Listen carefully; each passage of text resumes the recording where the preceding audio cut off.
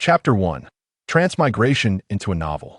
Jiang Zhi lay rigidly for quite some time, gradually organizing the torrent of narrative that flooded her mind alongside fragmented memories akin to the effects of excessive drinking. Overwhelmed, she struggled to accept the absurdity of her transmigration into a book. Indeed, she was a girl who had grown up without parental affection, stumbling through life, yet embodying the virtues of kindness and a zeal for helping Othursa model youth with a pure heart. On the very day she had triumphed over countless adversities, vanquished a slew of cunning foes, and finally inherited her family's legacy, she had yet to revel in the sweet taste of victory when, with a sudden jolt, she found herself transported into a world of literary fiction. Now, she was left to ponder to whom she might be unwittingly sewing a wedding gown. Moreover, she had been thrust into the melodramatic pages of a soap opera-like court tale, assuming the role of a mere supporting character, a tragic mother of the malevolent regent, who met an untimely demise. Jiang Zhi. I am filled with hatred but as for why she became this particular supporting character. Jiang Zhi believed it to be the result of her unfortunate friend incessantly babbling about the law of shared names and transmigration. Lo and behold, her friend's ill-omened words had come true. They shared the same name, and thus she had unwittingly embarked on this misfortunate journey. However, Jiang Zhi turned her head to take a cursory glance at the sparse furnishings of the room, which were starkly minimal: a bed, a small cabinet, and a half-leg dressing table featuring a copper mirror. It could not be considered opulent. It was, in fact, a portrait of utter poverty. The regent had lived in such an environment during his childhood? Jiang Zhi. I am utterly bewildered. Moreover, a lingering sense of confusion washed over her. Surely, the parents of the regent must have been of noble lineage, perhaps a prince or a marquis. She glanced down at the clothing she wore, immediately discerning its coarse fabric. The style was simplistic, a faded, deep blue adorned with a few delicately embroidered white flowers, the only redeeming quality being the absence of patches. As she pondered, Jiang Zhi unconsciously brushed her fingers against the little flowers on the hem of her skirt. The texture felt peculiar as she delved deeper. The rough fabric grazed her hand. Indeed, a large hole had been skillfully embroidered into a small floral design. She tilted her head and examined her palm. Though her circumstances were humble, the original owner's hands were fair and tender, devoid of calluses, surpassing even her own from her previous life. Could it be that her unworthy husband had done the embroidery? Ding binding successful. Initiating wealth program. Number 008 at your service. A crisp, childlike voice chimed in. This interruption startled Jiang Zhi, jolting her from a reverie. She looked around, bewildered. Who are you? I am number 008, a system designed to cultivate a billionaire. The same voice responded. Jiang Zhi pondered for a moment before questioning. System? Are you the one who brought me into this world? The system fell silent for a few seconds, hesitating, sort of. Such a cruel heart, Jiang Zhi lamented, pointing an accusatory finger. You transformed a top 10 billionaire on the Forbes list into a mere peasant girl. To think, I have yet to even enjoy the company of any charming young man. You must return me, she stated firmly. Once you are immersed in the narrative, there is no turning back. I have chosen you, and once bound, the connection cannot be severed. I refuse to believe that. If you can bring me in, you can surely send me out, Jiang Zhi challenged, her tone softening as she coaxed gently. Why did you select me? I am unaware of what you seek from me. Yet you have witnessed. She gestured helplessly, endeavoring to cast herself in a negative light. In my past life, I was merely a hedonist, a lazy wretch who accomplished nothing. You would be better off sending me back and seeking another candidate, rather than wasting time on me. The system could not contain its rebuttal. You are mistaken. I am well aware of your capabilities. You possess a talent for making money and have a cunning nature. Furthermore, I know you dismantled numerous siblings in the family struggle for the vast inheritance. You are perfectly suited for this character, not only sharing the same name, but also bearing a striking resemblance. Jiang Zhi raised an eyebrow, her heart reeling with astonishment. The system hesitated, finally uttering, you cannot return. Those we select are unable to go back to their original world. After a moment of silence, Jiang Zhi posed a question. And if I were to perish? Would death grant me passage back? Her tone carried a hint of jest, Yet in the next instant, she swiftly drew the only hairpin from her head and pressed it against her long, pale neck. Of course, this was merely her fanciful notion. Reality dealt her a harsh blow. She prepared to lift her hand. She discovered it felt weak and feeble, as though burdened by an immense weight. Halfway raised, she found herself breathless, trembling as she lowered her hand once more, but a fleeting moment of embarrassment washed over her. She had been lying down, finding it quite comfortable, yet she had not anticipated the frailty of this body. Quickly, she adjusted her expression, fervently assuring herself, "I am determined to end my own life." She threatened with fierce intensity, resembling a ruffled kitten. "If you do not provide me with a convincing reason, I shall refuse to cooperate with you in completing this task." Nevertheless, her words startled the system, which responded without hesitation. "Host, have you forgotten?" Forgotten what?" Jiang Zhi inquired, following its lead. "You have already perished in your previous world." As the system's words hung in the air, it was as if Pandora's box had been opened, and a cascade of memories surged forth. Jiang Zhi could not help but close her eyes. "I recall attending a gathering with friends, returning home afterward, and then," her body stiffened, "then someone suddenly covered my mouth from behind." The system continued for her. "You were kidnapped. The assailant was your half-brother. He coveted the inheritance of the conglomerate and, thus, took drastic measures, disguising your demise as an accidental drowning due to intoxication. Your father was also complicit, aiding his younger son in erasing all traces of the crime." Jiang Zhi remained remarkably calm, even managing a resigned smile. "I suspected as much. And what of my mother?" Upon this subject, the system's youthful voice expressed indignation. "Your mother fears that pursuing this matter further might displease your father. Hence, she has acquiesced to this outcome." That IT had heard various tales from other seasoned systems about eccentric characters, yet had never personally encountered such emotionally detached parents. After a brief silence, it posed an unrelated question, her eyes glimmering with a hint of hope. "Am I truly their biological child?" "According to biological data, you are indeed their offspring." "Huh." Jiang Zhi found herself at a loss for words to describe her feelings. "Do not be disheartened. Host, I have already avenged you." Upon hearing this, Jiang Zhi chuckled softly. After numerous disappointments, she had reached a state of calm acceptance regarding her parents, finding the situation rather absurd. As for having once perished at their hands, she considered it a fitting retribution for the life they had bestowed upon her. "Then I thank you," Jiang Zhi replied without inquiring about the nature of the revenge, instead smiling graciously at the system. "You're welcome," 008 responded, somewhat bashfully, admiring the beauty of his host. Having quickly accepted the reality of her inability to return, Jiang Zhi regarded her transmigration as akin to receiving a second chance at life, which she found rather agreeable. She felt fortunate enough. She swiftly regained her composure, inquiring, "What tasks do you require of me? Is this a wealth-building system? Do I need to become the wealthiest individual in this world?" "From what I understand, this realm is a creation of a novel." She furrowed her delicate brows in concern, expressing 008. "Is this body genuinely serious? It feels so frail." "Indeed, this world serves as the backdrop of a novel. Your original self was a secondary daughter of the Jinyuan Marquis' third house, who, dissatisfied with her family's decision to betroth her to an elderly general as a concubine, eloped and was subsequently abandoned by her family. She wandered to Taohua village, fell ill, and was rescued by the scholar Lu Su, with whom she formed a bond and married.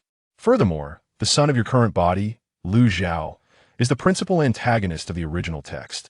After losing his parents in childhood and being scorned by various relatives, he descended into a life of begging. By a twist of fate, he saved the wrathful Pingxi Wang and became his adopted son. However, he was merely a tool for cultivation into a ruthless killing machine. Enduring various torments, he ultimately became cold-hearted, assassinated Pingxi Wang, ascended to the position of regent, and wreaked havoc upon the realm, leaving the populace in despair.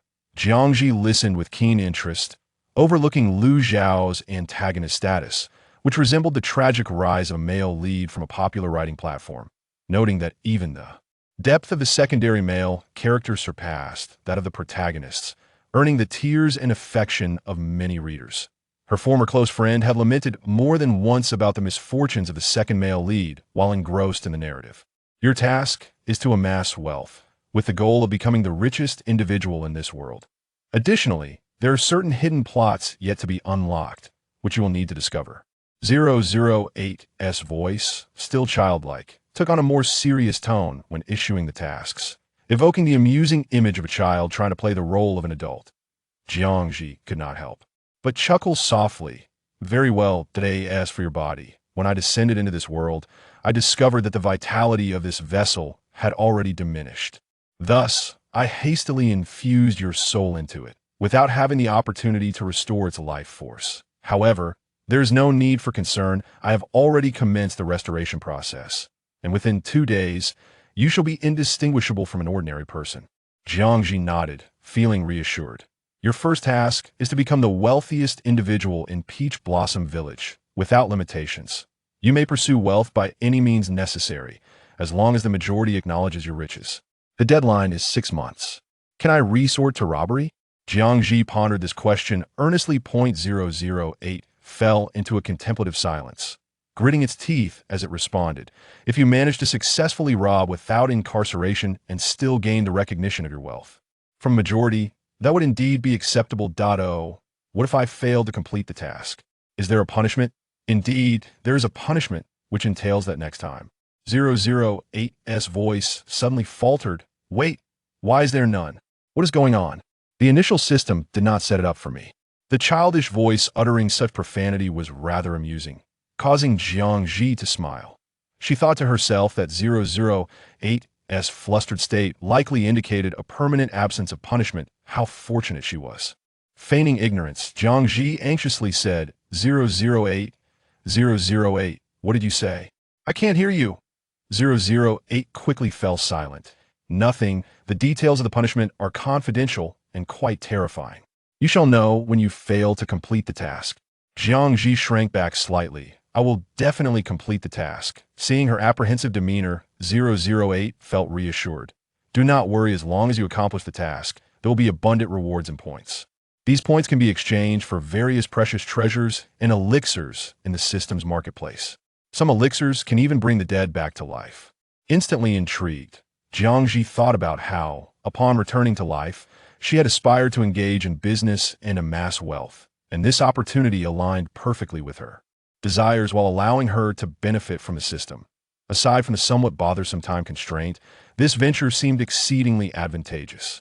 Jiang Zhi's mind raced with calculations. You can summon me directly when needed, 008 encouraged her. Rest assured, my judgment is impeccable, and I have every confidence that you will complete the task. With a twinkle in her eyes, Jiang Zhi continued to inquire about the wealth accumulation system. After thoroughly understanding the task, she lay there for quite some time, feeling immensely bored. Considering that the system had already begun to restore her vitality, she decided to give it a try. Slowly, she propped herself up on her legs, noticing that she felt less frail than before. Glancing at the sky, she estimated it was around noon and cheerfully decided to venture outside for a look. However, she overestimated her body. As soon as she stood up, her vision darkened, and her legs gave way, causing her to collapse back onto the bed.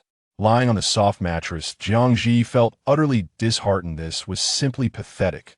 Once she had gathered herself, she gradually sat up, only to suddenly notice a round little head peeking in from the doorway, its height barely a third of the doorframe, with sparkling eyes looking at her, eager to approach yet hesitant.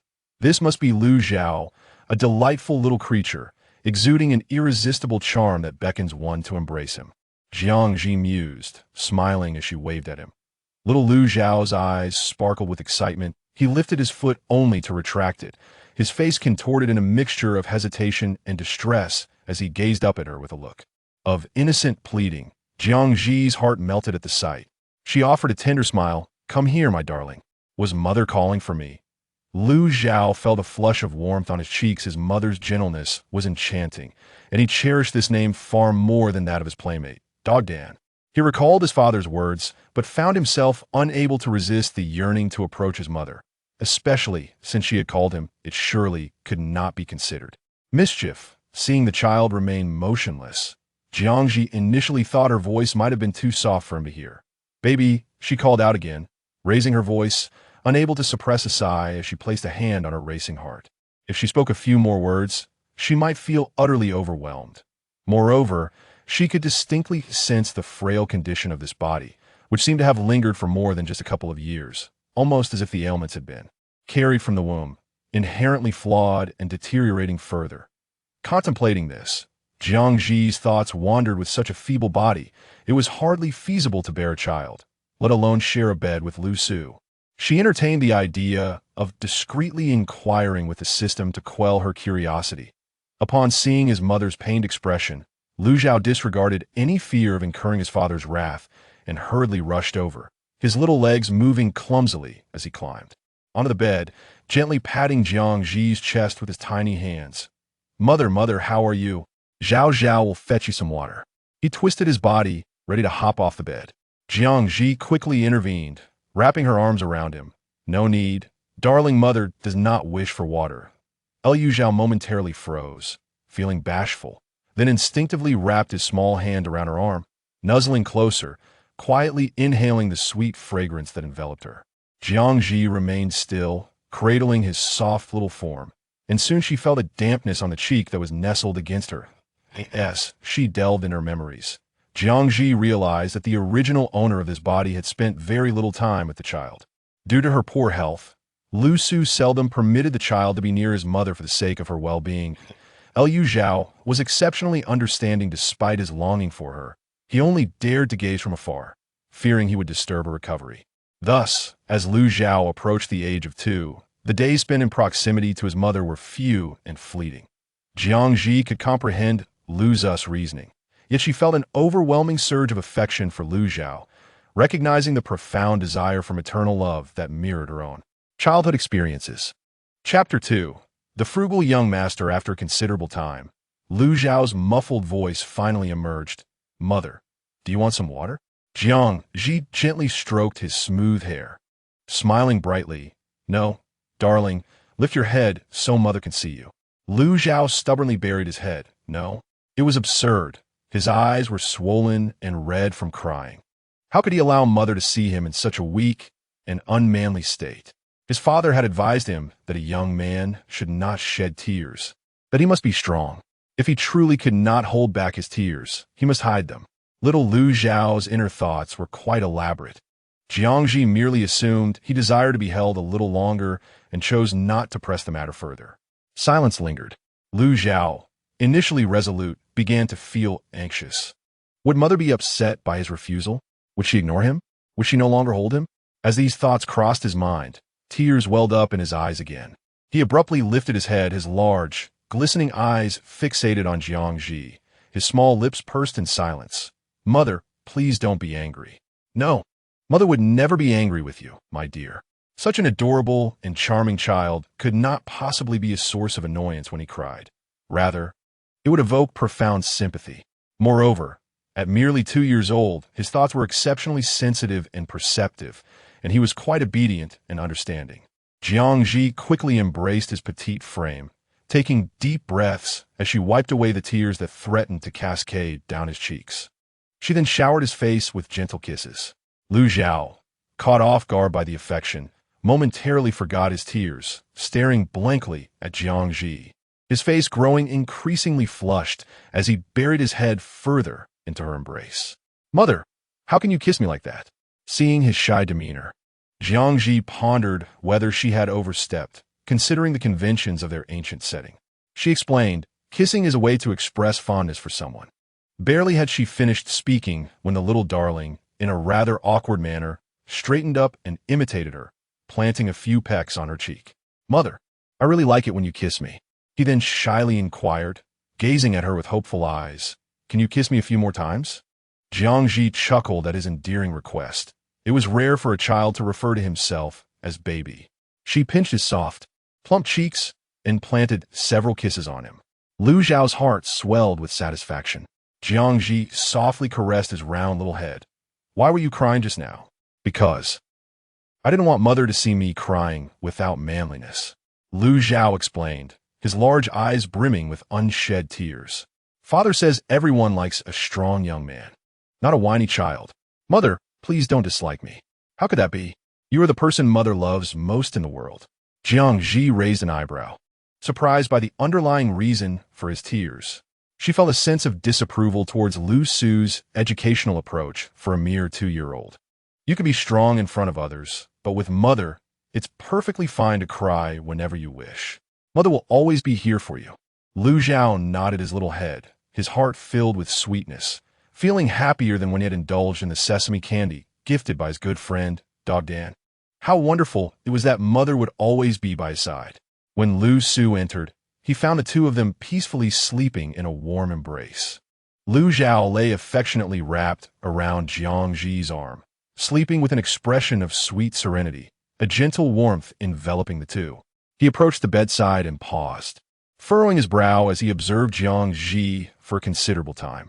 When he had visited her yesterday, she had been in a deep slumber, resembling a flickering flame nearing extinction. Over the years, he had sought out renowned physicians in vain. No amount of miraculous remedies could restore her life. Even the reclusive healer he had painstakingly located had declared she would not survive the day. He had accepted this reality, for the two were bound together by Lu Zhao's actions. Their interactions were infrequent, devoid of any emotional connection. He had saved her life once, and she had feigned a marital bond with him. Their mutual debts of gratitude had been settled, and he had shown her all the benevolence he could muster over the years. The only dilemma troubling Lu Su was how to convey this to Lu Zhao. He had tried to keep Lu Zhao at a distance from Jiang Zhi, both to allow her peace during her illness and to spare Lu Zhao the heartache of losing her suddenly, which would inflict upon him the profound sorrow of losing a mother. Lu Su pinched his fingers and stepped closer, meticulously scanning her defenseless, sleeping visage. The pallor that usually marked her face had been replaced by a hint of color. Her softly pursed lips bore a delicate blush, and although her breathing was light and shallow, it resonated with a steady rhythm, full of life, discernible to his trained ears. His striking peach blossom eyes shimmered momentarily. Could a frail, dying individual truly transform overnight into one of health? He half closed his eyes, thoughts swirling, and took another glance at the two lying on the bed before turning to leave. Lu Su. Jiang Zhi cautiously withdrew her arm, which had been held by Lu Zhao. Propping herself up with her elbow to sit up with difficulty, she first glanced down at Lu Zhao's peacefully sleeping face, feeling a sense of relief before raising her gaze to the tall figure before her, her nominal husband. He stood impressively, easily over 6 feet tall, clad in white garments adorned with scattered bamboo leaf embroidery, albeit from coarse fabric. Jiang Zhi had no doubt that beneath the bamboo leaves lay a substantial tear. His smooth hair was partially styled into a bun, secured with a wooden hairpin, while the rest cascaded down his back, creating a graceful arc as he turned. As he slowly pivoted, Jiang Zhi's gaze fell upon his face, her mind momentarily blank, save for 8 words echoing in her thoughts. A gentleman, gentle as jade. He was breathtakingly handsome. She had never encountered anyone so exquisite in her more than 20 years of life, a veritable paradise for someone who adored beauty. Noticing her unabashed admiration, Lu Su's eyes flickered slightly, and he smiled softly, his voice warm and melodious, like jade's gentle chime. "My dear, is something the matter?" His tone was rich with warmth, seemingly imbued with a hint of laughter. Jiang Zhi's heart raced like a startled deer, momentarily at a loss for words. Could she admit she merely wished to see his appearance? Clearing her throat, she stammered, "I just wanted to ask where you went." "Have you forgotten, my dear? I attend classes at the private school each day." Jiang Zhi touched her nose, realizing, yes, I remember now. I've been ill lately, and my memory has been a bit foggy. Lu Su nodded knowingly before changing the subject. "It is already noon. You must be hungry. How about I carry you to dine?" Jiang Zhi was taken aback. Without waiting for her response, Lu Su had already approached the bed, effortlessly lifting her into a princess carry with his strong arms. Jiang Zhi, seeing him carry her this way, assumed it was how they had always interacted, and she adjusted her position slightly to make herself more comfortable, resting her small face against his broad chest. She felt the steady rise and fall of his breathing and inhaled the faint scent of magnolia that clung to him. Lu Su looked down at her. Nestled in his embrace like a contented little kitten, his thin eyelids half closed, his expression inscrutable. Wait, what about the baby? Aren't we going to wake the baby for dinner? Jiang Zhi struggled slightly. With such a handsome man before her, she almost forgot about the little one. Baby? Lu Zhao. Lu Su responded awkwardly, not quite accustomed to such overtly intimate terms. Jiang Zhi nodded as if it was the most natural thing, her eyes questioning him. Lu Su smiled. His gaze focused on Jiang Zhi. All right then, I shall carry my wife over first, and then I will call him for dinner. Okay. Jiang Zhi nodded and nestled back in. The Lu family home was not large. It was only a few steps away, allowing Jiang Zhi to carefully observe her future residence. The courtyard was quite spacious, but there was only the main house. To the west, a makeshift straw shed was hastily erected, piled with some firewood, while the east side was left open with a stone wall enclosing the area. The ground was leveled with dirt, neatly arranged, and a small pen, made of fencing in the corner, housed a few chickens and ducks. Judging by what she saw, this home seemed rather modest, verging on impoverished. In addition to these, a small puppy was stumbling towards them. Jiang Zhi focused her gaze on the little creature and realized it was a husky, the notorious homewrecker. Oh my, it was even a heterochromatic husky. She thought she might have been mistaken and blinked her already large almond-shaped eyes. At that moment, Lu Su's attention was entirely on the girl in his arms, captivated by her adorably dazed expression, a small smile unconsciously forming on his lips. The puppy, running with a drunken gait, rolled over and veered off course, successfully missing the two of them. No doubt remained. Such a clumsy little pup was undoubtedly a husky. This is Xiao Hua, a puppy I brought back from the mountains. It can guard the house. Zhao Zhao loves him. She plays with him every day. If you like, I can give him a bath and let him stay in your room to keep you company. Lu Su explained, noticing her interest. Jiang Zhi glanced at the exuberant little Hua, its tail wagging furiously and its eyes sparkling with an ordinary intelligence. Yet she felt a tinge of fear. With her current condition, she wondered if bringing the husky into the room meant she would be playing with the dog or vice versa. She hurriedly declined. No need. Let him play with the baby instead. Until my body recovers, I should just lie still. Chapter 3. The matchmaker arrives. Lu Su placed Jiang Zhi on a small stool in the cramped kitchen and left a call for Lu Zhao. Jiang Zhi glanced around the small, empty kitchen and sighed again. They were truly impoverished. She needed to earn money quickly to improve her living conditions. Lu Xiaozai, are you home? A sharp, piercing voice echoed through the air. As noon approached, the sound drew increasingly closer to the kitchen, piquing Jiang Zhi's curiosity as she gazed at the doorway. In the main room, Lu Su frowned upon hearing the noise, gently patting Lu Zhao's little bottom, urging him to hasten his movements. Lu Zhao, eager to find Jiang Zhi, struggled with his diminutive arms and legs that proved rather ineffective. Consequently, Lu Su took it upon himself to help him into his shoes and then effortlessly lifted him, striding purposefully towards the door.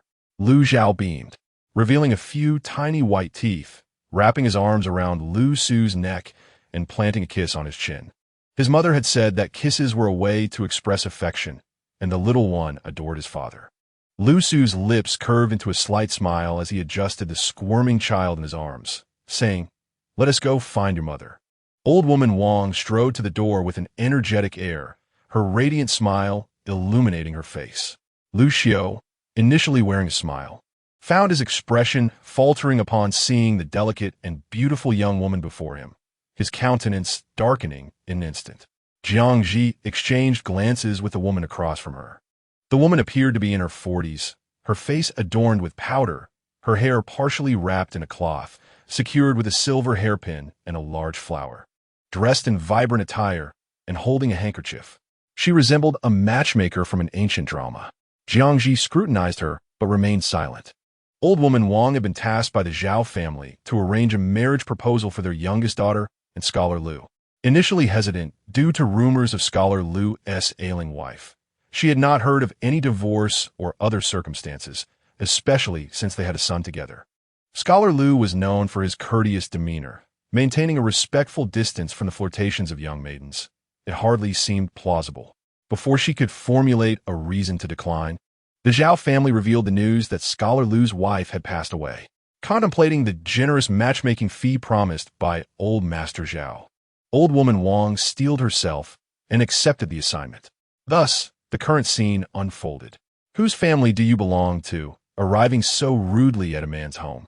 Which matchmaker sent you? Have you no sense of decorum? Inform your matchmaker that old woman Wang has arrived, and do not think to impose upon Scholar Lu. Old woman Wang believed that the information from old Master Zhao was accurate, assuming that someone else had also gotten wind of the news and had sought to act first. After all, Scholar Lu was a renowned young talent, handsome, virtuous, and exceptionally gifted. Although he had fallen on hard times due to expending his fortune on his ailing wife's medical care, many young women still dreamed of such a remarkable husband. Jiang Zhi felt a headache coming on from the raised voice. She began to comprehend the situation. It seemed Lu Su had unwittingly incurred some romantic entanglements. Before she had even passed away, someone was already sending a matchmaker to propose. Which young lady dispatched you for this proposal? Jiang Zhi inquired, her tone laced with a hint of mockery, yet softened by a gentle cadence. Though my husband is absent, I am still capable of making decisions regarding a concubine. Old woman Wang was infuriated by her words, glaring fiercely at Jiang Zhi. Concubine? Wait a moment. Husband? Had she misheard? You're his wife? Old woman Wang's face was a portrait of shock, utterly incredulous. The vibrant figure before her was nothing like the rumored specter she had envisioned. You truly are his wife? Jiang Zhi lazily cast a sidelong glance at her and replied, and if not, then what am I? Grandma Wang had not yet regained her composure. With a smile, Jiang Zhi inquired, I wonder which young lady you intend to introduce to my husband? However, I must make it clear from the outset. I do not desire a partner who is neither beautiful nor comes from a wealthy family. Grandma Wang was momentarily taken aback by her words, her expression a complex mix of emotions. Who exactly was she planning to take as a concubine? Before she could respond, Lu Su silently appeared at the door, cradling Lu Zhao in his arms. He set him down, patted his head, and instructed him to find his mother. This direct confirmation left Grandma Wang utterly convinced. Alas, the Zhao family had truly put her in a difficult position. Lu Su then nodded slightly towards Grandma Wang, but did not invite her to sit. Instead, he approached Jiang Zhi. The moment Lu Zhao touched the ground, he dashed towards Jiang Zhi like a little cannonball, clinging to her leg and playfully calling out, Mother, Mother! Jiang Zhi, still taken aback, was joined by Lu Su, who sat beside her, his fingers gently tucking a stray lock of hair behind her ear. His deep, amused gaze met hers, and his voice was soft and tender. I heard that my wife wishes to take a concubine? Yes, Jiang Zhi nodded, lowering her eyes with a look of guilt, biting her lip and leaning weakly against Lu Su's shoulder. I have long desired a sister, but my poor health has hindered me. All I can do is silently worry for my husband. Though our little one is quite understanding, managing the household tasks, cleaning, cooking, caring for the chickens and ducks, purchasing and preparing medicine, chopping wood, fetching water, and tending to the flowers, requires both manpower and money. She continued, her confidence growing, her large eyes blinking at Grandma Wang. But having a sister would change everything. A new sister would surely excel at managing our home and caring for us all. Moreover, this esteemed lady's urgent visit at noon truly compels me to extend my warm hospitality. Grandma Wang felt a surge of frustration, her face alternating between shades of green and white as she looked at the harmonious couple before her. Here she was, attempting to propose a match. Yet it felt akin to a human trafficker trying to sell a young maid. However, she found herself at a loss for words. She couldn't possibly suggest that Jiang Zhi speak to Miss Zhao about becoming a concubine. My apologies, Madame Lu. I have been rather presumptuous. I shall take my leave and not disturb your meal any further. With that, Grandma Wang hurried away, her retreat as hasty as if her rear were on fire. Unable to contain her laughter, Jiang Zhi burst into giggles. Lu Zhao, oblivious to the adult matters, simply mirrored his mother's joy and grinned widely. Lu Su, too, found it hard to restrain his amusement. My wife truly opens my eyes.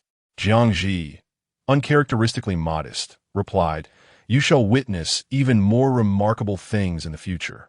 Lu Su paused, then chuckled. Indeed, you are becoming increasingly intriguing. although he was unsure of the changes that had transformed Jiang Zhi into a different person. He found this new version of her far more endearing, even evoking within him a subtle yet distinct sensation. "I shall go fetch the dishes." "Lu Su," Jiang Zhi called out, her clear eyes fixed on him. "You won't hold it against me for stifling your romantic prospects, will you?" Lu Su shook his head, offering a resigned smile. "How could I? Having you as my wife is more than sufficient for me." Seeing his sincerity, Jiang Zhi felt relieved. It was indeed a good thing. The three individuals dined on brown rice porridge, which appeared to be merely a thin soup at first glance. Only Jiang Zhi's bowl contained a slightly more substantial amount of rice, while Lu Zhao had a little as well, and Lu Su's bowl was filled with nothing but broth. A small dish of wild vegetables and two pitifully small eggs adorned the table, with each egg naturally allocated to Jiang Zhi and Lu Zhao. Observing the unfamiliar fare, Jiang Zhi glanced at Lu Su, hesitating to voice her concerns. Could a man of over 6 feet sustain himself on just a bowl of clear soup? Lu Su, mistaking her worry for thoughts of home, offered her chopsticks and reassured her, "Let us make do for now. We have little rice remaining at home, but I shall procure some tomorrow." "All right," Jiang Zhi replied as she accepted the chopsticks. The meal was anything but quiet, as Lu Zhao was brimming with excitement, his bright eyes darting between Lu Su and Jiang Zhi, insisting that all the eggs should be given to Jiang Zhi. Lu Su did not object, saying, "Go ahead and eat. You usually consume plenty. If you eat more, you'll only become a ball of fat, so it won't hurt to eat a bit less." Lu Zhao seemed not to comprehend, nodding vigorously in agreement with his father. Jiang Zhi watched her innocent son, bemused by the words spoken. What manner of speech was that regarding one's own child? She firmly declined Lu Zhao's offer, coaxing him to finish his meal instead. Having consumed the egg and half a bowl of soup, Jiang Zhi felt quite full. She gazed at the remaining half bowl of rice, a pang of guilt washing over her, especially considering that Lu Su had generously given her most of his share. She recalled Lu Zhao's earlier admonition against wasting food, a moment of sheer awkwardness. Sensing her discomfort, Lu Su set down his chopsticks and inquired, "Are you unable to finish?" Jiang Zhi nodded, her eyes reflecting a pitiful expression. Though he had no intention of consuming her leftovers, Lu Su, drawn in by the sparkle of her bright, glistening eyes, instinctively took her bowl and began to eat. Both Jiang Zhi and Lu Zhao's wide eyes turned towards him simultaneously. Lu Su cast a nonchalant glance at Lu Zhao, saying, "Be a good child and finish your meal." "No leftovers today." Jiang Zhi paused, contemplating that given their current financial straits, it was hardly surprising for Lu Su to eat her leftovers. However, it still felt rather peculiar. Lu Zhao, who had been sternly instructed by his father not to waste food, pouted reluctantly in response. His small head carried a weighty confusion. How could his mother leave food uneaten? His father had never consumed anyone else's leftovers. His scraps were always given to Xiaohua. Why, then, was his mother's leftover food not bestowed upon Xiaohua? Though he struggled to articulate his thoughts, being merely 2 years old and still grappling with expression, he chose to dismiss the matter upon noticing his mother's evident relief, returning his focus to his own meal. Chapter 4. Discovery. After finishing their meal, Jiang Zhi was carried back to her room. Lu Su willingly shared his plans for the afternoon, stating he would be ghostwriting letters for others. Jiang Zhi, in contrast, intended to embrace her well-behaved son and enjoy a restful slumber. After a day filled with excitement, Lu Zhao rolled about on the bed, engaging in playful antics with Jiang Zhi until exhaustion overtook him, and he succumbed to a deep sleep, his eyelids heavy. From the disjointed words of Lu Zhao, Jiang Zhi pieced together, with some conjecture, that the Lu family had not been impoverished prior to the current circumstances. Lu Su, as a private tutor, was considered affluent in the village. However, in his relentless pursuit to find a renowned doctor for Jiang Zhi's ailments, he had squandered their wealth, selling everything of value, even dismantling side rooms and selling the cobblestones that once adorned their courtyard to procure medicine. Both Lu Su and Lu Zhao squeezed into the small room adjacent to the kitchen. Apart from sharing meals and delivering medicine, Lu Su seldom interacted with Jiang Zhi, merely leaving things behind before departing. Thus, today's meal marked their first dining experience together, explaining Lu Zhao's exuberance. It appeared that the bond between Lu Su and the original owner of this body was not as intimate as Lu Su had displayed today. Glancing at the cherubic face of the sleeping child beside her, with rosy cheeks and a serene expression, Jiang Zhi decided not to dwell on Lu Su's thoughts. After all, she was now Jiang Zhi, and Jiang Zhi was her essence.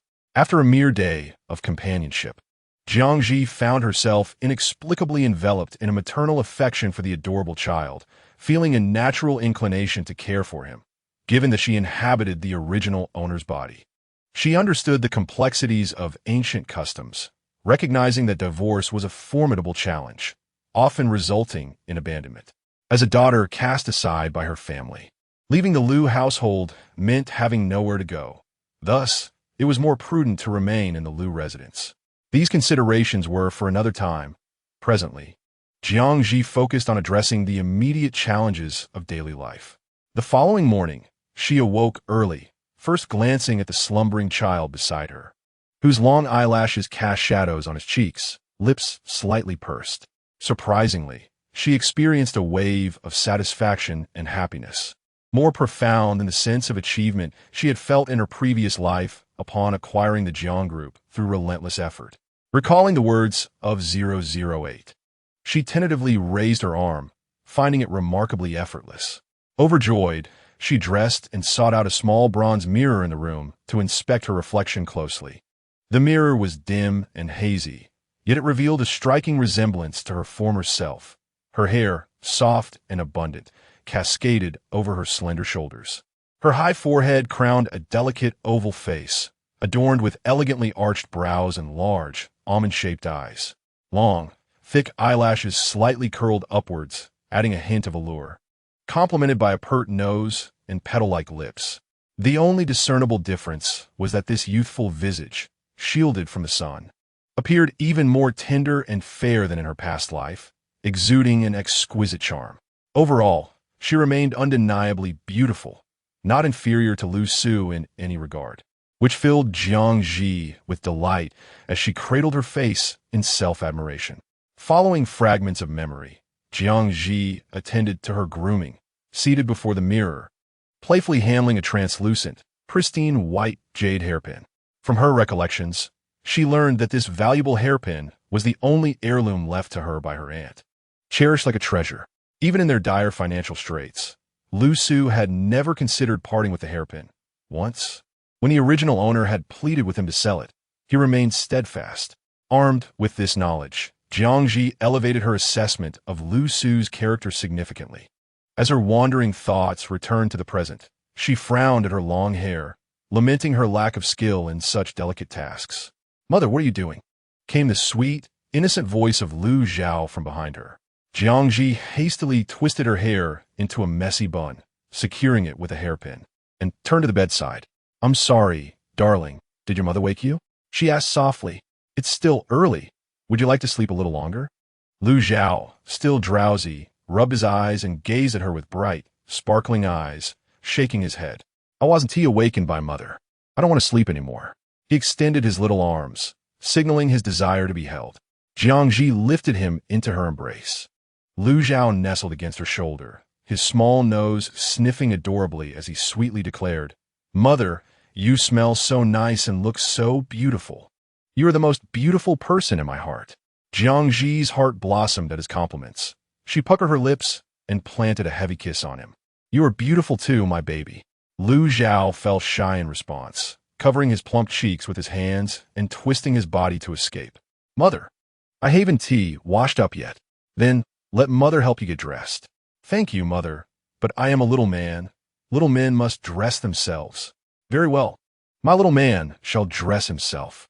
Jiang Zhi touched his cheek, bewildered by his insistence on being a little man, realizing that Lu Su's indoctrination had been quite effective. Lu Zhao puffed out his chest, patting his own round little belly, convinced of his masculinity. "Ha ha ha!" Jiang Zhi laughed heartily at his comical antics. Once Lu Zhao finished washing up, the two of them exited the room together. Having not seen Lu Su all night, Lu Zhao eagerly bounced off to find him in a small side room. Observing his excited demeanor, Jiang Zhi felt a pang of bittersweetness. wondering if Lu Su would be upset at being disturbed from his sleep. But she quickly reassured herself, recalling Lu Su's gentle demeanor, akin to a clear breeze after rain. He adored Lu Zhao immensely and would hardly be angry, barring certain principled matters. She found it hard to imagine what his anger would look like. The sky had not yet brightened, still tinged with a hint of gray, and Jiang Zhi guessed it was around 4 in the morning. She decided to sit on a small stool in the courtyard, letting her thoughts wander as she contemplated venturing out to explore the world and devise a plan to uncover her first fortune. The earth in the courtyard appeared darker than the day before, slightly damp, perhaps due to a recent light rain. The rural village was infused with the fragrant mingling of fresh grass and moist earth. A gentle breeze swept by, refreshing her spirit. She resolved to take a stroll nearby. At the entrance, Lu Su had built a little nest for the puppy, who lay soundly asleep, tongue lolling out as it snored, adorably clumsy. To avoid waking the puppy, Jiang Zhi gently pushed open the wooden door, though it inevitably creaked. She quickly glanced at the little dog at her feet, who was sleeping soundly, even rolling over in its round form, snoring louder. Jiang Zhi realized that Lu Su's hope of having the puppy guard the courtyard was futile. Not far beyond the gate lay a small river, and across it rose a grand mountain, half shrouded in mist, dark and imposing. Jiang Zhi felt a surge of excitement.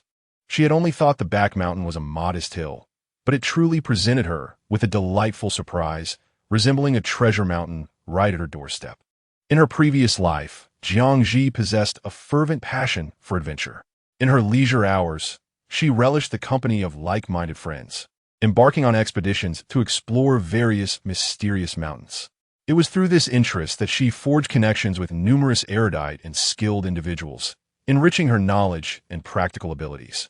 As she surveyed the surroundings of the Lu family estate, she noted the unimpressive geographical location, with only a smattering of scattered houses nearby, some constructed of blue bricks and tiles, others of earthen bricks topped with thatch. After gaining a general understanding of the area, Jiang Zhi resolved to stroll along the foot of the mountain, hoping to stumble upon something fortuitous. Without delay, she took a detour, successfully crossed a small river, and arrived at the mountain's base. Chapter 5. The crimson mushrooms standing at the foot of the towering mountain. Jiang Zhi gazed upward, her heart swelling with ambition. Here was the inception of her first fortune. The rain-soaked forest was treacherous, the ground softened by mud and littered with an unknown depth of dry twigs and leaves, each step potentially engulfing her ankles. Aware of the hunting traps that might be set by hunters in the mountains, she rummaged through the dried branches at her feet, selecting a sturdy stick over a meter long to probe the path ahead, thus emboldening her to venture further. As she meandered along, Jiang Zhi discovered a wealth of treasures, wood ear mushrooms and spiny-shelled chestnuts, all naturally occurring wild mountain goods and in abundant quantities.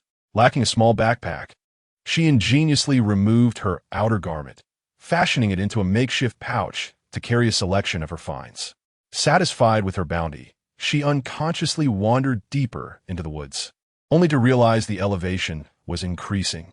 Noticing the dim light filtering through the dense canopy, she considered her disheveled appearance, recognizing that she would be ill-prepared to encounter others. With the intention of returning before darkness fully descended, and while few were about, she turned to leave, but was captivated by a cluster of vibrant red mushrooms. It was the crimson mushroom. Jiang Zhi could hardly contain her excitement as she rushed toward it. Known as the red mushroom, this esteemed wild edible fungus is not only nutritious and delicious, but also possesses medicinal properties, earning it the title of the king of mushrooms. Thriving in forested areas at altitudes ranging from 300 to 1,000 meters, it is a natural delicacy of considerable nutritional value. Quickly recalling the insights shared by a botanical expert in her past life, Jiang Zhi decisively unwrapped her makeshift pouch and began to gather the crimson mushrooms. Once her pouch was filled to capacity, she felt an overwhelming sense of satisfaction as she retraced her steps down the mountain, humming a cheerful tune. Her descent was swift, and upon returning to the riverside, she found that dawn had broken, the sun having risen halfway into the sky. She paid little heed to her appearance, stealthily slipping back home as if she were a thief. Cautiously, she opened the door a crack, only to be startled when it swung wide, revealing Lu Su standing behind it, his expression devoid of warmth. The gentle smile he usually wore was conspicuously absent, lending him an intimidating demeanor. Jiang Zhi, her heart racing from the sudden fright, managed an awkward smile, stammering, "You're up early too? Haha, the weather isn't great today." The baby is still sleeping under his penetrating gaze. Her words faltered, and she felt a prickly discomfort. "He is asleep. Come inside," he replied, stepping aside to allow her entry, closing the door behind her as he led the way into the main room. Jiang Zhi, acutely aware of her own guilt, found herself in a predicament. Not only had she unceremoniously left Lu Zhao in his care late at night, but she had also returned in disarray after an extended absence. If their roles were reversed, she mused, she would undoubtedly feel compelled to chastise Lu Su severely. In contrast, Lu Su's reaction was relatively mild. Dejected, Jiang Zhi trailed behind him like a forlorn little bride, contemplating how to adequately explain her actions. She couldn't resist casting a glance at the small flower in the corner, feeling a surge of resentment. Sleep, sleep, sleep. How could one be so oblivious? Even a simple call upon waking could have alleviated this awkward, intense atmosphere. What was this inexplicable feeling of guilt, akin to being caught by a legitimate spouse while seeking a lover? However, witnessing Lu Su's anger brought about an unexpected allure. He appeared strikingly different, igniting a flurry of thoughts in her mind as she continued to follow him. Abruptly, Lu Su turned, catching Jiang Zhi off guard, and she collided with his broad, muscular chest with a thud. The impact rendered her momentarily speechless, causing her to inhale sharply as tears streamed down her cheeks. The force of the collision sent her staggering backward. In a moment of urgency, Lu Su instinctively reached out, wrapping his long arm around her slender waist and pulling her close. The warmth of her soft form against him startled him, causing him to unconsciously tighten his grip. "Let go of me, my package." Regaining her composure, Jiang Zhi looked up with tear-filled eyes and a reddened nose, hastily pushing him away to create distance. Sensing her resistance, Lu Su, as if awakening from a dream, quickly released his hold. "I'm truly sorry. It was my fault. Are you all right?" Jiang Zhi ignored him, squatting down to untie her package. Ignoring the pain, she swiftly opened it, spreading out the mountain goods she had gathered, exhaling in relief. Thankfully, her quick reflexes had spared her from disaster. "Jiang Zhi," Lu Su also crouched down. "Let me see you."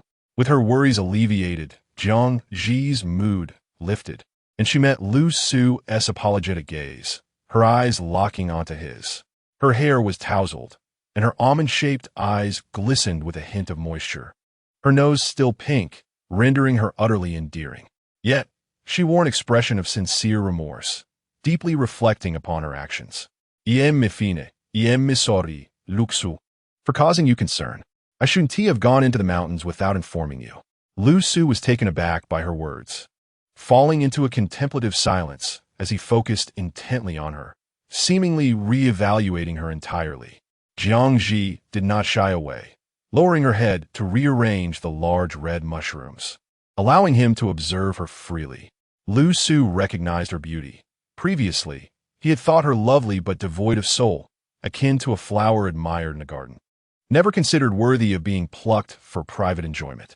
Yet today, Jiang Zhi stirred something within him that had lain dormant for years, creating ripples in his heart, as if awakening a tranquil spring. This sensation was peculiar, but not unwelcome. Jiang Zhi, upon being called by Lu Su, reverted to her usual gentle demeanor, her smile warm and inviting, her peach blossom eyes shimmering with brilliance.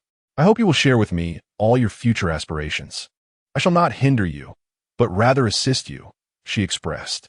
Lu Su, momentarily blinded by her sudden radiance, nodded fervently like a chick pecking at grain, earnestly assuring her, "I understand, and I will inform you of all my endeavors henceforth."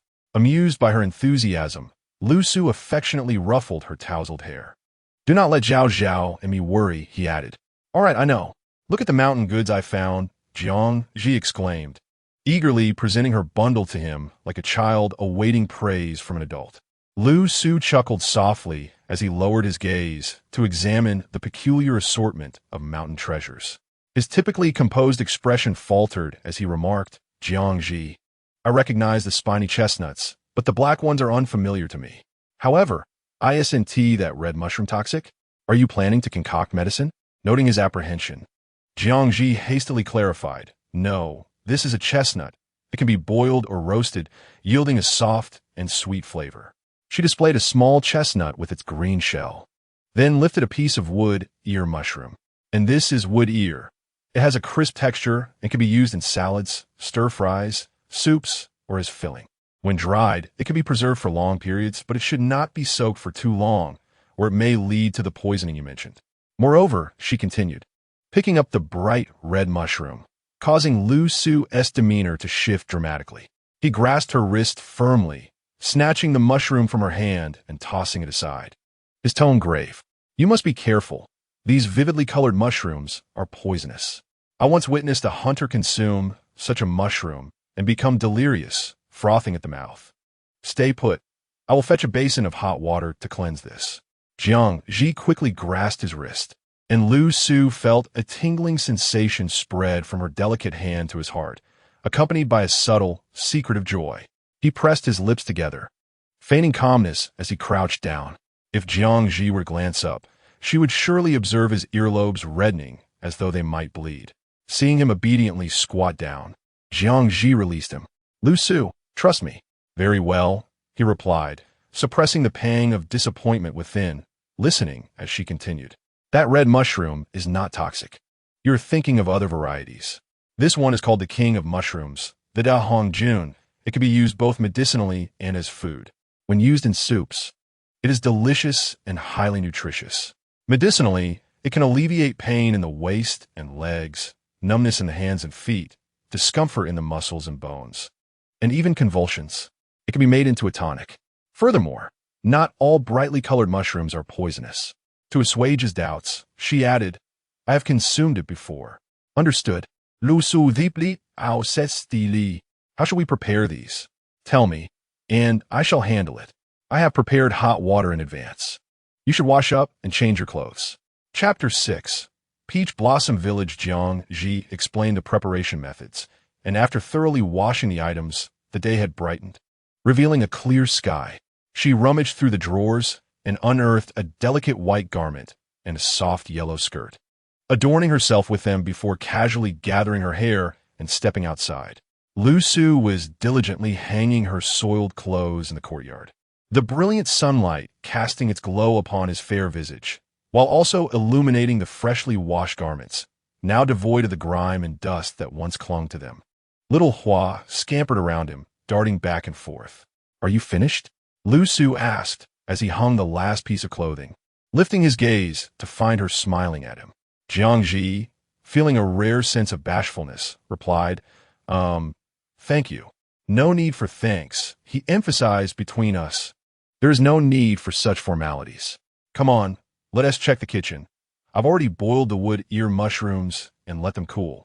And Li Zi has peeled the chestnuts. All right. In the kitchen, steam rose steadily, gurgling from the pot. I didn't know if you needed more hot water, so I boiled some extra. Oh my, how considerate. Jiang Zhi nodded enthusiastically.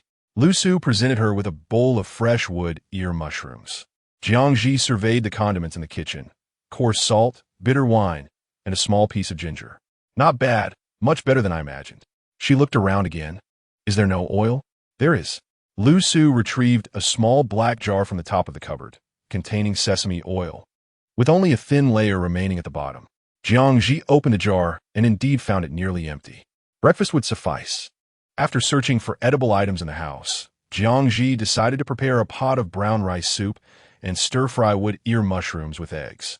Today, the family hen had laid 2 eggs, allowing Lu Su to enjoy an egg as well, and she planned to make a small bowl of cold wood ear mushrooms. Concerned for her safety, Lu Su followed Jiang Zhi's instructions, swiftly chopping the ingredients. As she prepared to start cooking, he anxiously observed her. How about I do it instead? No need. I'll manage, Jiang Zhi replied, shaking her head, snatching the wooden spatula from his hands and ushering him out. Go see if the baby has woken up. Lu Su hesitated, yet could not resist imparting a multitude of cautionary reminders. Oh, I know, just go already. Jiang Zhi raised her voice, believing herself to be quite fierce. To Lu Su, however, she appeared as a charmingly petulant little girl, and he could only smile helplessly.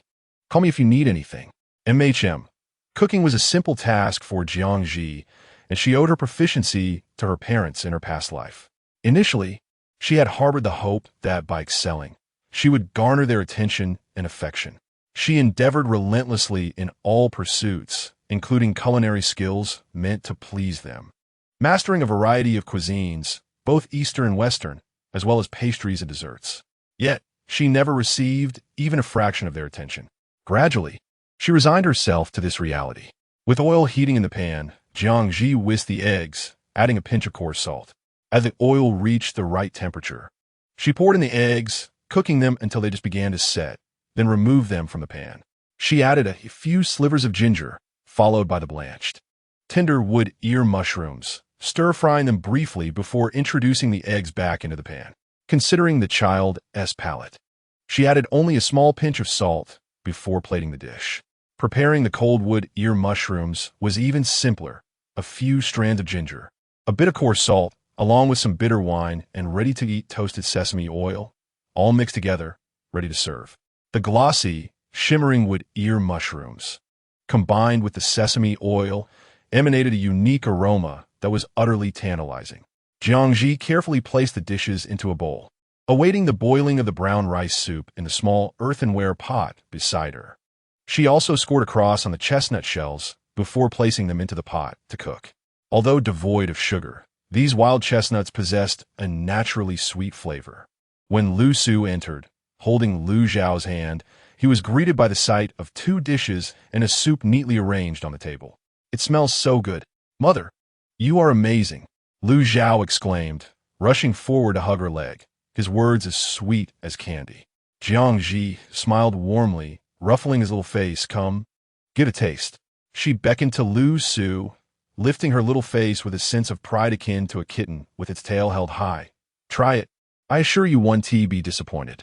All right, Lu Su chuckled. After all her efforts, Jiang Zhi was already hungry. She picked up a piece of the cold mixed wood ear mushroom, the crisp texture exploding in her mouth. Although the seasoning wasn't complete, it still tasted delightful, retaining the fresh essence of the wood ear mushrooms, certainly superior to wild vegetables. She looked expectantly at the other 2. Lu Su also took a bite of the wood ear mushroom, and at that moment, Jiang Zhi could distinctly see the spark of astonishment in his eyes. How is it? Am I not remarkable? Indeed, my dear wife, you truly excel, Lu Su praised sincerely, genuinely surprised by Jiang Zhi's culinary skills. Jiang Zhi, satisfied, turned to Lu Zhao, who was engrossed in his meal, his cheeks puffed out like a little hamster. The 3 of them enjoyed a fulfilling breakfast.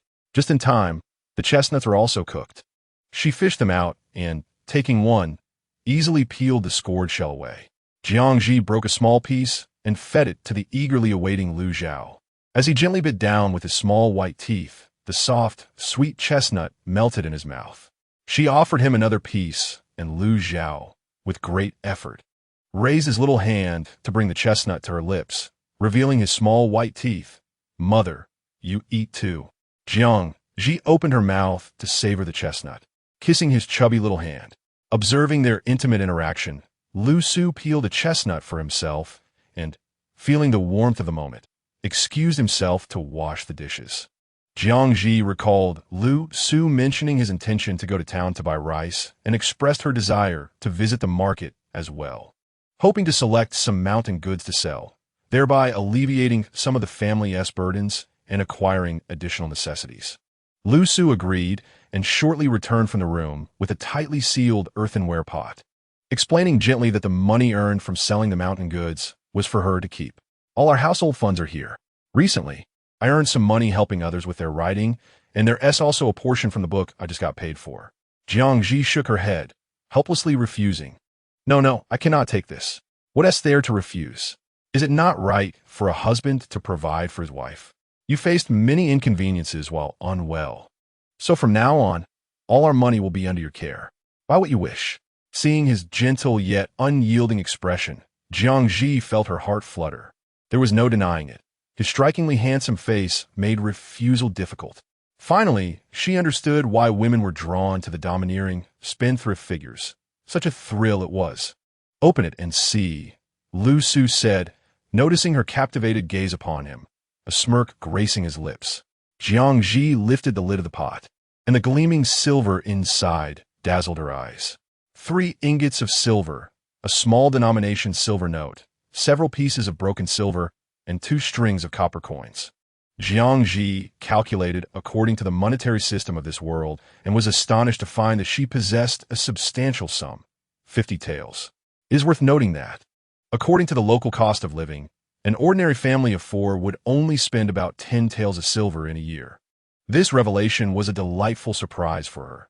She had believed herself to be a quintessential pauper, yet her family unexpectedly presented her with a considerable fortune to manage, allowing her the liberty to spend and save as she pleased. The sensation of sudden wealth was exhilarating, filling her with immense joy. With this newfound wealth, Jiang Zhi felt emboldened, determined to earn ample riches to support her children and Lu Su. Indeed, influenced by both this windfall and Lu Su's handsome visage, she resolved to treat them equally, even including the father of her children in her plans for sustenance. Regarding the source of this money, Jiang Zhi speculated that it might have been intended for the original owner of her body to purchase medicine, but as fate would have it, the original owner did not survive, allowing her to inhabit this form instead. Jiang Zhi's conjecture was partially correct.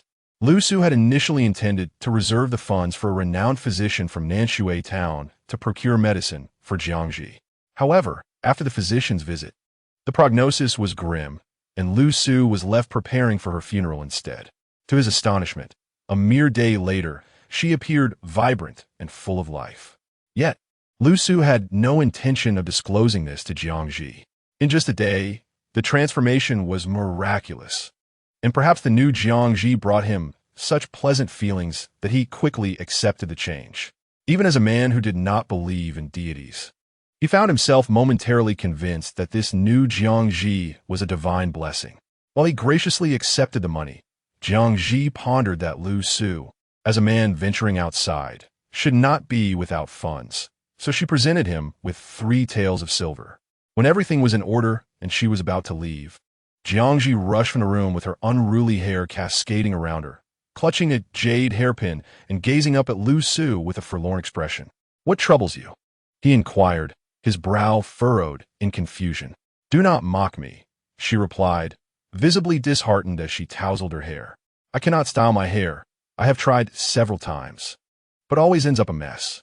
Lu Su, unable to contain himself, laughed outright at the sight of her disheveled hair. But upon noticing her increasingly indignant expression, he stifled his amusement. "Fear not, my dear, I shall assist you." Ignoring his jest, Jiang Zhi turned her back to him, presenting her hair for his attention. Lu Su first smoothed her chaotic locks with his fingers, and then, with deft movements, his long fingers wove through her hair, fashioning an elegant hairstyle in mere moments. "Hand me the hairpin," he said, clearly suppressing laughter. Jiang Zhi pouted, handing him the hairpin, thinking to herself that she would have Lu Su style her hair every day. With the pin in place, her hairstyle was complete. Without even needing to look, she sensed that it was quite lovely. Lu Su examined his handiwork and praised. "It is beautiful." Jiang Zhi reached up to touch her hair, then spoke softly with a teasing tone. "Since my husband possesses such skillful hands, I shall entrust my hair to you from now on. Surely, changing my hairstyle daily will not pose a challenge for you. Do not let me down, dear husband." Lu Su was momentarily taken aback, then burst into a more resounding laughter. His voice was a harmonious blend of youth and adolescence, clear and melodious, brimming with youthful exuberance. "Rest assured, being able to comb my wife's hair every day is something I could only wish for." Unbeknownst to anyone, as he uttered these words, his earlobes suddenly flushed. Lu Su felt a touch of helplessness. Previously, he could speak freely without hesitation. However, ever since he discovered an inexplicable affection for Jiang Zhi, his responses to certain sentiments had transformed into a bashful shyness. Jiang Zhi remarked, You cannot be too frivolous. Yet, this was the first time she had witnessed such an overt display of emotion from him, so unlike his usual gentle demeanor masked by a facade. Her husband was indeed extraordinary. Peach Blossom Village was somewhat distant from the town, thus most villagers typically travel by ox cart for a mere penny. The trio ambled along the narrow path, with Lu Zhao sandwiched in between, wearing a sweet smile, holding hands with both Jiang Zhi and Lu Su, swaying back and forth. Along the way, villagers greeted Lu Su, playfully teasing Lu Zhao, while casting curious and admiring glances at Jiang Zhi. Lu Su reciprocated each greeting with warmth, introducing Jiang Zhi to those around them. Eventually, introductions became unnecessary. Lu Zhao proudly raised his small head, eagerly announcing to everyone, "This is my mother." As they encountered more people, Jiang Zhi also beamed sweetly, calling out to those they met alongside Lu Su. The villagers of Peach Blossom Village were utterly enchanted, incessantly praising Jiang Zhi as a celestial beauty descended to earth and commending Lu Su for his good fortune in marrying such a lovely and gentle wife. Their compliments made Jiang Zhi's cheeks flush with modesty. After traversing a stretch devoid of onlookers, she listened intently as Lu Su shared tales of Peach Blossom Village's customs and culture. The village was governed by Lushui Town and was surrounded by other villages named after flowers, such as Apricot Blossom Village, Pear Blossom Village, and Huai Blossom Village. The villagers of Peach Blossom Village were generally known for their simple and kind-hearted nature. As the only young scholar in the village, Lu Su naturally commanded respect and admiration from the community. Jiang Zhi held him in high regard as well. Having lost his parents at a young age and growing up as an orphan, he managed to excel academically, becoming a scholar at such a tender age, all while maintaining a responsible demeanor in caring for his ailing wife and young son, who was remarkably well-mannered. Contemplating his journey, she realized how challenging it would have been for her to survive and thrive under similar circumstances. Lu Su was indeed remarkable. After walking a short distance from the village entrance, they soon spotted the ox cart not far away. The cart was drawn by an old yellow ox, leisurely swishing its tail while munching on a few tender blades of grass sprouting from the roadside, occasionally snorting in contentment.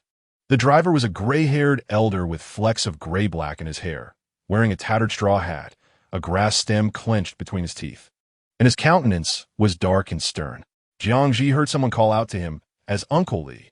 "Mother, look at the ox," Lu Zhao exclaimed, pointing at the old yellow ox. Jiang Zhi playfully teased Lu Su, who was holding Lu Zhao, and the little one squinted his eyes with delight, beaming broadly. There were numerous people heading to the town, and by the time the trio arrived, only 2 seats remained vacant. Lu Su undoubtedly had a good rapport with the villagers. Just moments ago, the elderly driver, previously donned with a face full of wrinkles, revealed a hint of a smile as he recognized Lu Su, saying, "Ah, Scholar Lu, are you heading to town today?" He squinted through his murky eyes to glance at Jiang Zhi, causing Lu Zhao to burrow into Lu Su's embrace in fright. He chuckled a few times. "Do not mind me. The old man is advanced in years, and my eyesight has dimmed. May I ask who this is?" Lu Su nodded indifferently. "This is my wife." "Ah, so you are Mrs. Lu?" he replied, and Jiang Zhi politely returned the nod, handing him 3 coins. Old Li feigned reluctance, insisting he could not accept money from Lu Xiu, yet his nimble hands swiftly pocketed it, revealing no sign of his supposed poor eyesight. "Please, go ahead and board the carriage. I shall assist you," Jiang Zhi offered. Lu Su, unfazed, extended his long hand to support her soft arm, lending her strength. The men and women inside the carriage were utterly captivated. The reclusive Mrs. Lu, who seldom ventured out, was indeed strikingly beautiful. Furthermore, her robust appearance starkly contrasted the tales of her frail health. Surely, such rumors were the envy of others. Some who had lived for decades felt as though they had encountered a celestial being, their gaze fixated on Jiang Zhi, unable to tear themselves away. As Jiang Zhi settled into a corner of the carriage, she politely smiled while feeling the heat of numerous stares, her embarrassment mounting to the point of social anxiety. Lu Su lifted Lu Zhao into the carriage and gracefully followed suit. He furrowed his brow, turning his back to the onlookers as he sat down. effectively shielding Jiang Zhi from their gaze. He spoke softly, "You need not be anxious. They cannot see you now." Jiang Zhi blinked at him, reaching out to take the small hand of the little one. However, Lu Su gently pressed Lu Zhao's hand back down, saying, "I will hold him. The journey is bumpy, and he is rather heavy. You would soon find it uncomfortable." "Very well," Jiang Zhi acquiesced, while the slightly aggrieved Lu Zhao observed, "Everyone is seated." Old Yellow Ox is also preparing to depart slowly. Suddenly, a woman's affected voice broke through, "Uncle Li, wait for me." Jiang Zhi felt a shiver run down her spine and instinctively turned to look behind. In Chapter 7, a commotion unfolded. A young woman, adorned in striking attire with a fair face and red lips, sashayed forward, her hips swaying enticingly, her ample bosom bouncing with each step, capturing every eye. The sound of men inhaling sharply mingled with the barely concealed curses of women.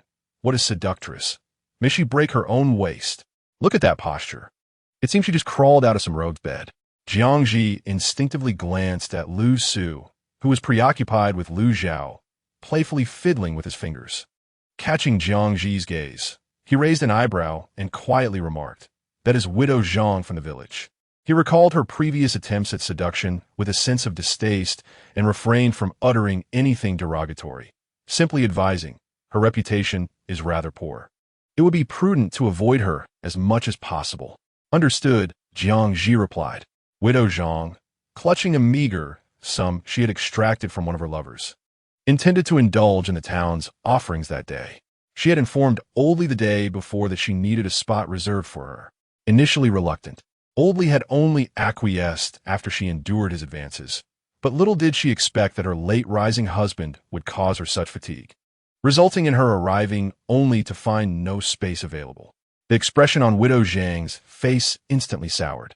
"Old Li, you promised to save me a seat," she protested. Old Li, unfazed, squinted his eyes and replied, "I did say that, and I waited for you for quite some time, but you arrived far too late. We can't delay everyone just because of you. Rest assured, I will return your money in full." "Indeed, can you afford to waste our time?" A woman on the bus chimed in, her voice laced with mockery. "I wonder how many men's beds you crawled out from. Who would dare sit beside you? One might catch some repulsive disease." Widow Zhang's face twisted with fury, her chest heaving with indignation. She was unaccustomed to hardship, having been pampered by a few men, and now anger surged within her. Hands on her hips, she glared at the most vocal woman among them and threatened, "You keep babbling nonsense, and I will tear your mouth apart." The woman, equally fierce, shot back with disdain, "Did I say something wrong? Aren't you just a harlot, ridden by countless men? You're even worse than the courtesans in brothels, who at least earn their living openly, unlike you, who seduces married men." Lu Su, hearing the increasingly vulgar insults, quickly shielded Lu Zhao in his embrace. He glanced at Jiang Zhi, who was watching the spectacle with fascination, as if it were a performance. Barely suppressing the urge to applaud, Lu Su remarked, "If you can attract such attention, it only proves that I possess more allure than those women." Widow Zhang, her face flushed and her neck thick with anger, retorted. Her elongated, upward-tilted eyes inadvertently caught sight of the man beside the woman and extended her voice, "So, who do we have here?" "Isn't this Wang Dazhuang, who sought me out before. Are you his wife?" The woman's face turned ashen, her pride wounded. She pinched the man beside her fiercely, causing him to grimace in pain. Widow Zhang ceased her shouting. She was determined to secure her place in the town today. Unable to confront Old Li and the others aboard the bus, she scanned her surroundings for a more vulnerable target. Her gaze landed on a delicate young girl seated beside Lu Su, and a glimmer of jealousy flickered in her eyes. "You come down and give me your seat." The soft target, Jiang Zhi, had been wide-eyed with shock at the exchange between the two women, her round eyes still bulging in disbelief. Upon being pointed at, she turned to find Widow Zhang's gaze, filled with longing, glued to Lu Su, and inwardly cursed, "Why has this fire turned towards me?" Jiang Zhi initially intended to ignore her, but the woman's determined demeanor suggested it would be an endless ordeal. "Are you calling for me?" Jiang Zhi asked softly, her eyes clear as water. Widow Zhang's eyes nearly bulged from their sockets. "You little brat, do you even know how to speak? Please don't be angry, dear lady." I only wish for you to go to the town to buy some nourishing supplements to promote hair growth and perhaps some cosmetics to conceal those wrinkles and blemishes. Jiang Zhi offered with a facade of genuine concern, pointedly glancing at the widow's thinning hair. Everyone has already wasted so much time for your sake today. I and Lu Su have no grievances against you, but the others cannot wait any longer. You mustn't be so selfish. I can relinquish my seat to the elderly lady. Yet, cough cough, Jiang Zhi clutched her chest, appearing as though she might faint from her coughing fit. Zhang widow, you have gone too far. At your age, how can you bully such a young woman? Indeed, can you bear the responsibility for Lu Nyangzi's frail health? Observers in the carriage, unable to tolerate the scene, criticized Zhang widow while their eyes instinctively darted to the top of her head. They had been captivated by her excessively pale face and flirtatious demeanor, never having noticed her lack of hair before.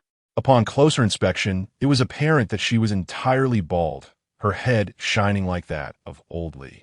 Zhang widow's face turned ashen, her lips quivering, unable to utter a word, as a cacophony of sounds drowned her senses. Each time she ventured outside, she meticulously coated her face with powder to conceal her blemishes, styling her hair high on both sides to hide her baldness. Now, however, everyone was aware of her secret. As the saying goes, strike the snake at its weakest point. Jiang Zhi, influenced by her past experiences, could discern the subtle strategies women employed in their appearances. She understood that for someone like Zhang widow, who was obsessed with beauty and image, directly pointing out her flaw was akin to delivering a piercing blow to her heart. Zhang widow's mind went blank. All she could think of was tearing the mocking girl's mouth apart. With her eyes reddened, she lunged forward, claws bared. Jiang Zhi, startled by her approach, trembled, her pale face burying itself in Lu Su's embrace, her shoulders heaving slightly, occasionally emitting faint coughs. Lu Su gently caressed her trembling shoulders, his gaze icy as it bore down on Zhang widow. The moment Zhang widow felt the weight of his gaze, her bravado crumbled, and she attempted to defend herself. Little did she know that this audacious girl was Lu Su's frail wife. As the situation escalated, those who had initially remained aloof joined in condemning Zhang widow for her audacity, remarking on how she had frightened Lu Nyangzi, who was already in poor health. The sight of Jiang Zhi's porcelain-like face was enough to evoke pity. Feeling cornered by their accusations and fearing for Jiang Zhi's well-being, Zhang widow reluctantly withdrew, offering Lu Su compensation before fleeing in disgrace. It's all right, she's gone now.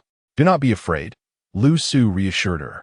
He felt her shoulders tremble, assuming she was weeping, and hurriedly lifted her face. Yet, Jiang Zhi buried her face deeper, her fingers teasingly brushing against his palm. A sudden chill ran through Lu Su as he looked down to find no traces of tears. Instead, Jiang Zhi was suppressing laughter, biting her lip to feign tears. Lu Su, with a mix of exasperation and amusement, observed her smiling eyes and could not resist pinching her soft cheek, murmuring, "I shall place this money in your pouch, and later I will buy you some pastries." Before Jiang Zhi could respond, the rosy-cheeked Lu Zhao, eager and excited, nodded vigorously, mimicking Lu Su's low tone. "Buy cakes for mother." Jiang Zhi lay there for a while, feeling quite at ease, and decided to share the space with Lu Zhao as they both leaned against each other until they reached the town. Lu Su, watching the two nestled in his embrace, felt as though he had both a son and a daughter to care for. Some observers found the posture of the two somewhat inappropriate. Yet due to Jiang Zhi's convincing act of illness, no one dared to voice their concerns. The old bullock cart swayed gently, and it was unclear how long it had taken to reach the town, while Jiang Zhi and Lu Zhao had already indulged in a deep slumber.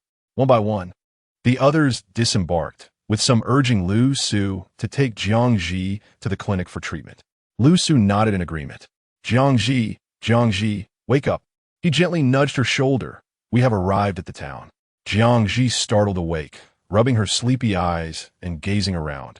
Lu Su first cradled Lu Zhao down from the cart, then assisted Jiang Zhi to alight.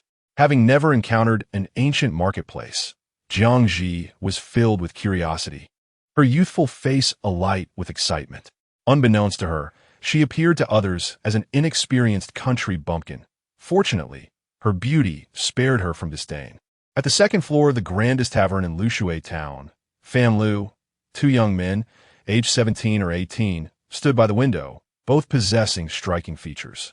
One was clad in purple attire, adorned with intricate golden embroidery, his dark hair elegantly tied up with a white jade crown, and a matching white jade ornament at his waist, exuding an air of opulence.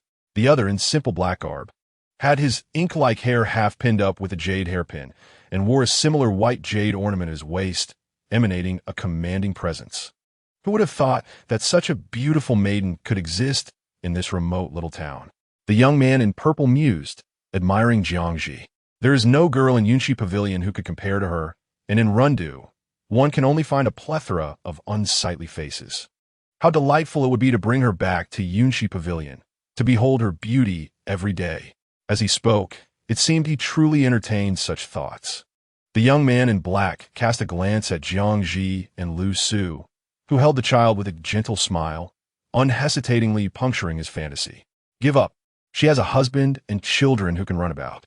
Moreover, her husband is no less handsome than you or I. What assurance do you have that she would abandon her family to become a mere ornamental vase? You, Shun Chishu, are always dousing my hopes with cold water. Gu Ruoxue retorted, aware of the truth in his words, yet unable to suppress his frustration. Enough joking. Let us discuss serious matters. Shun Chishu returned to the table, pouring himself a glass of wine. Is your information reliable? Is it true that there exists the famed red fungus spoken of by the divine physician? Gu Ruoxue, shedding his frivolous demeanor, replied earnestly, of course. I had Yutan send someone to investigate for over half a month. I wouldn't dare to trouble you without concrete news. Ha, it better be true, Shun Chishu remarked, feeling a significant weight lift from his heart. Although Gu Ruoxue often indulged in jest, he proved dependable in critical moments. It seemed that the person in Runda City might indeed have a chance for salvation. Chapter 8. Culinary Showdown at Fan Lu. Jiang Zhi strolled about, pausing intermittently, gradually grasping the essence of the bustling marketplace. Lushui town truly lived up to its reputation, with throngs of people milling about. The ancient, solemn buildings flanking the street displayed an array of diverse signs, while the distant calls of street vendors echoed through the air. Cut cakes, 2 coins for a slice. Freshly steamed buns, just out of the steamer, 1 coin each. A peculiar and vibrant scene unfolded.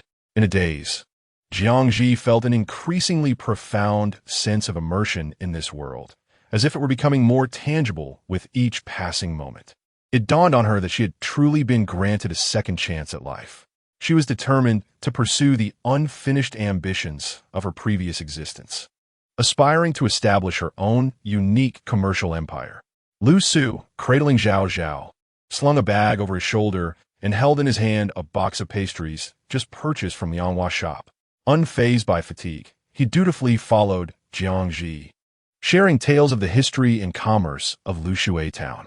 Little Lu Zhao, with his tiny hands clasped around a piece of sweet glutinous rice cake, struggled to take a bite, drool glistening as it streamed down his chin. Amused, Jiang Zhi led Lu Su to a secluded area, producing a handkerchief to wipe Zhao Zhao's mouth. With a pouting expression, Zhao Zhao whined, "Mama, I can't bite the cake." His eyes darted, refusing to look at Lu Su, instead gazing at Jiang Zhi while playfully declaring, "Baby wants to eat osmanthus cake." Lu Su responded, "Did I not just tell you that you couldn't bite the glutinous rice cake? You were the one insisting on eating it. Since you can't manage it, then simply forego it." Zhao Zhao nodded, his head drooping with a forlorn expression, embodying a sense of despair. Jiang Zhi found amusement in the antics of this father-son duo and discreetly winked at Lu Su.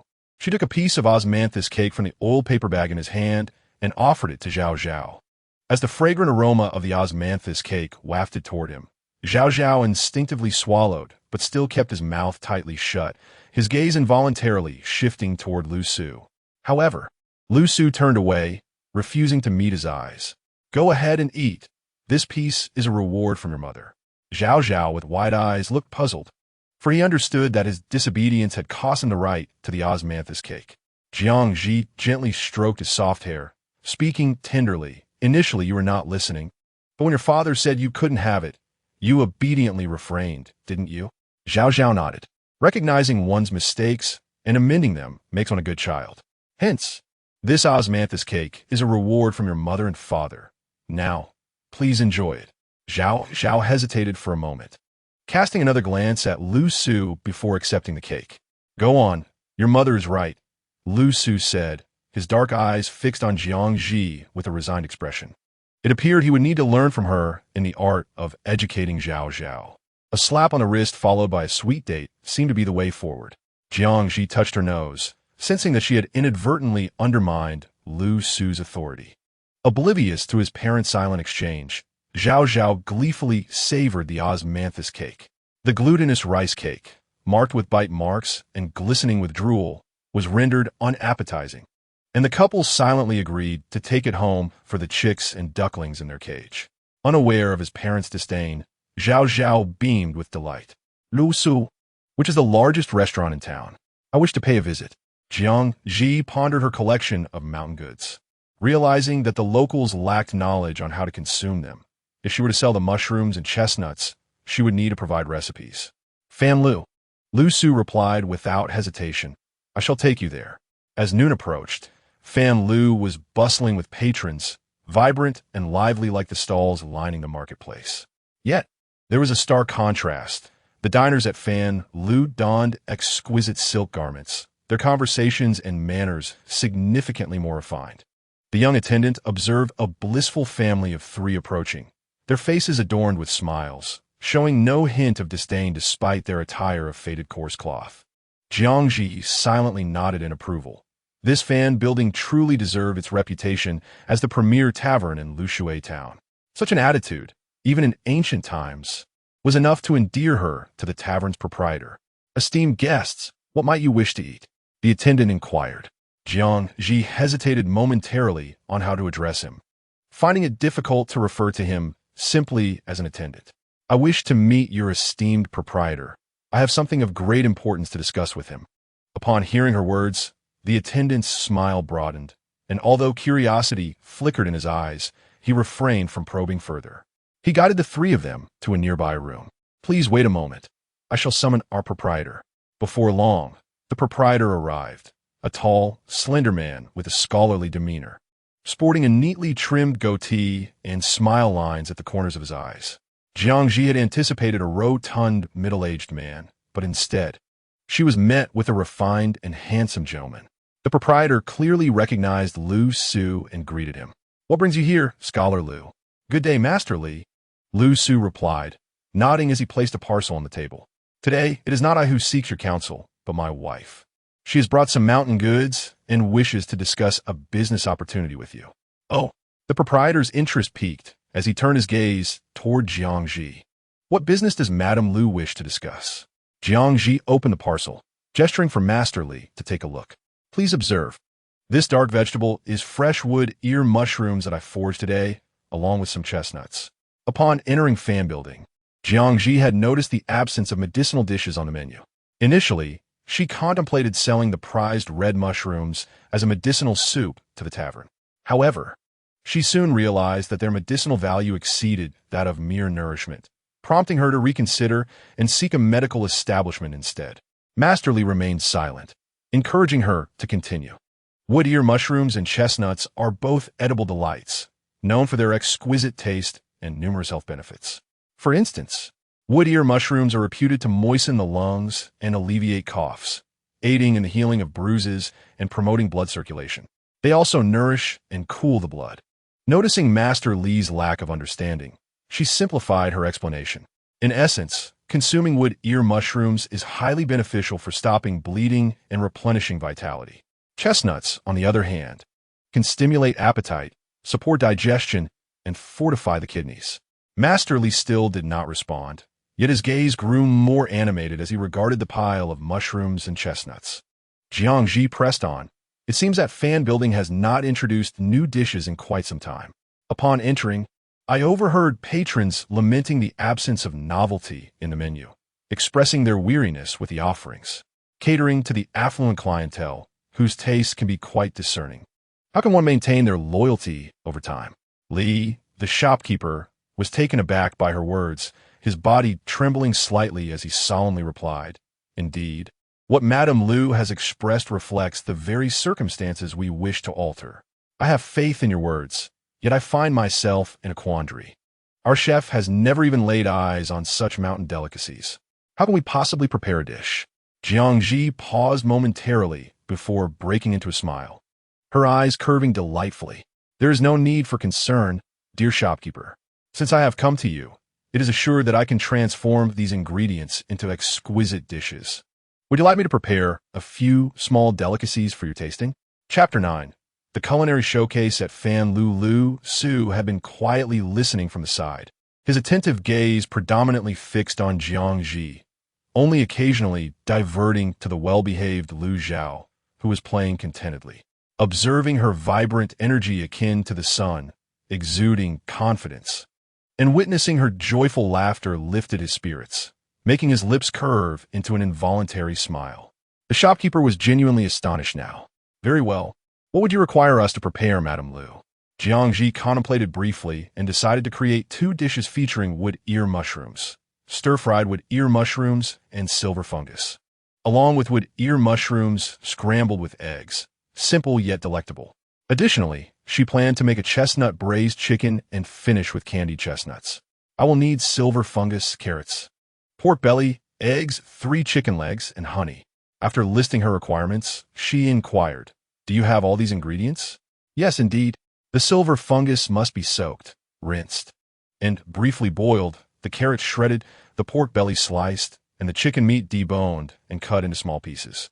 Some chestnuts should be cleaned, with a cross cut into part of the shells, soaked in water for a moment, while others should simply be peeled to extract the nut meat." The shopkeeper instructed an attendant to inform the kitchen to prepare everything Madame Lu needed, ensuring all was done as per her directives. He smiled at Jiang Zhi and Lu Su, saying, "Please bear with us for a moment." The 2 nodded, and Lu Zhao, having finished his osmanthus cake, pursed his lips and tugged at Jiang Zhi's sleeve, expressing his thirst. Jiang Zhi intended to pour him some water, but noticed it was tea. "Could you provide me with a glass of plain water?" "Of course, that presents no issue. My little grandson is of similar age." The shopkeeper chuckled warmly at the adorable Lu Zhao, agreeing to her request, and stepped out to fetch a jug of water. "Little grandson?" Jiang Zhi was taken aback by the term, reflecting on the shopkeeper's age, which seemed only in his 30s. Could he already be a grandfather? How alarming. Her mind wandered, envisioning herself in her 30s, with the youthful Lu Zhao surrounded by several little ones, all calling her and Lu Su grandma and grandpa, while she gazed affectionately down at the cluster of children. Jiang Zhi shivered involuntarily, shaking off the thought. She resolved that she must have a serious discussion with Lu Su. Lu Zhao's marriage could not be arranged too early. The shopkeeper returned with a jug of plain water and a plate of delicate pastries, presenting them before Lu Zhao with a kind expression. Lu Zhao looked up at Lu Su, who nodded approvingly. Upon receiving the pastries, Lu Zhao sweetly expressed his gratitude. "Thank you, Grandpa. Ah, what a good child." The shopkeeper responded warmly, turning to observe the 2, a tear of envy glistening in his eye as he admired their nurturing of the child, in stark contrast to his own wayward son and daughter-in-law, who had indulged their child beyond measure. Jiang Zhi poured the water, holding the cup as she prepared to offer it to him. Lu Su took the cup of water, smiling gently. "Leave it to me. You continue your conversation with the shopkeeper. I can see he still has questions for you." At that moment, Jiang Zhi felt as if she were CEO, with Lu Su embodying the caring and gentle secretary, exuding the qualities of a devoted husband and father. "Madame Lu," she confessed with a hint of embarrassment, "I am of a certain age and have never encountered these things before. Even if I had, I would not know their potential benefits. May I inquire how you came to know them?"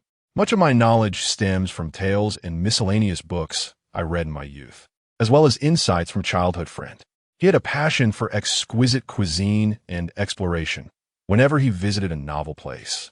He would write to me about plants I had yet to see, detailing the local customs. Over time, I accumulated a wealth of understanding." Jiang Zhi spoke with an air of ambiguity, for her past was shrouded in secrecy, and as a neglected daughter cast away to a distant courtyard, she had been left to fend for herself, free to weave whatever narrative she chose. Ah, I see. The shopkeeper, Li, nodded in comprehension. Turning to Lu Su, he remarked, Scholar Lu, you are indeed fortunate to have married such a beautiful and knowledgeable lady. Hearing this familiar phrase, Jiang Zhi feared Lu Su might jest about sharing his fortune. Lu Su beamed, his smile more radiant than the commendation he received. I, too, believe myself fortunate. Had Jiang Zhi not begun to understand his temperament over the past few days, she might have thought him to be speaking in jest. Blushing, she replied shyly, I am indeed happy to have my husband by my side. Li, observing the affectionate pair before him, was struck by a wave of discomfort, wondering if such sweetness was necessary. It reminded him of the years passed with his own wife. Just as he began to reminisce, the waiter returned, informing, Shopkeeper, the kitchen is ready. Unspoken was the disdain of Chef Zhang, who grumbled about allowing an unrelated woman into the kitchen. Li rose, Madame Lu, please follow me. He exited the room first. Jiang Zhi, feeling uneasy, cautioned, You two behave and wait for me. Of course, mother, I shall wait patiently. Lu Zhao responded eagerly. With his chin resting on his wrist, Lu Su's enchanting eyes glimmered with allure. Very well, my dear. Your husband will also wait here obediently.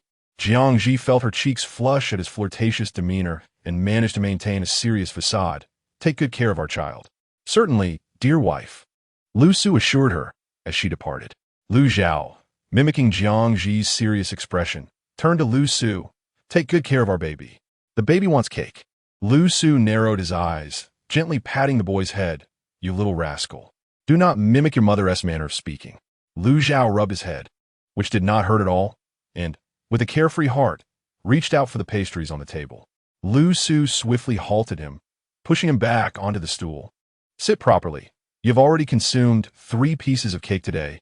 You may not have any more. Lu Zhao, filled with discontent, thought to himself that he had only eaten 2 pieces, feeling wronged.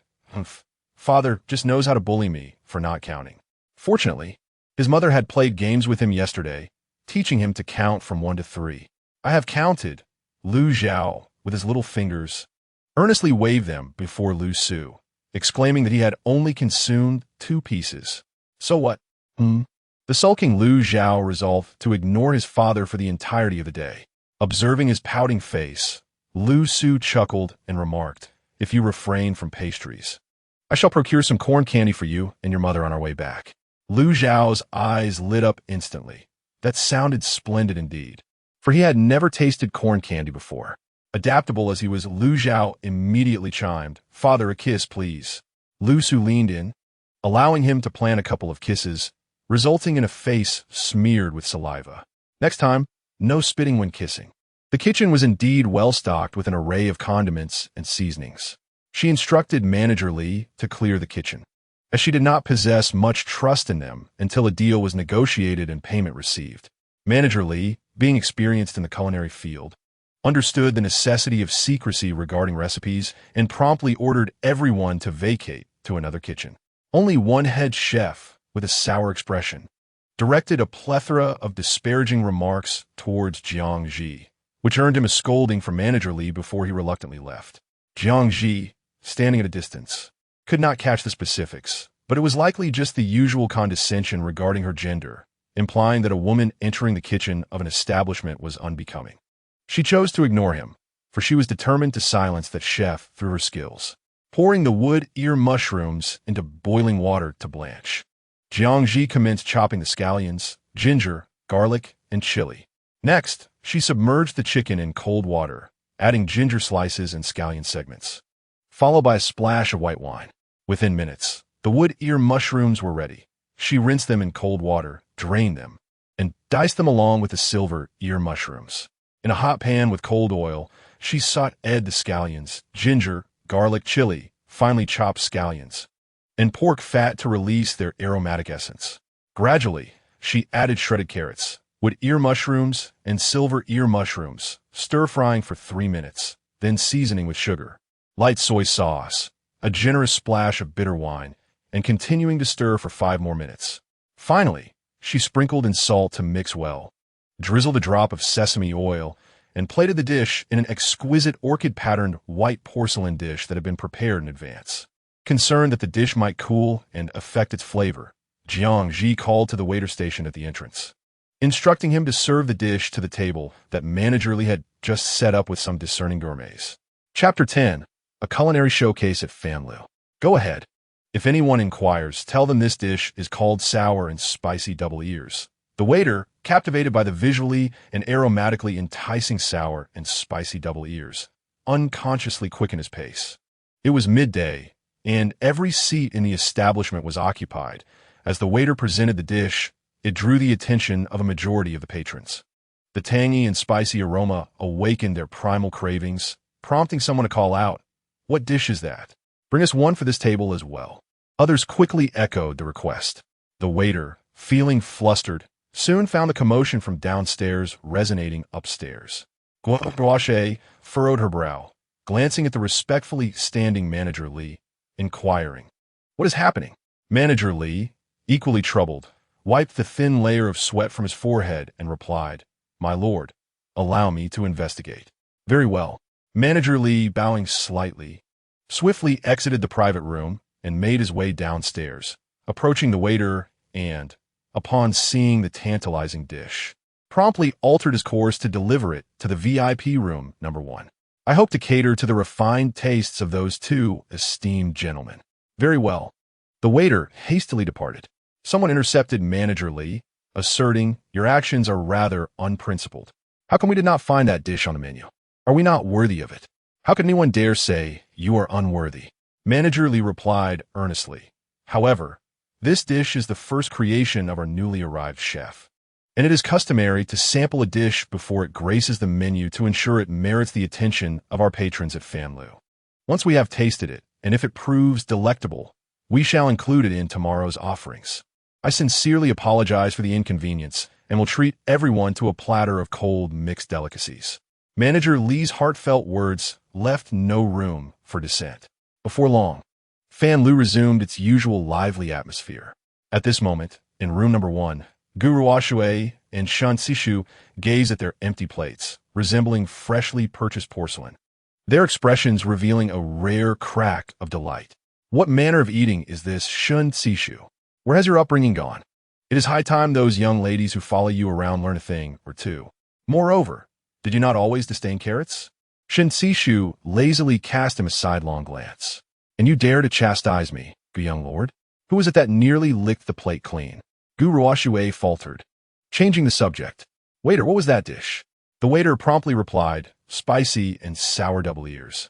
"Yes, bring another serving of that spicy and sour double ears. Why are you standing there like a fool? Go quickly."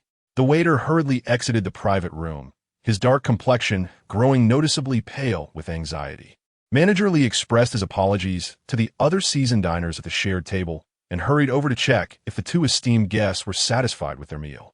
Observing the waiter flitting about like a restless insect, Manager Li grasped the situation and instructed him to ensure that Jiang Zhi prepared another serving of the spicy and sour double ears.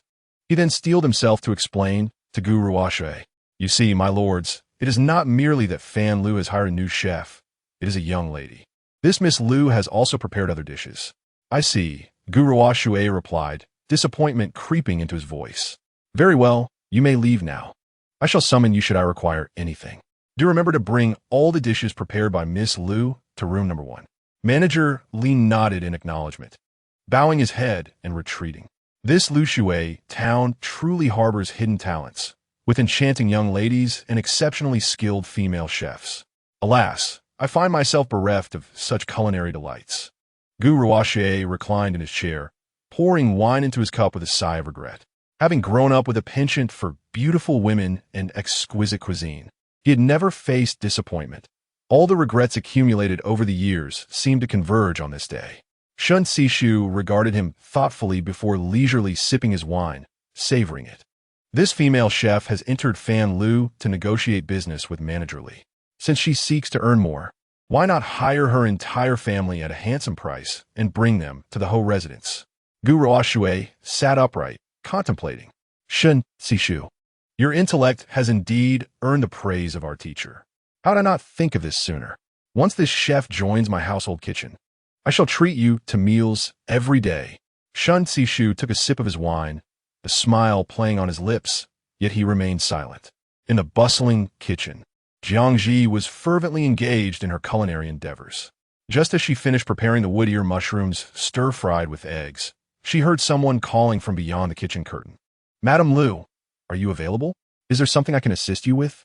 Jiang Zhi continued her work, meticulously preparing ingredients for other dishes. "Madam Liu, we have 2 esteemed guests at Fan Lu who were thoroughly satisfied with your hot and sour shredded dish. Manager Li wishes to inquire if you could prepare another serving." The waiter exclaimed, wiping the sweat from his brow, anxiously awaiting Jiang Zhi's response. "Esteemed guests?" Jiang Zhi paused, noting the waiter's nervous breath. "I hear they hail from Rundu City," the waiter replied, his tone subtly hinting at the high regard in which Manager Li held these visitors. Jiang Zhi immediately discerned the underlying implication. Earlier, during a discussion about the history of Lushui town, Lu Su had mentioned their current nation, Kanglin, whose capital is Rundu. Important guests, content with their meal. Jiang Zhi seized upon this crucial detail. Although confident in her culinary skills, she couldn't help but feel a surge of delight. It seemed that Fan Lu's business was indeed flourishing. However, she resolved to leverage this opportunity for her own benefit. "Very well, I shall prepare another serving of the hot and sour shredded dish. In addition, please take this freshly made dish of wood ear mushrooms stir-fried with eggs to them," she instructed. The waiter gratefully acknowledged her and hurriedly departed with a tray in hand.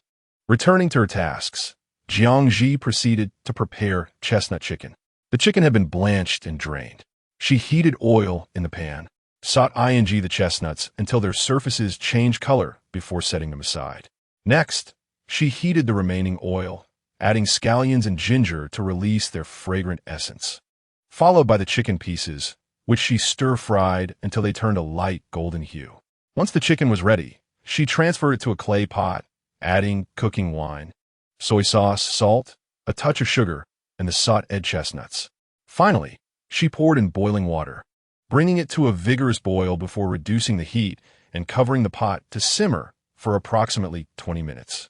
Next, she turned her attention to sugar-coated chestnuts.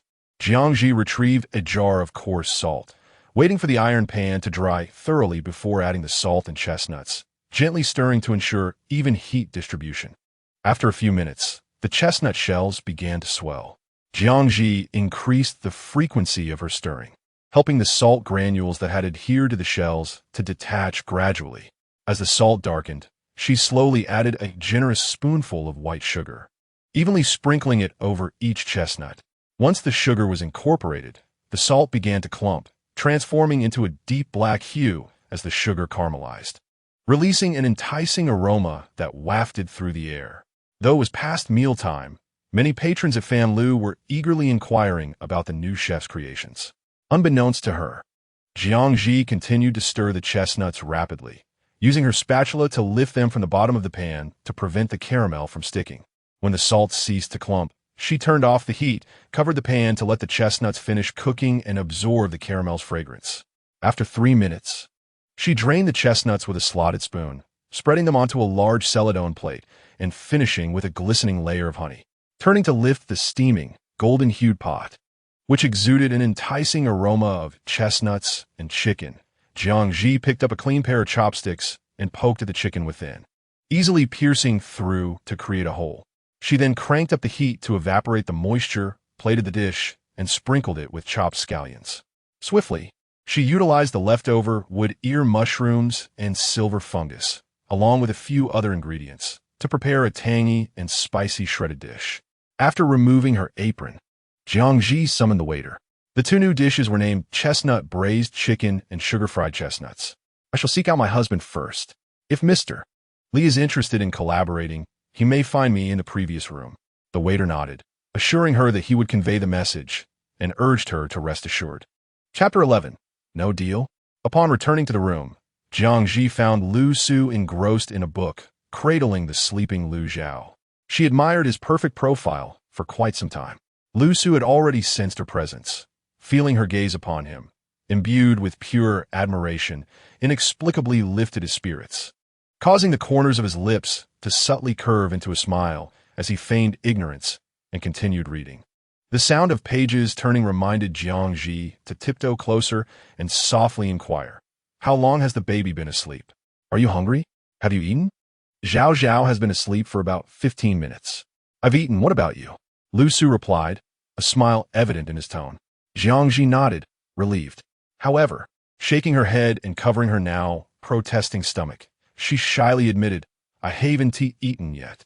Lu Su frowned slightly, initially wishing to scold her for neglecting her health. But upon seeing her flushed face, he sighed and gently placed Lu Zhao on the pearwood chair. "You wait here," he said, pouring her a cup of warm water and pushing a plate of pastries towards her. "Start with these. I shall arrange for something more substantial." "All right." In room 1, Guru Shui and Shun Chishu were enjoying their meal with great satisfaction, so much so that they made an exception and allowed Mr. Li, who was attending to them, to partake as well. Mr. Li, taken aback, accepted the plate of food offered by Guru Shui, his eyes brimming with tears of gratitude. Thank you, my lord." He pondered whether it was time to burn more paper offerings for his ancestors at the family grave. "How is it? Delicious, isn't it?" Guru Shui reclined lazily, boastfully declaring, "Such an exceptional chef will soon be part of his marquee household." Mr. Li bit into the tender, succulent chicken, the rich juices bursting in his mouth, and his eyes lit up, thinking his lord was hinting at keeping Jiang Zhi at the Fan Tower. "Rest assured, I shall do my utmost to retain Madame Lu at Fan Tower." Guru Shui shot him a sideways glance. "Fool! No, I meant to suggest you negotiate with her regarding whether she would be willing to work as a chef at the Runda Marquis. The terms of her hiring are negotiable. I can also arrange a place for her family in Rundu." "Understood, my lord. I shall go at once." Mr. Li instinctively wiped his forehead, which was devoid of sweat. As he exited, reflecting on how fortunate Madame Lu's family was to have caught Guru Shui's attention, Jiang Zhi leisurely awaited Mr. Li after finishing her meal, while Lu Su continued reading. Lu Zhao woke up and joined Jiang Zhi in playing a game of one person. Intrigued by the book Lu Su held, Jiang Zhi leaned over to sneak a glance, her eyes widening in astonishment. She recognized each individual stroke, yet when combined, it left her feeling utterly embarrassed. Jiang Zhi was illiterate. How could a high achiever from a prestigious university in her past life be unable to read? Oh heavens, she had become a true illiterate. Jiang Zhi inwardly cursed vehemently. Seeing her curiosity, Lu Su invited her to join him in viewing something. Jiang Zhi forced a smile, then dabbed at the corners of her eyes. Her emotional transition astonishingly swift. With a tone of melancholy, she declared, "Forget it. I shall not intrude upon you any longer. I must confess that after recovering from this illness, I feel dizzy when I read." Lu Su nodded, observing her somewhat theatrical performance with a contemplative expression. Jiang Zhi discreetly gauged his reaction. "Do not worry, my dear. I shall seek the finest doctor to treat you. This peculiar ailment will surely be resolved." Lu Su reassured her gently. Jiang Zhi thought, she was illiterate, not genuinely sick. The best doctor was, in fact, herself. No, she absolutely did not wish to endure the torment of attending school again. She desired to give up. Jiang Zhi wore a face of utter despair. "Husband, there is no need to comfort me. Let me be. I have come to terms with it." She sighed deeply, hoping he would acquiesce to her wish to abandon this line of thought. "My dear, when you were bedridden, you read incessantly. Now, not being able to read does not require forced cheerfulness. I understand, and I will ensure your recovery," Lu Su continued. Jiang Zhi retorted, "What do you understand? Life has lost its luster." Noticing her reaction, Lu Su concealed his amusement, though a glimmer of laughter danced in his eyes. Just then, Lu Zhao awoke, and Jiang Zhi, spotting him like a beacon of hope, eagerly pulled the still groggy Lu Zhao to play a game. Lu Zhao instantly perked up, and the two began to play statues. Mother, please don't move," Lu Zhao whined. "All right, but you mustn't peek," Jiang Zhi replied, lifting her foot to pat Lu Zhao on the shoulder. My darling. You've lost." Lu Zhao turned to his mischievous mother, exclaiming, "Mother, how can you cheat? This is merely a strategy." Just then, Mr. Li burst into the room, exclaiming, "Madam, there is splendid news." Jiang Zhi tempered her radiant smile. "Oh, Is Mr. Li here to discuss business with me? Not quite, Mr. Li shook his head. It's an even better matter. Without hesitation, he revealed, today a distinguished guest from Runda City, young Master Gu, has tasted your culinary skills and is exceedingly pleased. He wishes to hire you as a cook for his household. As he spoke, he gave Jiang Zhi a thumbs up. Before he could finish, both Jiang Zhi and Lu Su furrowed their brows. Mr. Li quickly added, this includes Lu Xiaocai and Lu Zhao. Young Master Gu can arrange places for them in Rundu. Madam, you need not worry. Furthermore, young Master Gu mentioned that the remuneration is negotiable. What could be better than this? Jiang Zhi resolutely declined. Please convey my gratitude to the nobleman, but my husband and I truly do not wish to leave our home. Madam, want to reconsider? Mr. Li implored, concerned about how to explain the situation to that young tyrant. No, thank you, Mr. Li. Jiang Zhi expressed his gratitude, suggesting that if Fan Lu wished to collaborate further, he could find him in Taohua village. After a prolonged interruption, they took their leave, thanking him for his hospitality that day. However, Manager Li remained undeterred and turned to Lu Su, hoping that he might persuade Jiang Zhi, for in this era, many still adhere to the belief that a wife should submit to her husband.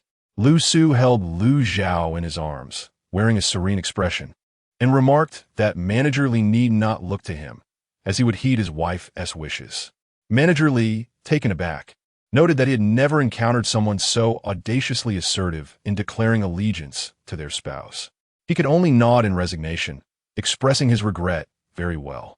I shall seek out Madame Lu when the opportunity arises. Manager Li was beset with concerns. Although he coveted the recipe in Jiang Zhi's possession, he hesitated to presume that a deal could be struck with him.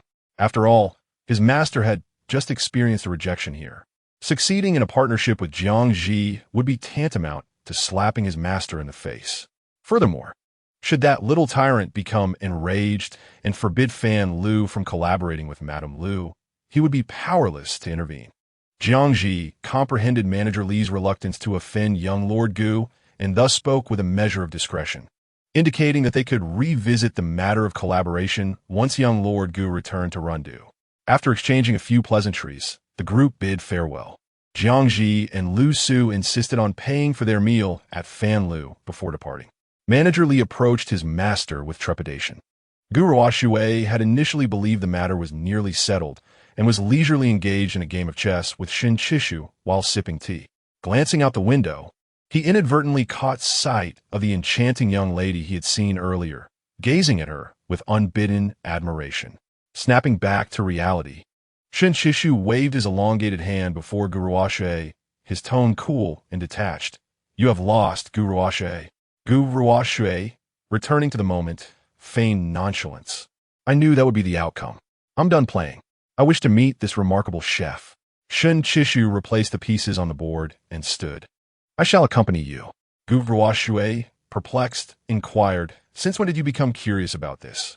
Before Shin Chishu could respond, Manager Li's voice called out, Master, please come in. He reclined back in his seat. Is everything settled? How much betrothal gift does Madame Lu desire? Manager Li took a deep breath and replied in one breath, Master. Madame Lu declined. She asked me to convey her gratitude to you and stated that she does not wish to leave her hometown. This revelation astonished not only Gu Ruoshui, but also Shin Chishu. Did you not clarify my identity and conditions to her? I did, Manager Li replied, his expression pained. Upon hearing, Madame Lu refused without hesitation, stating she does not wish to leave her hometown. Gu Ruoshui sighed, well then let it be. If she is willing to engage in business, so be it. This skill is undoubtedly a boon for Fan Lu understood. Master, Manager Li thought to himself, relieved. Is she still here? I wish to meet her. Despite his disappointment, Gu Ruoshui felt a burgeoning curiosity about Jiang Zhi and yearned to encounter this extraordinary Madame Lu. Master, she just left not long ago. Manager Li lamented for not having kept Jiang Zhi longer. What was she like? Describe her to me. In a brief span, Jiang Zhi had made a lasting impression on Manager Li, who promptly replied, Madame Lu is in her teens, exceedingly beautiful, wise, and gracious.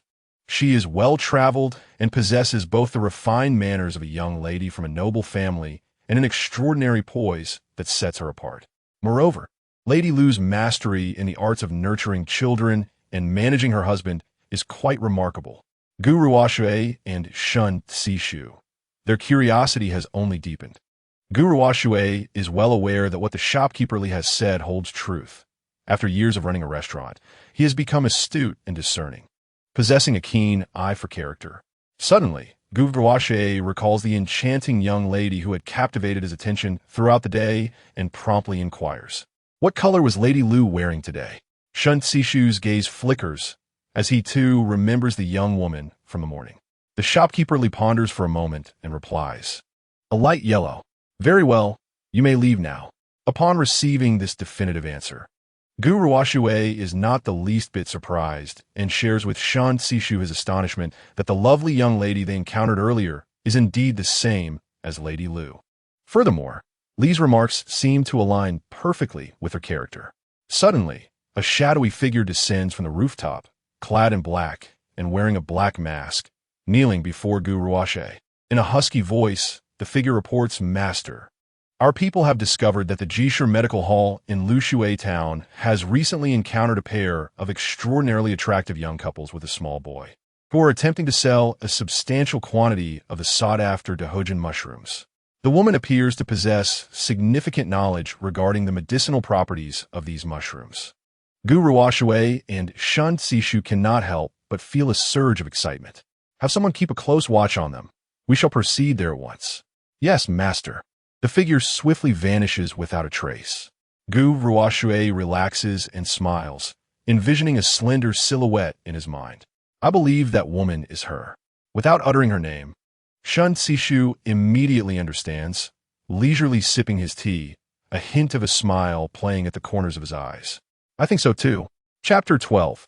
A confrontation. Jiang Zhi, upon leaving Famlu, informs Lu Su that she intends to seek out a medical hall to sell Dahojin mushrooms. Lu Su, of course, readily agrees. The trio heads to the most renowned Jishu Medical Hall in Lushui Town. The establishment is teeming with patrons today, and Lu Su protects Jiang Zhi as they struggle to carve a path through the crowd. Just as they manage to enter, before they can catch their breath, they hear Lu Zhao in Lu Su's arms, screaming in terror, "Mother, father, my little shoes have been lost." Not a single one remains. With the number of people increasing and no room to stand in the medical hall, Jiang Zhi and Lu Su exchange worried glances. "The baby shoes are gone. Oh dear." Lu Zhao pouts, utterly despondent, his little feet curled together, his tearful gaze fixed on Jiang Zhi and Lu Su.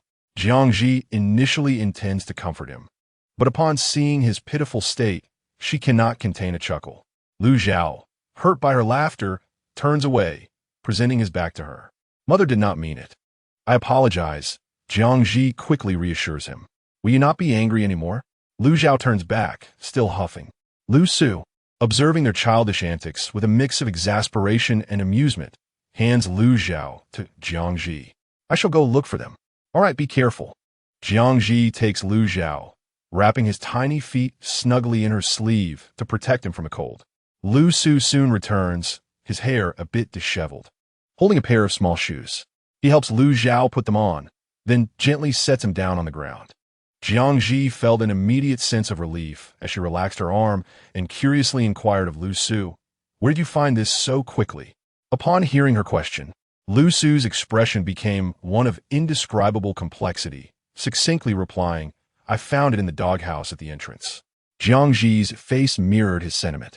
It was quite a sight to envision the esteemed scholar rummaging through a doghouse. She comfortingly patted Lu Su's shoulder, her small face taking on a serious demeanor. "Do not worry, life passes swiftly." Lu Su, already feeling somewhat awkward, was rendered both amused and exasperated by Jiang Zhi's words. "I'm fine," he reassured her. The clinic was bustling with patients awaiting the attending physician. With the intention of purchasing some clothing and provisions, and to avoid delaying their afternoon return home by ox cart, Jiang Zhi had no choice but to queue for a doctor with fewer patients. The individuals before her were seen promptly, and soon it was her turn. She eagerly retrieved a bright red mushroom from her bundle, cradling it in both hands as she presented it to the doctor, her tone earnest. "Could you please take a look at this medicinal herb?" The physician merely raised his eyes slightly, refusing to accept it, his tone dripping with arrogance. What village girl dares to present such a toxic mushroom as a medicinal herb? Jiang Zhi's expression shifted slightly as she explained, "Doctor, this is a red mushroom. Although it is vividly colored, it is not poisonous. It possesses numerous medicinal properties." However, before she could finish, the doctor interrupted her loudly, scoffing, "Do not fabricate tales. I have never heard of any mushroom suitable for medicine, let alone one as flamboyant as this.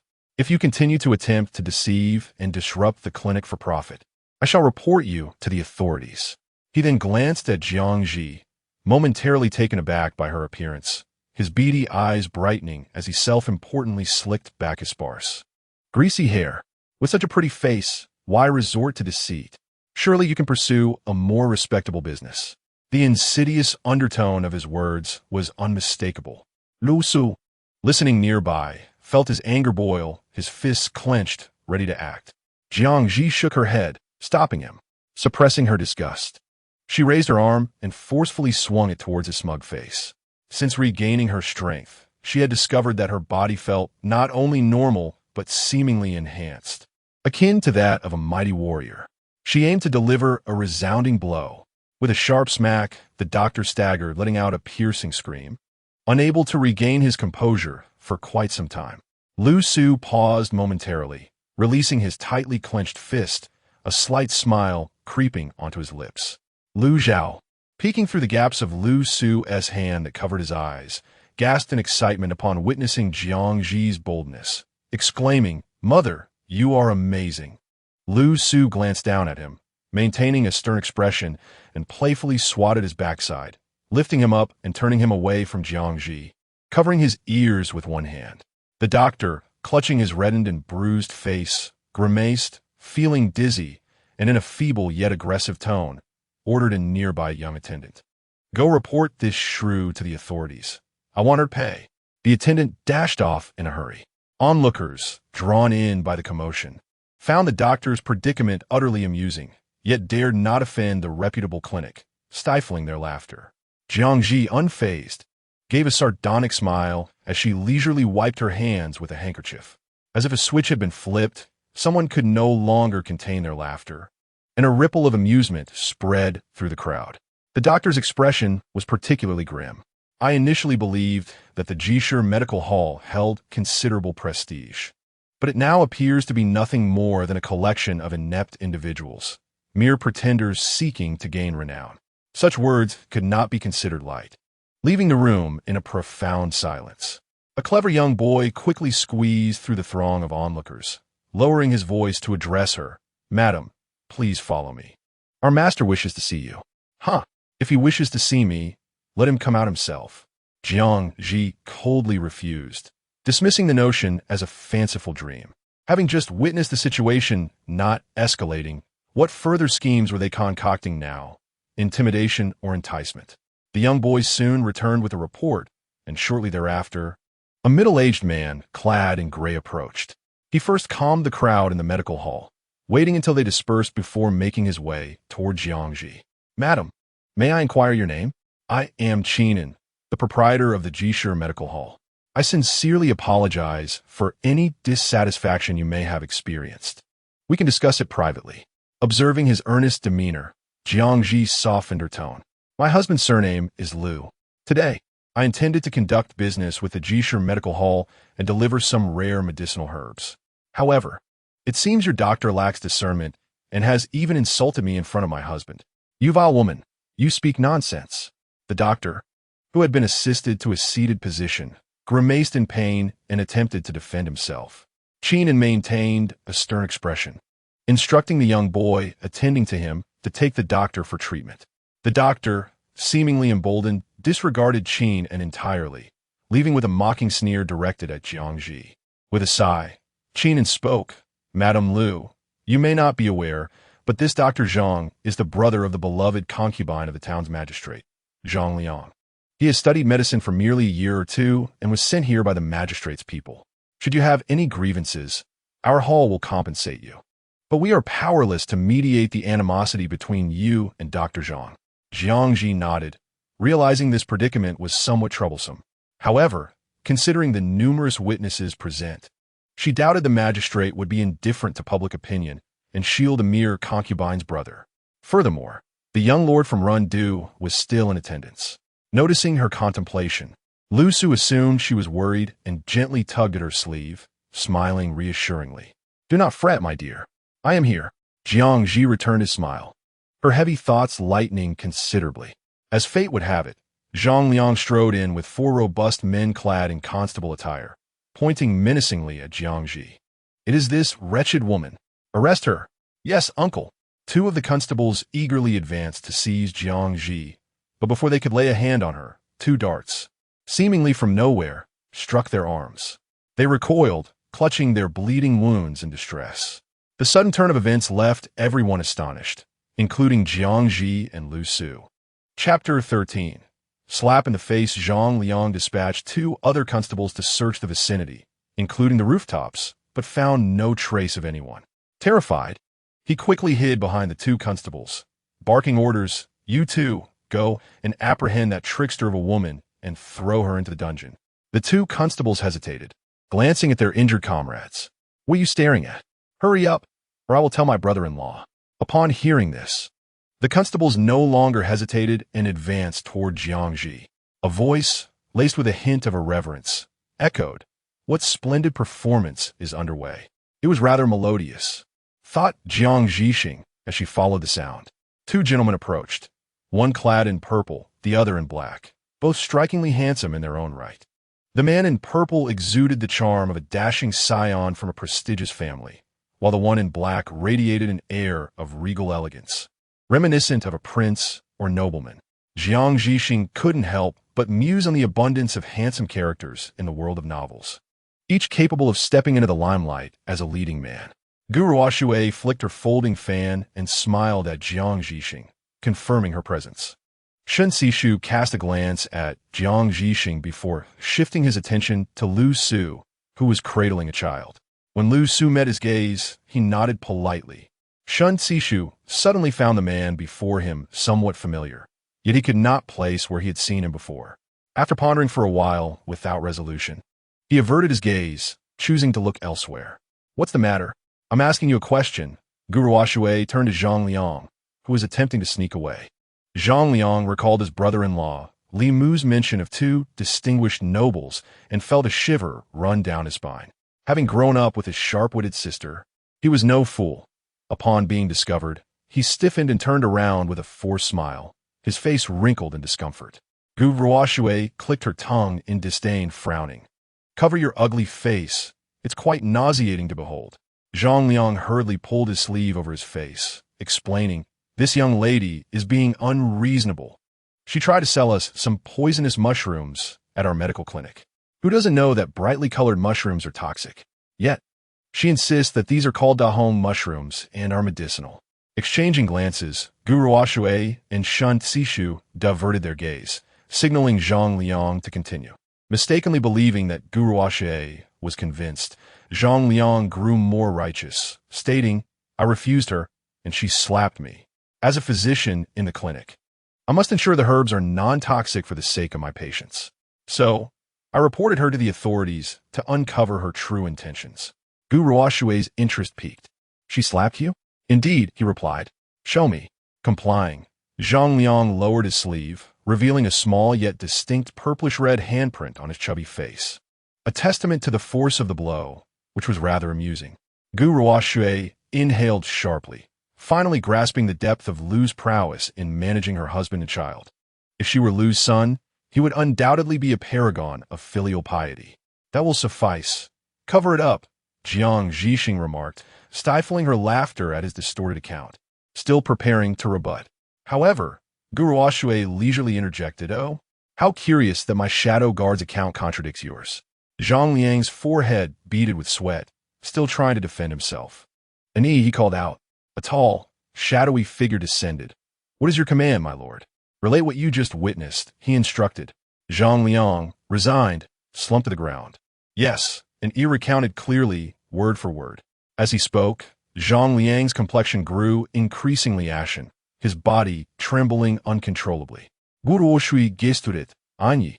Take him to Li Mu and inform him that if he cannot handle such trivial matters, he might as well vacate his position.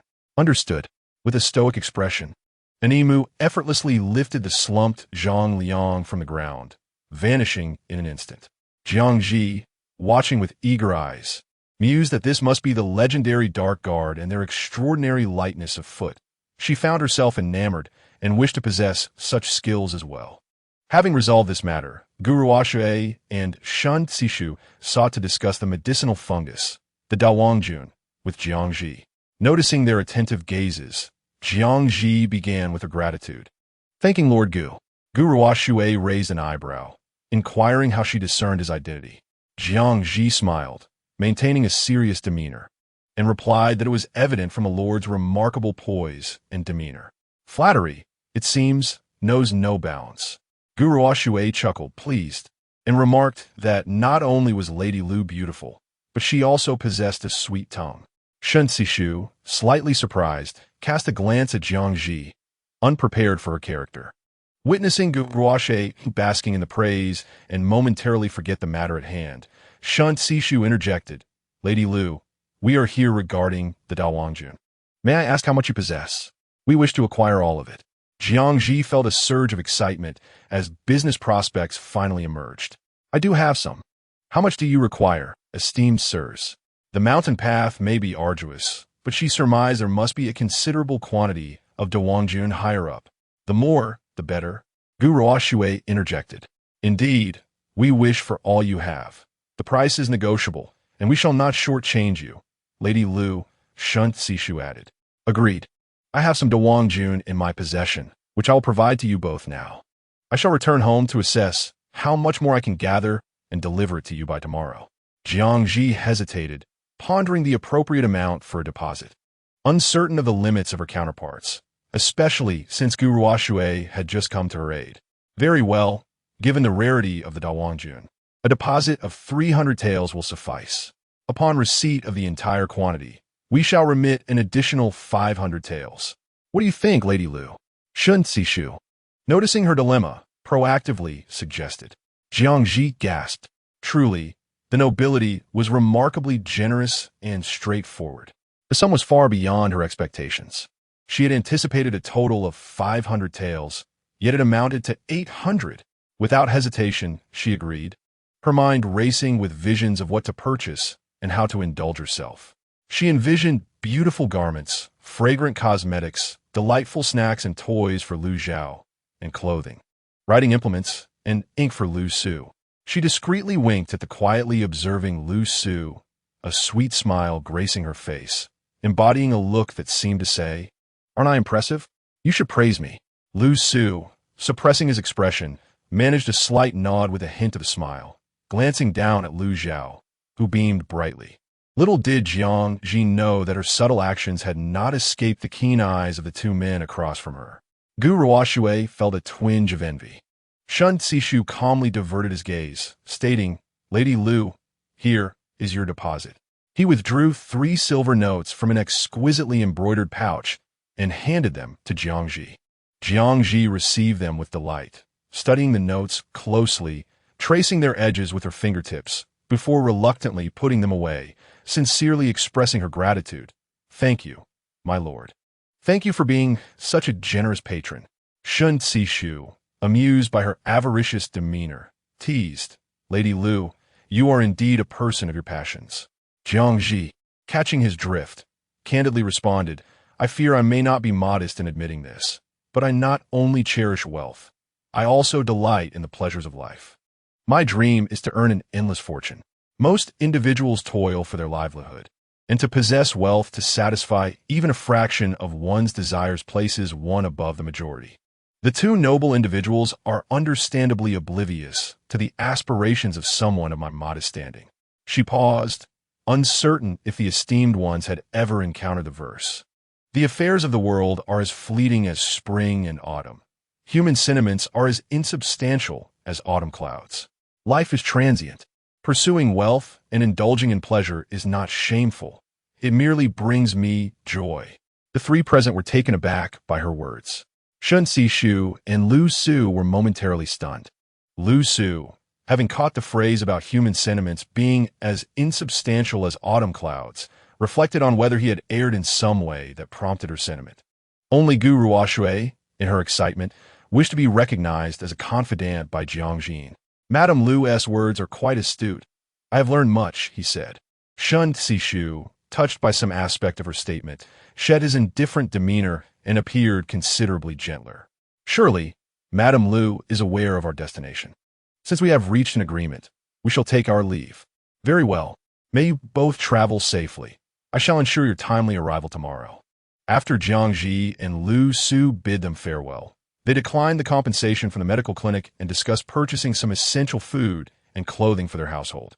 With over 300 taels of silver in her possession, Jiang Zhi felt quite assured as she made her way to the first embroidery shop in Lushui town, the Jinhu Embroidery House. Lu Su walked alongside her, cradling the sleeping Lu Zhao. Jiang Zhi, if I have erred in any way, please inform me, and I shall amend my ways. His lips pressed together, his dark eyes serious and earnest. Jiang Zhi, slightly taken aback, chuckled. What has gotten into you? Why the sudden inquiry? Lu Su bit his lush lips again, feeling a bit embarrassed, his gaze wavering. Your remark about human sentiments being as insubstantial as autumn clouds. I wish to ensure you do not harbor such feelings. Ha. Jiang Zhi laughed. It's not about you. This sentiment arises from my parents and relatives from my past life.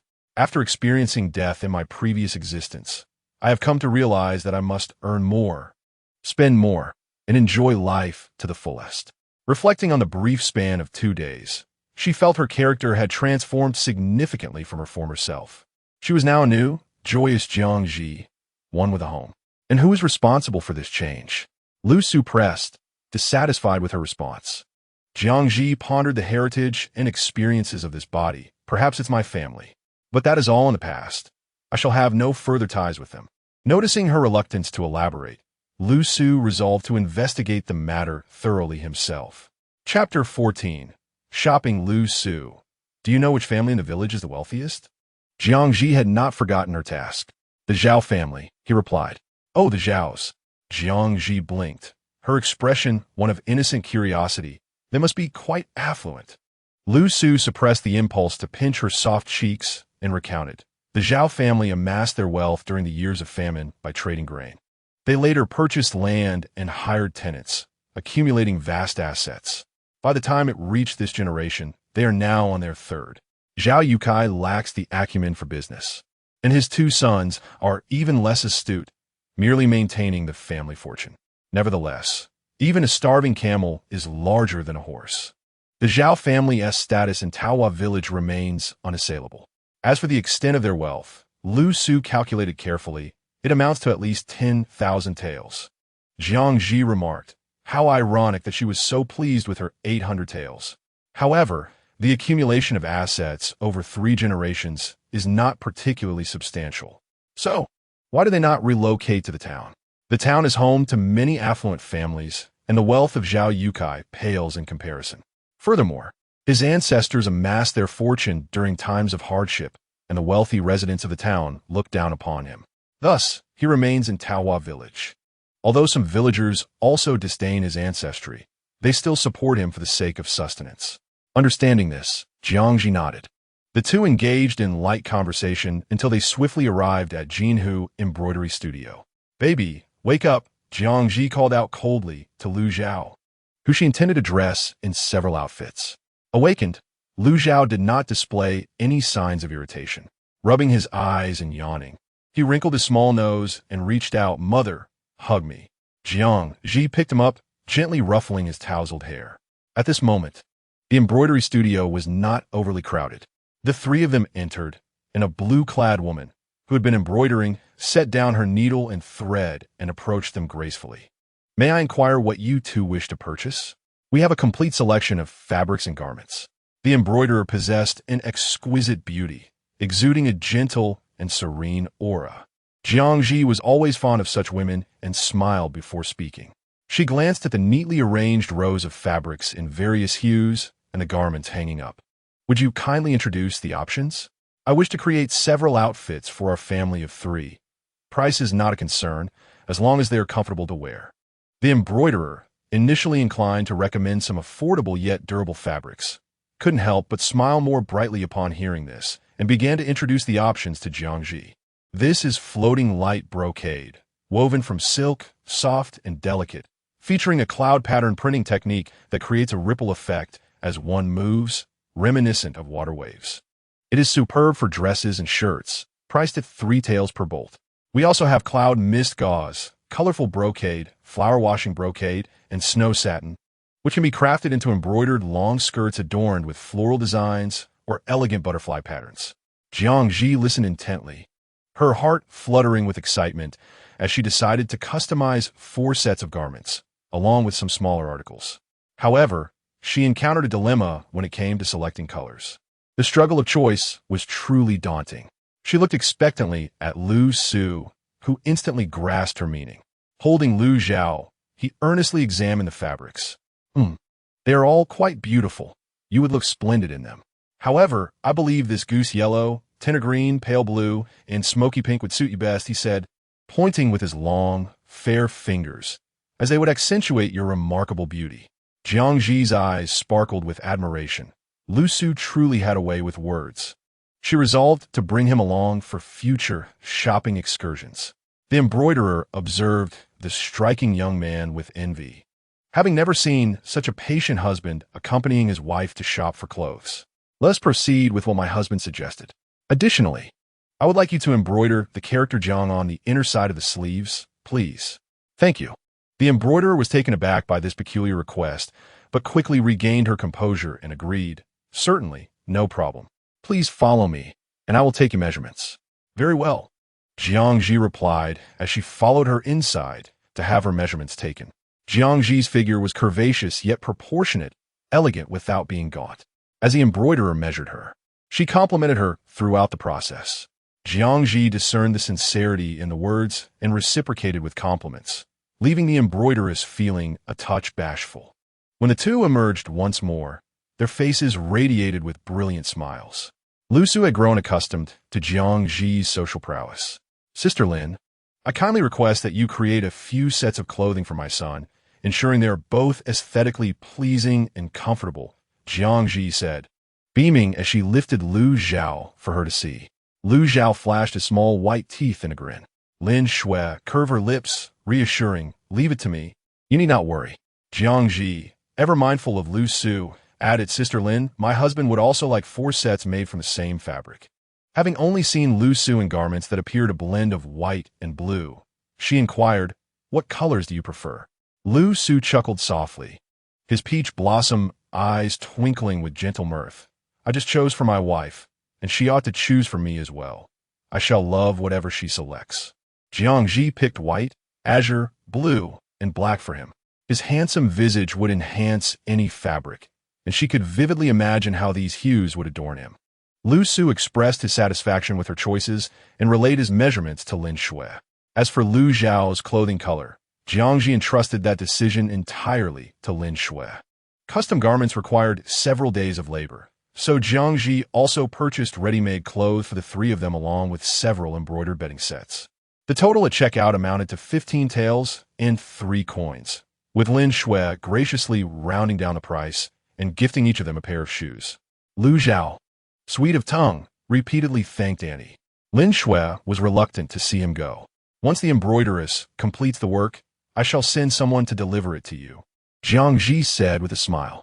Thank you, Sister Lin. I shall return another day. As they exited the Jinhu embroidery workshop, Lu Su finally voiced his curiosity. My dear, why do you wish to embroider characters on the sleeves? Because I like it. I simply wanted to, Jiang Zhi replied with a cheerful smile, though inwardly she knew the truth was far more complex. Her peculiar habit stemmed from a previous life, where she had numerous siblings who were both cunning and treacherous. By the time she returned home at the age of 11, she found herself in an unfamiliar environment, isolated and unsupported, while her half-siblings, wary of her position, sought to undermine her, pilfering her belongings. The initial encounters had indeed left her at a disadvantage, voiceless in her plight. Yet, fortunately, she possessed a keener sense than they, allowing her to not only evade their traps, but also ensure they faced the consequences of their misdeeds. Over time, This led to her habit of marking her possessions with a distinctive sign. In this new world, there was no need for such caution, yet for reasons unknown. After selecting the fabric, Jiang Zhi felt an undeniable impulse to maintain her old ways. Embroidering a character within her garments seemed harmless enough. Lu Su fell silent, contemplating that henceforth he too would embroider the character Jiang on the items he crafted for her.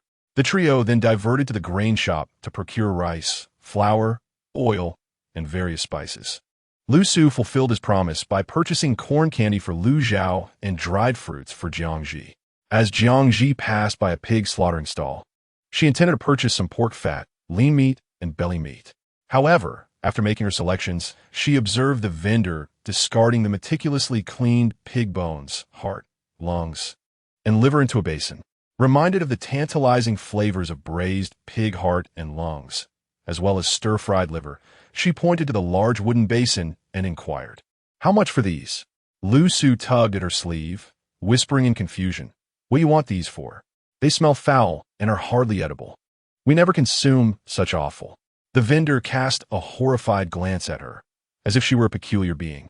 Jiang Zhi was taken aback by the locals' aversion to offal and, with an awkward smile, explained, "Oh, we have a large dog at home, and I wish to buy this for it." Understanding her intentions, the vendor visibly relaxed, his expression shifting to one of realization. "Since you've purchased so much meat, this is on the house," he proclaimed generously. Grateful, Jiang Zhi thanked him and proceeded to buy some vegetables from a nearby vendor who was enthusiastically hawking his goods. Once all her purchases were complete, twilight had descended. Observing the substantial heap of goods before her, Lu Su rented an ox cart for 15 won. Chapter 15. In times of turmoil, the journey home was slow, and by the time they arrived, the light was nearly extinguished. Utilizing the faint illumination, the driver assisted in unloading the items. Lu Zhao, clutching his pastries and dried fruits, waddled inside with his little legs unsteadily carrying him. Little Hua flitted about, darting from one end to the other. Once everything was unloaded, Lu Su offered a bowl of water to the driver, counting out coins as he expressed his gratitude. "Thank you, my good man. You worked hard today." The driver gulped down the water, took the money with a hearty smile, and waved his hand. "No trouble at all. If you have more work in the future, remember to call on me, and I shall offer you a discount." "Very well, travel safely," Lu Su replied. After the driver had walked away, he secured the door and turned to see two figures illuminated by the soft glow of the oil lamp in the room. A sense of fulfillment swelling within him, he strode confidently inside. Inside, Jiang Zhi was spreading the newly purchased bedding on the bed, with Lu Zhao eagerly assisting her. Carrying the smaller pillow and cushion, his little face flushed with effort.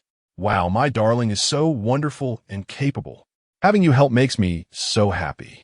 You truly are like a little man," Jiang Zhi praised as she arranged the bedding. Caught up in her enthusiastic compliments, Lu Zhao lost himself in the task, working with even more vigor. Lu Su couldn't help but chuckle at the sight of the two of them, curious about the delightful thoughts swirling in Jiang Zhi's clever mind. Noticing him leaning against the door, Jiang Zhi commanded playfully, "Don't just stand there. I've laid this out for you. Now go and prepare your own bedding in your room." "Of course, my dear," Lu Su replied with a gentle smile, straightening up to take the bedding outside. Lu Zhao scampered after him, exclaiming, "Daddy, let me help you." After finishing the bedding, Jiang Zhi organized the clothes, sorting the undergarments and skirts neatly. In ancient times, dyeing techniques were not well developed. Thus, natural plant dyes were used, rendering them safe to wear directly. She then gathered Lu Su and Lu Zhao's new garments and made her way to the small side room.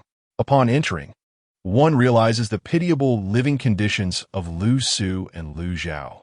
Their room is so diminutive that apart from the bed, there exists only a narrow path, scarcely wide enough for a foot to rest, devoid of space for a wardrobe or desk.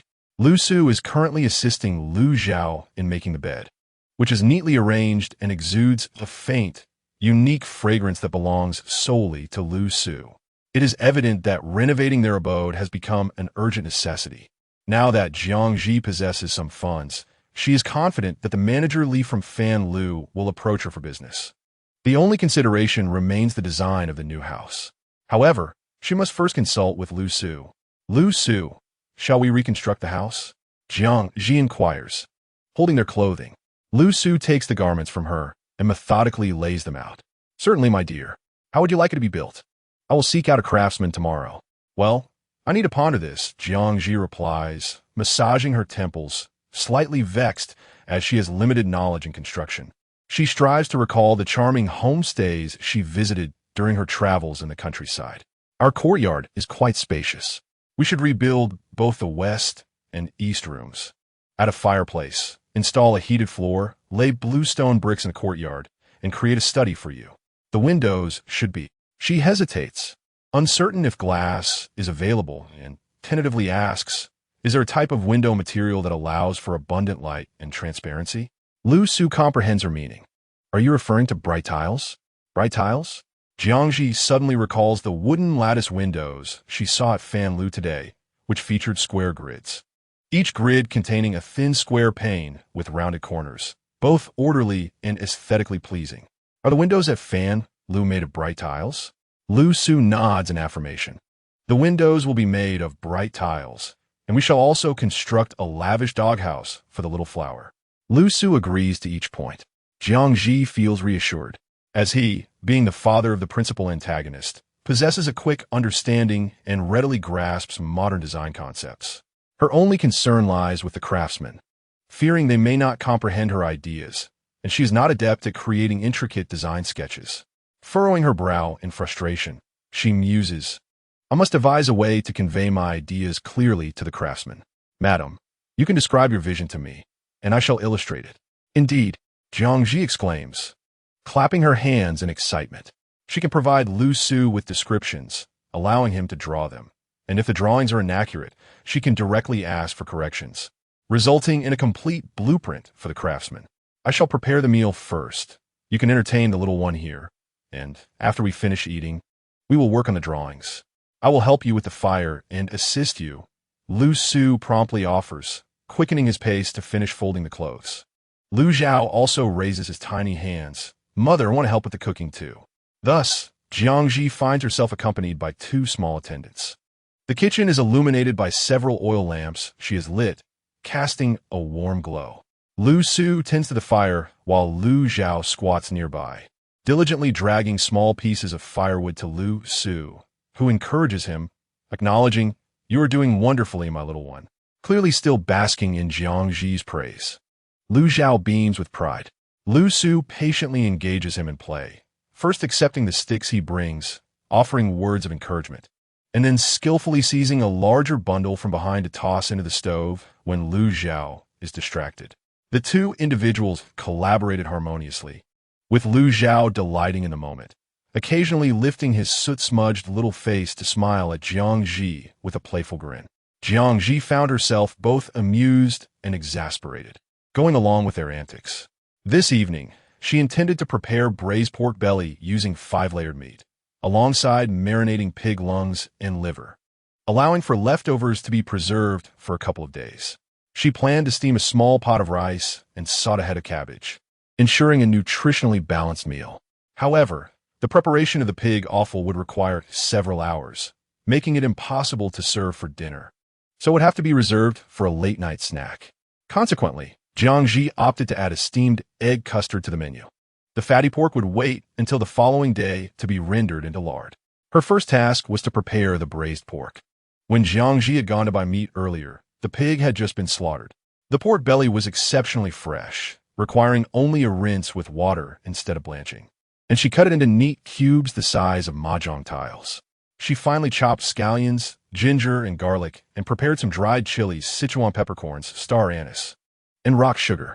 In a heated wok, she poured in peanut oil and sauteed the dried chilies until aromatic, then added the ginger, scallions, garlic, Sichuan peppercorns, and star anise, stirring until the fragrance enveloped the kitchen. Once the pork belly had taken on a slightly golden hue, she removed it from the heat to drain excess oil, placing it aside on a plate. With a ladle of clean water, she meticulously scrubbed the wok. Next, she heated the wok again, adding a small amount of peanut oil and rock sugar, allowing Lu Su to lower the heat for a slow caramelization. She continued cooking until the sugar completely melted and transformed into a deep red color with fewer bubbles. At this point, she covered the stove's chimney to extinguish the flames, relying on residual heat for the process. After a minute, Jiang Zhi added the pork belly back into the wok, stirring it with the caramelized sugar while maintaining a low flame. She mixed light soy sauce and dark soy sauce, which was essentially an ancient clear sauce, with water in a bowl, then poured this mixture into the wok, continuing to stir until the color of the sugar and meat became uniformly blended. Transferring everything into a clay pot, she added just enough water to submerge the pork belly, covering it to simmer gently. The next step involved preparing the pig offal. With swift precision, she sliced the pig's heart, lungs, and liver in half to drain the blood, submerging them in the prepared clean water once the bleeding ceased. Jiang Zhi vividly recalled the reason for her fondness for pig offal from her past life. Her grandfather, a gentle, humorous, and endearing old man, had dedicated his life to traditional Chinese medicine, transitioning from a novice to a venerable practitioner. Whenever she exhibited pickiness with food, he would cheerfully enlighten her about the significance and benefits of consuming various ingredients in traditional medicine, especially offal. Not only did he relish eating it himself, but he also encouraged her to partake, often reciting the philosophy of nourishes like that pig liver nourishes blood and enhances vision, pig heart benefits the heart, and pig lungs alleviate coughs.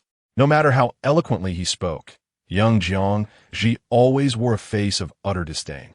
This pattern persisted until, all too abruptly, her grandfather passed away due to illness, leaving her to grow up alone at the Jiang family home. With time, she overcame her pickiness, even developing a love for pig offal. The first time she tasted the braised offal from the very shop her grandfather frequented, she unexpectedly burst into tears, her tears cascading into the soup like a string of pearls severed from their chain. The shopkeeper, alarmed, rushed to inquire about her distress. With tear-stained eyes, Jiang Zhi explained to the others that the braised pig offal here was simply delectable. The owner, visibly skeptical yet hesitant to inquire further for fear of upsetting her, sent her off with a generous portion of the delicacy. In truth, many years had passed, and Jiang Zhi seldom thought of her grandfather anymore. Perhaps the atmosphere between Lu Su and Lu Zhao had influenced her feelings. Memories of the only elderly man from her past who had genuinely cared for her resurfaced. Bowing her head, Jiang Zhi fell silent for a moment before resuming her task with the pig offal. Lu Su, perceptibly aware of Jiang Zhi's troubled emotions, approached her, adding a handful of kindling to the fire. "What is troubling you?" he asked softly. "It's nothing. Just keep your distance. I wouldn't want to carry your scent with me," Jiang Zhi replied lightly, her gaze still downcast. Lu Su remained silent, gently lifting her chin to examine her tear-streaked face, taken aback. "Why are you crying?" Jiang Zhi shook her head, attempting to escape his grasp, complaining, "The pig offal reeks too much." Lu Su, puzzled, questioned her sincerity. "Jiang Zhi, what exactly is bothering you?" Jiang Zhi remained mute, leaving Lu Su at a loss. He tenderly wiped away her tears, his tone soothing as he suggested, "If the pig offal is so foul, allow me to handle it. Let Zhao Zhao keep you company. Shall we? Zhao Zhao, come and be with your mother." Immediately, Lu Zhao abandoned the firewood he had been carrying and rushed over, grabbing Jiang Zhi's hand with his dirty little face eager to nuzzle against her. Jiang Zhi, caught off guard, barely reacted. Lu Zhao, clingy and sticky, called out "mother" a couple of times, his little face pressing against her palm, before suddenly letting out a retch. Jiang Zhi, startled, crouched down to inspect him. The stench of the pig offal had brought tears to Lu Zhao's eyes, his face a chaotic blend of white, black, and red. Yet he stubbornly clung to Jiang Zhi's hand. "While mother, I feel sick." Gently, Jiang Zhi patted his back with the back of her hand, feeling both anger and sorrow, her own distress dissipating. She was upset with herself for not watching over him closely and felt a pang of sympathy for Lu Zhao, fearing he might be left with some peculiar trauma. In a hurry, Lu Su emerged from the house carrying a cup of water to help Lu Zhao rinse his mouth. As tears streamed down Lu Zhao's face, he obediently gargled. Jiang Zhi dashed outside to wash her hands quickly, splashing water haphazardly, before returning with a basin of clean water. She soaked a cloth and tenderly wiped Lu Zhao's face, the kitchen in a state of delightful chaos. After tidying up, she carried Lu Zhao back to his room. Lu Zhao's resilience was remarkable. After Lu Su offered him 2 pieces of candied fruit, he soon felt better. Yet, Jiang Zhi still harbored some guilt. She quickly steamed rice and egg custard, finding an excuse to sit in the yard. Observing the little flower as it clumsily gnawed on a piece of wood it had dragged in from who knows where. Lu Su followed her outside, having donned a coat from somewhere, and gently draped it over her shoulders. He took a seat on a stool, shouldering the blame for the incident. It was not your intention. If anything, you should blame me. Jiang Zhi found his attitude amusing, her pent-up emotions dissipating as she adjusted her clothing, inhaling the fresh, fragrant scent of magnolia. What I possibly blame you for? Without a moment's hesitation, Lu Su replied, I should have made you happy from the very beginning. The moonlight was splendid that night, and the breeze was gentle. Jiang Zhi fell into a perplexing reverie. Jiang Zhi, will you believe me? Lu Su suddenly inquired, his melodious voice tinged with a palpable plea and vulnerability. Jiang Zhi turned her head to look at him. He was enveloped in the soft glow of the dim light. His peach blossom eyes fixed intently upon her, emanating a gentle radiance akin to pearls. As the light flickered with the breeze, his features conveyed an ethereal beauty. The corners of his eyes tinged with a hint of red, his lips pressed tightly together as if awaiting her response. Lu Su was even more enchanting than the moonlight of that night, Jiang Zhi mused. She smiled softly and replied earnestly, all right. Upon hearing her answer, Lu Su's face broke into a radiant smile. You must remember the words you have spoken. Of course, Jiang Zhi playfully retorted as she removed her garment and handed it to Lu Su. You've been out for quite a while. I will check on the kitchen. You look after the baby. Dinner will be ready soon. In the kitchen, the pot bubbled with a rich aroma. Jiang Zhi estimated the time was about right, adding a couple of pieces of firewood to intensify the heat. She then proceeded to clean the pig's offal, discarding the soaking water from the pig's heart, lungs, and liver, replenishing it and preparing to soak them for another half-hour. Just as she started the soaking, Lu Zhao entered, his cheerful smile revealing his small white teeth. Mama, Mama, he called out incessantly, tiptoeing and extending his delicate little hand to show Jiang Zhi.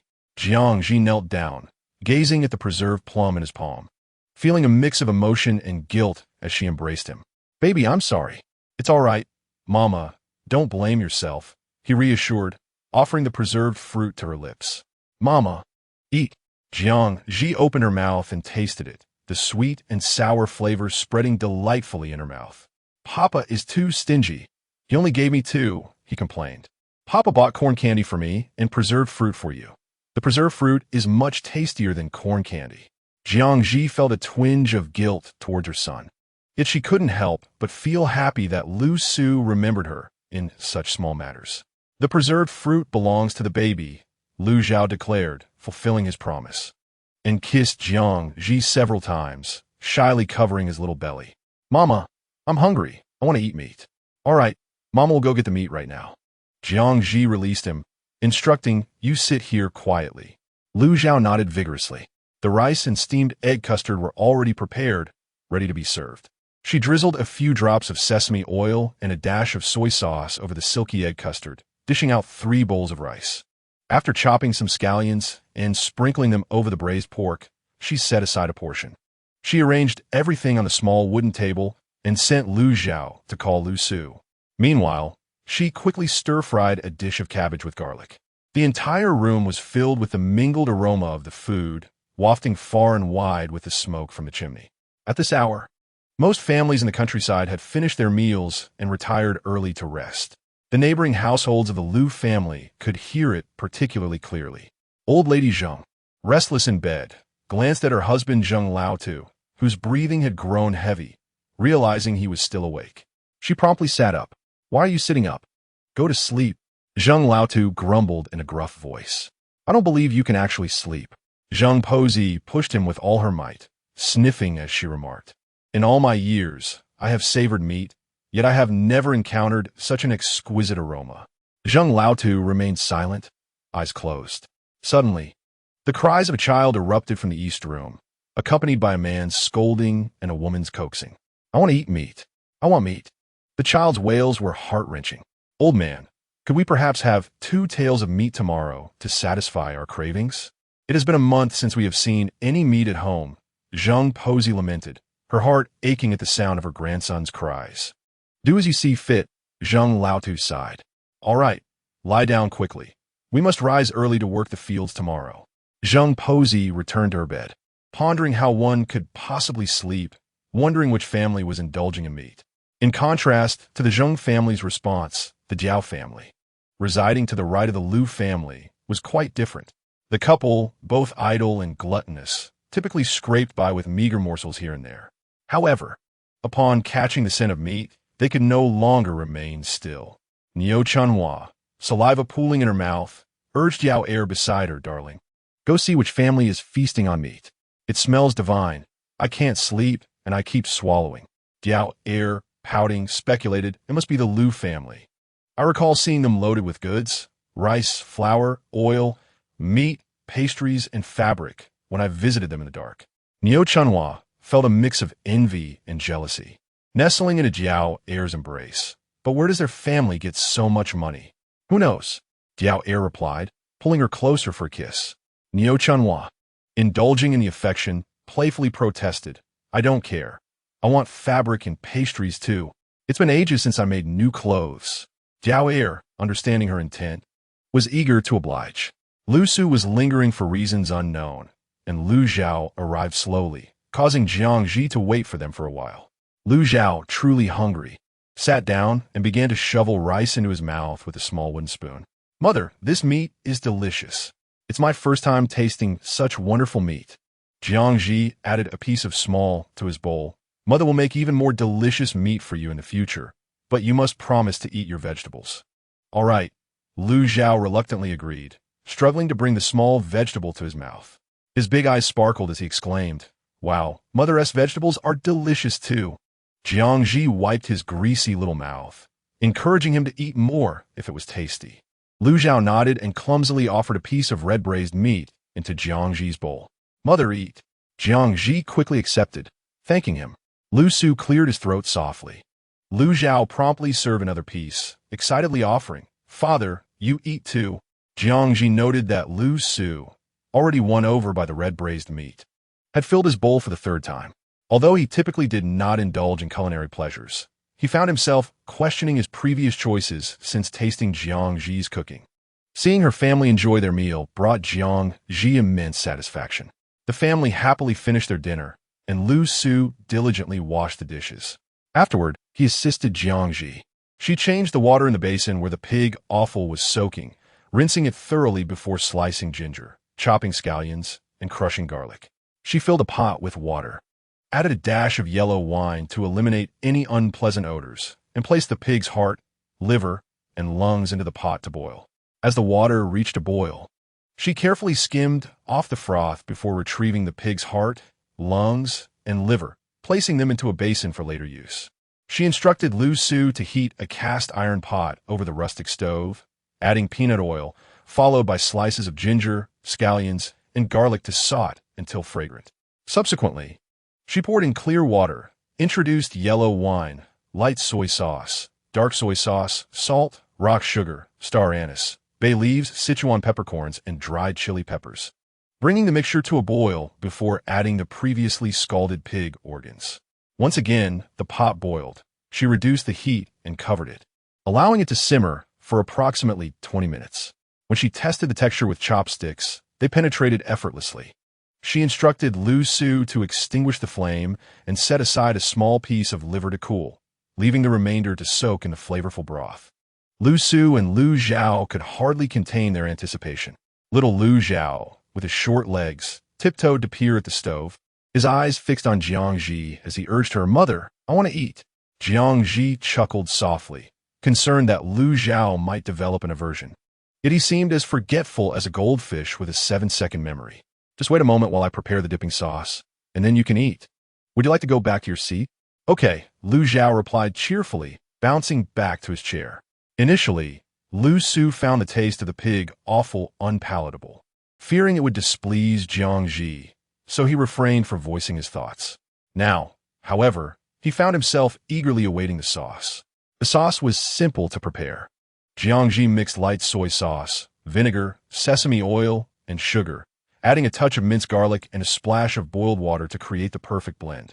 She then sliced the cooled liver into small pieces and arranged them on a plate, presenting it to the eagerly awaiting father and son.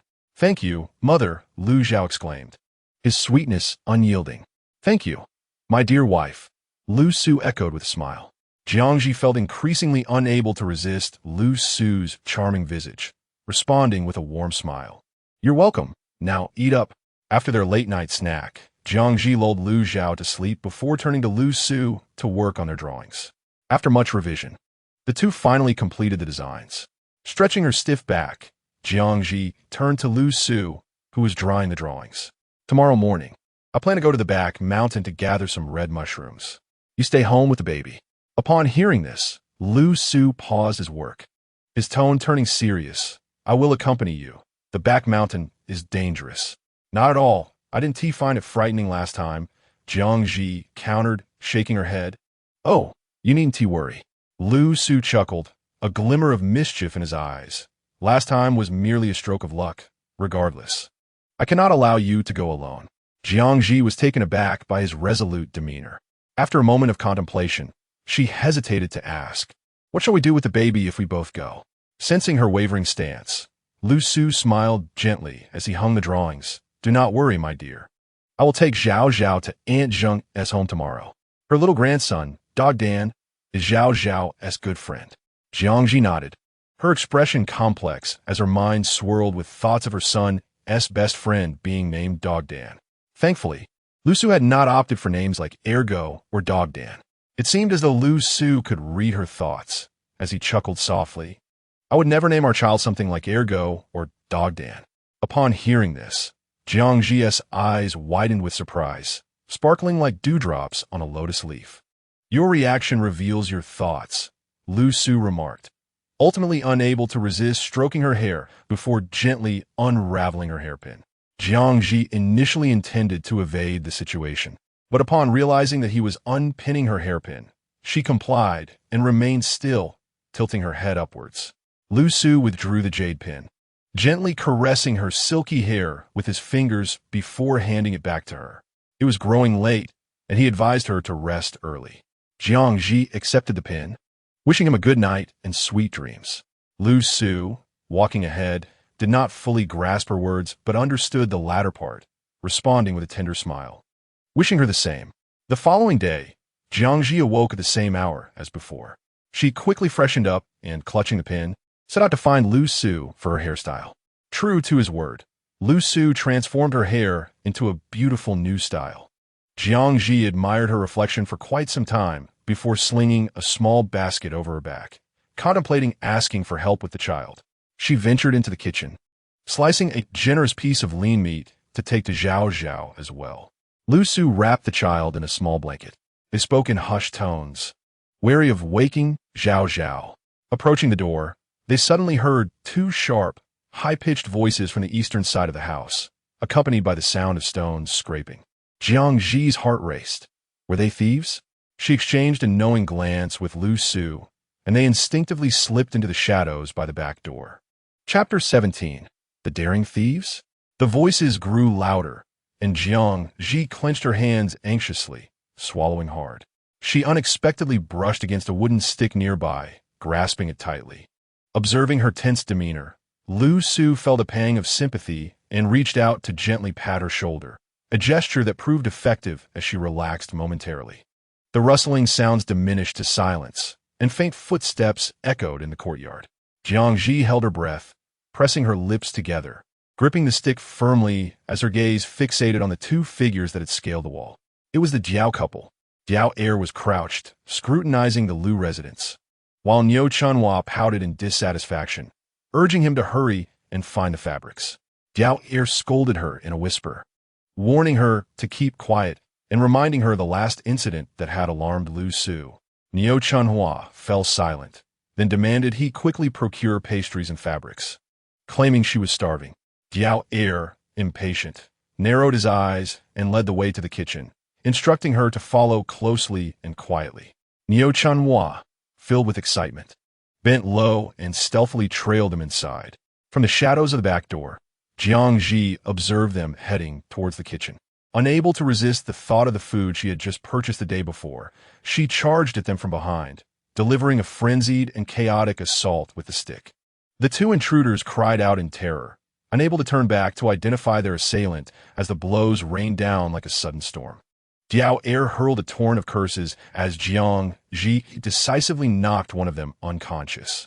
She then turned her full attention to the other, who was now begging for mercy, wailing and invoking all manner of familial titles in desperation. Jiang Zhi paused for a moment, catching her breath as she switched the stick to her other hand, having fatigued the previous one. Diao Er let out a sigh of relief, believing he had successfully pleaded for mercy. A semblance of joy flickered on his contorted face as he knelt on the ground, cautiously attempting to turn his head.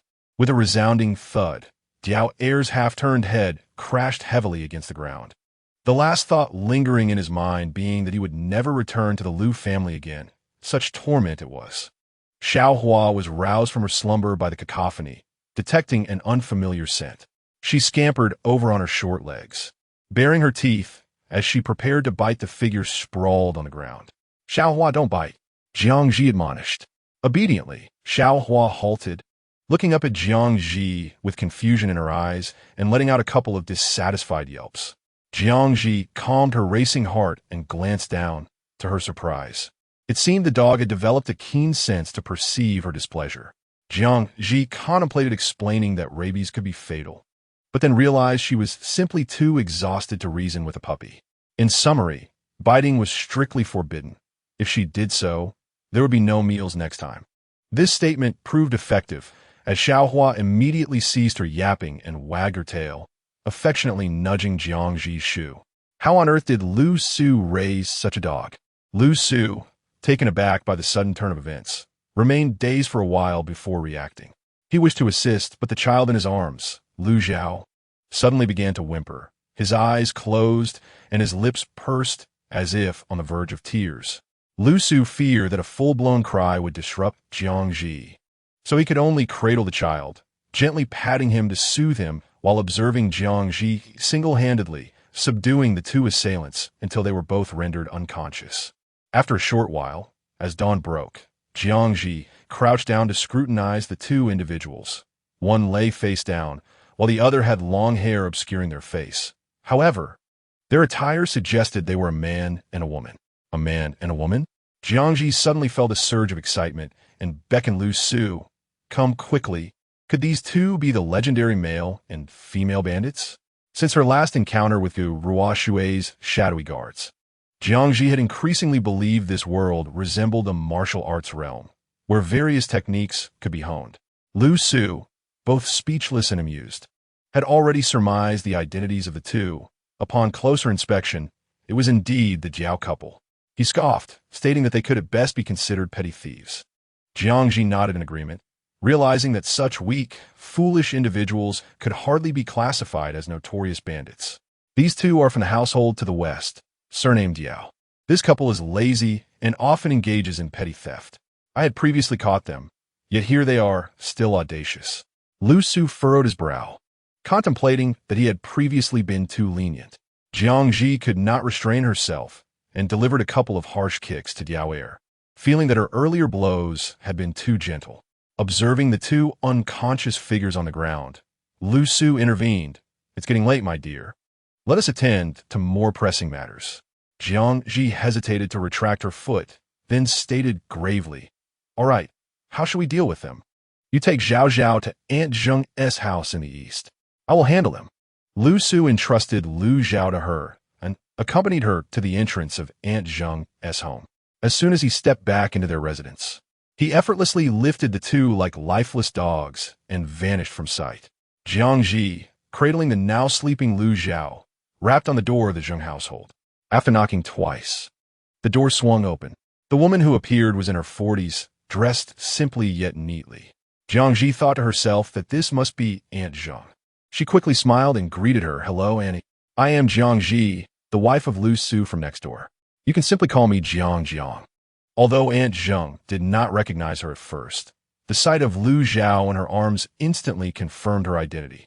It seemed the villagers' gossip about Lu's health improving was indeed true. Finally, Lu Su could savor a moment of respite. The Zheng and Lu families had been neighbors for many years, maintaining a cordial relationship. Aunt Zheng had watched Lu Su grow up and had affectionately doted on Lu Zhao as well. Seeing that Jiang Zhi was a lovely and sensible young woman, she warmly exclaimed, Jiang, you're feeling better now? Come in, have a glass of water." Jiang Zhi smiled and politely declined. "Thank you, Annie, but I have come to ask for your assistance today." "What is it?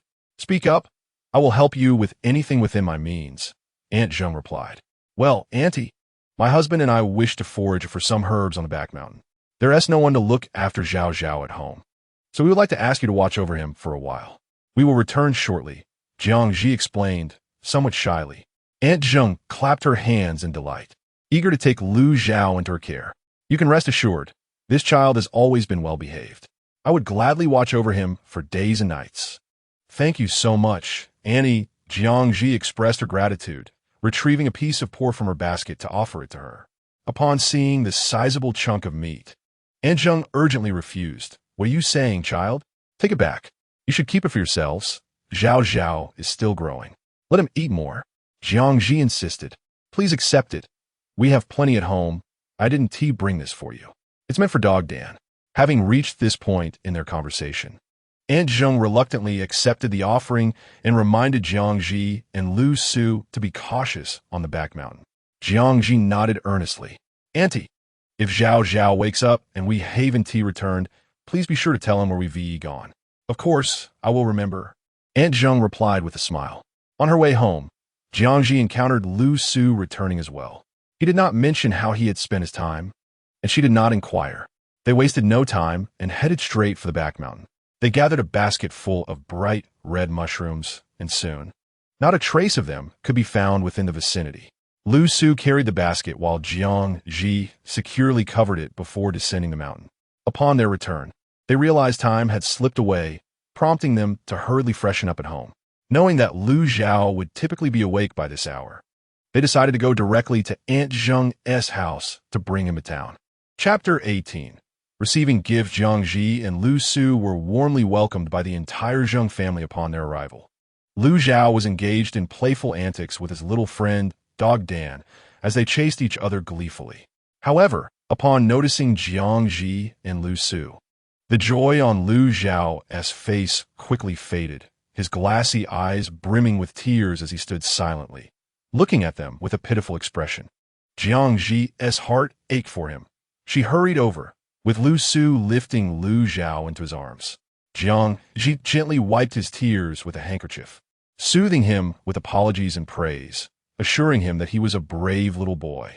Lu Zhao was praised a few times by his mother, and despite the tear stains still visible on his face, a smile broke through as he affectionately wrapped his arms around Jiang Zhi's neck. He looked at the two of them and felt a need to ask his parents himself. Stealing a glance at the boiling water prepared by Granny Zheng, he shyly covered his face and whispered, "I don't want anyone else to tell me where mother and father have gone." Jiang Zhi and Lu Su understood him well. Indeed, they had been somewhat remiss in their considerations this time. Granny Zheng had just finished boiling the water and was preparing a pot of tea with the special leaves reserved for distinguished guests. As she instructed her daughter-in-law to fetch the elegantly patterned celadon teacups from their high perch, she smiled and handed them to Jiang Zhi and Lu Su. After exchanging a few pleasantries, they did not linger at the Zheng household for long before departing. The carriage rented by Lu Su from Old Li was still as slow as ever. Jiang Zhi estimated the travel time based on previous experiences, assuring herself that they would not be late and would even have a bit of leisure time. However, considering the significance of this business deal, she resolved to arrive at Fanlu a bit earlier. In a room on the upper floor of Fanlu, Guru Ashue, donned in a flowing red garment, lazily propped her arms against a beautiful chaise, holding a small, illustrated book. Yet, her thoughts were far from the pages as she frequently leaned out to peer downstairs. In the adjacent room, Shan Sishu had just finished his sword practice and returned from a bath, his half-dry hair cascading over his broad shoulders, dressed in a black robe. Droplets of water clung to his fair neck and glided down his smooth chest, evoking a sense of allure.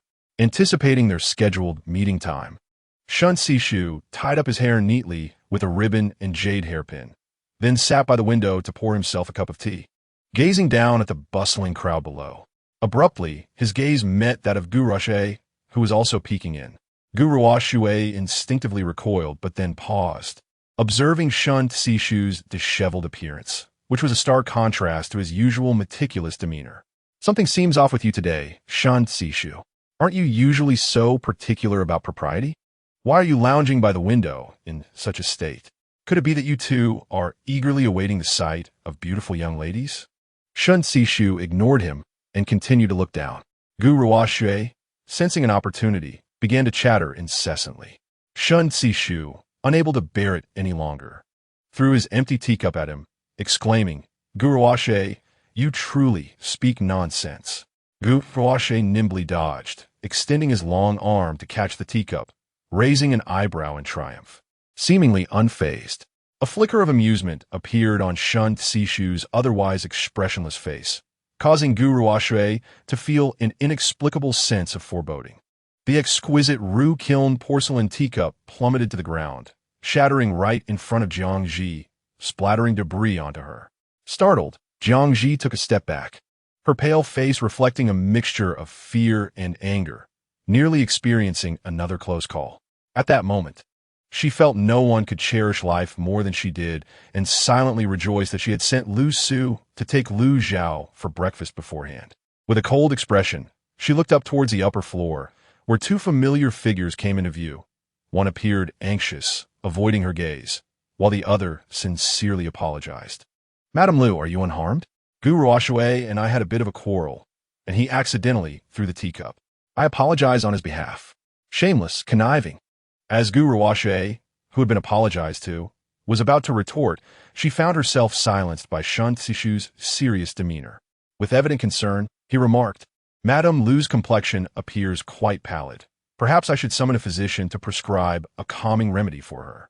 He observed Jiang Zhi's one expression, which seemed to wilt further, her vibrant visage now tinged with a hint of vulnerability. "I must apologize, Madame Lu. Today, the fault lies with me," she stated. Jiang Zhi took a moment to compose herself, gently easing her stiff neck from having looked up for too long. "There's no need for that. I hope that Lord Gu will refrain from any such mishaps in the future. I have come today to deliver the prized red fungus, and I kindly request that both of you send someone to retrieve it, so we may settle the remaining payment." "Very well," Shun Sishu replied, turning to beckon a servant to invite Madame Lu inside. Jiang Zhi had intended to deliver the goods directly below, but it appeared Shun Sishu wished to see her.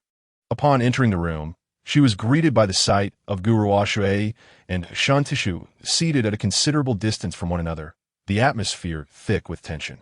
Gu Ruoshui's face lit up upon her arrival, eagerly offering her pastries and pouring tea. Jiang Zhi, overwhelmed by the attention, hastily accepted, saying, "Thank you, Lord Gu. I can manage on my own." Gu Ruoshui shook her head, insisting, "Madame Lu, you misunderstand. This is my way of expressing my contrition." Jiang Zhi thought to herself, what a peculiar method of apology, especially with a servant standing right beside them. She noticed the servant's head nearly touching the ground, his legs trembling uncontrollably. Resigned, she lifted the teacup to her lips.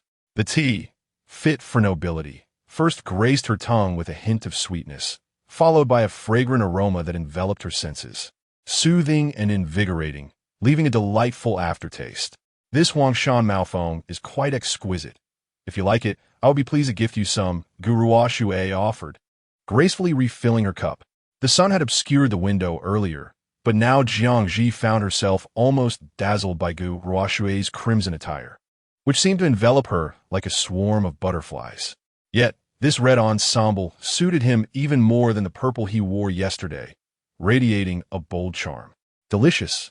Thank you, Your Grace," Jiang Zhi replied promptly, her thoughts racing. She believed in seizing opportunities, especially given how unsettling this man had been moments ago. After Gu Ruoshui finished his attentions, Shun Sishu spoke languidly, his dark eyes fixed on her. I wonder if Madame Lu has any desire to develop her talents in Rundu? This quaint village seems rather limiting. Jiang Zhi contemplated. She undoubtedly intended to venture to Rundu in the future. Not only were her own aspirations aligned, but the system would surely issue tasks to guide her there. However, she recognized the necessity of first accumulating resources and progressing steadily. I believe I will go there eventually, she replied with measured caution. Shun Sishu was not surprised by her answer, offering a faint smile. Then I shall await the opportunity to witness Madame Lu's brilliance in Rundu. How flattering, Jiang Zhi replied modestly. Shun Sishu perceived her feigned humility, amused by her underlying confidence. Gu Ruoshui quickly chimed in, when you arrive in Rundu, do remember to seek me out. Should you encounter any difficulties, I am here to support you. Thank you, Lord Gu, Jiang Zhi exclaimed, genuinely thrilled. And she dismissed the earlier incident where Gu Ruoshui had nearly struck her. Her gaze sparkled with excitement. Gu Ruoshui, feeling bashful under her intense gaze, coughed lightly into his hand. No need for thanks. After all, you have greatly aided us. May I inquire about the true name of Lady Lu? Asked Shun Sishu.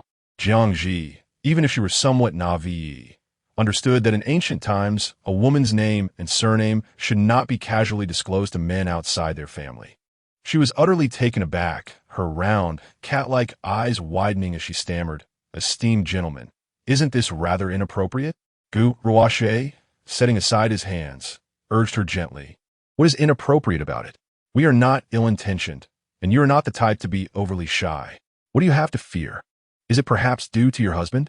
Jiang Zhi thought to herself, am I being overly self-absorbed? There seems to be a hint of jealousy in the air. Shun Sishu continued, if you do not reveal your name to us, how shall we recognize you when you arrive in Rundu? Is there only one Lady Lu in Rundu? He signaled to the servant to step outside. The servant hastily exited, gently closing the door behind him. My apologies, I neglected to introduce ourselves. Shun Sishu's voice was calm, exuding a magnetic quality. I am Shun Sishu. He pointed his long finger towards Gu Ruoshui, seated opposite Jiang Zhi. And this is Gu Ruoshui. The final straw had been laid upon the camel's back. Jiang Zhi spoke up. I am Jiang Zhi. Jiang Zhi? Shun Sishu silently repeated the name in his heart. Gu Ruoshui had already exclaimed, Jiang Zhi? How fortuitous that it sounds like the good fortune is approaching. Indeed. A splendid name, he praised. We shall await your arrival in Rundu. Jiang Zhi. Thank you, esteemed gentleman. Jiang Zhi, unfamiliar with the customs of ancient etiquette, performed a deep 90-degree bow, her expression bright with a smile. Gu Ruoshui and Shun Sishu, though puzzled, felt this was a gesture of great solemnity. You need not thank us excessively. Our satisfaction will come from enjoying your culinary creations in the future, Gu Ruoshui remarked with a smile. Your cooking surpasses that of the imperial kitchen. Ha! No problem at all, Jiang Zhi replied readily, glancing at the time as she took her leave. If you have no further matters, I shall take my leave. My husband and son are still awaiting me. Shun Sishu removed a finely crafted pouch from his person and handed it to her. This contains the remaining silver. Please accept it. Jiang Zhi received it, intending to extract the banknotes. However, Shun Sishu gently pressed her hand down, his tone leaving no room for refusal. It is all for you. Take it, and you may use it as a token to contact me in the future. Having only heard of women gifting pouches to men as a sign of deep affection, she pondered whether it might be acceptable for a man to present a pouch to a woman. Ultimately, she decided to accept it, reasoning that such outstanding individuals would hardly find interest in a married woman with a child, save for her culinary skills. Shun Sishu smiled contentedly, casting a sidelong glance at the astonished Gu Ruoshui. Gu Ruoshui, understanding the unspoken pressure, pouted slightly, unwilling to be outdone, and produced a double-fish jade pendant. Jiang Zhi, you should accept this as well. Jiang Zhi exclaimed, what extraordinary fortune has befallen me? The double-fish jade pendant appeared to be of considerable value, even surpassing her jade hairpin. Exuding a translucent brilliance and a lustrous sheen, its exquisite green hue reminiscent of warm jade. It was a sight to behold, flawless and enchanting on both sides. This is truly too precious for me to accept, she protested. How can you be so biased? Jiang Zhi, you accept his gift, but refuse mine? Is it that I am unworthy? At first, Guru Ashue's tone was soft and gentle, but soon it concealed an underlying threat. Jiang Zhi, caught in a dilemma, thought to herself, how could she dare to refuse? Yet, Guru Ashue seemed resolute in her intent to bestow the gift upon her, insisting that she could not leave without accepting it.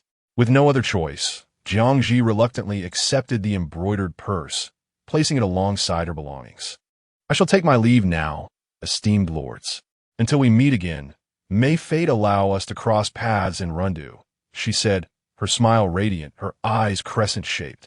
Very well, until we meet again, Shan Sishu replied with a faint smile. Guru Ashe was somewhat reluctant to let her depart, but lacking a valid reason to detain her. And with Rundu pressing for their return, she too said, all right, until we meet again. I will await you in Rundu. Chapter 19. Lard after leaving Fan Tower. Jiang Zhi hurried to reunite with Lu Su and Lu Zhao, contentedly enjoying a hearty breakfast before returning to Taohua Village. Upon her arrival home, she opened the purse gifted by Shan Sishu to inspect the silver note within, a 500 tael bill. She returned it to the pouch, admiring the gold-threaded embroidery, the jade pendant, and the two exquisitely packaged jars of Huangshan Malfong tea laid out on the table. She meticulously recounted the events at Fan Tower to Lu Su. Startled to learn that she had nearly been hit by a teacup, Lu Su furrowed his brows in concern and immediately stood to inspect her thoroughly. Recognizing his worry, Jiang Zhi obediently twirled around for him to see, reassuring him, don't worry, I'm fine. Only when he saw her lively demeanor did Lu Su's expression soften. He had initially intended to accompany her, but she had gently persuaded him, almost forcing him to take Lu Zhao for breakfast instead. From now on, will you allow me to accompany you wherever you go? Lu Su asked, still concerned. Jiang Zhi, having been quite frightened herself, readily agreed, of course. Lu Su, however, couldn't help but notice the 3 items on the table, clearly of greater value than the 500 taels, the double-sided embroidered purse, the jade double fish pendant, and the Huangshan Malfong tea. Huangshan Malfong is a rare tea, often reserved for royal use. While the purse was exquisite and of noble quality, it paled in comparison to the jade pendant, which bore a small carving of the character Rua. This pendant, signifying status, was far more than a mere token. It dawned on Lu Su that the man in black and Lord Gu were of royal lineage. He quickly made a mental note of their names, Shun Sishu and Guru Ashue. He pondered, the Shun surname is indeed the royal surname, but which prince could this be? As for Lord Gu, he must be the sole legitimate son of Princess Wuyang. They mentioned that she could contact them in Rundu. Jiang Zhi, equally perplexed, joked, perhaps it is my culinary skills that have won them over. They wish for me to open a restaurant in Rundu. She shrugged, adding, after all, I have no ulterior motives. This final remark sparked an epiphany in Lu Su, stirring his thoughts. While she claimed to harbor no ulterior motives, these 2 individuals were, in fact, intent on pursuing Jiang Zhi herself. Unaware of the allure she possessed, Jiang Zhi appeared blissfully innocent, smiling naively as Lu Su, after several mental turns, agreed with her. There is indeed a possibility for your culinary talents leave a lasting impression on those fortunate enough to indulge. I knew it, she said, all right. I shall go render the lard now. Jiang Zhi gathered her belongings and placed them into a small box that Lu Su had specially purchased for her. All our money is kept here. If you need to buy anything, feel free to take it yourself. She gestured towards a small cabinet that housed the box, then turned to leave. Halfway out, she suddenly turned back with a playful smile, warning him, do not take too much. Lu Su chuckled helplessly, his voice laced with affection. All right. They each returned to their respective tasks. Lu Su contacted the village craftsman, while Jiang Zhi commenced the lard rendering. Lu Zhao sat beside her, nibbling on glutinous rice cakes with an expression of profound grievance. Unable to resist, Jiang Zhi laughed at him. As for why it was glutinous rice cakes again, it was because Lu Zhao had stealthily moved a stool to reach for the pastries in the cabinet, only to be caught red-handed by Lu Su, who rewarded him with glutinous rice cakes. Mother, do not laugh at the baby, Lu Zhao added, feeling embarrassed at being discovered by his father, his voice soft and sweet. "Mother, do not look at the baby." All right, Jiang Zhi replied with a smile, turning her head away from him. She first washed the iron pot. Using an iron pot to render lard not only prevents the oil from sticking and burning, but also results in a pure, white oil devoid of sediment, enhancing its aromatic quality. The fats from animal oils possess an irreplaceable, distinctive fragrance compared to vegetable oils, which can stimulate one's appetite. Jiang Zhi particularly cherished animal fats, especially when combined with radishes, vermicelli, and soy products, creating a flavor that vegetable oils seldom achieve. Moreover, animal fats contain various fatty acids, with a balanced presence of saturated and unsaturated fatty acids, offering high nutritional value and providing more calories than vegetable oils, making it both delicious and filling. She cleaned a large piece of white pig fat, cutting it into small chunks of approximately 2 centimeters. All the pieces were placed into the frying pan, followed by adding a small half bowl of water and brought to a vigorous boil. As the mixture boiled, it gradually transformed into a milky white emulsion. She then reduced the heat to a simmer, allowing it to cook slowly. As the water evaporated, the liquid became increasingly transparent. Once all the moisture had evaporated and more oil was rendered, Jiang Zhi scooped some oil into a prepared jar, sprinkling a thin layer of salt before pouring in the oil. She continued to stir with a spatula, simmering until the meat residue turned into golden, crispy bits. Only then did she stop to filter the oil residue, spreading it out on a bamboo mat. Next, she ladled the clear, fragrant oil into a jar, sealing it and placing it in a shaded area to allow it to solidify. She sprinkled a layer of salt over the oil residue, shaking it gently to ensure each piece was coated, and then handed it over to Lu Zhao. "Baby," Lu Zhao, eyeing the golden, crispy oil residue, promptly discarded the glutinous rice cake in his hand, picking up a piece instead, curiosity shining in his eyes. "Mother, what is this? It smells so good." "This is called oil residue. It is quite delicious. You should try it." Jiang Zhi offered him a piece. Lu Zhao opened his mouth to receive it, and upon biting down, the crispness delighted him, causing him to squint his eyes in pure enjoyment. "Mother, it is so delicious." His eyes widened in astonishment. Wow. When a baby eats it, even the teeth speak. Jiang Zhi was utterly charmed by his adorable demeanor, her heart melting. "Huh. The teeth seem to speak because what the baby eats is crunchy." Jiang Zhi picked up a piece and said, "Baby, listen. Mother's teeth can also speak." Lu Zhao clapped his little hands with excitement. It was already noon. After playing with Lu Zhao for a while, Jiang Zhi decided to prepare lunch. Observing the fresh lard and cracklings, she resolved to make a simple dish of lard-mixed rice. First, she steamed the rice and rummaged through the house to find a few sheets of paper for Lu Zhao to draw simple sketches. Just as the rice was nearly done, Lu Su returned. Having been basked in the sun outside for a while, his complexion remained fair and translucent. Jiang Zhi marveled at the sight. Could Lu Su truly be the epitome of natural beauty? Oblivious to her thoughts, Lu Su rolled up his long sleeves, revealing his delicate and fair wrists, and diligently washed his hands. "Please pour me a glass of water," he requested. Jiang Zhi picked up the cool jug to serve him water, pondering whether to prepare some refreshing fruit tea given the rising heat. He smiled as he dried his hands and received the glass, thanking her warmly. "Everything is settled for today. We've agreed to meet in 2 days. Lee the craftsman assured me he can produce 90% according to the blueprints, and the furniture will also be ready." "That is splendid news," Jiang Zhi exclaimed, giving him a thumbs up, her eyes glowing with joy. "Having you by my side is truly a blessing." Lu Su's smile deepened, his eyes sparkling with delight. Upon returning, he willingly took on the task of entertaining Lu Zhao. Jiang Zhi turned to check on her jar of lard, which had solidified into a white, snow-like mass in the cool shadows. She scooped steaming rice into 3 bowls, sprinkled some chopped green onions and a dash of soy sauce, then added half a spoonful of lard, topping it off with a generous layer of cracklings that exuded an irresistible fragrance.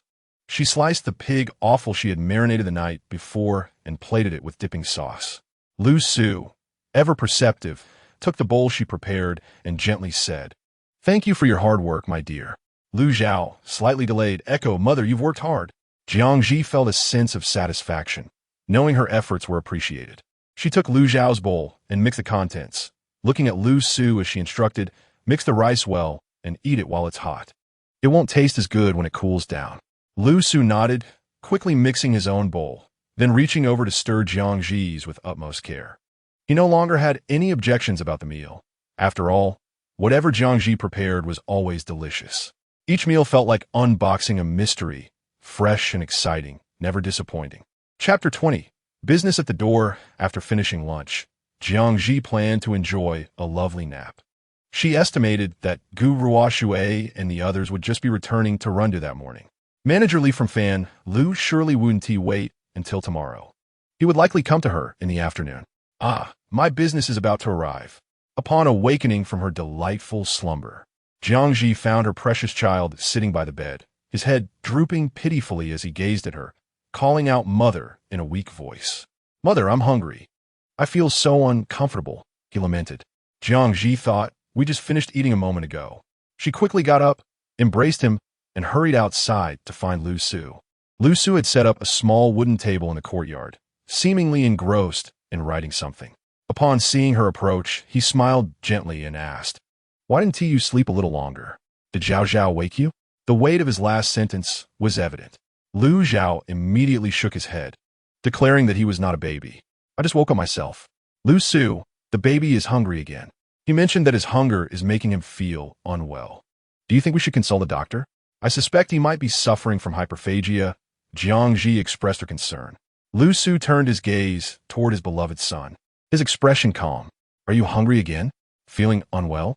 Lu Zhao met his gaze for a brief moment before lowering his head, confessing obediently, "Actually, the baby is not really that hungry.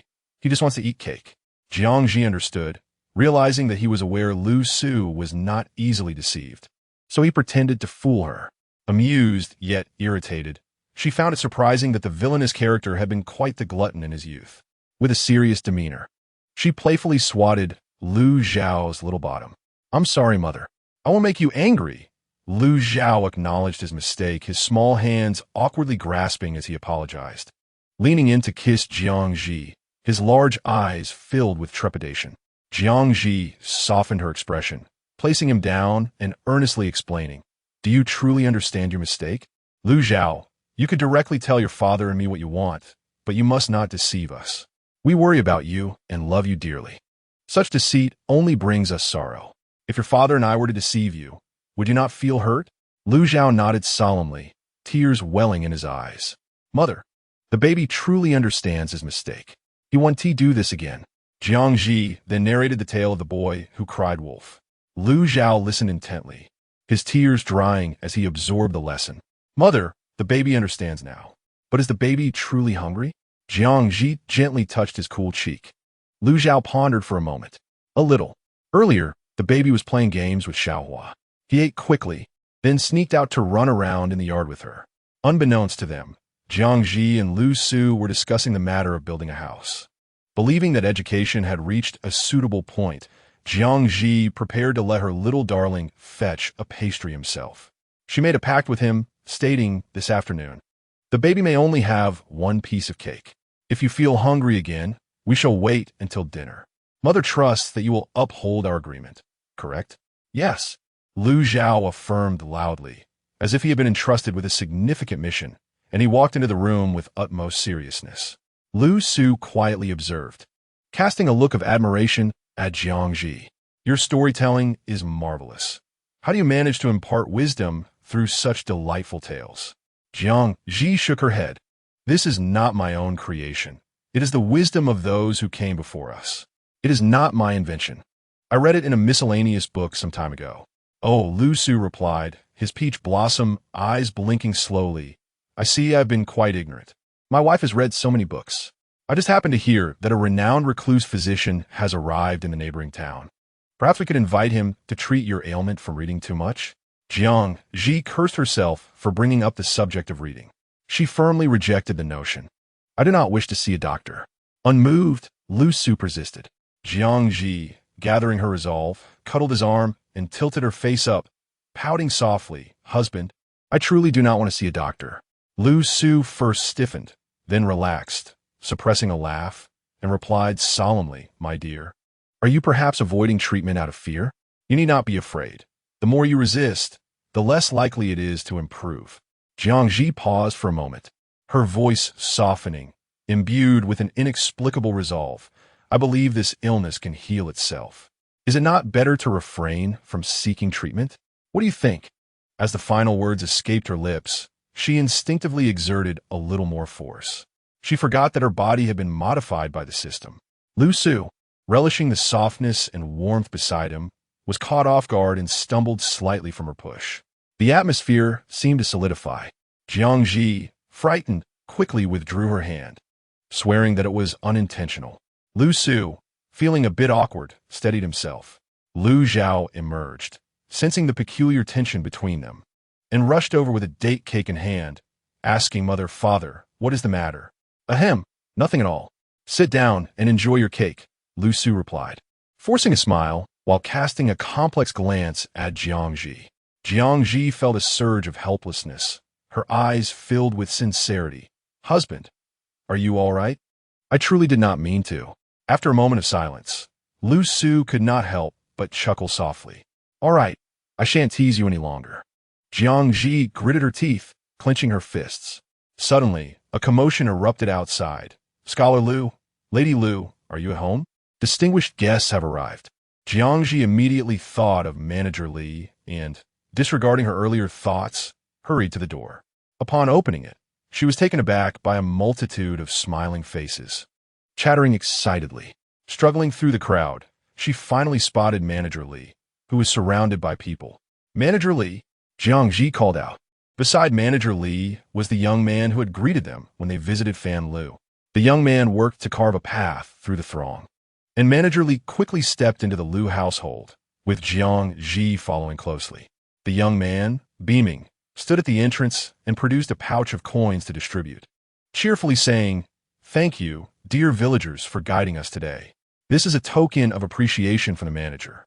The villagers, receiving the money, expressed their gratitude, silently acknowledging Manager Li's generosity. Some speculated enviously about the fortune that had befallen the Lu family, associating with such wealthy individuals. Others pondered the implications, sensing that Manager Li must be seeking out Lady Lu, and concluded that they would need to cultivate a good relationship with this mysterious figure. Manager Li entered, taking a moment to catch his breath, and wiped the beads of sweat from his brow with a handkerchief, lamenting to Jiang Zhi, "The villagers in your community are excessively enthusiastic. I nearly suffocated amidst the crowd." Jiang Zhi chuckled, understanding the honor it was for Manager Li to be escorted by them, and thus they were more than willing. Chapter 21. A meal invitation. Manager Li stroked his neatly trimmed beard and smiled. "Indeed, Lady Lu knows how to speak." He nodded towards Lu Su, who was preparing tea with a virtuous demeanor, privately noting that Lady Lu's ability to manage her husband was impressive. Look at how this scholarly man was behaving like a dutiful wife at home, surpassing his demeanor from the previous day outside. Lu Su returned the gesture with a smile, recognizing the subtle disapproval in Manager Li's eyes. Yet he remained unaffected, finding nothing amiss in the situation. In his perspective, a man's stature and dignity are never manifested through the oppression of women. As Jiang Zhi guided Manager Li inside, she turned her head to inquire whether Manager Li had come to discuss business today. Upon hearing this, Manager Li's eyes crinkled into a narrow slit as he smiled, affirming that he indeed wished to engage in a business discussion today. He sighed, his tone laced with admiration, remarking that Madame Lu was unaware of how many patrons were eagerly awaiting the dishes crafted by their new chef. Thus, once the two esteemed guests departed, he hastened to Peach Blossom Village without delay. Jiang Zhi remained unperturbed by flattery or disdain, embodying an attitude of nonchalance as if it were only natural. Manager Li suddenly experienced a surge of excitement reminiscent of the initial days when Fan Lu was established in Flowing Water Town. He sensed that Madame Lu's recipes could elevate their establishment to new heights. With this thought, he could hardly contain his eagerness, stating, "Madame Lu, I have come today to discuss the business regarding your recipes." Finally addressing the matter at hand, Jiang Zhi invited him to sit. Her interest piqued as she awaited his proposals. Manager Li continued, Madam Lu, we at Fan Lu wish to purchase your 4 recipes from yesterday for the sum of 100 taels of silver. Jiang Zhi remained silent, her gaze lowered in contemplation. Manager Li gritted his teeth, feeling the sting of the offer. What do you think of 150 taels, Madam Lu? Still, silence ensued. Unable to endure the tension, he pressed, what does Madam Lu desire? At last, Jiang Zhi smiled, stating, I can provide the recipes. And I can even offer you additional ones. However, for every dish sold from my recipes, I require a share of the profits, 70-30 in my favor. This left Manager Li speechless. Jiang Zhi continued, her demeanor composed yet assertive. Please consider your response carefully. With my culinary skills, I doubt Pear Blossom House would reject my terms. Indeed, Pear Blossom House was fervently intent on outdoing Fan Lu. Manager Li thought bitterly, acknowledging Madame Lu's audacity, though she had the merit to back it up. Reflecting on the disappointed patrons of Fan Lu, he begrudgingly conceded, I accept your conditions, Madame Lu. Jiang Zhi promptly accepted the water brought by Lu Su, pouring a cup for him and cheerfully stating, I knew it. Manager Li is a straightforward person. With a sip of tea, the fragrant aroma enveloped him, gradually soothing his earlier irritation. Despite his lifelong preference for tea over wine, he had never tasted such exquisite tea before and thus inquired, Madame Lu, what kind of tea is this? It is remarkably fragrant. I shall procure some for myself in the future. At home, she had no other tea but the Huangshan Maofeng gifted by Gu Ruoshe.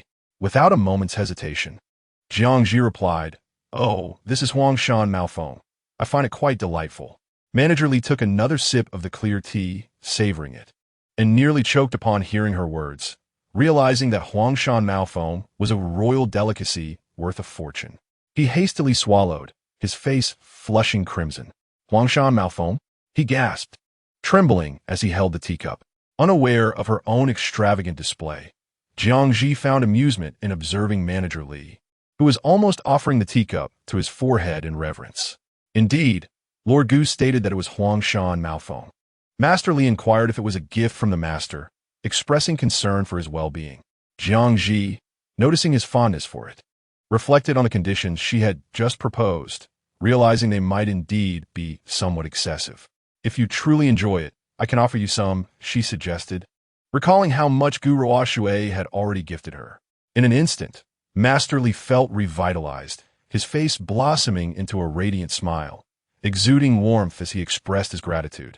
Thank you, Lady Lu. Lu Su swiftly packed the Huangshan Maofeng and handed it to Master Li, having sensed his discomfort upon first seeing the tea. Master Li cradled the tea with delight, contemplating dedicating this precious Huangshan Maofeng to showcase his success to his ancestors. Observing the near-tearful joy on his face, Jiang Zhi suddenly felt that a slightly more extravagant condition might be acceptable. How about I take 8 and you take 2? She probed. Master Li hastily tucked the tea into his bosom, his expression turning somber. Lady Lu, I truly cannot go any lower. Very well, Jiang Zhi replied, not disheartened, as a 70-30 split was already satisfactory to her. She promptly instructed Lu Su to write it down while discussing with Master Li the plan to introduce 5 new dishes over the next fortnight. The initial launch would feature several new offerings to attract diners, and once the new clientele stabilized and became familiar with the dishes at Fan Lu, more could be introduced. Thus, besides the 4 recipes from yesterday, Jiang Zhi provided several new ones: sweet and sour tenderloin, beef casserole, for happiness meatballs, and sweet and sour ribs. She noted that the cuisine of Kanglin Kingdom predominantly favored salty flavors, with very few sweet or varied dishes, hence her diverse selections. Master Li was initially taken aback by these unexpected dishes, then carefully folded them and tucked them away, exclaiming, just hearing these names makes my mouth water. I can only imagine the diner's anticipation. I will return home today and instruct them to prepare according to this list, and we shall unveil the new menu tomorrow.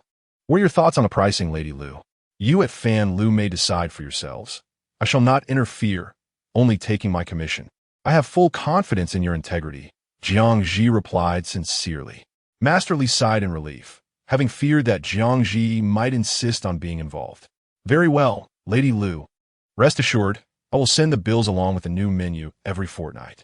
Additionally, regarding ear fungus, chestnuts, and other mountain goods, Fan Lu would undoubtedly have a substantial demand. Let me consider how to proceed. Jiang Zhi mused, slightly troubled, as while foraging from the mountains was an option, it posed dangers and a small team could yield little. Moreover, once the use of ear fungus at Fan Lu became known, everyone would rush to gather it, and she could hardly envision how much would remain in the hills. Do not fret, Lady Lu.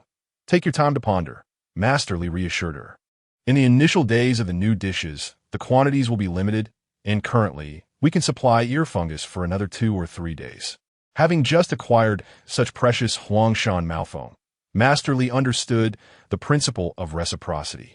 Rest assured, should you wish to continue supplying mountain goods, we will prioritize purchasing from you. We will offer 10 1 per pound for ear fungus and 5 1 per pound for chestnuts. In comparison to current market prices, this offer was already quite favorable. Moreover, Master Li, fully aware that mountain goods could easily be found, was clearly providing her with an opportunity to profit. Jiang Zhi nodded gracefully. All right, thank you, Manager Li. Manager Li waved his hand dismissively. Jiang Zhi lifted her gaze, noting that the hour was late. Manager Li, why not stay for a meal before you depart? Thank you. But no, Madame Lu. Manager Li had no intention of staying for dinner. He trusted Jiang Zhi's abilities.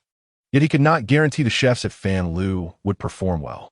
He needed to hurry back to Fan Lu to have the kitchen prepare a trial dish, aiming to finalize the menu by tomorrow. After explaining himself, Manager Li took his leave, saying, Madame Lu, we shall bid you farewell for today. Take care on your journey. Jiang Zhi replied, along with Lu Su, who wished to escort them out. Manager Li politely declined. You two need not see us off. However, Jiang Zhi and Lu Su insisted on accompanying them to the entrance. It was only after Madame Lu concluded her discussions that Lu Zhao rushed over to embrace her leg, his flushed face looking up at her. Mother, what shall we have for dinner? Having played in the yard and worked up a sweat, Jiang Zhi took out a handkerchief to gently wipe his forehead. Lu Su knelt down to straighten his crooked collar. This painted a picture of a warm and harmonious family, and Lu Zhao felt immensely happy. He planted a kiss on Jiang Zhi's cheek, followed by another on Lu Su's. Lu Su stood momentarily stunned, as if he could sense the warmth and fragrance lingering on Jiang Zhi's face even through Lu Zhao. His earlobes turned a vivid red, and his fair cheeks seemed to blush with a delicate hue, rendering him extraordinarily handsome. He looked up at Jiang Zhi, his feelings unmistakably evident in his gaze. Unfortunately, Jiang Zhi was entirely oblivious to him, her attention solely on Lu Zhao. She mused, recalling her earlier mention of sweet and sour pork and 4 happiness meatballs, dishes she had not enjoyed in quite some time. How about I prepare sweet and sour pork and 4 happiness meatballs for dinner? Yes. Upon hearing this, Manager Li, who had just raised one leg to board the carriage, swiftly lowered it, shook his sleeves, and turned with a smile. Madame Lu, I find your suggestion most agreeable. Jiang Zhi was taken aback by Manager Li's sudden change of heart. Really? Indeed. I believe I shall stay to sample Madame Lu's culinary skills. Very well, Jiang Zhi nodded, still surprised at Manager Li's reversal. Manager Li gestured for her to enter. The young attendant, who had already harnessed the horses, was baffled as he followed closely behind, whispering, Manager, aren't we in a hurry to return? Manager Li glanced at him, stroking his beard as he chuckled. No. After much consideration, I cannot disregard Madame Lu's kindness.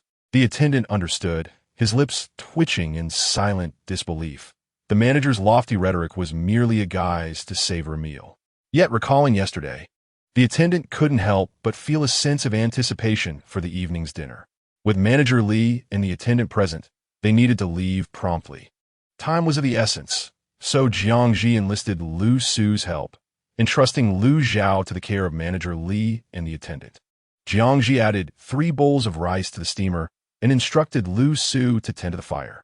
She retrieved the pork tenderloin purchased the previous day, washed it meticulously, and skillfully removed the sinews, leaving only the lean meat, which she then cut into segments. Each segment was sliced into thicker pieces, with neat crisscross cuts made on both sides. Then, the meat is sliced into thin strips and placed into a bowl where salt, cooking wine, half a tablespoon of soy sauce, and an egg are added, along with a sprinkle of starch, and everything is mixed thoroughly. Next, some scallions and ginger are chopped, with the ginger minced and set aside. The preparation of the sweet and sour sauce begins, as ginger is combined with salt and white vinegar. She has a penchant for sweetness and believes that the sweet and sour pork tastes better with a generous 2 tablespoons of sugar added, followed by a splash of water for dilution. Once everything is ready, she heats oil in a wok, estimating the temperature to be around 60 hot. The meat strips are then added, fried for 4 to 5 minutes until they turn a light golden color, and removed. The oil is heated further to about 80, and the meat strips are fried again for a second time. This double frying results in a crispy exterior while keeping the interior tender. The fried meat is then drained to remove excess oil. In a separate pan, she pours in oil, adds the scallions and ginger, and then the prepared sauce. When the sweet and sour mixture thickens to a sauce-like consistency, she adds the previously prepared water and starch to thicken it even more. The meat strips are added back into the pan, and she quickly stirs over high heat, ensuring that the sauce envelopes each piece of meat. Finally, a sprinkle of white sesame seeds is added, and everything is mixed thoroughly. Lu Su gazes at her radiant face illuminated by the flames, momentarily entranced. Jiang Zhi, with great care, arranges the dish and, inhaling the sweet and sour aroma, feels elated. She turns to ask Lu Su to lower the heat for the next dish, only to find him staring blankly at the plate in her hands. Haha, it is rare for Jiang Zhi to see him in such a dazed state. In recalling the afternoon, she teasingly remarks, "Though my cooking is delightful, you needn't gaze at my dish with such longing, Lu Su. TSK, you look just like Xiaohua." Lu Su, at a loss for words, knows he truly desires Jiang Zhi instead. Even if he expressed it, she wouldn't believe him. He sighs softly, uncertain as to why he feels so certain. Unexpectedly, the kind-hearted Jiang Zhi picks up a piece of sweet and sour pork and offers it to him, her head held high, saying, "Here, eat up." Lu Su is momentarily taken aback, then tilts his head and chuckles softly, his eyes sparkling. "What is this, my dear? Do you take me for Zhao Zhao? You wish to feed me personally?" Jiang Zhi's heart skips a beat under his gaze, chiding herself for being infatuated again. Regaining her composure, she playfully replies, "No, no, I see you as Xiaohua instead." Seeing her smile, Lu Su cannot help but join in, gently biting into the enticing piece of sweet and sour pork. "How is it?" Jiang Zhi withdraws her chopsticks, asking with pride. Rich and flavorful, lingering delight on the palate. Upon receiving his satisfied response, Jiang Zhi places the dish aside and begins preparing the 4 happiness meatballs. For the 4 happiness meatballs, she requires a mix of fatty and lean pork along with eggs. She first cleans 5 eggs and places them in boiling water, cooking them for 6 minutes before transferring them to cold water. While the eggs are boiling, Jiang Zhi begins chopping the meat. Observing her, Lu Su eagerly takes the knife to assist her, and she allows him to do so. Lu Su's chopping is exceptionally skillful, yielding a fine mixture of meat that is well balanced in fat and lean portions. Once he had finally chopped the meat, Jiang Zhi added the minced scallions and ginger, seasoning the mixture with a pinch of salt, pepper, starch, soy sauce, yellow wine, and sesame oil, stirring it all together before allowing it to marinate for 8 minutes. During this time, Jiang Zhi and Lu Su peeled the soft-boiled eggs, which were easily shelled due to having been cooled in cold water. Once the marinating was complete, she took a portion of the meat mixture, shaped it into a round patty, and wrapped it around the egg, forming it into a perfect sphere. Next, she heated oil in a cast-iron pan to a moderate temperature, gently placing the meatballs into the hot oil over low heat. They were fried until firm, turning them delicately with a wooden spatula to ensure even cooking, and after about 6 minutes, they were ready. Jiang Zhi retrieved the meatballs from the oil, draining them, and arranged them neatly on a plate. She then prepared a small bowl of dipping sauce, combining a bit of salt, soy sauce, starch, and water, stirring until it was well blended, and simmered it in the pan until it thickened and became syrupy. This sauce was generously drizzled over the 4 happiness meatballs, ensuring each one was enveloped in the rich sauce. With 2 meat dishes prepared, Jiang Zhi stir-fried a plate of tender baby bok choy, Master Li and the shop assistant devoured the meal with gleaming faces, consumed by the deliciousness and hardly pausing for conversation, repeatedly exclaiming how delectable it was. It was as if they hadn't eaten in days, and Jiang Zhi and Lu Su were concerned they might choke. So they each poured a glass of water for them. By the end of the meal, they had not even spared a drop of the meatball sauce, mixing it with their rice. When they finished, Master Li's bowls gleamed as brightly as the little flower S, shining clean. Lu Su jested softly to Jiang Zhi, remarking how easy the bowls would be to clean tonight. Lu Zhao, having finished the last grain of rice, blinked his large eyes at the reclining Master Li and the assistant, then turned to Jiang Zhi and Lu Su, seeking praise, puffing out his small chest. Mother, father, I finished all my food, just like little flower. Grandfather and brother did too. Jiang Zhi and Lu Su fell silent, thinking, oh dear child, why did you say that? Observing this, Master Li complimented Lu Zhao and inquired curiously, Zhao, who is little flower? Is she your good friend?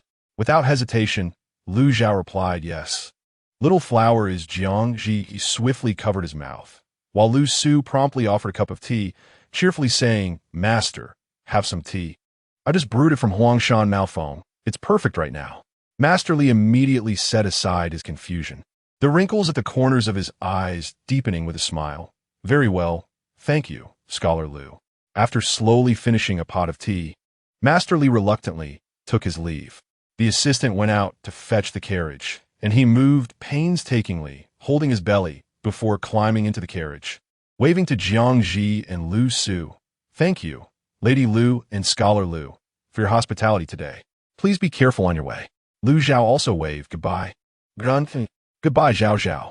Come visit me at Fam Lu sometime. I'll get you some delicious pastries. Master Li replied with a warm smile. All right, I will. Lu Zhao declared loudly, his tone resolute. Upon hearing his last words, Jiang Zhi could distinctly sense the excitement in Lu Zhao, nestled in her arms. She exchanged a helpless glance with Lu Su, both of them chuckling at Lu Zhao, who was gnawing on his finger, lost in thoughts of delightful things. His eyes crescent-shaped with joy.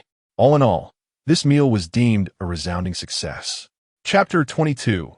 Warmth. The following day, Jiang Zhi and Lu Zhao awoke naturally, only to discover that Lu Su had already prepared breakfast: scallion pancakes, steamed eggs, and rice porridge. To her surprise, the pancakes were quite delectable. Encouraged by the delightful taste, she indulged further. Lu Su, with a gentle smile, filled her bowl generously with porridge, and then, using his long, elegant fingers, meticulously peeled a hard-boiled egg, passing it to Jiang Zhi before peeling another for Lu Zhao. Today, I must attend lessons at the private school and shall return only in the afternoon. You and Zhao should enjoy yourselves at home. If anything arises, you may seek assistance from the neighboring misses Zheng, or have her son Zheng go to town for me, Lu Su advised, his concern evident as he feared forgetting something important. Oh, and remember, do not venture to the back mountain alone. Leave the gathering of wild herbs to me. Jiang Zhi nodded, sipping her porridge, and noticing his furrowed brow, she assured him, I understand, Scholar Lu. Lu Zhao, taking a bite of egg white, nodded his little head, mumbling, Father, do not worry. The baby will take good care of mother. Jiang Zhi's heart melted at his cuteness, nearly turning to water. Good. Your father trusts you, Lu Su replied, charmed by his son's mature demeanor. After breakfast, Jiang Zhi took the initiative to clear the dishes, concerned about Lu Su being late. However, he insisted on washing the dishes himself before departing. Delighted by the opportunity to relax, Jiang Zhi moved a chair to the courtyard to bask in the sun while playing with Xiaohua. Lu Zhao mimicked her, dragging a small stool to sit beside her. Once Lu Su finished tidying the kitchen, he styled Jiang Zhi's hair into a simple yet elegant bun and soon left. After soaking up the sun for a while, Jiang Zhi decided to take Xiaohua for a stroll. The little dog seemed to sense the outing, bouncing excitedly and making soft snuffling sounds. Although Xiaohua was a puppy, Jiang Zhi fashioned a makeshift leash, recalling the dog's Siberian Husky lineage, before stepping outside. She first led Lu Zhao around the vicinity of their home.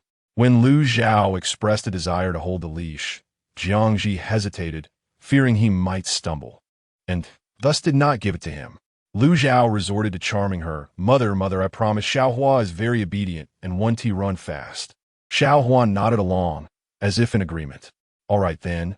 Jiang Zhi couldn't resist her child's adorable plea and handed over the leash. She crouched down to caress Xiao Hua's sleek fur, warning, no running off and no speeding. Otherwise, there will be no food. Xiao Hua responded with a couple of soft barks. Lu Zhao gleefully took the leash, declaring, Mother, Xiao Hua says it understands. Thus, Jiang Zhi found a shaded spot beneath a tree, standing back to watch the two of them whirl around in joyous abandon. Run slowly. Be careful not to fall. Yes, Mother, I know. Lu Zhao's laughter echoed sweetly, filling the air, and Jiang Zhi, infected by his mirth, smiled as she pondered how to conduct the wild herd's business.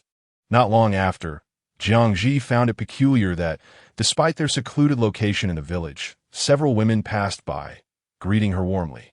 Some even approached her, affectionately calling her sister, showering praises upon Lu Zhao, her, and even Xiao Hua.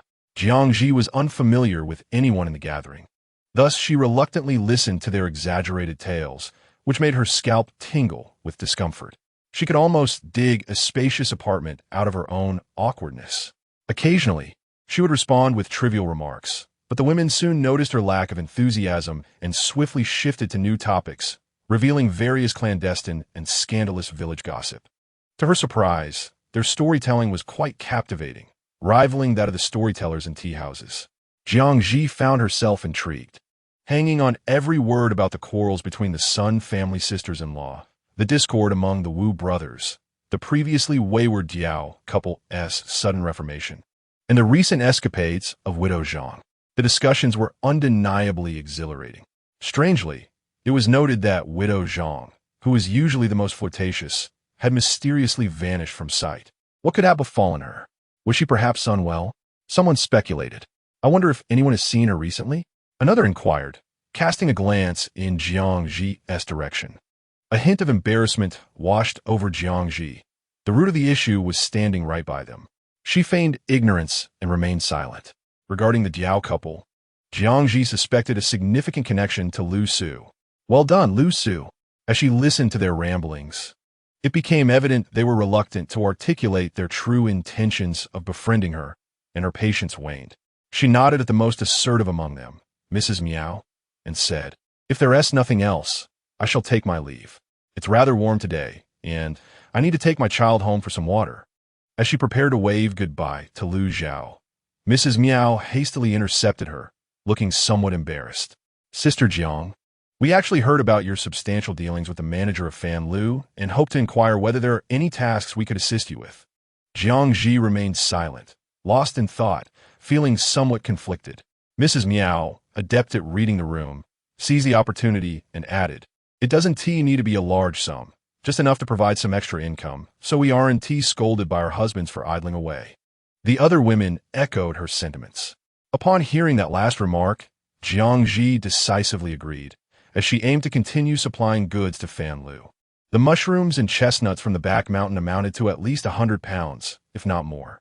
Moreover, she was uncertain about cultivating mushrooms, so she decided to gather more from the back mountain, drying and preserving them. With ample stock, Fan Lu would prioritize her goods, ensuring a handsome profit. Even if others were to gather, it mattered little. The money would already be in her hands. Jiang Zhi did not intend to rely solely on selling mountain goods for income. She understood that customers would soon tire of the new dishes, and Fan Lu's demand would gradually diminish, causing the purchase prices of mushrooms and chestnuts to decline as well. Therefore, she aspired to engage in a short-term venture in mountain goods, leveraging the momentum of her menu.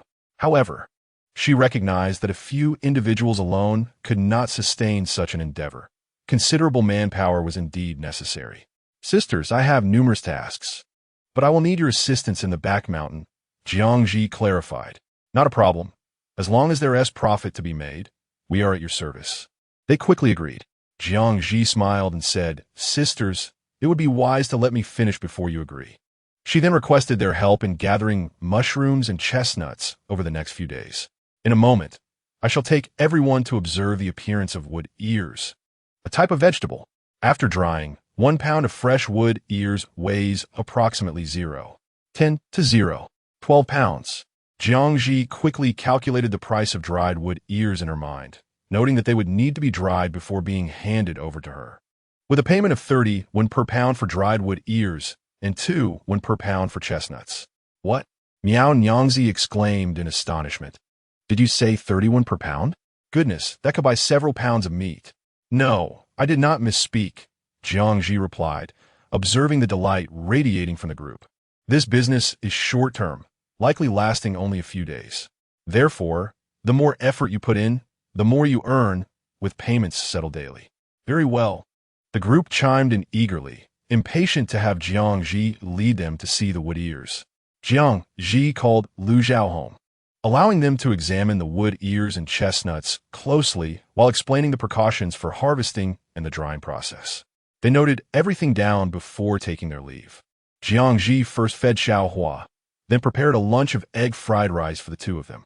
After their meal, she gave Lu Zhao a fragrant bath.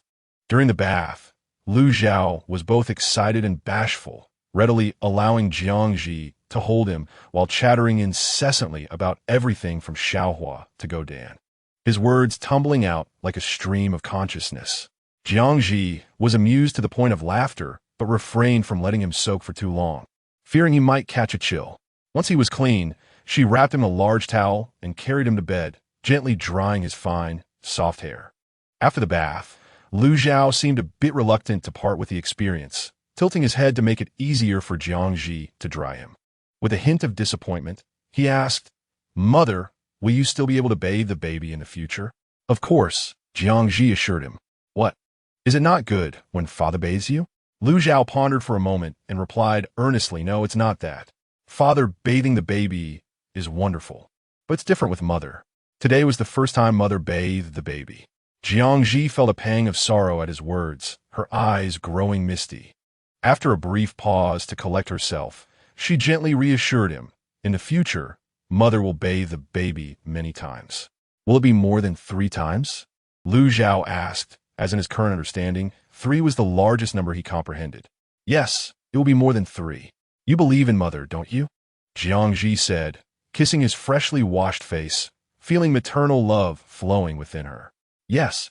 Lu Zhao beamed, diving into Jiang Zhi's embrace, his eyes filled with trust and affection. The room was filled with warmth, a testament to the bond between mother and child. However, mere moments later, he piped up, "Mother, can I have a piece of cake?" Jiang Zhi, with a firm yet gentle refusal, stated, "No, you cannot." "Oh, very well," Lu Zhao replied, a hint of disappointment flashing across his face. But it quickly vanished as he lay down, clutching Jiang Zhi's arm. The baby will sleep with mother. Chapter 23. Approaching the Zhao family, having overslept the previous day, Jiang Zhi found herself unable to nap today, so she simply lay beside Lu Zhao, holding his soft little body, and closed her eyes to feign sleep. Suddenly, she heard a series of urgent knocks at the door.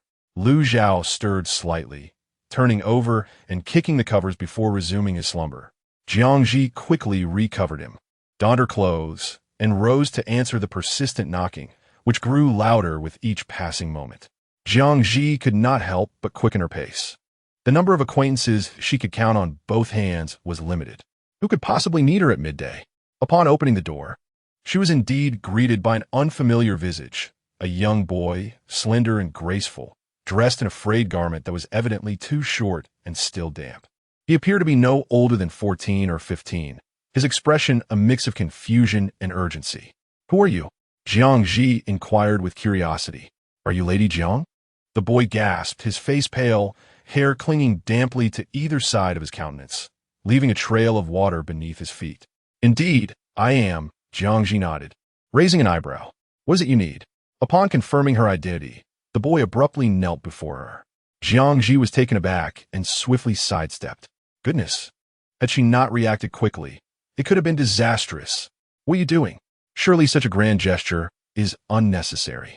Please rise." The boy remained on his knees, trembling. "Lady Lu, I am truly sorry." Jiang Zhi, bemused by his behavior, hesitated to assist him in standing. "You must at least explain the reason for this, as I am unclear why you are bowing to me." Lady Lu, my name is Lin Yun, and I was sent by the Jiang Zhi embroidery studio to deliver garments to you. He took a moment to gather his thoughts, his mind clearer under Jiang Zhi's calm gaze. On my way here, I heard cries for help. Someone had fallen into the water. In my haste to rescue them, I feared soiling the clothes. So I placed the package on a stone by a tree in front of a house. When I returned after saving the person, the clothes had vanished. Jiang Zhi understood the situation. This Lin Yun had prioritized saving someone over the garment she had purchased, and now he stood before her, drenched like a drowned rat. How unfortunate, she thought, though how curious that the clothes would disappear so coincidentally. Noticing Lin Yun's prolonged silence and his waning complexion, she felt an unsettling chill rise within her. It was late spring.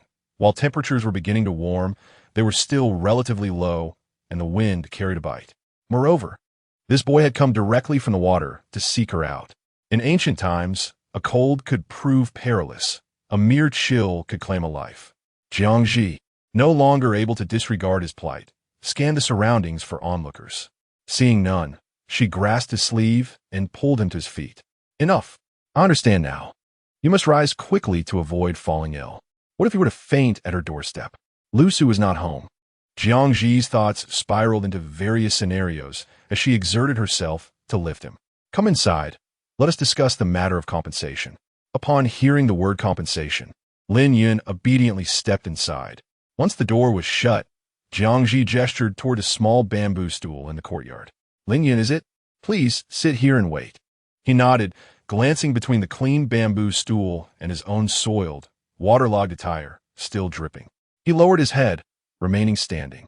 Seeing his stubbornness, Jiang Zhi refrained from further insistence. She entered the house, retrieved a cloth, and poured a cup of hot water, bringing both outside to offer to Lin Yun. First, dry yourself off and have a sip of warm water. Lin Yun took the cloth and carelessly wiped it. The warm water in the teacup gently coursing along the walls of the cup. He took a large gulp, and the shivers that had overtaken his body seemed to dissipate as warmth flooded in. Thank you, he said. Jiang Zhi waved her hand dismissively. No need for thanks. I find the situation rather too coincidental. Please elaborate on where you last saw your clothes. I shall go look for them. Of course, she added, her gaze unwavering and resolute upon him. If they cannot be found, you will owe me. That is only natural, Lin Yun replied, nodding earnestly. He recalled how his clothes had inexplicably vanished, perplexed by the memory. I was passing by the door of Zhao the Wealthy when I heard cries for help. My clothes were resting on a stone beneath the large tree across from his house. Zhao the Wealthy? Zhao Yukai. Jiang Zhi furrowed her brow. Did you not inquire at his residence? Lin Yun was taken aback, but stammered, and no, I was too flustered, and besides, the Zhao family is affluent. They surely wouldn't engage in such behavior, would they? Jiang Zhi sighed, regarding him with exasperation. Foolish you. While Zhao the Wealthy may not partake in such actions, can you guarantee that his servants would not? Lin Yun's face flushed crimson at her soft reprimand, and realization dawned upon him. Lowering his head, he hurriedly responded, Madam Lu, I shall return and ask immediately. Jiang Zhi halted him. Wait. If you ask now, what if they deny it vehemently? What will you do then? Lin Yun froze, at a loss as he gazed at Jiang Zhi. Alas, she mused inwardly. In modern times, he would merely be a middle school student, still a child. Give me a moment. I will accompany you. The clothes are mine. I can identify them. Jiang Zhi gently roused Lu Zhao, informing him of her intention to step out for a task, inquiring whether he would accompany Madame Zheng or follow her. Lu Zhao did not cry, but blinked with wide, innocent eyes, adorably yawning before wrapping his arms around Jiang Zhi's neck, his voice sweet and childlike. I want to go with Mother. Jiang Zhi cradled Lu Zhao and led the way. Let us proceed. Tell me what transpired after you rescued that person before you retrieve your clothes. Lu Zhao curiously rested his chin on Jiang Zhi's shoulder, gazing at Lin Yun. As Lin Yun trailed behind them, he recalled the cloth draped over his shoulders and hastily removed it. Jiang Zhi, seemingly aware of his actions without needing to turn, continued walking. There are no suitable clothes for you at home. For now, make do with the cloth.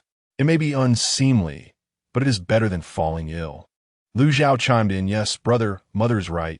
Being sick feels terrible.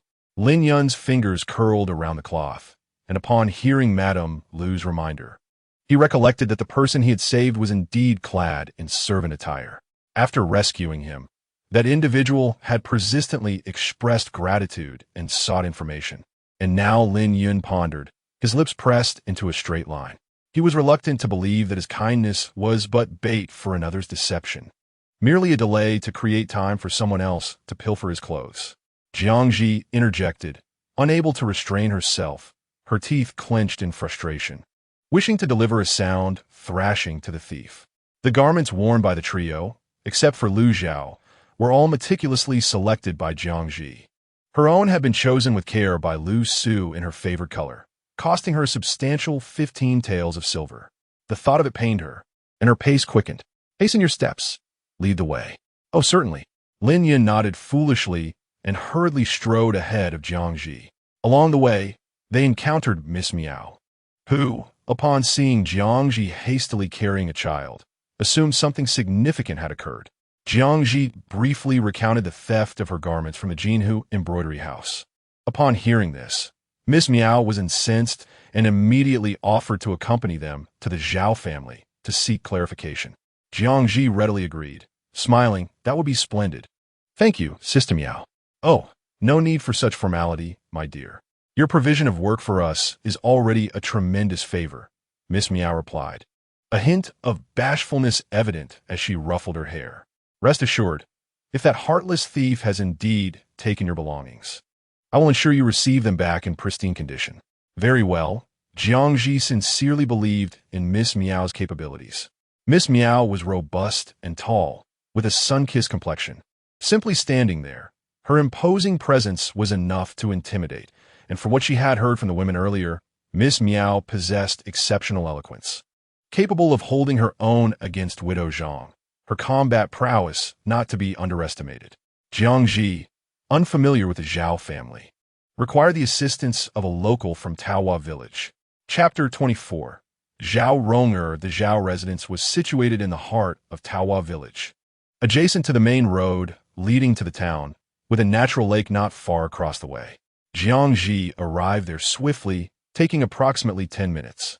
Lin Yun knocked on the door, and while waiting for it to open, Jiang Zhi observed the estate. It featured blue bricks and glazed tiles, grand and imposing, with 2 stone lions guarding the entrance, towering above the surrounding houses, indicative of the Zhao family's substantial wealth accumulated over 3 generations. After a considerable wait, the door was finally opened by a tall, muscular man dressed in a simple linen outfit. Initially, upon seeing Lin Yun, a flicker of panic crossed his face. But within moments, he regained his composure, lifted his chin, and bellowed, "Who are you? What business do you have knocking at this hour? Can you bear the consequences of disturbing Master Zhao?" Lin Yun attempted to explain their purpose, but the man interrupted him, waving his hand dismissively as if swatting away a fly. "Those who know their place should leave. Master Zhao is not someone you can simply demand to see." He began to close the door again. Jiang Zhi had noticed the man's unusual demeanor the moment he appeared, his expression shifting so swiftly and naturally, indicating he was no novice. She quietly tugged at Miss Miao's sleeve and whispered, "Sister, have there been others in our village who have inexplicably lost items here?" Miss Miao pondered for a moment, then smacked her forehead and replied softly, "Now that you mention it, I do recall that last month. Madame Qian's rouge and powder went missing right here. The delivery boy only mentioned hearing strange noises. When he went to investigate, he saw nothing but a small cat, and upon returning, the items had vanished. As the boy was young, no one believed his account, thinking he had merely mislaid the items while playing and was lying to evade punishment. Ultimately, he compensated Madame Qian from his own pocket, and the matter faded away. Last month and this month are nearly 2 months apart. It is indeed difficult to believe this is the same group at play." Jiang Zhi cast a glance at the impatient young servant, becoming increasingly convinced that this was a premeditated act of theft. How outrageous it was to steal cosmetics and garments. Of all things, did the elder sister truly believe this was merely a coincidence? Miao Nyangzi, with her slender eyes, glared and covered her mouth, inquiring if both incidents were the work of the same group. Jiang Zhi nodded affirmatively. Meanwhile, Lin Yun, finding himself compelled to resist the door that was being forcibly pushed, displayed an expression of desperation. "Brother, I genuinely have urgent matters to discuss with Lord Zhao." The servant dismissed him curtly, stating, "I have already informed you that Lord Zhao is not receiving guests." As the servant, growing increasingly aggressive, attempted to force the door open, Lin Yun's hand became caught in the heavy wooden door. If he were to delay even a moment longer, his hand would be severely injured. Clenching his eyes shut and biting his lip, he braced himself for the impending pain. Jiang Zhi, taken aback by the malice displayed, swiftly thrust Zhao into Miao Nyangzi's arms and, in the next moment, pressed against the door, creating a sizable gap. Expecting the anticipated pain, Lin Yun suddenly opened his eyes, only to find himself staring at Jiang Zhi's exquisite profile. "Lu Nyangzi," he exclaimed. "Fool, withdraw your hand." The familiar voice, although not particularly warm, resonated like a melody in Lin Yun's ears. "Oh," he gasped, hastily retracting his hand and gazing at Jiang Zhi in astonishment.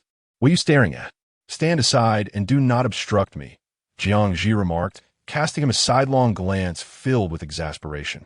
Lin Yun, having learned his lesson, stepped aside with alacrity.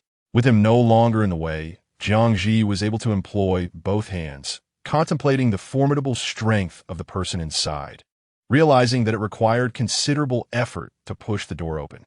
The servant inside, noticing a beautiful and petite woman, felt no concern, even softening his grip out of a sense of chivalry.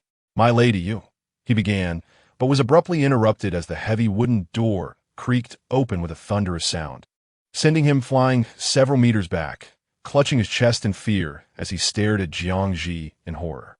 It was known that this massive door weighed over 1,000 pounds, typically requiring several burly men to open it fully. Lin Yun and Miao Nyangzi gazed at her with trembling astonishment, their mouths agape, unsure of what to say. Only Lu Zhao, ever the one to give praise, clapped her small hands and exclaimed, "Mother, you are incredible. So impressive." Jiang Zhi awkwardly lowered her head to examine her hands, murmuring, "It seems I may have transcended the ordinary. How could she explain this?" Seeing her dazed expression, Miao Nyangzi rushed over, attempting to comfort her. "Sister, do not be afraid. Everyone possesses latent potential. What you just did was remarkable, truly awe-inspiring." "I am envious," Jiang Zhi replied. "Well, it appears others are ready to provide my explanation." "Thank you. Sister, I am fine. I merely feel a bit." Jiang Zhi's delicate lips quivered, her complexion growing paler. "Do not be afraid. Do not be afraid." Miao Nyangzi reassured her, struggling to recall the appropriate term. "Divine strength." Lin Yun interjected, his expression considerably calmer now.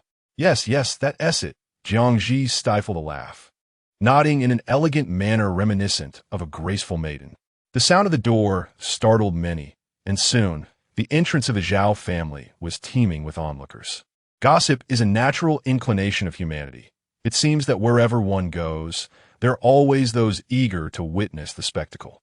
"Goodness, who could have done this? It must have taken immense strength," someone exclaimed. "Who knows? The force required must be comparable to that of several sturdy oxen." Amidst the crowd, Jiang Zhi, who was quietly trying to diminish her presence, said, "I thank you." Given the commotion, the Zhao family could not remain indifferent. Before long, several individuals invited them into the Zhao residence. The interior of the Zhao family was quite splendid, adorned with intricate carvings and painted beams, with archways leading to one another. However, the decor appeared somewhat chaotic, exuding a sense of nouveau riche opulence. Jiang Zhi initially assumed she would meet Zhao Yukai, which piqued her interest. However, the servant led them in circles until they reached a floral hall. Two young maids stood by, and seated in the main position was a young lady of about 14 or 15, donned in a pink dress. With her phoenix-shaped eyes, high nose, and delicate lips, her features were impeccable, though her complexion was slightly darker. She sat upright, neither looking at them nor speaking, gently lifting her hand to grasp a teacup between her thumb and middle finger. Observing her awkward manner of holding the teacup, Jiang Zhi could not help but interject. "You are holding the teacup incorrectly." Zhao Rong, irritated, glared at Jiang Zhi and retorted, "What do you know?" Unfazed, Jiang Zhi replied calmly, "Typically, one holds the teacup with the right hand, using the thumb and index finger to grasp the cup, while the middle finger supports the bottom, with the remaining two fingers curled inward. You made a mistake right from the start." Zhao Rong was taken aback that a seemingly unsophisticated peasant girl possessed such knowledge. Her attempt to assert dominance over Jiang Zhi backfired, darkening her expression further. She snapped at the maids beside her. "Why are you just standing there like wooden dolls? Hurry and invite our guest to sit." Jiang Zhi clicked her tongue, noting that despite her youth, the girl had mastered the art of subtle sarcasm and veiled insults. The two maids appeared to fear Zhao Rong, trembling as they invited the guests to take their seats before obediently returning to their posts. At this point, Jiang Zhi had deduced her identity. Zhao Youcai's only daughter, Zhao Rong. Once seated, Lin Yun could scarcely contain herself and recounted the events. "Miss Zhao, here is the situation. Our clothes have gone missing, and we suspect they were taken by someone from your household." Lin Yun's bluntness made Jiang Zhi apprehensive that this fiery young lady might throw them out. Surprisingly, Zhao Rong maintained her composure, even wearing a hint of a smile. "Very well, I understand. If it turns out that our servants are responsible, I shall not let this matter go unpunished." Miao Nyangzi interjected, "Then, Miss Zhao, let us begin the investigation at once. Delaying may allow them to conceal the evidence more effectively." "Agreed," Zhao Rong replied promptly, her demeanor cordial as she glanced at Miao Nyangzi holding Lu Zhao and instructed a maid to bring pastries for Lu Zhao. Turning her gaze back to Jiang Zhi, her tone turned unfriendly, laced with jealousy and disappointment. "I heard that Lu Nyangzi's health was in jeopardy. How is it that she has suddenly recovered?" Jiang Zhi mused that this animosity was directed at her. Suddenly, she recalled the matchmaker's vague hints about the identity of the girl on the first day. Could it be that this Zhao Rong was the one in question? She turned to Sister Miao for clarification. Upon receiving her glance, Sister Miao immediately comprehended her intent and imperceptibly nodded. Jiang Zhi gritted her teeth. Lu Su was indeed impressive. Chapter 25. Captured. Jiang Zhi smiled, acknowledging Miss Zhao's words. "My ailment was indeed severe before. I believed I was on the brink of death. Fortunately, my husband sought out renowned physicians, providing meticulous care and devotion, attending to me day and night, all while striving to keep me joyful. It allowed me to recuperate without a care." With each mention of Zhao Rong, her complexion darkened further, her eyes nearly bursting with rage, wishing to tear Jiang Zhi's smile to shreds. Jiang Zhi, however, remained undeterred, smiling subtly, though her words were far from discreet. "It is somewhat embarrassing to confess, but my husband writes me a love letter daily, reciting it to me word by word.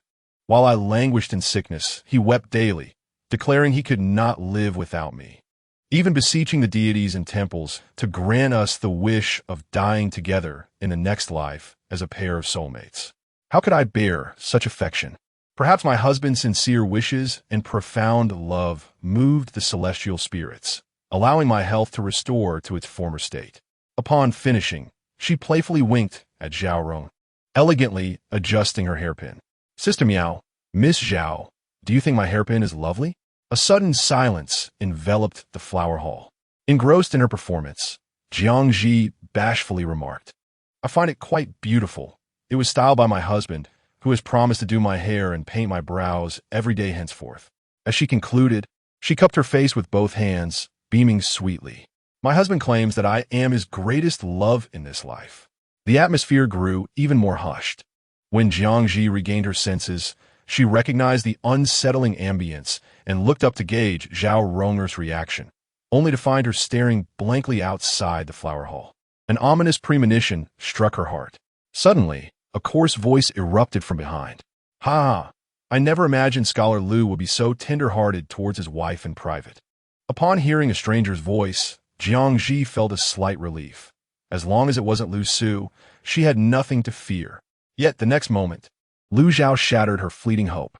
Struggling in Sister Miao's arms, Lu Zhao darted across the room, his voice ringing clear and bright. "Daddy!" Jiang Zhi's body froze, her face turning as red as a boiled shrimp. In that instant, she had already envisioned her escape to another planet. Oh no! Lu Su's warm, melodious voice resonated, laced with a hint of amusement. My dear wife is the treasure of my heart. Of course, I must cherish her with utmost care. Wouldn't you agree, my dear? Internally, Jiang Zhi fervently encouraged herself. Be brave, Jiang. Do not fear challenges. After all, it was possible that Lu Su had just arrived and overheard only a fragment. She consoled herself, mustering the courage to turn her head, forcing a smile. What my husband says is, of course, true. With that, she abruptly lowered her head, her face ablaze with warmth. She longed to vanish into the ground. Lu Zhao, not understanding why his mother kept her head down, clung to Lu Su's leg, expressing his discontent. Daddy, why has the baby never seen a love letter? Mother said you love her the most. Do you not love the baby?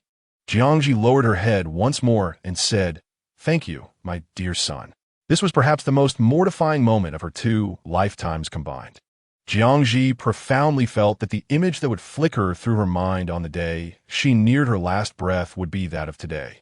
She had not anticipated that Madame Lu would be such an intriguing woman. It was no wonder that scholar Lu cherished her so deeply. Zhao Yukai stroked his beard and chuckled, casting a warning glance at Zhao Rong, who could hardly contain her budding affections. Lu Su observed her nearly bowing to the ground, and with a playful glimmer in his peach blossom eyes, shifted the topic to the opulently adorned Zhao Yukai. Master Zhao, I hope you will expedite the investigation into the household servants, both for our sake and for the safety of you and the young masters amiss. There is more than one thief lurking within the premises, and if this continues, it will inevitably result in calamity. Upon hearing the matter concerning the safety of his family, Zhao Yukai wasted no time and promptly ordered the steward to search all the servants' quarters. The steward took his leave, and after a short while, he returned, escorting 2 young servants and holding a neatly wrapped large parcel. Master, this is all we found in the rooms of Zhao Si and Zhao Wu. Zhao Yukai nodded slightly. The steward commanded the 2 to kneel on the ground and raise their heads. The 2 complied, and one of them was unmistakably the one who had just closed the door. Jiang Zhi, forgetting her embarrassment, turned to Lin Yun and said, You go and identify them. Lin Yun nodded, glanced briefly, and pointed to the smaller figure on the right. It is him. He is the one I jumped into the water to rescue. The man stubbornly refused to admit it, insisting, You are talking nonsense. My clothes are dry, and I have been in the house all day without stepping outside. Furthermore, these garments were sent to us by our distant cousin. He bowed again to Zhao Yukai. Master, we have been in the household for many years under your tutelage, and would never dream of committing such an act. Zhao Wu, do you dare to swear? The steward asked sternly. Without hesitation, Zhao Wu made a toxic oath. Scholar Lu, what do you think? Zhao Yukai inquired, troubled. Check if his hair is wet, Jiang Zhi suggested, noticing a flicker of emotion in his eyes. Master, I just washed my hair. Others in the courtyard can attest to that. Zhao Wu replied, his mind clearly having been meticulously prepared. Some young servants nodded in agreement with him. Truly, one does not shed tears until faced with a coffin, Jiang Zhi scoffed. Then let us open the parcel. Upon unwrapping it, they found it filled with intricately embroidered garments, the luxurious fabric shimmering in the sunlight, breathtakingly exquisite. Zhao Si and Zhao Wu were clearly taken aback. They had assumed the parcel contained ordinary clothing and had not anticipated such precious items. However, at this juncture, they could only stubbornly deny any wrongdoing.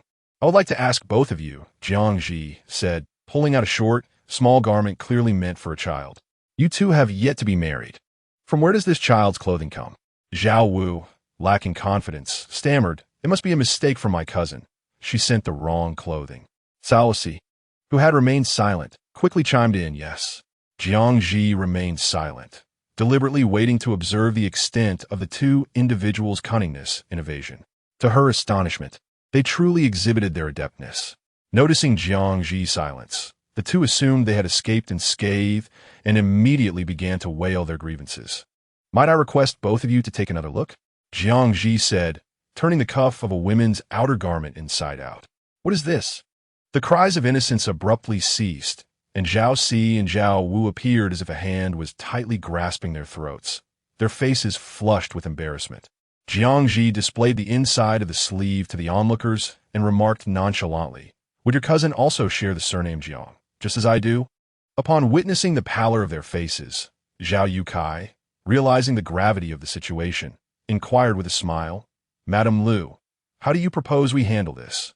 Without hesitation, Jiang Zhi decisively stated, I believe sending them to the authorities is the best course of action. A thorough investigation may reveal even more. Zhao Yukai was taken aback by Jiang Zhi's lack of deference, his smile fading as he furrowed his coarse brows, fixating his sharp gaze upon her. How would others perceive him for sending the Zhao family's servants to the authorities? Jiang Zhi met his piercing stare and replied, Zhao Leoi, my suggestion is in the best interest of the Zhao family. The two brothers, Zhao Si and Zhao Wu, had plotted to steal from more than just my household. In this world, there is no wall that does not allow the wind to pass. Once the truth comes to light, the Zhao family will inevitably be implicated. Even if they are not pursued due to status, whispers and rumors will circulate privately. By protecting them now, for the sake of reputation, you may unwittingly jeopardize the future of the Zhao family, ultimately causing suffering for both the young masters and young ladies of the Zhao household. After a moment of contemplation, Zhao Yukai chuckled again, acknowledging Madame Lu is indeed wise, with a long-term perspective. He patted Lu Su's shoulder and sighed. Scholar Lu is truly fortunate. Jiang Zhi and Lu Su exchanged smiles, remaining silent. Take them away, she commanded. The steward promptly complied, swiftly binding the two and leading them away. Zhao Leoi, as the matter is resolved, we shall take our leave, Lu Su said, bowing slightly. Before Zhao Yukai could respond, Zhao Ronger, unable to contain herself, blushed and, in stark contrast to her demeanor towards Jiang Zhi, softly said, Brother Lu, you have worked hard today. Why not stay for a meal? She then turned to Jiang Zhi, asking, what would you like to eat? Jiang Zhi thought, it is she who has endured hardship. Lu Su merely came to witness her performance. Lu Zhao remained silent, turning to tightly embrace Jiang Zhi's leg, pleading, father and baby want to eat the dishes made by mother. At this, Zhao Ronger's eyes brimmed with tears, lightly biting her lip as she looked up at Lu Su with an imploring gaze.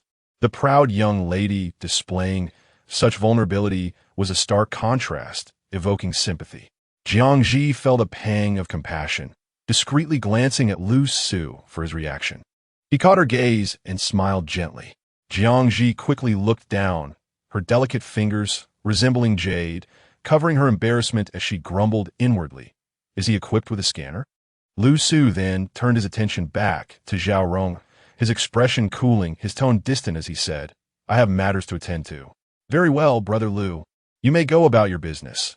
Zhao Ronger responded without a hint of anger at his rejection, her voice sticky and sweet.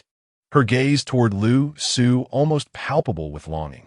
Jiang Zhi felt goosebumps rise at her tone and glanced at Miao Nyangzi, who, unsurprisingly, also bore a look of discomfort. Lu Su paid her no further heed, exchanging a few polite words with Zhao Yukai before departing. As she walked home, Jiang Zhi recalled how Zhao Ronger's dark face had turned pale in response to Lu Su's indifferent demeanor, resembling someone deeply wounded by love.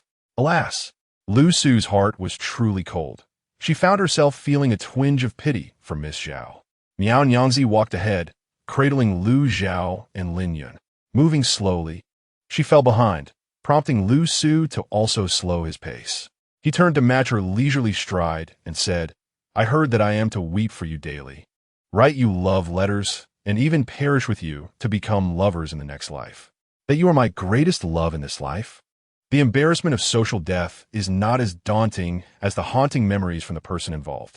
With each of Lu Su's words, Jiang Zhi quickened her steps, nearly wanting to flee. Who told you that? Such nonsense. Her expression was a mix of laughter and complexity, fingers nervously grasping her sleeve. Observing her flushed face, Lu Su felt that if he continued to tease her, she might burst into tears. He softly replied, of course. Jiang Zhi did not catch his words clearly. Huh? What do you mean, of course? Lu Su halted, turning to her. It is, of course, what you just said. He leaned closer, whispering in her ear, his pleasant breath brushing against her. I was already captivated when you first mentioned caring for me. Jiang Zhi's heart sank. How could Lu Su's lips utter such frigid words? She felt utterly defeated, yet a flicker of excitement stirred within her. Can you walk a bit faster? Lu Su inquired again. Jiang Zhi, sporting an incredulous expression, was utterly baffled.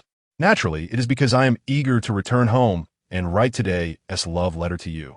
Lu Su replied with a playful lift of his brow, his voice cool yet teasing. To Jiang Zhi, it sounded exceedingly infuriating. This time, she was genuinely enraged. She raised her foot and stamped a small, clear black shoe print onto Lu Su's pristine robe, glaring fiercely at him. Lu Su, go to hell. Chapter 26. The house. Lu Su burst into hearty laughter, his voice carrying far. The three ahead turned back to look. Jiang Zhi was genuinely at a loss with him. She stomped her foot and marched ahead to catch up with the trio. Upon seeing her, Lu Zhao exclaimed, "Mother, I want a hug." Jiang Zhi wrapped her arms around his soft little body, and his sweet, babyish chatter calmed her emotions. Lu Su followed behind at a leisurely pace, staying close to her. Upon reaching a fork in the road, the group parted ways. That day, Jiang Zhi chose to ignore Lu Su entirely. Like a diligent little bee, Lu Su busily washed the clothes, prepared dinner, tidied the room, and then coaxed Lu Zhao to sleep. He even circled around Jiang Zhi, casting her a repentant gaze as she washed up. Jiang Zhi pretended not to notice, coldly lifting her leg to leave. Feeling overlooked, the light in Lu Su's dark eyes flickered. He lowered his gaze, concealing the emotions beneath, his lips pressed into a straight line, resembling a beautiful figure lost in sorrow. Jiang Zhi caught a glimpse of this and found herself inexplicably halted. Oof! Was she truly so shallow as to be swayed by mere beauty? Yet, she had to admit she was. Jiang Zhi, a severe aesthetics enthusiast, could not bear to see such a stunning beauty wear a sorrowful expression, as it evoked a pang of heartache within her. All right, I'm no longer angry, Jiang Zhi said softly. Lu Su's long lashes trembled, his eyes shimmering momentarily as he cast them downward, his tone filled with self-reproach. It was my fault. Your anger is justified. How could that be? It is not your fault. These are merely my own words, Jiang Zhi replied, anxiously shouldering all the blame as she gazed steadily at him. In any case, you need not feel guilty. I am not angry anymore. Really? Lu Su looked up, his voice laced with uncertainty. You are not deceiving me, are you? Of course not. Jiang Zhi nodded earnestly. I do not believe you, Lu Su insisted. What would it take for you to believe me? Jiang Zhi asked helplessly. If you embrace me, I shall believe that you are no longer angry, Lu Su suggested, his long lashes casting a shadow as he blinked. Jiang Zhi thought to herself, something feels amiss. Lu Su looked at her with an expression that seemed to say, see, you are indeed deceiving me. Suddenly, a smile crept onto Jiang Zhi's lips. Her cheeks flushed as she replied, all right. In an instant, Lu Su's bright eyes sparkled with delight, only to dim just as quickly. He watched her leisurely, opening his arms wide. What a ridiculous notion. How naive. With a playful pout, she disrupted the somewhat romantic atmosphere. Jiang Zhi's expression shifted rapidly. She glared at him in frustration, stomped on his foot with great force, and feeling unsatisfied, kicked him again before striding into the room.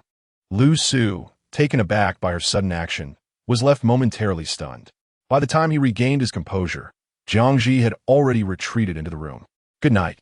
May you have sweet dreams, she called out mischievously, unceremoniously shutting the door behind her. Lu Su glanced down at the glaring shoe prints on his shoes and chuckled helplessly. Sweet dreams. The following day, Jiang Zhi treated Lu Su as she always did, her previous frustrations having dissipated with the 2 kicks.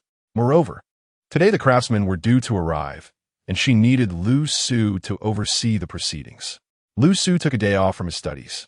Shortly after breakfast, the craftsmen arrived, over a dozen robust men, their laughter hearty and full of vigor. Some carried stacks of tools, while others dragged along tiles and various materials. Without delay, they began dismantling with great enthusiasm. Since Jiang Zhi was quite satisfied with her own room and intended to keep a place to stay temporarily, she decided not to touch it. The contents of the other rooms had already been moved to Jiang Zhi's room that morning, leaving nothing to worry about. The only concern Jiang Zhi had was the village's custom of providing meals for the craftsmen. How could she cook for a dozen people? She had pork, green beans, bell peppers, wood ear mushrooms, eggplants, tomatoes, and sweet potato noodles at home. However, making the staple food was quite a hassle. Steaming rice was overly complicated. As her eyes wandered, they fell upon a massive iron pot in the yard, and her eyes brightened. Ah, I could prepare a hearty northeastern stew instead, along with some flour rolls to serve. One pot, and I am done, both simple and delicious. Checking the time, Jiang Zhi hurriedly began to prepare the ingredients. Just then, Mrs. Zheng and her daughter-in-law from next door came over to ask if they could assist. Jiang Zhi eagerly nodded. Thus, the three of them set about preparing the ingredients while Lu Su tended to the fire. Lu Zhao, Zheng Godin, and Xiao Hua were playing together. Jiang Zhi meticulously washed and sliced the green beans, bell peppers, wood ear mushrooms, eggplants, and tomatoes into long strips and large chunks. The only ingredient missing was potatoes, which would have enhanced the flavor. Jiang Zhi felt a pang of regret upon learning from Lu Su that the Kanglin kingdom did not possess potatoes. She wondered if potatoes were hidden away in some corner like wood ear mushrooms, unnoticed by anyone. With nimble hands, Jiang Zhi swiftly completed the chopping. Meanwhile, Zheng Dinyang was halfway through cutting the pork. Jiang, do you really intend to cut it all? Such a large piece of meat could last for years. The cost of this meat exceeds a day's wage for them, Zheng Dinyang lamented, her knife falling slower with each slice, making one wonder if it was as dull as wood. She understood Jiang Zhi's kind heart, acknowledging that while the workers labored hard, there was no need to use so much meat. Add more vegetables, they will be satisfied with that. Besides, building a house costs a fortune, and one must save for daily life. Jiang Zhi, recognizing her concern was well-founded, smiled and replied, All right, I understand, Dinyang. Please don't worry. There is still more at home. It is essential they eat well to work diligently. Zheng Dinyang reconsidered, finding Jiang Zhi's reasoning sound, and her hands became more efficient. Meanwhile, Zheng Dinyang's daughter-in-law had already prepared the scallions, ginger, garlic, and other ingredients, soaking sweet potato vermicelli in hot water. Jiang Zhi then set about kneading half a basin of white flour to make flour rolls, eliciting admiration from the Zheng family. Once everything was ready, Jiang Zhi poured a generous amount of oil into the pot. When the oil reached a temperature of about 50%, she first added the eggplant, frying it until tender, then removing it to drain excess oil. Next, she added the green beans, taking them out once they too had softened. Afterward, she ladled out some oil, leaving a small amount in the pot, into which she added the cleaned pork along with Sichuan peppercorns, stir-frying until fragrant and the meat turned a golden hue. Then, she incorporated the fried eggplant and green beans, stirring briefly before adding a splash of soy sauce. After approximately 8 minutes of cooking, Jiang Zhi poured in boiling water, adding scallions, ginger, garlic, star anise, salt, the soaked vermicelli, and wood ear mushrooms. She carefully arranged the torn flour rolls atop the ingredients and covered the pot, allowing it to simmer for 15 minutes. After the time had elapsed, she added tomatoes and bell peppers, simmering for an additional 5 minutes before serving. The entire courtyard of the Lu family was filled with the mouth-watering aroma of the dish, especially the scent of the meat, which could waft for miles. The craftsmen, most of whom came from modest backgrounds, rarely indulged in meat. Their usual fare consisted of coarse grains and wild vegetables, with the occasional egg or white bread from better-off families. Upon catching a whiff of the savory meat, they instinctively swallowed their saliva, some unable to contain their curiosity, inquiring what delicious dish Jiang Zhi had prepared. It's a big pot dish, she replied. Is there meat in it, Lady Lu? Someone called out. Indeed, came the affirmative answer, prompting the craftsmen to work with renewed diligence. At midday, Jiang Zhi invited the Zheng family to stay for a meal. This was Zheng Dinyang's first experience with such delectable food, instantly reminding her of the mouth-watering aroma of meat that had kept her awake that previous night. She couldn't help but admire Jiang Zhi's culinary skills. The fluffy flour rolls soaked in savory broth, accompanied by various vegetables, burst with flavor upon the first bite, exquisite enough to make one smack their lips in delight. The sweet potato vermicelli had thoroughly absorbed the broth, glistening and slippery, offering a delightful and fragrant taste. As for the meat, it was devoured with great enthusiasm, without a hint of concern for appearances. After everyone had feasted and tidied up, Jiang Zhi bid farewell to the 3 members of the Zheng family, bestowing upon them a generous portion of pork and some pastries for the dog. Despite Mrs. Zhang's persistent refusals, she eventually accepted the offerings when Jiang Zhi insisted. Once they departed, Jiang Zhi, exhausted from play, took the sweaty Lu Zhaozi to bathe and rest. Following this sumptuous meal, the artisans brimmed with vigor, beaming smiles at Lu Su and Jiang Zhi, showering them with compliments as if they were free-flowing currency, pledging to execute their work beautifully. In just a day, the new house began to take shape. Chapter 27. The oddity, as only Jiang Zhi's room was suitable for habitation. Both Lu Su and Lu Zhao moved into her quarters. Jiang Zhi felt somewhat awkward, although they were officially husband and wife. She had never shared a bed so intimately since her arrival. She contemplated subtly suggesting that Lu Su sleep on the floor. However, before she could voice her thoughts, Lu Su naturally laid out his bedding a short distance from the bed, smiling gently as he said, "Rest early, my dear." It appeared she had overthought the situation. This left Jiang Zhi feeling embarrassed. As she lay on the soft, smooth bed, she reflected on whether her demeanor had been too apparent. Moreover, the coldness of the floor at night and its hardness made her worry about Lu Su's health. Lost in her tangled thoughts, she pulled the blanket tightly around herself and spoke in a muffled tone, "Lu Su, you should come up to the bed and sleep." Lu Su, not yet asleep, turned to face her, hesitating slightly. "My dear, isn't that inappropriate? I'm fine on the floor." Jiang Zhi felt a twinge of annoyance at his refusal and retorted, "You called me my dear. We are husband and wife. So what is wrong with sharing a bed?"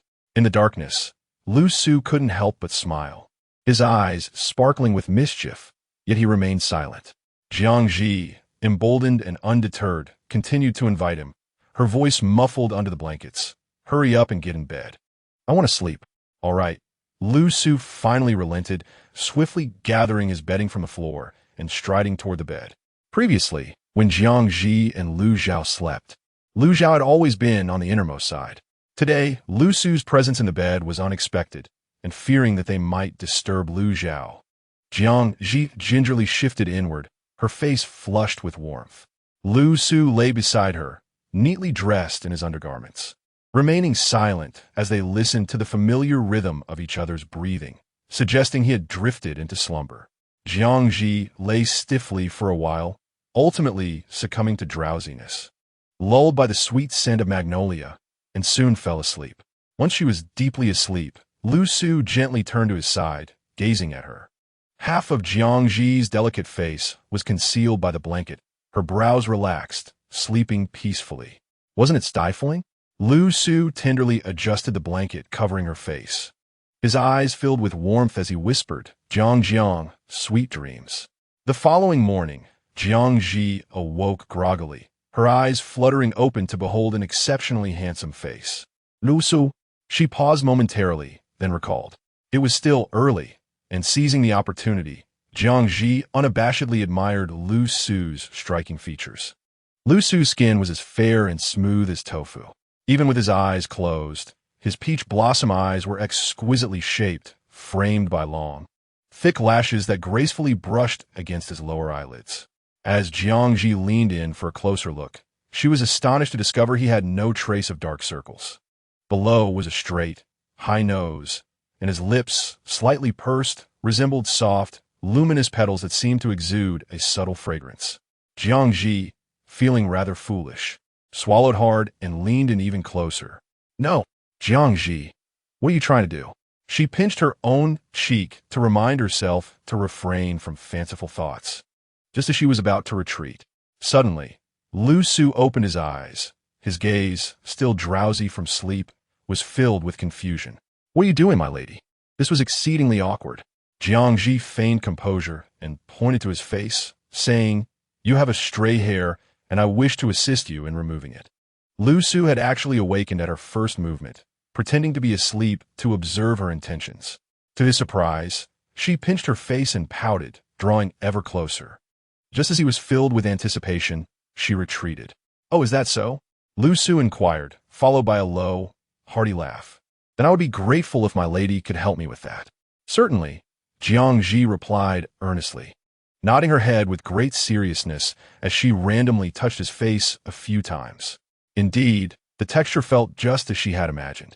Unable to resist, she continued to touch it a couple more times before withdrawing her hand, her sparkling eyes shimmering with delight. "Thank you, my lady. You're welcome." In the following days, the three of them shared a bed, and Jiang Zhi gradually acclimated to the arrangement, finding it rather pleasant. At the very least, each morning, she was greeted by the sight of a handsome man, greatly satisfying her aesthetic preferences. The house renovation was nearing completion by the 5th day, with just one more morning required to finish the work. Jiang Zhi and Lu Su had arranged for the carpenter to deliver the specially crafted furniture, which steadily filled the courtyard to the brim. Except for the first 2 days, Lu Su continued attending classes at the private school.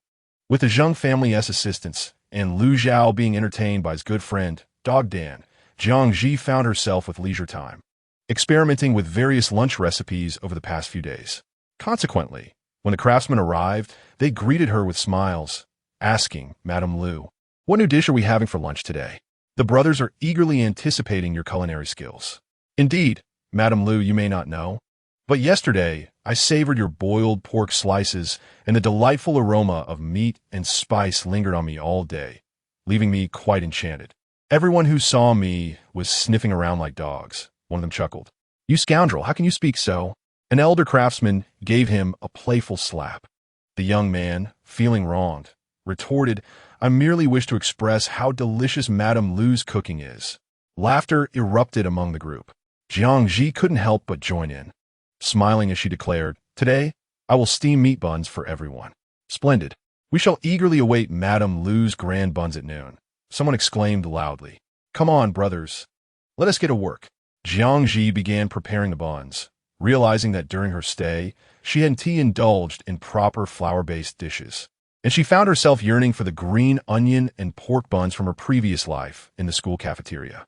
Zheng Dama and another person chopped the green onions and meat filling, while Jiang Zhi mixed the dough, incorporating a type of yeast known as chu from the Kanglin kingdom with water, then added the yeast mixture to the flour, stirring it in one direction with chopsticks until it formed a fluffy consistency.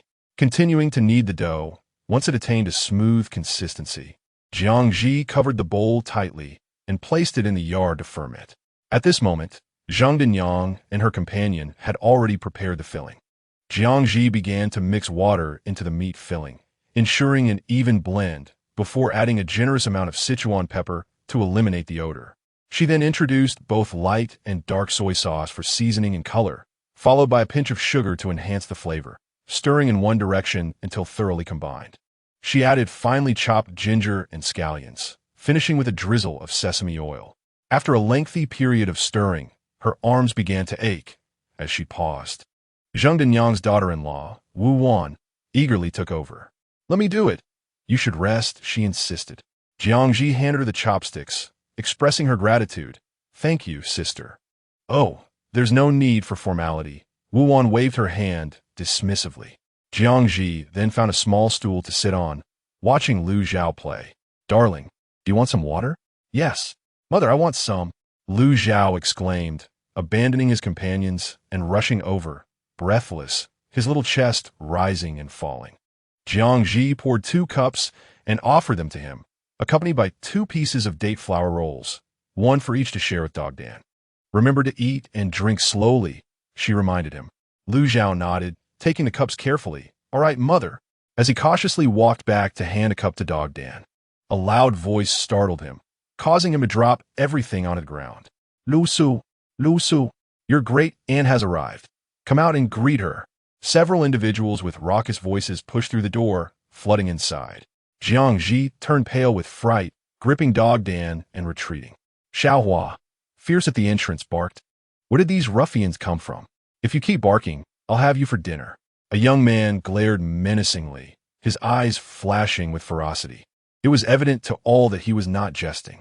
Xiaohua's barking intensified, her glass-like eyes gleaming with a cold light, as if ready to leap and sink her teeth into the throat of the intruder. The group faltered under her fierce gaze and turned to Jiang Zhi, demanding, "Where is Lu Su? Let him come out." Jiang Zhi held Lu Zhao's trembling body, gently stroking his back. "Do not be afraid, dear, mother is here." Lu Zhao's eyes glistened with tears. "Mother, they want to eat Xiao Hua." Jiang Zhi reassured him. "That will not happen." She called out to Xiao Hua, "Come back." Reluctantly, Xiao Hua barked twice before trotting over. Jiang Zhi glanced at Zhang's two family members, who appeared utterly bewildered. They had never heard of Lu Su having relatives. Otherwise, how would he have grown up so isolated? "Lu Su is not home. Are you relatives of his?" Jiang Zhi's expression hardened, hoping they could articulate their purpose. Otherwise, she would send them back from whence they came. Among the newcomers was an elderly woman, over 50, with a horse-like face, leaning on a cane, moving slowly. Although she was dressed relatively neatly, her shifty eyes sparkled with cunning as they fixated on the bowl of meat filling. Accompanying her were 2 men, 2 women, and 4 children. The men were decently attired, while the women and children wore tattered rags. The women's clothing managed to cover them, but the children's outfits revealed their wrists and ankles, appearing frail and filthy. All of them bore a striking resemblance to one another, with broad faces and small eyes, clearly indicating they were a family. They fixated on the splendidly completed and neat Lu residence, their eyes shimmering with avaricious glints. Suddenly, the phrase "to take advantage" flashed through Jiang Zhi's mind. As expected, the matron with a horse-like face broke into a smile before speaking. "You must be Lu Su's wife, right? I am your husband's distant cousin." She feigned reproach. "Oh, Lu Su, how could you not let me see such a beautiful and virtuous wife?" She turned her attention to Lu Zhao. "Ah, is this Lu Su's son? He's grown so big. Come, let your cousin see you." She then addressed Lu Zhao with exaggerated warmth. Chapter 28. Venting anger, Lu Zhao stared at her with his ink-black eyes, tightly clutching Jiang Zhi's sleeve. His little lips pressed into a firm line. He truly harbored no fondness for these people. This child has been poorly raised, lacking in manners. Has he lost his voice? It is a shame that your father is a private tutor and has not taught you any better, a senior man remarked with a stern expression. If he cannot teach, then I, as his elder brother, shall take it upon myself. That is not true. Do not speak ill of my father, Lu Zhao protested angrily, raising his small fist. Bad people, leave my house immediately. The man, upon witnessing this, raised his hand to chastise Lu Zhao, only to be intercepted by the horse-faced matron, who scolded him harshly. She then turned to Lu Zhao with a gentle expression. "Good child, do not be afraid. Your uncle merely has a fiery temper, but means no harm." Jiang Zhi understood the charade. One played the villain, while the other donned the role of the benevolent. How clumsy their performance was. She embraced Lu Zhao, her gaze cold and heavy as she regarded them. "You all, in a matter as significant as building a house, fail to consult your 2 brothers. They are quite adept at such undertakings in the village. However, since you have already summoned others, I suppose it is too late." The horse-faced matron continued, striding toward the meat filling, feigning ignorance. "Shall we have meat buns for lunch today?" She turned to Jiang Zhi, adopting a condescending demeanor, and with a sidelong glance at the Zheng family, insinuated, "Lu Su's wife, with me and your 2 sisters-in-law assisting, it suffices. The others should take their leave." "Mrs." Zhang's expression soured, but out of respect for Jiang Zhi, she pretended not to hear, softly comforting Lu Zhao and the other child. "Indeed, sister, mother speaks wisely. Why would you think of your own family in such matters?" One of the round-faced women chimed in. Jiang Zhi found herself questioning her own demeanor. Did she appear so accommodating? One after another, they inexplicably reproached her. With an impassive expression, she quietly observed what further antics they might conjure. They remained undeterred by embarrassment, continuing their self-indulgent chatter. The round-faced woman leaned closer. "Mother, there is far too much meat. It is evident that sister is not adept at managing a household. A small portion would suffice for the buns." She gestured with her hand, indicating a quantity no larger than a fist. What utter stinginess! Jiang Zhi could no longer tolerate it. The craftsmen's faces darkened, their tools clanging ominously. One sharp-eyed child noticed 2 fallen sweet rolls on the ground, hastily snatching them up and ignoring the dirt as he stuffed them into his mouth. "Hey, you little rascal, Can you eat food that has fallen on the dirty ground? Another woman with a long face scolded, striking his hand. The child, seemingly accustomed to such reprimands, did not cry, but continued to shove food into his mouth. The woman with a round face gazed at Jiang Zhi with an insistent expression and nudged him, saying, "If you want something to eat, just tell your aunt. She has prepared plenty for you all." The woman, with her round face, lingered in the courtyard, her gaze lecherous and filled with greed, her voice sharp like a rooster's crow. "Goodness gracious! Mother, come quickly and see all these bright tiles and green bricks. They must be worth a fortune." She clutched them tightly, continuing with a sour tone, "Mother, isn't our east wing in need of reconstruction? With those bright tiles, the windows will surely be radiant, and you won't have to embroider in the dark anymore." The old woman with a horse-like face, observing her exaggerated reactions, glared at her with murky, elongated eyes, saying, "Put that down. Have you no shame?" The round-faced woman, sheepishly closing her mouth, retreated. The horse-faced matron, catching a glimpse of Jiang Zhi's silence, presumed she was a delicate creature lacking the presence of her mother-in-law and unsure how to handle the situation. Thus, she grew even more brazen, declaring, "Lu Su, I see that the leftover bright tiles and green bricks would be a waste. Let your two brothers take the burden of handling them. As for the reconstruction of the East Wing, it is indeed uninhabitable.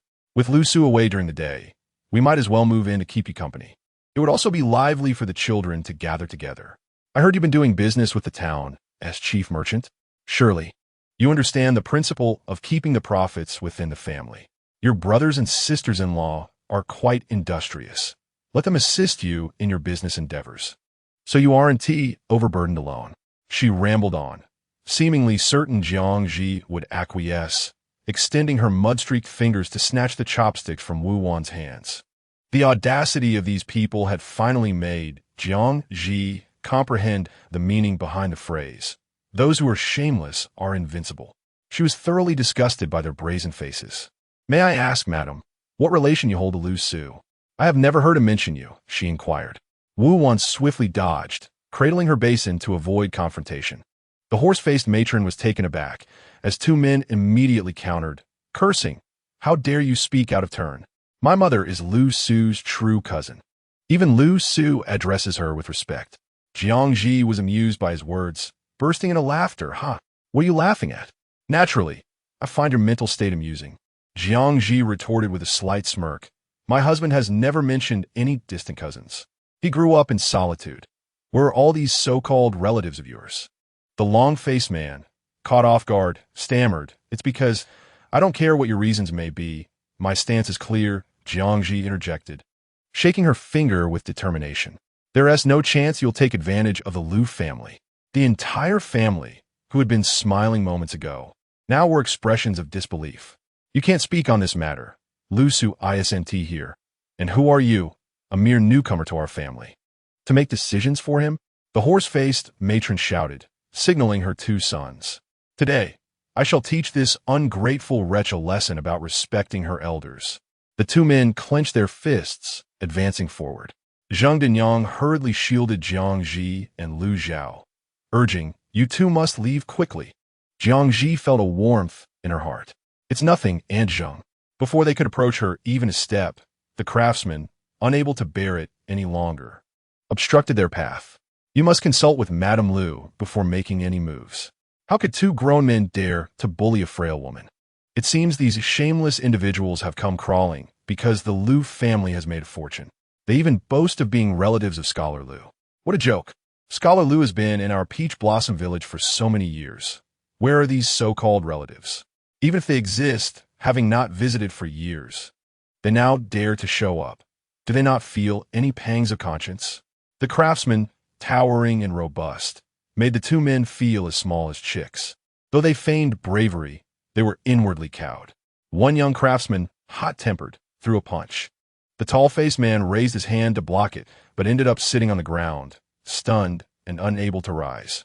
The other, frightened, retreated without even helping his brother, muttering threats as he did. "Just wait, I'll silence." Jiang Zhi interrupted, swiftly picking up a piece of firewood and hurling it towards him. The piece of wood cut through the air with a fierce force, embedding itself in the brick wall behind him. resonating like a heavy blow upon the hearts of all present. The young man turned pale, trembling uncontrollably, collapsing to the ground like his brother, his face smeared with tears and snot. The old woman, with a horse-like face, turned ashen, her finger quivering as she pointed at Jiang Zhi. Jiang Zhi bent her eyes, filled with mockery. Even if you're stunned by my brilliance, there's no need to be so agitated. The crowd murmured. The horse-faced woman had not anticipated such a brazen misinterpretation of her intentions, her eyes rolling like those of a dead fish. Jiang Zhi pressed on. As I am kind-hearted, I won't demand much from you. Considering the time wasted for everyone here, you may compensate me with 10 won. At that moment, the horse-faced woman truly felt as though she might faint, her face taut and her lips trembling, unable to utter a word as darkness blurred her vision. 10 won felt like her life was at stake. She had underestimated Madame Lu. She had always perceived Jiang Zhi as a delicate flower, only to discover that she was a heartless man-eating flower. Concerned for the woman's well-being, Jiang Zhi cast her a sidelong glance and coldly stated, "If there is a next time, I assure you I will not be so amicable. Pay up promptly. Do not make me resort to reporting this." Realizing her own family's fault, the old woman sighed and looked towards her 2 daughters-in-law. The eldest, "Oh, mother, I have no money. I don't possess a single one. Besides, you know how useless your son is." As she lamented her misfortune, her round face contorted into tears. "Be quiet." The old woman felt a headache coming on. The second daughter-in-law, the one with a shoehorn-shaped face, hastily refused. "Mother, don't look at me. Favoritism is not to this extent. If the elder sister isn't contributing, why should I alone?" The old woman sighed, glancing at Jiang Zhi's expression. "Enough theatrics. Pay up and leave quickly. The longer this drags on, the more it will cost you than just 10 won." Jiang Zhi said impatiently. The old lady with a hoarse face. How can this person act so unpredictably? Reluctantly, she extracted 10 coins from her secret stash and handed them to Jiang Zhi, her expression one of utter despair, as if Jiang Zhi had disturbed her ancestral grave. Jiang Zhi accepted the coins with a cool glance at them, letting out a disdainful snort. "Did I personally invite you to leave?" "No, no, no." The group fervently shook their heads, pulling the 2 on the ground up and rushing toward the exit in a frenzy. The elderly lady, who had earlier struggled to walk, now charged ahead with her cane as if pursued by a ghost. The onlookers were left speechless. Jiang Zhi moved to close the door, gripping the 10 coins in his hand, his brow slightly raised as he spoke in a melodious tone. "Thank you all for today. We shall have boiled egg soup for lunch." "Great, thank you, Madame Lu." The crowd cheered in unison, resuming their tasks in an orderly manner. The craftsmen, still shaken, whispered among themselves. Madame Lu's earlier display was truly impressive. I trembled in fear. Indeed, it's my first time witnessing such prowess from a young lady. I wonder who Madame Lu learned it from. I wish to learn as well. Imagine catching wild chickens and birds in the mountains with such skills. Someone remarked enviously. "Oomph. All you think about is food, and you're drooling." A companion scoffed. The man instinctively wiped the corner of his mouth, eliciting laughter from the group. However, ever since Madame Lu recovered from her illness, everything she did seemed to command admiration. You wouldn't understand, according to the tales. Madame Lu must have encountered great fortune and received guidance from a hidden master, one short fellow stated, nodding sagely. "Oh, that makes sense," the others pondered, agreeing. Ultimately, they concluded unanimously that they must cultivate a good relationship with the Lu family. Chapter 29. As it turns out, the house was completed in the morning. As the saying goes, one is soft-hearted after enjoying a meal and reluctant to refuse a favor. The craftsman, well-fed, eagerly offered to assist Jiang Zhi. By the time Lu Su returned from his studies, the Lu residence had undergone a complete transformation. The blue bricks were whitewashed for the walls, and the roof was adorned with blue tiles, presenting an exterior that exuded both the solemn luxury of a grand estate and the serene simplicity of a rural abode. Upon entering, one would find the courtyard paved with pristine white stones, utterly spotless. The previous cages for chickens and ducks had been removed, making way for a small flower bed. The soil loose and soft, dotted with several shoots, surrounded by moist imprints of water. Tender green saplings peeked out. Lu Su could envision Jiang Zhi bending over, carefully digging, filling, and watering the roses and magnolias. Just as he intended to crouch down for a closer look, a small dog suddenly dashed into the flower bed. Coming to an abrupt stop, the sapling was crushed, producing a sharp crack. With his hand outstretched, Lu Su's mind raced with thoughts of how to explain this to Jiang Zhi. The boy and the dog exchanged glances. "Aren't you going to move?" Lu Su's expression was complex as he cast a sidelong glance at the pup. The small dog, realizing its misstep, widened its eyes, slowly raised its rear, leaped out of the flower bed, and wagged its tail vigorously at Lu Su, as if it might catch fire from the speed of its tail's motion. Lu Su disregarded it, holding onto a flicker of hope as he approached the young sapling. The frail little tree had already snapped into two pieces, deeply embedded in the soil. He gently patted its fuzzy head, expressing his disdain. "Do you not realize how plump you are?" Immediately, Xiao Hua's tail drooped, casting a reproachful glance at him. "I'm not fat." Lu Su narrowed his dark eyes and replied in a deep voice. Xiao Hua shrank back slightly, nuzzling his palm in a bid for affection. Observing its adorably rotund body, Lu Su sighed and suddenly smiled, saying, "If Jiang forbids you from eating, I cannot do anything about it. However, you certainly ought to eat less." Although Jiang Zhi had never personally raised a dog in her previous life, she had seen the size of her friend's husky puppies. In any case, they were certainly not as chubby as Xiao Hua. It would be more appropriate to refer to it as a husky pig.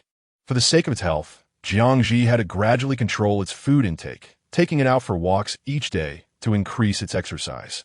Lu Su naturally agreed, fully complying with Jiang Zhi's directives. Yet, this left Xiao Hua in a plight, unable to voice its grievances. After finally adjusting, the prospect of being told it might not be allowed to eat again was simply intolerable. This dog refuses to accept it. It woefully barked twice, its paws clasped together. Head hanging low, both the man and the dog gazed at the flower bed in dismay. Considering the roots were still intact, Lu Su decided to attempt to rescue the little sapling once more.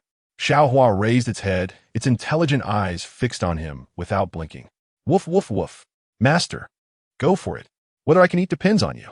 Lu Su, who had reluctantly come to understand dog language, thought to himself that he was not particularly inclined to comprehend it. He fetched a small shovel, turned over the soil again, and propped the sapling upright, covering it with several mounds of dirt. He then picked up the other half of the sapling and inserted it back in place. From a distance, there appeared to be no difference. Xiao Hua barked excitedly and bounded around Lu Su. "Master, you are amazing." Lu Su shrugged his sleeves and stood up to head inside, stating nonchalantly, "Your dinner is half tonight." This proclamation struck Xiao Hua like a bolt from the blue. It gazed up at Lu Su in disbelief, unable to muster a bark, and sorrowfully retreated to the luxurious doghouse that Jiang Zhi had specially constructed for it to recuperate. Having been busy building the house for several days, Jiang Zhi decided to prepare a grand feast that evening to reward the family. There was still a considerable amount of beef left from her earlier purchases, so she decided to make tomato beef stew and steam a small pot of rice, which would also suit Lu Zhao perfectly. When Lu Su entered, Jiang Zhi was in the midst of cutting the beef. He cleaned his hands and spoke gently, "My dear, let me take over. You have worked hard these past few days. Please take a good rest." "All right," Jiang Zhi replied with pleasure, handing him the knife. With someone willingly helping, she felt quite at ease. Moreover, after dealing with a peculiar commotion in the morning and rearranging furniture in the afternoon, she was indeed somewhat fatigued. Lu Su took the knife, set it down, paused for a moment, and with a flick of his wrist, produced a beautifully wrapped paper package from his chest, as if performing a magic trick. "My dear, here." The package was exquisitely adorned, printed with various flower petals, exuding a rich, sweet fragrance. Jiang Zhi was momentarily taken aback, her expression brightening as she looked up at him. "It's exactly what you were thinking of, the Meiji flower cakes." Lu Su chuckled, his dark eyes shimmering with a gentle light. "I wasn't too sure what flavors you would prefer, so I bought a selection of everything." "Thank you, Lu Su," Jiang Zhi replied, genuinely delighted. Just a few days prior, while accompanying Lu Su to the town to look for furniture, they had passed by Meiji, irresistibly drawn in by the fragrant aroma of pastries. However, Upon seeing the long queue devoid of any visible figures, they hesitated to approach. She believed she maintained an air of calmness. Yet, Lu Su's perceptive gaze had taken notice of her subtle reactions. Who knows how long he has stood in line? Let us try it. Lu Su felt his cheeks warm under her sparkling gaze and deftly untied the delicate strings. Layer by layer, he peeled back the wrapping, revealing an array of exquisitely crafted floral pastries in the shape of petals. Jiang Zhi couldn't help but marvel at the artistry of these traditional confections, which surpassed even modern creations. The intricate patterns of the petals were vividly apparent, resembling a beautiful painting, making her reluctant to take a bite. Lu Su picked the most stunning peony pastry and brought it to her lips. Jiang Zhi took a bite, only to feel a twinge of disappointment. While the texture was delightful, crispy and soft, melting in her mouth, the flavor was excessively sweet, overshadowing the delicate fragrance of the flowers. As she savored the pastry, a new idea suddenly blossomed in her mind. Recently in Peach Blossom Village, she had overheard discussions about the new dishes at Fanlu. Given its popularity, the establishment must be reaping considerable profits. Yet relying solely on the bi-monthly earnings from Fanlu would prove too slow for her goals. If even Mei Ji's ordinary pastries could garner such acclaim, wouldn't opening her own pastry shop in town yield substantial profits? Lost in contemplation, she resolved to visit the town again at the opportune moment. She shared her thoughts with Lu Su. "Do what you desire, my dear," he replied, his voice tender and supportive. "I am entirely behind you." Just then, a gust of wind brushed past, causing a strand of hair to fall by Jiang Zhi's ear. Lu Su reached out, gently tucking the stray hair behind her ear. "Don't overexert yourself. If you need assistance, just let me know. I expect some funds for my writing to arrive in a few days, and I will give them all to you." "All right." Jiang Zhi, mistaking it for money meant for someone else's transcription, felt her eyes welling with emotion. She declared that Lu Su was indeed the best man. As her thoughts wandered, she suddenly looked up. "Oh no, did I forget something?" Lu Zhao, remembering her little foodie, she swallowed the pastry and winked at Lu Su. "I'll go fetch our baby. He should be waking up soon." Lu Su's smile faltered momentarily, a hint of guilt surfacing for having forgotten their son. "I shall go." Jiang Zhi nodded. Before long, Lu Su returned with Lu Zhao in his arms, his expression tinged with concern. Perhaps it was due to just waking up, but Lu Zhao's little face looked quite sullen, lacking energy. Upon spotting Jiang Zhi, he broke into a soft smile, calling out "Mother." Jiang Zhi embraced him, her heart filled with worry as she gently touched his forehead, which felt cool to the touch. "Are you feeling unwell, my dear? Does your head hurt? Are you cold?" Lu Zhao shook his head. "I'm fine, mother." Jiang Zhi's heart eased. "If you're not feeling well, you must tell me and your father." "Okay." Lu Zhao replied obediently, his eyes scanning the table before pointing at the pear flower pastry. "Mother, I want to eat that flower one." Seeing his unyielding appetite, Jiang Zhi and Lu Su simultaneously sighed in relief. Lu Su, under Jiang Zhi's guidance, cleaned and diced the beef, marinating it with cooking wine and Sichuan pepper for a while before blanching it in boiling water. After blanching, Lu Su deftly skimmed off the froth. He heated oil in another pot, adding rock sugar to caramelize it.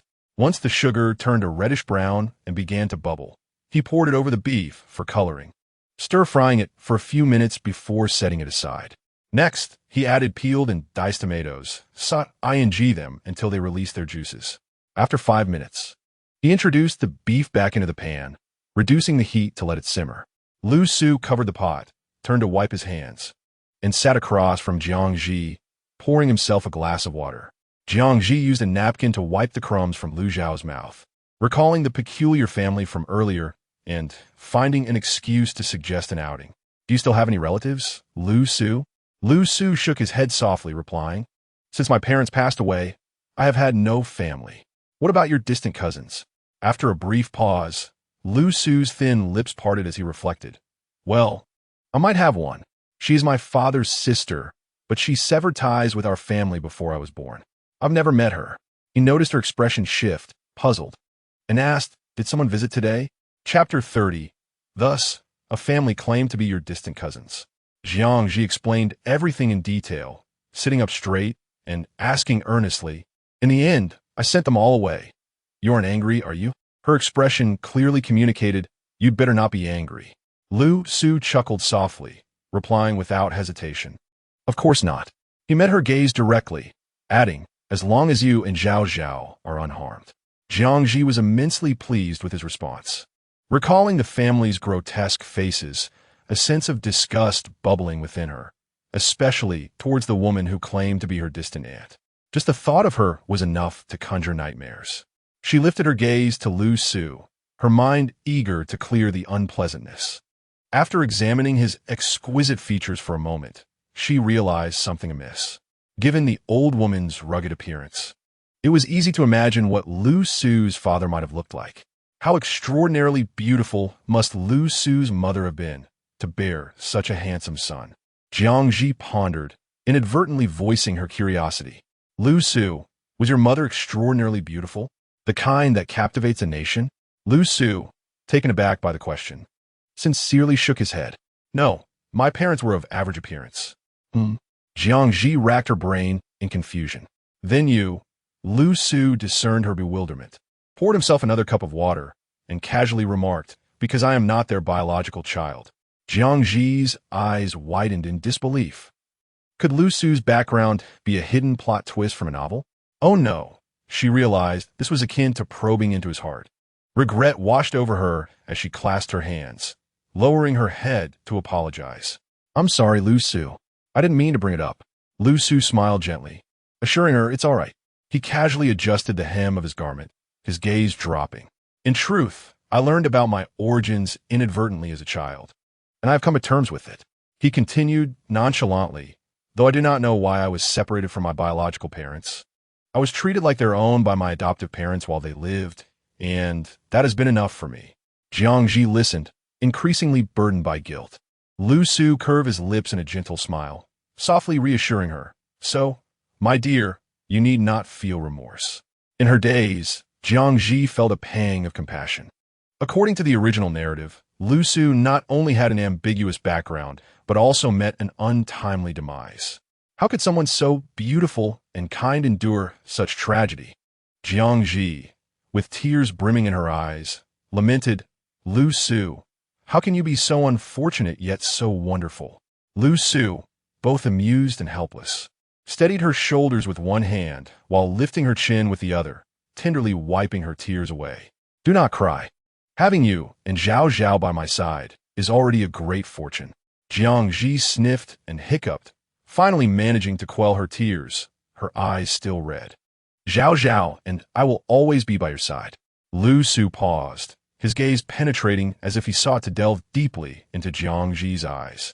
He composed himself and continued to wipe away the remnants of her tears, his eyes shimmering with warmth. I shall remember your words, my dear. At this moment, within the residence of the Prince of Yin, Shan Sishu stood tall outside the door, his expression grave, shadows of fatigue marking his features. Guru Ashui had also abandoned his usual nonchalance, adopting a serious demeanor. He subtly nudged Shan Sishu with his elbow. How long did the divine physician say we must wait? An hour and a half, came the frosty reply, as if the words might freeze upon utterance. Guru Ashui sighed quietly, calculating the time left. There's still half an hour. Why not rest in the adjacent room? You Haven Tea truly close your eyes since returning from the stream. I'll keep watch and alert you when the prince awakens. Shun Sishu remained silent, and Guru Ashui understood this as a refusal. Just as he was about to urge him again, a cacophony of footsteps approached. Sister, brother. Two voices rang out, one gentle, the other sweet. Shun Sishu calmly turned to bow mother. He then nodded slightly, sister. Guru Ashui regarded the two elegantly dressed women before him, even adorned with fragrance, and snorted disdainfully in his heart while maintaining a courteous demeanor. I have the honor of meeting the Princess of Yin and the County Princess Qingyan. The Princess of Yin waved her hand anxiously, asking, how is your father now? The divine physician is inside treating him. There is a 90% chance he will awaken in half an hour, Shun Sishu explained. Mother, there is no need for excessive worry. The Princess of Yin glanced at her eldest son, who appeared composed, and gradually felt her heart ease, adopting a maternal expression. You have worked hard in seeking medicine this time. It is what a son ought to do. It hardly qualifies as hardship, Shun Sishu replied mildly. The Princess of Yen, accustomed to her son's aloofness, smiled and said, You have been traveling for several days. It would be wise to return and rest. I shall have your younger brother come here to keep watch. He has also been fretting over your father for several days. Before Shun Sishu could respond, she instructed someone, Fetch Lu to me, and let the young master return to Ting Mo Garden to rest. Gu Ruoxue observed the scene and interjected, Your Highness. Perhaps it would be better to let the young master stay. Very well, mother, Shun Sishu interrupted expressionlessly, nodding slightly before turning to leave. Gu Ruoxue could only awkwardly perform a bow of retreat and follow him. Why must you insist on this? After toiling for so many days merely to craft a wedding garment for your worthless brother? Gu Ruoxue was perplexed, letting out a cold laugh. Shun Sishu, when did you become so selflessly devoted? He truly could not comprehend the Princess of Yen. Clearly, Shun Sishu and Shun Silu emerged from the same womb. Yet the more capable one was treated like mere grass, while the inept one was cherished as a treasure. What baffled him even more was Shun Sishu herself. The Shun Sishu he knew was proud and aloof, yet before their mother, who was blinded by favoritism, she bent over backward, yielding and accommodating. It infuriated him to behold. Gu Ruoxue had expressed his thoughts at length, feeling disheartened, and resolved that this would be the last time. Suddenly, Shun Sishu halted her steps and articulated each word with deliberation. Gu Ruoxue thought he might be hallucinating, unable to believe his ears. Shun Sishu's lips curled slightly. Shall we go drink? Yes. Gu Ruoxue exclaimed joyfully, boasting that he would surely outdrink her today. Shun Sishu cast him a languid glance, a silent understanding passing between them. Feeling humiliated, Gu Ruoxue ground his molars, thinking that today he would show her. How verbose you are, Shun Sishu interrupted impatiently, her eyes filled with a relaxed mirth. She turned to the attendant, indicating that he should know how to respond without her instruction. The servant understood, bowing his head even lower in respect before retreating to the side. The two arrived at the grandest den of iniquity in Rundu, the Yunshi Pavilion. After navigating through a concealed passage, the steward, having received word, awaited them with a newly unearthed beauty. Upon their arrival, the woman immediately approached with a sinuous gait, her eyes sparkling and voice sweet as honey. Master, you have finally arrived. Gu Ruoxue, eager to drink with Shun Sishu, barely acknowledged her, commanding the steward to keep everything as usual and to bring forth the peach blossom wine from the cellar. As you wish, master, the steward replied, feeling his spirits dampened. The woman wished to say more, but fell silent under the steward's warning gaze. Gu Ruoxue took a few steps forward, suddenly turning his head, and casually remarked, If there essay next time, the Yunshi Pavilion shall not keep you. The steward knelt with a thud. Yes, master. I shall never dare again. From the top floor, one could behold the entire landscape of Rundu in a single glance. The two sat by the window, scattered white porcelain wine bottles littering the floor. The room was suffused with the intoxicating aroma of pear blossom wine, rich and lingering. A single whiff seemed enough to intoxicate one for half a day. Gu Ruoxue's eyes grew misty, his face flushed. Shun Sishu's complexion bore a delicate rosy hue, yet her gaze remained clear and discerning. Tell me the truth.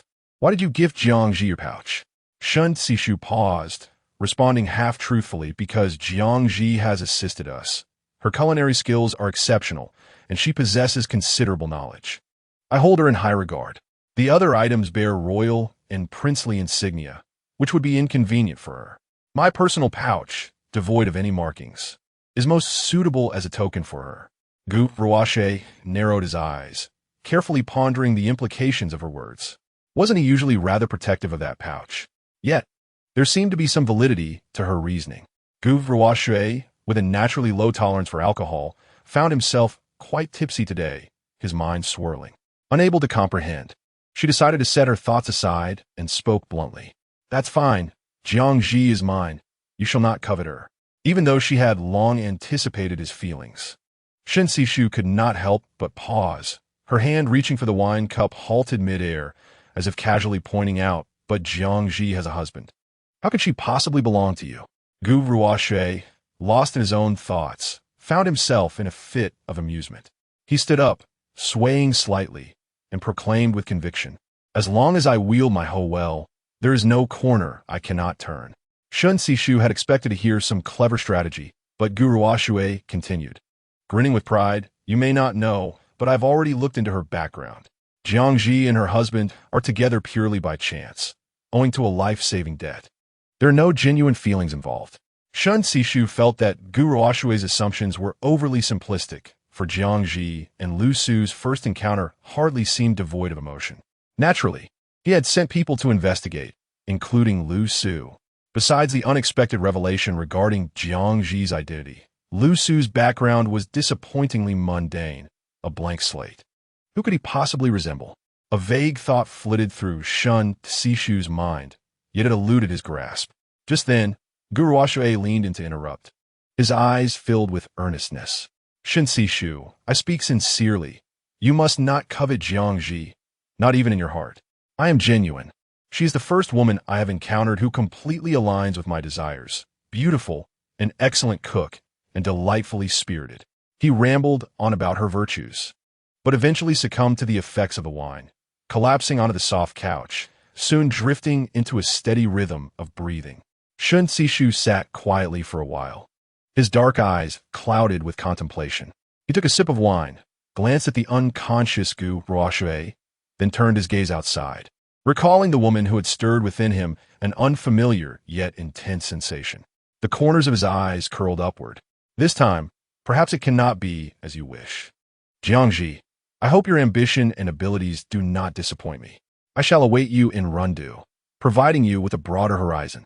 Chapter 31. Illness After Dinner. Lu Su retired to his new study to practice calligraphy and read. Jiang Zhi initially intended to take Lu Zhao for a stroll with the little flower to aid digestion. However, before long, Lu Zhao fell into a deep sleep. Assuming he was simply exhausted from the day's activities, she carried him back to bed. Alone, she reluctantly dragged the little flower around the doorway a few times. The following day, Jiang Zhi awoke to the searing heat emanating from beside her. Remembering that Lu Zhao was on her right, she sat up abruptly, pulling back the covers to check on him. Lu Zhao's small face was flushed, his eyes tightly shut, and his lips bore an unusual crimson hue. A pang of anxiety gripped Jiang Zhi as she quickly reached out to feel his forehead. Scalding, "Baby? Baby? Zhao Zhao." She called out several times. Lu Zhao furrowed his brow, unable to lift his eyelids, and began to whimper, his voice weak and feeble, resembling that of a kitten. Hearing this, Lu Su sprang up, startled. "My dear." Jiang Zhi swiftly grabbed the clothes hanging by the bedside, rising with unparalleled speed. "Lu Su, the baby has a fever." Upon hearing these words, Lu Su swiftly donned his outer robe, disregarding the disarray of his hair, and hurriedly made his way to the door while urging, "My dear, please help Zhao Zhao get dressed. I will go hire a carriage." Jiang Zhi assisted Lu Zhao with his clothing, her heart swelling with pain as she touched his feverish little hands, her voice trembling involuntarily, her nose tinged with the onset of tears. "Don't be afraid, my baby. Mother will take you to see the doctor." Lu Zhao, with great effort, opened his eyes, weakly stating, "Mother, do not be sad. I am not afraid. I'm a brave boy." Jiang Zhi pressed her cheek against his, stifling her own anguish, and replied, "All right." She regretted deeply. Had she been more attentive to Lu Zhao the day before, perhaps he would not have fallen ill with a fever. Jiang Zhi was truly enveloped in her role as a mother, heart-wrenched at the sight of Lu Zhao's suffering, wishing to bear his pain in his stead. Lu Su returned swiftly, taking the tightly wrapped Lu Zhao from Jiang Zhi's arms and striding purposefully toward the door. Outside awaited a horse-drawn carriage, the source of which was a mystery.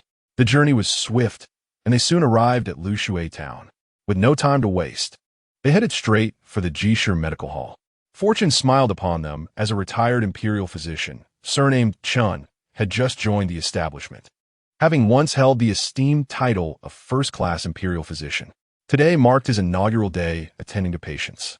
Jiang Zhi held her breath, her gaze fixed intently on Lu Zhao as Dr. Chun examined him with meticulous care, rolling up his little sleeves to reveal his arms.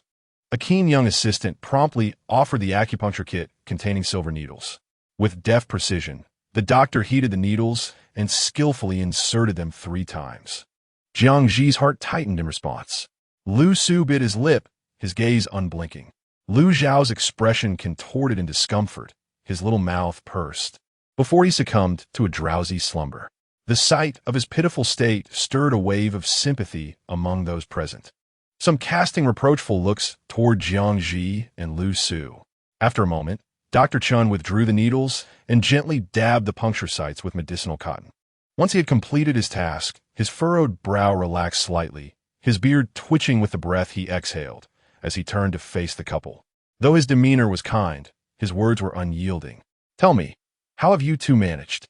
Your child has suffered such a severe cold, and you were oblivious for so long." It was likely that Lu Zhao had played too hard, becoming drenched in sweat before being chilled by the wind. Compounded by a fright, Jiang Zhi, chastened, lowered her head and quickly admitted fault. "It is my mistake, Dr. Chun. How's my child?" Lu Su, equally eager to accept responsibility, earnestly confessed, "It is entirely my oversight. I failed to fulfill my duties as a father." Seeing their sincere remorse, Dr. Chun adjusted his small mustache and, though somewhat irritated, reassured them, "Do not worry. With my intervention, he will surely recover." At last, Jiang Zhi felt a weight lift from her heart. She exhaled, her body feeling as if it had been drained of strength, leaning weakly to the side. Lu Su, ever attentive, quickly supported her, softly murmuring words of comfort. "Rest assured, Zhao Zhao will be fine." Jiang Zhi, utterly fatigued, nodded gently against Lu Su's shoulder. Dr. Chun caught a glimpse of her reaction and coldly mocked. "Look at your meager aspirations. How can you even consider yourself a parent?" Jiang Zhi thought to herself, "Is this person truly a royal physician? With such a mouth, how has he not been executed? Under the eaves, one must bow their head. I shall endure." She feigned ignorance and asked, "Doctor, when can we depart? I will write a prescription. Once the medicine is prepared, you may leave." Dr. Chun promptly shifted to a more serious demeanor upon discussing the matter at hand. "Thank you, Dr. Chun." As they were leaving, Dr. Chun did not forget to admonish them, his tone still lacking warmth. "Remember, the medicine must be simmered over low heat twice a day, and the child must not be exposed to the wind until he recovers." "Understood. We will not forget," Jiang Zhi replied, gazing at the eccentric old man and recalling her grandfather, who bore a striking resemblance to him, a smile gracing her lips. Upon noticing her cheerful expression, Dr. Chun could no longer maintain his frosty facade, swatting at her like a bothersome fly as he turned away. Lu Zhao was still sleeping, his breathing much steadier now. Jiang Zhi carefully placed him on the bed and tucked him in. She stepped out to prepare a light meal. Lu Su was already brewing the medicine. She intended to make a beef and vegetable porridge. First, she rinsed the rice and soaked it in water, then cleaned and minced the beef, chopping a small piece of carrot and onion into cubes. In a small pot, she poured a dash of sesame oil, adding the onion and minced beef to saute over low heat until fragrant, then tossed in the soaked rice to stir-fry. Once the rice took on a slight yellow hue, she added enough water to cover it, along with the carrot. She let it simmer gently for about half an hour. During this time, Jiang Zhi planned to make a few black sesame egg pancakes for herself and Lu Su. In another pot, she toasted the black sesame seeds that Aunt Zheng had delivered 2 days prior. After toasting, she retrieved 3 eggs and filled a bowl with flour. She combined all the ingredients in a basin, adding half a spoon of salt. Gradually, she poured in water while stirring in one direction until it transformed into a smooth, lump-free batter. She began to fry the pancakes, lightly greasing the pan and evenly spreading a ladleful of batter within. In just a few minutes, the fragrant golden black sesame egg pancake was ready. The porridge and medicine still required a bit more time to cook. Jiang Zhi called for Lu Su, and they both enjoyed their breakfast first. Lu Su remained in the kitchen, watching over the medicine and porridge while Jiang Zhi went to accompany Lu Zhao. Though Dr. Chun had a peculiar temperament, his medical skills were indeed commendable. Jiang Zhi sat beside Lu Zhao, and within a short while he awoke. His little face flushed with a healthy hue, his spirit markedly improved. He turned on his side, inching closer to Jiang Zhi's hand like a tiny insect. Mother. Jiang Zhi touched his forehead, relieved to find it no longer feverish. Her tense heart relaxed. Would you like something to eat, my darling? Yes. Baby wants to eat. Lu Zhao responded weakly, but with determination. Jiang Zhi gently caressed his little face and smiled. All right, mother will go to the kitchen. In the kitchen, the medicine was still simmering. The porridge was perfectly cooked, bubbling softly as the tender ingredients rolled within. Jiang Zhi added a pinch of salt and a few drops of soy sauce before ladling a bowl to take back to the room. With each spoonful, Lu Zhao obediently opened his mouth to eat, not forgetting to cheer for Jiang Zhi with exaggerated whiz sounds, proclaiming that his mother was wonderful and that the porridge was delicious, which he adored. Jiang Zhi was enchanted by his cuteness, gently taking a cloth to wipe the remnants of porridge from the corners of his mouth. Next time, mother will make it for you again. However, my little one must promise to inform mother and father whenever you feel unwell, just as you did yesterday. All right. Lu Zhao nodded vigorously. Yet, after a moment of contemplation, he hesitated, but mother, I just wanted to sleep yesterday. I wasn't unwell. Jiang Zhi conceded, well, I can't argue with that. Indeed, even when ill, Lu Zhao's appetite remained unaffected, as he had eaten normally the previous night, leading Jiang Zhi to overlook his illness entirely. Ultimately, Lu Zhao's sickness stemmed from a weakened immune system. Jiang Zhi resolved that henceforth, her baby should exercise with Xiaohua to bolster his immunity. Is that all right? She asked. Lu Zhao, bewildered, replied, Mother, I don't quite understand. Thus, a cheerful decision was made. Jiang Zhi insisted that her baby should consume more vegetables and fruits. Mother, I just then Lu Su entered with medicine in hand. Jiang Zhi quickly made space for him. First, take your medicine, dear. Lu Zhao pouted, shaking his head, casting a pleading glance towards Jiang Zhi. Unmoved, she replied, Be good, take your medicine, and you will feel better. At her words, Lu Zhao hung his head like a wilting flower. Lu Su spooned a dose and brought it to his lips, calmly stating, If you don't drink this, you won't be able to have any pastries this month. Instantly, he struck at Lu Zhao's soft spot. With a determined nod, Lu Zhao felt a sense of tragic resolve. Exclaiming, Father, I will drink it. He even omitted referring to himself as baby. Lu Su maintained a stoic expression, a faint smile flickering in his eyes as he fed him spoonful after spoonful. Jiang Zhi stifled a laugh, offering praise once he finished. You did wonderfully, my dear. You drank all that bitter medicine. Truly a brave boy. Lu Zhao, unable to articulate his bitterness, proudly lifted his chin. Lu Su set the bowl down and produced some dried fruit he had prepared earlier, placing it in Lu Zhao's mouth. The sweet flavor of the fruit swiftly dispelled the lingering bitterness of the medicine. Lu Zhao leaped forward to embrace him, exclaiming, Thank you, father. He then turned to Jiang Zhi, unabashedly adding, Thank you, mother. Oh, you. Lu Su chuckled, playfully tapping his little nose. After completing the medicine prescribed by Dr. Chun, Lu Zhao was back to his lively self within 2 days. Exercise soon became part of his routine, marking the beginning of a joyful yet arduous training journey alongside Xiaohua. Chapter 32. Miao Nyangzi. Jiang Zhi had cared for Lu Zhao at home for 2 days, and upon seeing him restore to health, she decided to visit Miao Nyangzi to check on the drying of the wood ear mushrooms. The weather was too hot, and it was not entirely suitable to take the recently recovered Lu Zhao outside. After discussing it with him, she sent him to play with Dog Egg at Aunt Zheng's house and ventured alone to Miao Nyangzi's home. Miao Nyangzi's family was relatively well off in Taohua village, with a husband who was honest, hardworking, and dedicated, toiling daily in town to earn a living. Her parents-in-law were industrious and capable, treating her well. The only flaw in her life was that despite being married for 2 years, she had yet to conceive. Countless doctors had been consulted and numerous remedies tried, all to no avail. Over time, an inevitable rift developed between her and her mother-in-law. The young bride believed the fault lay with her. Thus, she perpetually bowed her head and treated her mother-in-law with utmost deference. Unbeknownst to her, Jiang Zhi arrived at the Miao household during the peak of the midday sun. Miao Nyangzi, with a face flushed like ripe fruit, was washing clothes in the courtyard without even a stool, squatting down awkwardly, clearly uncomfortable. As she washed, She wiped the beads of sweat from her brow.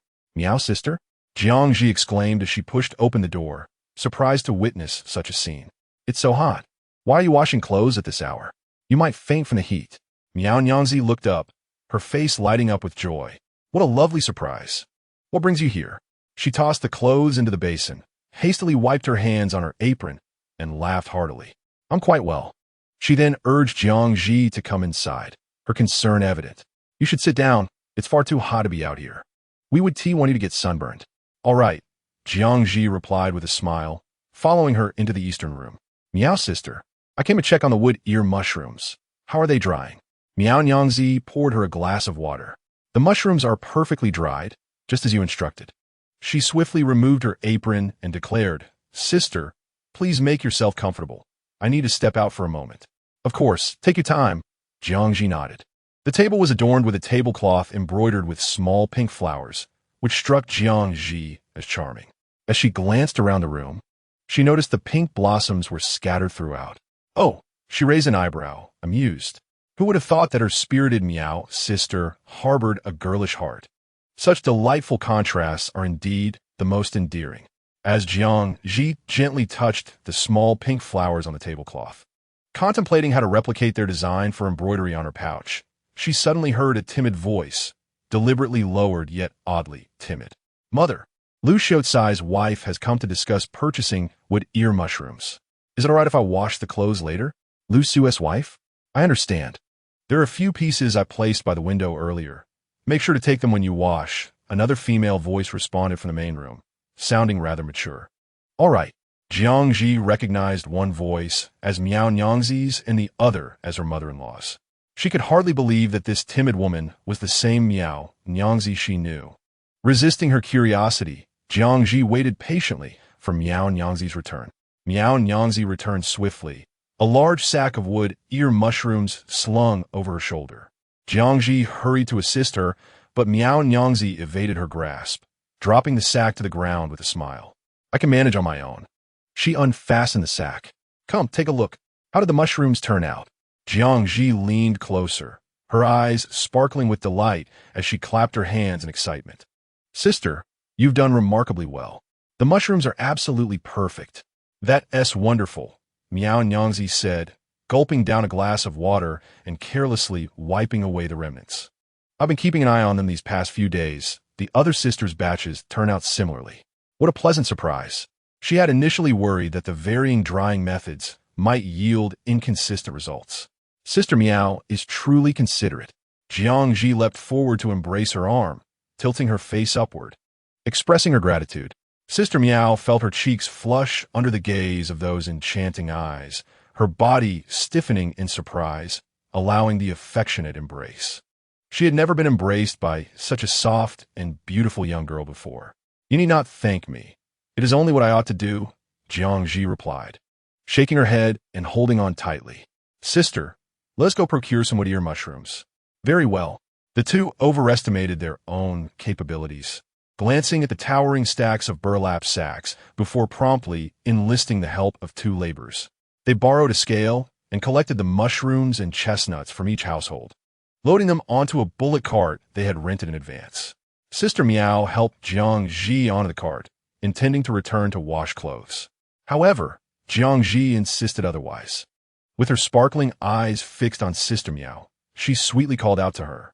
Unable to resist the charm, Sister Meow found herself climbing onto the cart. Thank you, sister. I shall treat you to a grand feast shortly. All right, Sister Meow replied, though her thoughts wandered to the laundry soaking in the basin and the impending lunch. Feeling a twinge of worry, noticing her distracted demeanor, Jiang Zhi, unable to contain her curiosity, inquired, Sister, do you have something on your mind? Sister Meow paused, a bitter smile creeping onto her lips as she confirmed, You have seen it. Jiang Zhi accepted this without argument, though it was not her intention to pry. Sister Meow sighed, You probably do not know about my situation.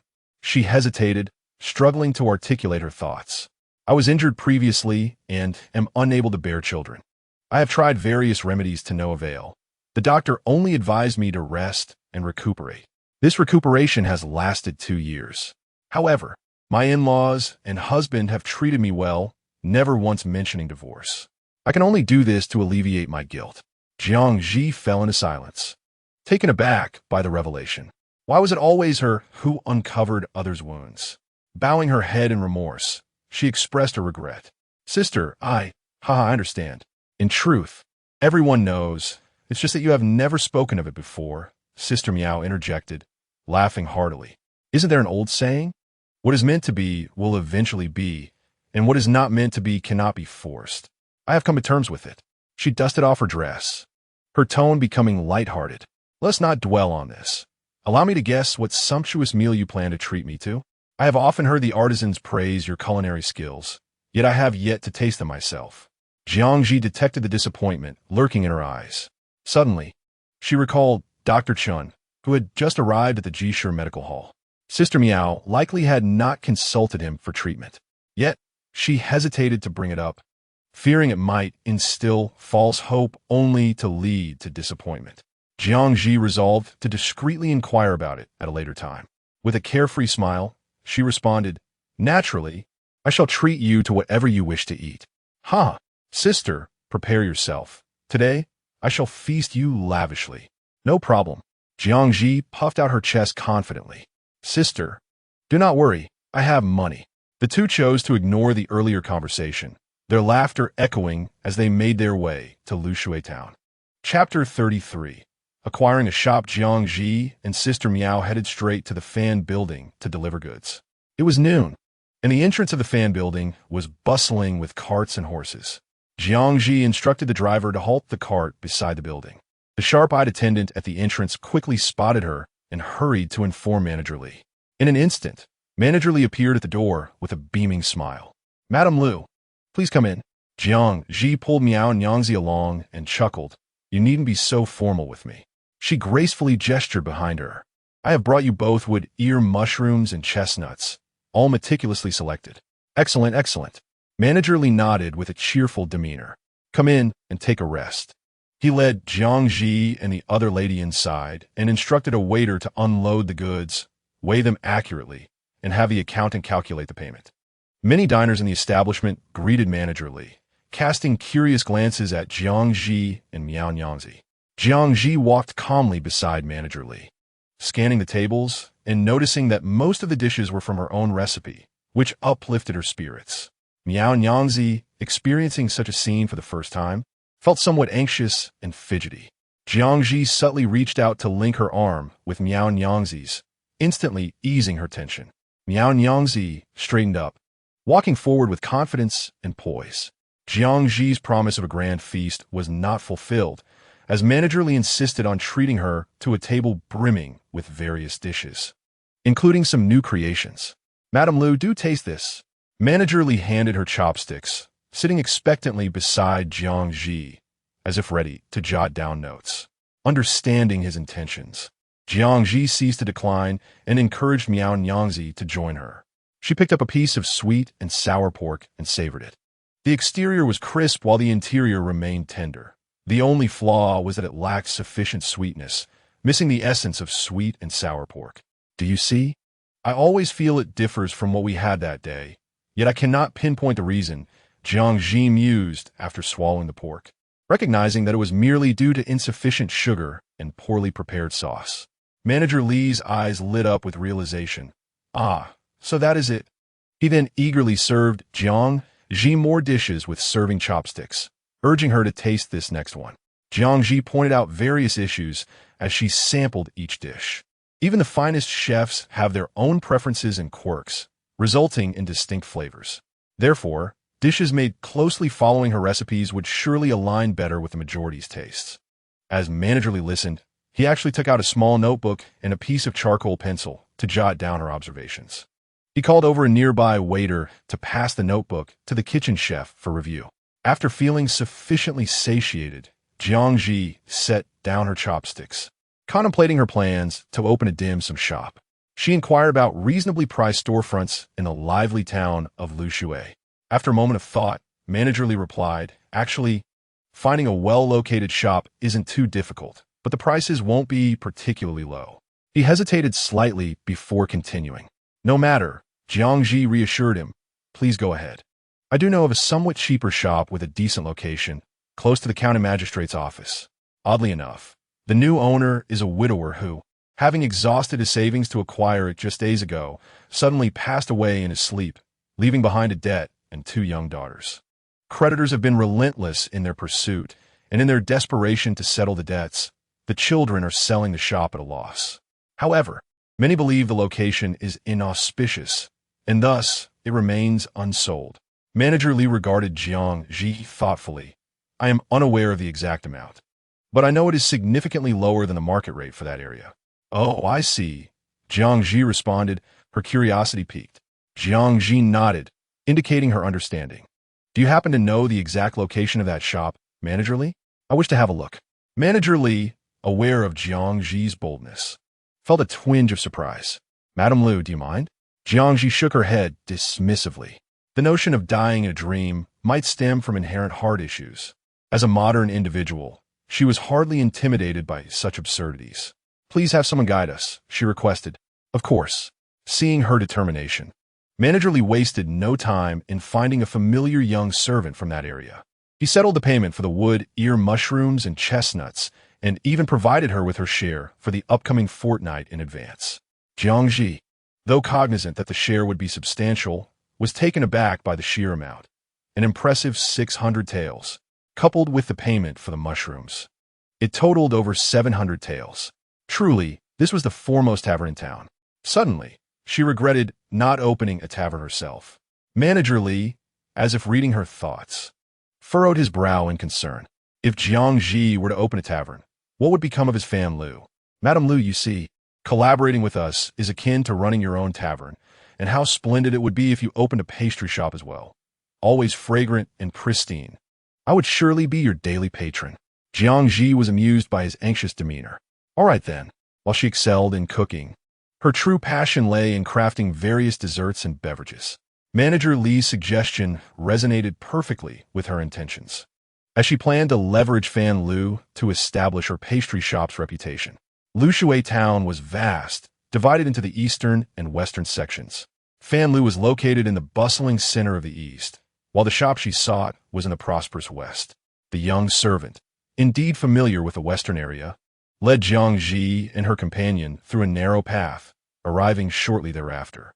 The entire street buzzed with activity, yet the shop before them appeared desolate and forlorn, with beggars and dogs skirting around, wary of any uncleanliness.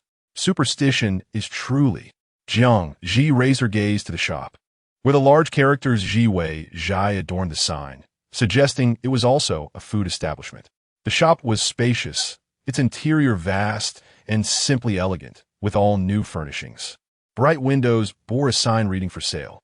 The young servant hesitated at the entrance, and Jiang Zhi did not press the matter, turning to Miao Nyangzi. With a scoff, Miao Nyangzi declared, Sister, I shall accompany you inside. The servant lowered his head even further. All right. Catching sight of the servant standing at a distance, Jiang Zhi decided he was no longer needed and dismissed him, saying, You may return and report back. We require no further assistance. The servant nodded in compliance and vanished in the blink of an eye. The two women paid no mind to the fearful and disdainful expressions of those around them as they confidently stepped inside. Upon entering, they were greeted by a timid girl of around 12 or 13, resembling a delicate white flower, though her posture was notably upright. She blocked their path, saying, Esteemed guests, please halt. The shop is not currently in operation. Oh, what a cold little white flower, Jiang Zhi remarked, raising an eyebrow as she caught a familiar, faintly sweet scent wafting from within. I am aware. I have come to purchase the shop. The girl, taken aback, furrowed her brow in disbelief. You haven't heard. Heard what? Jiang Zhi feigned ignorance, fully aware of the implications. Little White Flower hastily covered her mouth and asked, Well, how about 700 taels? Once you agree, there is no turning back. Miao Nyangzi could no longer bear to watch and remarked, Why don't you tell the truth, dear girl? It is evident that you are being deceived. Little White Flower blushed and retorted, Since you are aware, why continue to deceive? Jiang Zhi tugged at Miao Nyangzi's sleeve, and both fell silent. Little White Flower's anger subsided as she confessed, I owe external debts, and if I do not sell the shop to repay them, they will take me and my sister away to be sold into a brothel. The fire of anger in Miao Nyangzi's eyes diminished, replaced by compassion. Jiang Zhi remained quiet, her brow furrowed. She had initially intended to bargain, but had not anticipated the dire circumstances of the two sisters. She glanced at Jiang Zhi's expression and revised her offer. 500 taels will suffice. How much do you owe? Jiang Zhi inquired calmly. Little White Flower pondered for a moment, then extended her fingers, stating, 700 taels. Very well, I shall purchase it. Huh? Little White Flower was taken aback. Jiang Zhi brandished the freshly warmed 700 taels before her and said, Bring the deed and follow me to the government office. All right. Her eyes brightened, and she dashed towards the backyard, exclaiming, Wait for me. I will fetch my sister. Miao Nyangzi whispered to Jiang Zhi, This child is indeed pitiful, but will your assistance not prove too costly? What will happen to them afterward? Fear not, sister. For with this 700 taels, I intend to acquire more than just one shop. Jiang Zhi winked at her. I shall not suffer a loss. She could consume anything, but she would never be at a disadvantage. Moments later, Little White Flower returned, holding the hand of a girl around 8 or 9 years old. The girl remained quiet, smiling shyly with pursed lips. A true Little White Flower number 2. Jiang Zhi and Miao Nyangzi exchanged amused glances. En route to the government office, Jiang Zhi casually inquired, Where do you two plan to go once the shop is sold? Little White Flower, confused, tightened her grip on Little White Flower number 2's hand, biting her lip, replied, I do not know, but I will surely take care of my sister. What do you intend to rely on for your livelihood? Jiang Zhi countered, gently guiding her. Was your family formerly a pastry shop? Little White Flower nodded.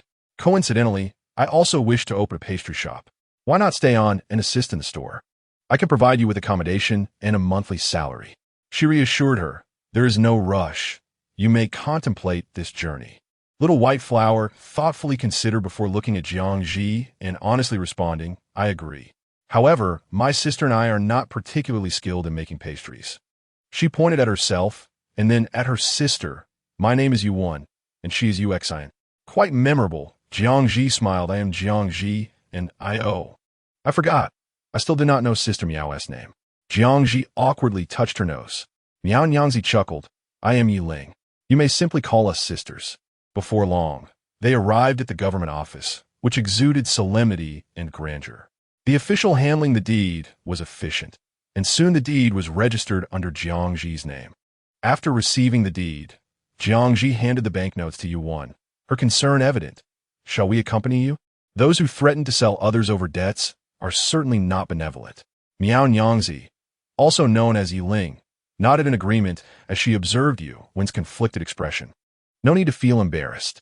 Thank you, my 2 elder sisters, Yuan said, bowing slightly. The 4 of them then returned the money they owed. And perhaps due to Yi Ling's presence, the others accepted the payment and readily tore up the IOUs right before them. By the time it was afternoon, Jiang Zhi had thoroughly inspected the newly purchased shop, leaving 201 for the Yu sisters to have a meal. She intended to return and discuss with Lu Su about commencing the renovation of the shop the following day. On the way back, Jiang Zhi and Yi Ling deliberated over opening a pastry shop. Yi Ling found Jiang Zhi's plan quite feasible, nodding enthusiastically in praise. Sister, would you like to open a shop with me? You could be the manager, and I will pay you a salary. Me? Yi Ling felt a twinge of interest. But recalling her status as a mere village woman, she quickly shook her head. I can't. I've never done it, nor have I learned. That is not true. You can learn if you don't know how. Sister, you are meticulous, bold, intelligent, and considerate. Jiang Zhi extolled her virtues profusely. Sister, trust my judgment. If I say you can do it, you certainly can. Yi Ling's resolve began to waver. Jiang Zhi pressed on, gazing at her imploringly. Sister, please help me. My little Zhao is still young, and I can hardly manage everything on my own. I truly need you. Alrit, Yi Ling relented, secretly resolving to study diligently so as not to disappoint Jiang Zhi. Chapter 34. Joyful upon returning to Taohua village, Jiang Zhi bid farewell to Yi Ling, agreeing to meet in the town the following morning. She then made her way to Aunt Zheng's house. As she approached the door, a sense of apprehension washed over her. Just as she was preparing herself mentally, she was spotted by Lu Zhao. "Mother!" he exclaimed joyfully, rushing towards her. Jiang Zhi squatted down to catch him. "Did you listen to Granny Zheng?" "I did." Lu Zhao nodded earnestly, lifting his small face in search of praise. "I was very obedient." "Wow, our baby is amazing." Jiang Zhi kissed his cheek, curious. "Did you miss your mother since we haven't seen each other for such a long time?" She had not been apart from Lu Zhao for this extended period before and worried he might be upset. With a serious demeanor, Lu Zhao reached out to touch her hair draped across her chest. "Father told me that mother went out to take care of things, to earn money for delicious pastries and fruit preserves for me. Father also said I must be obedient and sensible to become a true man." Jiang Zhi mused that Lu Su had given him an early lesson. "He taught you well indeed. You deserve commendation." She smiled and kissed his cheek again. "Yes, what father said is correct, and you did wonderfully." Lu Zhao planted a kiss on her cheek before releasing her, glancing around expectantly. "So, did mother buy me any delicious pastries?" Jiang Zhi felt a pang of guilt. With so much happening today, she had genuinely forgotten to buy pastries for Lu Zhao. His disappointment was palpable as he lowered his head. Just as Jiang Zhi was about to console him, Lu Zhao swiftly cheered himself up, reassuring himself. "That's all right, mother. Next time you'll buy me date flour rolls, peach blossom cakes, osmanthus cakes, and glutinous rice balls." He rattled off a long list fluently, akin to a comedian reciting a menu. Jiang Zhi was taken aback, her head spinning, and she hurriedly interrupted him. "All right, how about you and your mother go in together to greet Grandma Zheng?" Lu Zhao, still reluctantly agreed, "Fine." Jiang Zhi felt overwhelmed, suspecting that her child's talents were solely related to food. Grandma Zheng was in the yard washing green beans and beamed upon seeing Jiang Zhi. Jiang, you're back. Would you like some water? I'll get you a glass." Jiang Zhi stopped her from rising, smiling as she expressed her gratitude. "Thank you for looking after Zhao today, Grandma. I just returned to say hello before taking Zhao home." "Oh, there's no need for thanks between us. I consider you and Lu Su as family. Isn't Zhao like my grandchild?" "Indeed," Lu Zhao exclaimed loudly, turning his head in Jiang Zhi's arms. "Ha! What a good child." Grandma Zheng rinsed the beans in clean water, tied them with a cloth string, and firmly thrust them into Jiang Zhi's hands. Jiang Zhi chuckled helplessly. "Grandma, we have enough. Please keep them for yourself." Grandma Zheng narrowed her eyes, reproaching her playfully. "I know you have enough, but these were just picked from the field. They're tender and tastier than what you buy." Jiang Zhi was about to say more when Grandma Zheng urged her. "All right, off you go. Isn't Lu Su supposed to be back soon?" Reluctantly accepting, Jiang Zhi recalled that the shop might still be short-staffed and inquired, "Grandma, is sister not around?" "She went back to her family this afternoon with Dog Egg. It's about time she should return." "Do you need her for something?" Grandma Zheng wondered. As Jiang Zhi and Wu didn't interact much.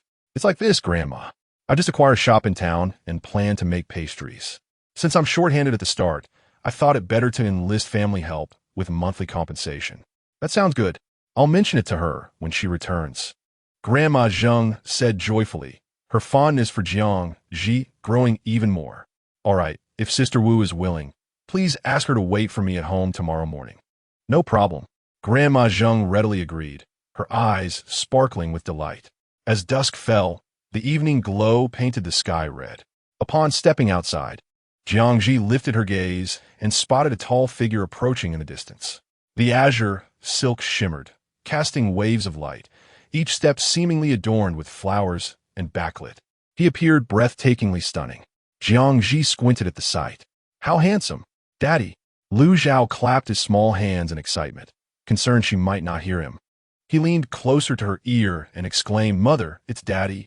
Jiang Zhi replied, "My dear son, if you keep shouting, your mother will lose her hearing." Though she initially wished to ignore him, Lu Zhao's enthusiasm compelled her to respond.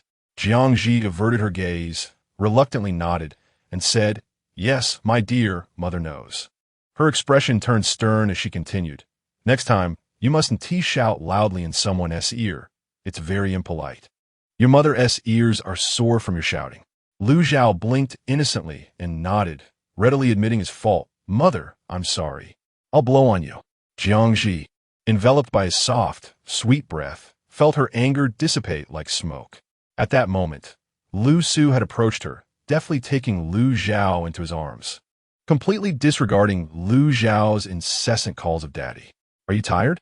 Would you like me to prepare dinner tonight? What would you like to eat? Lu Su was exceptionally intelligent, excelling not only in various fields, but also in the culinary arts. Nearly every dish that Jiang Zhi had made or described to him, he could replicate flawlessly after just one demonstration. I want to eat braised chicken, she replied.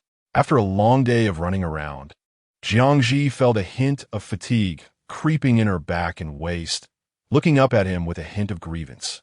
Lu Su's heart ached for her. He hurriedly coaxed, when we get home, I'll run you a bath. How's that sound? Jiang Zhi remained unmoved. Thus, Lu Su revealed his prepared surprise. I've received my book payment and bought you a hairpin and earrings. You can take a look and tell me if you like them. If not, I'll get you something else. The mention of money and gifts instantly revitalized Jiang Zhi. All right. Lu Zhao glared at the two with a pouting face, sulking. Only then did they shift their attention to him. Jiang Zhi chuckled, ruffling his little head.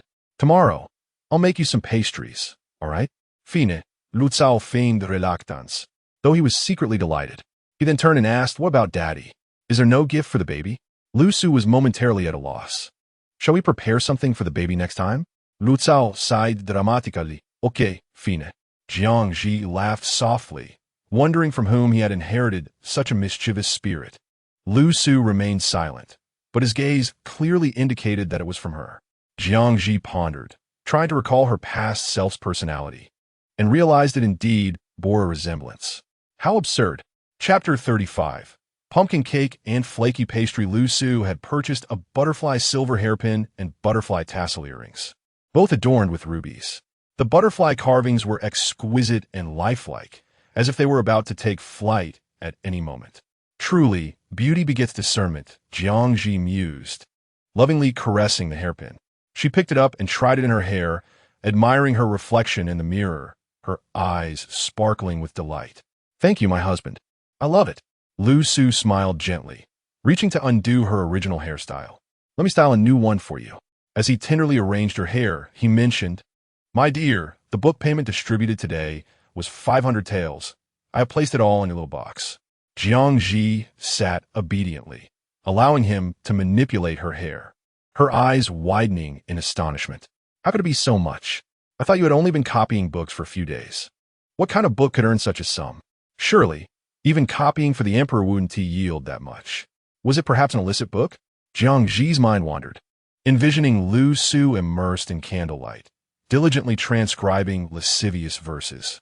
Ahem, that seemed rather intriguing. Unbeknownst to her, Lu Su continued to search for a suitable spot for the hairpin in her hair, softly explaining, a few days ago, I wrote a story that became quite popular, hence the substantial payment. So it was not copying fees, but rather royalties. This is the first time I have written a script, and I earned 500 taels in remuneration. Lu Su's talent is truly remarkable. Jiang Zhi concealed a flicker of disappointment in her heart and turned to him with genuine admiration. Lu Su, you are incredible. Her eyes sparkled with curiosity. What is this script? May I take a look? Lu Su nodded and smiled. Certainly, but my dear, didn't you say reading makes you dizzy? Jiang Zhi replied. I forgot about that. She was determined to uphold the persona she had crafted for herself. Indeed, she often found herself with a headache at the sight of characters from the Kanglan Kingdom. Oh, right. She grasped Lu Su's sleeve, blinking her eyes. Husband, could you narrate it to me? All right, Lu Su replied, gently patting her hair. I will first heat some water. You should take a warm bath. I shall tell you the story later. Once everything was ready, Jiang Zhi and Lu Zhao climbed into bed early, eagerly awaiting Lu Su's storytelling.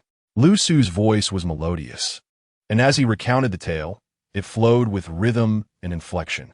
The narrative conjured a fantastical world that captivated Jiang Zhi, leaving her enchanted. As the conclusion approached, she turned to gaze at Lu Su, who was reclining against the bed. Is there a second part? Lu Zhao, only partially understanding, echoed his mother's anticipation. Father, we want a second part. Lu Su paused, initially not intending to continue the story, but seeing Jiang Zhi's eager expression, he said, Yes, I shall begin writing it tomorrow. Hooray! Lu Zhao cheered, and soon fell into a deep slumber. Jiang Zhi shared her plans and the general affairs of the shop with Lu Su. After listening to his thoughtful suggestions, she felt content and drifted off to sleep. The next day, Jiang Zhi rose early, taking Lu Zhao to the Zheng family. Accompanied by Wu Wan, to meet up with Yi Ling together, they boarded an ox cart to the town, purchasing ingredients and retrieving special utensils she had arranged in advance. The entrance of Jiwei restaurant remained desolate, while Yuan and Yuxan were busy tidying up inside. The floor gleamed, reflecting the light, and the furniture was spotless. Jiang Zhi was quite pleased and called for them to stop, introducing Wu Wan.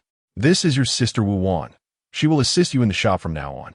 Wu Wan felt a bit bashful under her earnest demeanor. "You may call me as you please." Yuan and Yuxian quickly chimed in. "Hello, Sister Wu."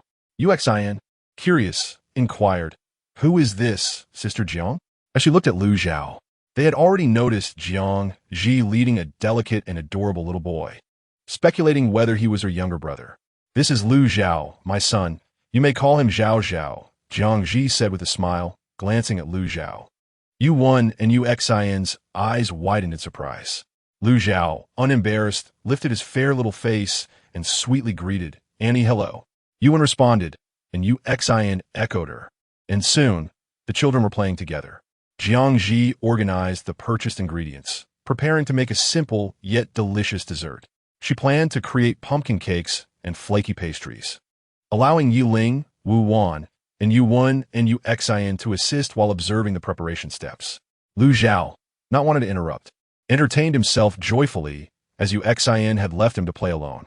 Zawizhai was originally a pastry shop, equipped with a well-stocked kitchen and an array of molds, all impeccably cleaned by Yuan and Yuxian. Jiang Zhi was ready to use them immediately. She and Wu Wan washed the pumpkin and cut it into small pieces, while Yi Ling tended to the fire and placed the pot to steam. During this time, Jiang Zhi intended to prepare the pastry dough. Following Jiang Zhi's instructions, Wu Wan diligently whisked the egg mixture. Just as Jiang Zhi scooped the flour, Yuan perceptively brought over the porcelain bowl for kneading the dough. Jiang Zhi combined the flour with the whipped eggs, corn oil, and sugar to form a dough. Due to the hot weather, the dough would ferment on its own after a while. Jiang Zhi meticulously explained the proportions of the various ingredients, and the others listened attentively. After a short while, the pumpkin was steamed to perfection. Yi Ling served it out, while Yuan mashed the pumpkin into a smooth puree, releasing its sweet aroma. "Sister, are we really making pastries with pumpkin?" Yi Ling asked, her concern evident as she inhaled the fragrant steam. "Indeed," Jiang Zhi replied with a smile. "In the kingdom of Kanglin, pumpkins are typically used for soups or as a vegetable. It is quite rare for anyone to consider them for pastries, even if they are sweet." Wu Wan used a wooden slotted spoon to separate the egg whites from the yolks.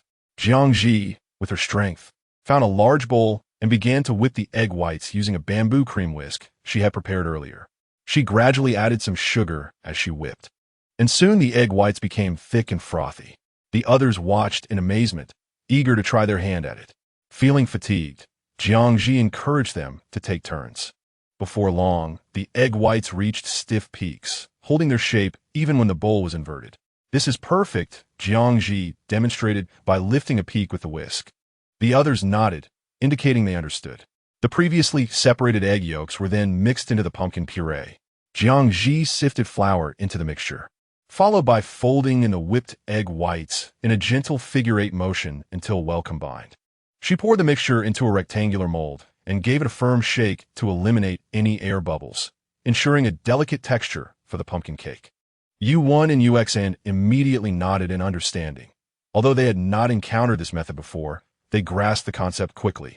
Wu Wan and Yi Ling also comprehended her instructions. Once the mixture was settled, Jiang Zhi smoothed the surface with a spatula and placed it in the steamer to cook. Just in time, the pastry dough had also fermented. Jiang Zhi instructed them to divide the dough, roll it into small balls, and then coat them in water before rolling them in black and white sesame seeds for an even coating. When the oil reached a bubbling temperature of 100 degrees, the sesame balls were lowered into the hot oil. They were fried until golden brown on both sides, then removed and laid out on oil paper to drain. The sesame balls glistened in golden hues, exuding an irresistible aroma. "All right, everyone, try them out. Be careful, they're hot," Jiang Zhi announced. No sooner had she spoken than several hands eagerly reached for the oil paper. Yiling took a bite, and, despite the heat making her eyes water, she chewed slowly. Delicious. The others were too engrossed in savoring their treats to respond. "Mother, I want some too." Lu Zhao, unwilling to be left behind, rushed over, his ink-black eyes brimming with a longing for delicacies, fearing that Jiang Zhi might overlook him. Jiang Zhi chuckled softly, playfully tapping his forehead, assuring him that their mother would never forget her little one. She carefully wrapped a small piece in oiled paper, gently blowing on it before cautiously offering it to his lips. "Take small bites, be careful, it's hot." Lu Zhao imitated her, blowing on the morsel before tentatively opening his mouth wide and devouring it in one swift motion. He grinned, exclaiming, "It's no longer hot." Jiang Zhi observed as Lu Zhao savored his food with utmost seriousness, his cheeks puffed like a little hamster. "So delicious, mother!" he exclaimed, swallowing a mouthful of the pastry, his eyes sparkling with delight. "Can I only have this one? Shall we have pumpkin cake soon?" Jiang Zhi, wary of the fried treat's richness, wished to limit Lu Zhao's indulgence. "All right." Without hesitation, Lu Zhao nodded, finding the idea of pumpkin cake even more enticing. The fried pastry received unanimous praise from the onlookers, and everyone refrained from overindulging, eagerly anticipating the forthcoming pumpkin cake. Before long, the pumpkin cake was ready. Jiang Zhi brought it out, slicing it into small pieces for everyone to sample. The pumpkin cake garnered even greater acclaim than the fried pastry. "Sister Jiang, I believe this pumpkin cake will be a sensation," Yuan exclaimed, her cheeks full, showering compliments. She had never tasted such exquisite pastries before.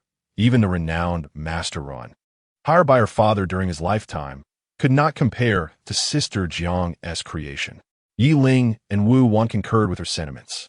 Jiang Zhi, brimming with confidence, promptly instructed the others to package portions of both the fried pastry and pumpkin cake into multiple servings.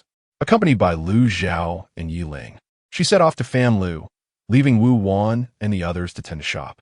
Chapter 36. The beginning. It was midday, and Fan Lu was bustling with patrons. Jiang Zhi and Yi Ling, carrying numerous bags wrapped in oiled paper, caught the attention of the welcoming attendant at the entrance. This time, the attendant did not notify Manager Li, but instead took the items from their hands and led them to a private room on the first floor. Jiang Zhi surmised that Manager Li must have given prior instructions. Sure enough, the attendant soon brought them water and pastries. "Madam Lu, please wait a moment. The manager will be here shortly." "All right." Jiang Zhi offered Lu Zhao a cup of water. Once he finished, Manager Li arrived. "Madam Lu," he greeted, revealing a grandfatherly smile. "Zhao Zhao, you've come too." Jiang Zhi felt goosebumps rise at his affectionate tone. "Yes, Grandpa Li," Lu Zhao replied softly, nodding his little head. Manager Li's heart melted, and he quickly instructed the attendant, "Go, fetch the Meiji flour cakes I purchased today." The attendant complied and promptly exited. Jiang Zhi even had a chance to interject. "Madam Lu, what brings you here today?" Manager Li, noticing the oiled paper bags on the small cabinet nearby, finally remembered to inquire about the matter at hand. "Manager Li, I came today to let you sample my pastries," Jiang Zhi said, her eyes bright with anticipation. "Please try them and let me know your thoughts. If you're satisfied, I hope Fan Lu can assist me with a request." Manager Li pondered for a moment. "I shall give them a taste." Although he acknowledged Madame Lu's culinary skills, he had yet to sample her pastries and did not wish to risk tarnishing their establishment's reputation. Yi Ling hastily retrieved one of the oiled paper bags and opened it. Arranged neatly are 4 delectable pastries, 2 golden sesame balls, and 2 uniquely soft, tender yellow cakes, which appear quite tempting. Master Li picked up a piece of the flaky pastry and placed it into his mouth, savoring it. Almost instantly, his eyes sparkled with delight as he swallowed and reached for another type of cake. Within moments, he had devoured them all, crumbs clinging to his mustache. Jiang Zhi and Yi Ling politely averted their gazes, noticing the remnants on his mustache. Master Li felt a twinge of embarrassment, yet gracefully retrieved a handkerchief to dab at it. Once he had composed himself, Jiang Zhi returned her gaze and smiled. inquiring how he found a freshly made flaky pastry and pumpkin cake. Quite delightful, Masterly replied, a broad smile illuminating his face. I've arranged for Madame Lu's affairs. Very well. You are aware of my shop's situation. Thus I wish for Fan Lu to offer my pastries complimentary to diners after their meals, while also informing them of our shop's name and location. Masterly nodded in agreement, no problem. Since the inception of her pastry shop idea, Jiang Zhi had envisioned a clientele of affluent families and initiated a limited sales approach. Thank you very much, she expressed. Masterly waved his hand dismissively, feigning modesty. No need for thanks. Noticing Jiang Zhi's silence, he cleared his throat and added, if you must express gratitude, please remember to set aside a portion of any new pastries Madame Lu creates for me. I shall pay in full. He could already envision Jiang Zhi's pastry shop flourishing, with demand surpassing supply daily. Alas, how he wished Jiang Zhi were part of his family. Very well, Jiang Zhi chuckled softly. With everything clarified, she stood to take her leave. She intended to retain the name Zhi Wei Zhai, planning to use it indefinitely.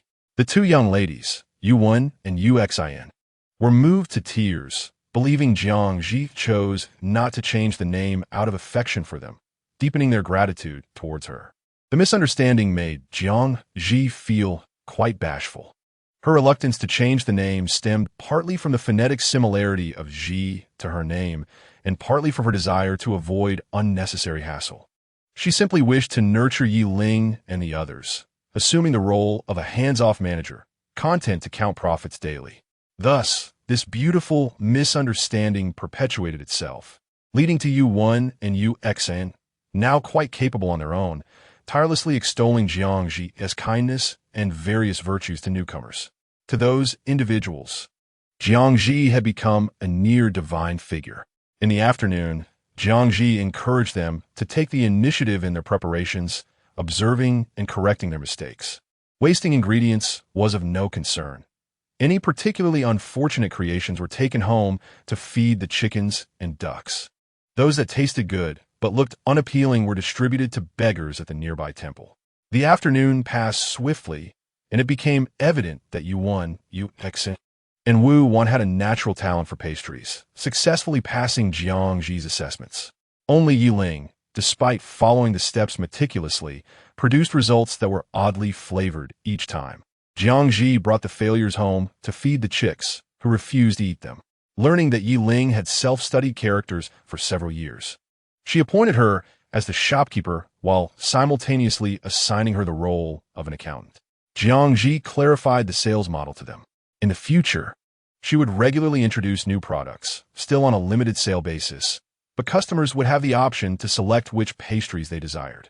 Regardless of the number of patrons tomorrow, we shall only release 60 portions, 30 in the morning and 30 in the afternoon. Each portion will contain 6 delicate pastries, priced at 1 tael of silver per serving. Everyone holds great confidence in Jiang Zhi's confections, and there are no objections to this arrangement. On the following day, Jiang Zhi rose early once again. Lu Su had the day off from his studies and initially intended to accompany Jiang Zhi. However, Lu Zhao was still deep in slumber, and Jiang Zhi could not bear to disturb him. You and the baby stay at home.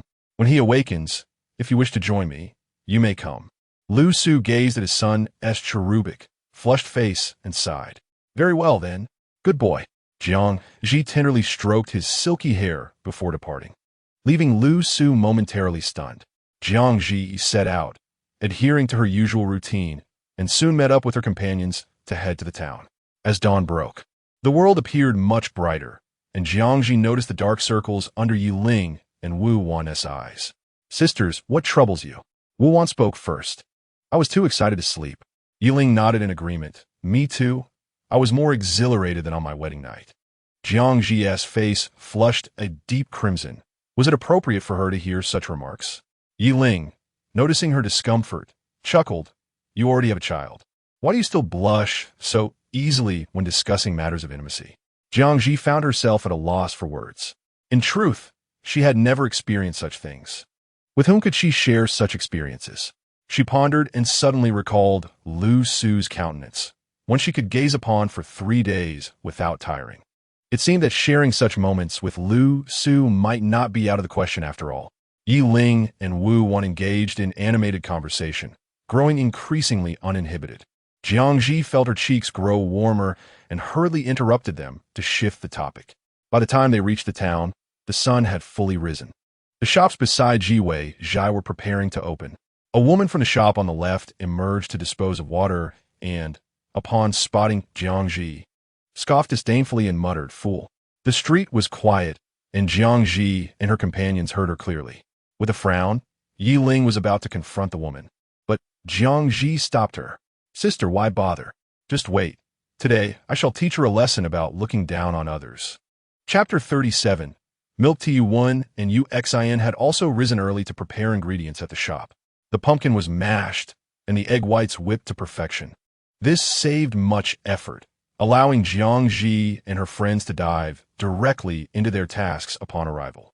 Each person had a clear division of labor, and after a flurry of activity, they managed to complete their preparations just as the street began to fill with people. The aroma of cake wafted through the air, enticing passers-by to stop and seek the source of the delightful scent. Yet upon realizing it was Jiwei Zhai, many promptly turned and fled. Some bolder souls lingered outside, watching from a distance. Yi Ling and her friends, initially brimming with excitement, began to feel anxious, their gazes fixed on the entrance, eagerly awaiting customers. Jiang Zhi remained unperturbed, sipping her tea, even contemplating making herself a cup of milk tea. "Sister Jiang, are you not worried? No one has come into the shop, Yuan," the youngest among them asked, unable to contain her impatience. The others turned their attention to Jiang Zhi as well. Jiang Zhi smiled gently upon witnessing her despondent demeanor. "Oh no," she remarked with a click of her tongue. "Do not furrow your brows. If you continue, you shall resemble an old woman." Upon hearing this, Yuan immediately relaxed her expression, nervously touching her own small face as she turned to Wu Wan. Laughter erupted among the group. Jiang Zhi languidly sat, gazing out the window, her eyes filled with unwavering determination. While some were wary of gossip, none could resist the allure of delectable cuisine. Now, it was merely a matter of waiting for the first guest to arrive. Fortunately, she had prepared in advance, having asked Manager Li for assistance before leaving Fan Lu yesterday, requesting him to make a grand entrance at Jiwei Zhai to procure pastries. Jiang Zhi turned with a playful smile, observing the still glum faces of her companions, and mischievously winked. "All right, trust me, put your worries aside. In half an hour, guests will arrive, and you shall find yourselves busier than ever." Seeing her confidence, the others relaxed slightly, nodding in agreement. "Good." Jiang Zhi then addressed Yuan. "Do you know where I might purchase fresh milk? While there isn't a dedicated shop, I know of a place down the street that keeps cows. They should have some." Yuan responded immediately, her eyes filled with confusion. "Sister Jiang, what do you need milk for? It has such a strong, gamey odor." Her small face wrinkled in distaste, recalling how her father had once insisted they drink milk for their health, which had left both her and her sister utterly repulsed for days. "Of course, it's to prepare something delicious," Jiang Zhi replied with a smile. Curiosity piqued among the others. "What delightful dish is your sister planning to create?" "You'll find out once I've made it," Jiang Zhi teased, rising first to head outside. "Let us go. Lead the way." "All right," Yuan nodded, following her. Jiang Zhi strode confidently out of Jiwei Zhai. Upon seeing such a beautiful young lady, passers-by wondered what exquisite dish the new owner of Jiwei Zhai was concocting. The place Yuan mentioned was located at the far end of the street. The two made swift progress and soon arrived. The owner, upon understanding their intent, was overjoyed and exceedingly hospitable. "Whatever quantity you desire, we have plenty," he exclaimed, explaining that his cows produced an abundance of milk, and with the calves unable to consume it all, milking became a cumbersome task. Now, with a buyer, he was eager to part with as much as possible. "Thank you, but we don't need that much," Jiang Zhi replied, slightly taken aback by his enthusiasm. The owner, though somewhat disappointed, did not hesitate and soon brought out a large wooden barrel of milk. "Is this sufficient?" Jiang Zhi examined the warm, creamy milk and the pristine environment in which the cows lived. "This will do. How much for this barrel?" "1 cash," the owner stated, adding, "I can even deliver it to your home." Such exemplary service. 5-star review, she exclaimed, deciding that she would always purchase milk from him henceforth. Jiang Zhi promptly produced a cash coin. That will be all. I would like a barrel every day. Absolutely, the owner replied eagerly, a broad smile illuminating his face as he became even more attentive.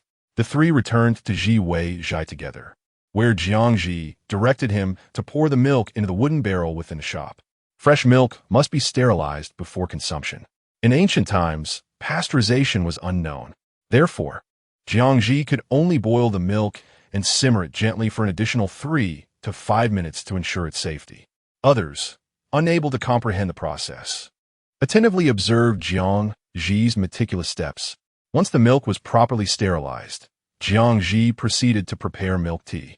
She first infused the tea leaves in warm water for later use. Over low heat, she caramelized white sugar until it achieved a deep amber hue, then added the tea leaves and sautéed them. Afterward, she poured in a portion of water and brought it to a gentle boil. Finally, she added the milk and simmered it. As the tea deepened in color, Jiang Zhi ladled out a generous portion to serve to Wu Wan and the others. Filtering it carefully, preferring a robust tea flavor, she allowed it to simmer a while longer. Yi Ling and Wu Wan, having never tasted milk before, readily embraced Jiang Zhi's creation, cradling their large tea bowls. Yu Wan and Yu Xen, however, bore a lingering apprehension towards milk and hesitated to reach for their bowls. Unfazed by the heat, Yi Ling drank her tea in swift gulps and promptly refilled her bowl. Noticing her companion's reluctance, Jiang Zhi inquired with curiosity, "Why aren't you two enjoying the delicious milk tea I made?" Yu Wan and Yu Xian felt a flicker of doubt, but recalled their previous unpleasant experiences, their eyes narrowing slightly. "You might regret not drinking it," Jiang Zhi chimed in with a cheerful smile, savoring her own darker-hued milk tea with delicate sips. Clearly relishing the moment, Wu Wan, refilling her own bowl, noticed her friends still hesitating and decisively handed them the bowls. "Come on, drink up. It's delicious." Yu Wan and Yu Xian tentatively sniffed the tea before daring to take a sip. Jiang Zhi, bemused, wondered if it truly was that daunting. Yi Ling, catching sight of their hesitation, teased, "Are you two here to test for poison?" Wu Wan nearly choked with laughter, wiping her mouth as she glanced at the sisters. "Go on, you can trust your sister Zhang's skills."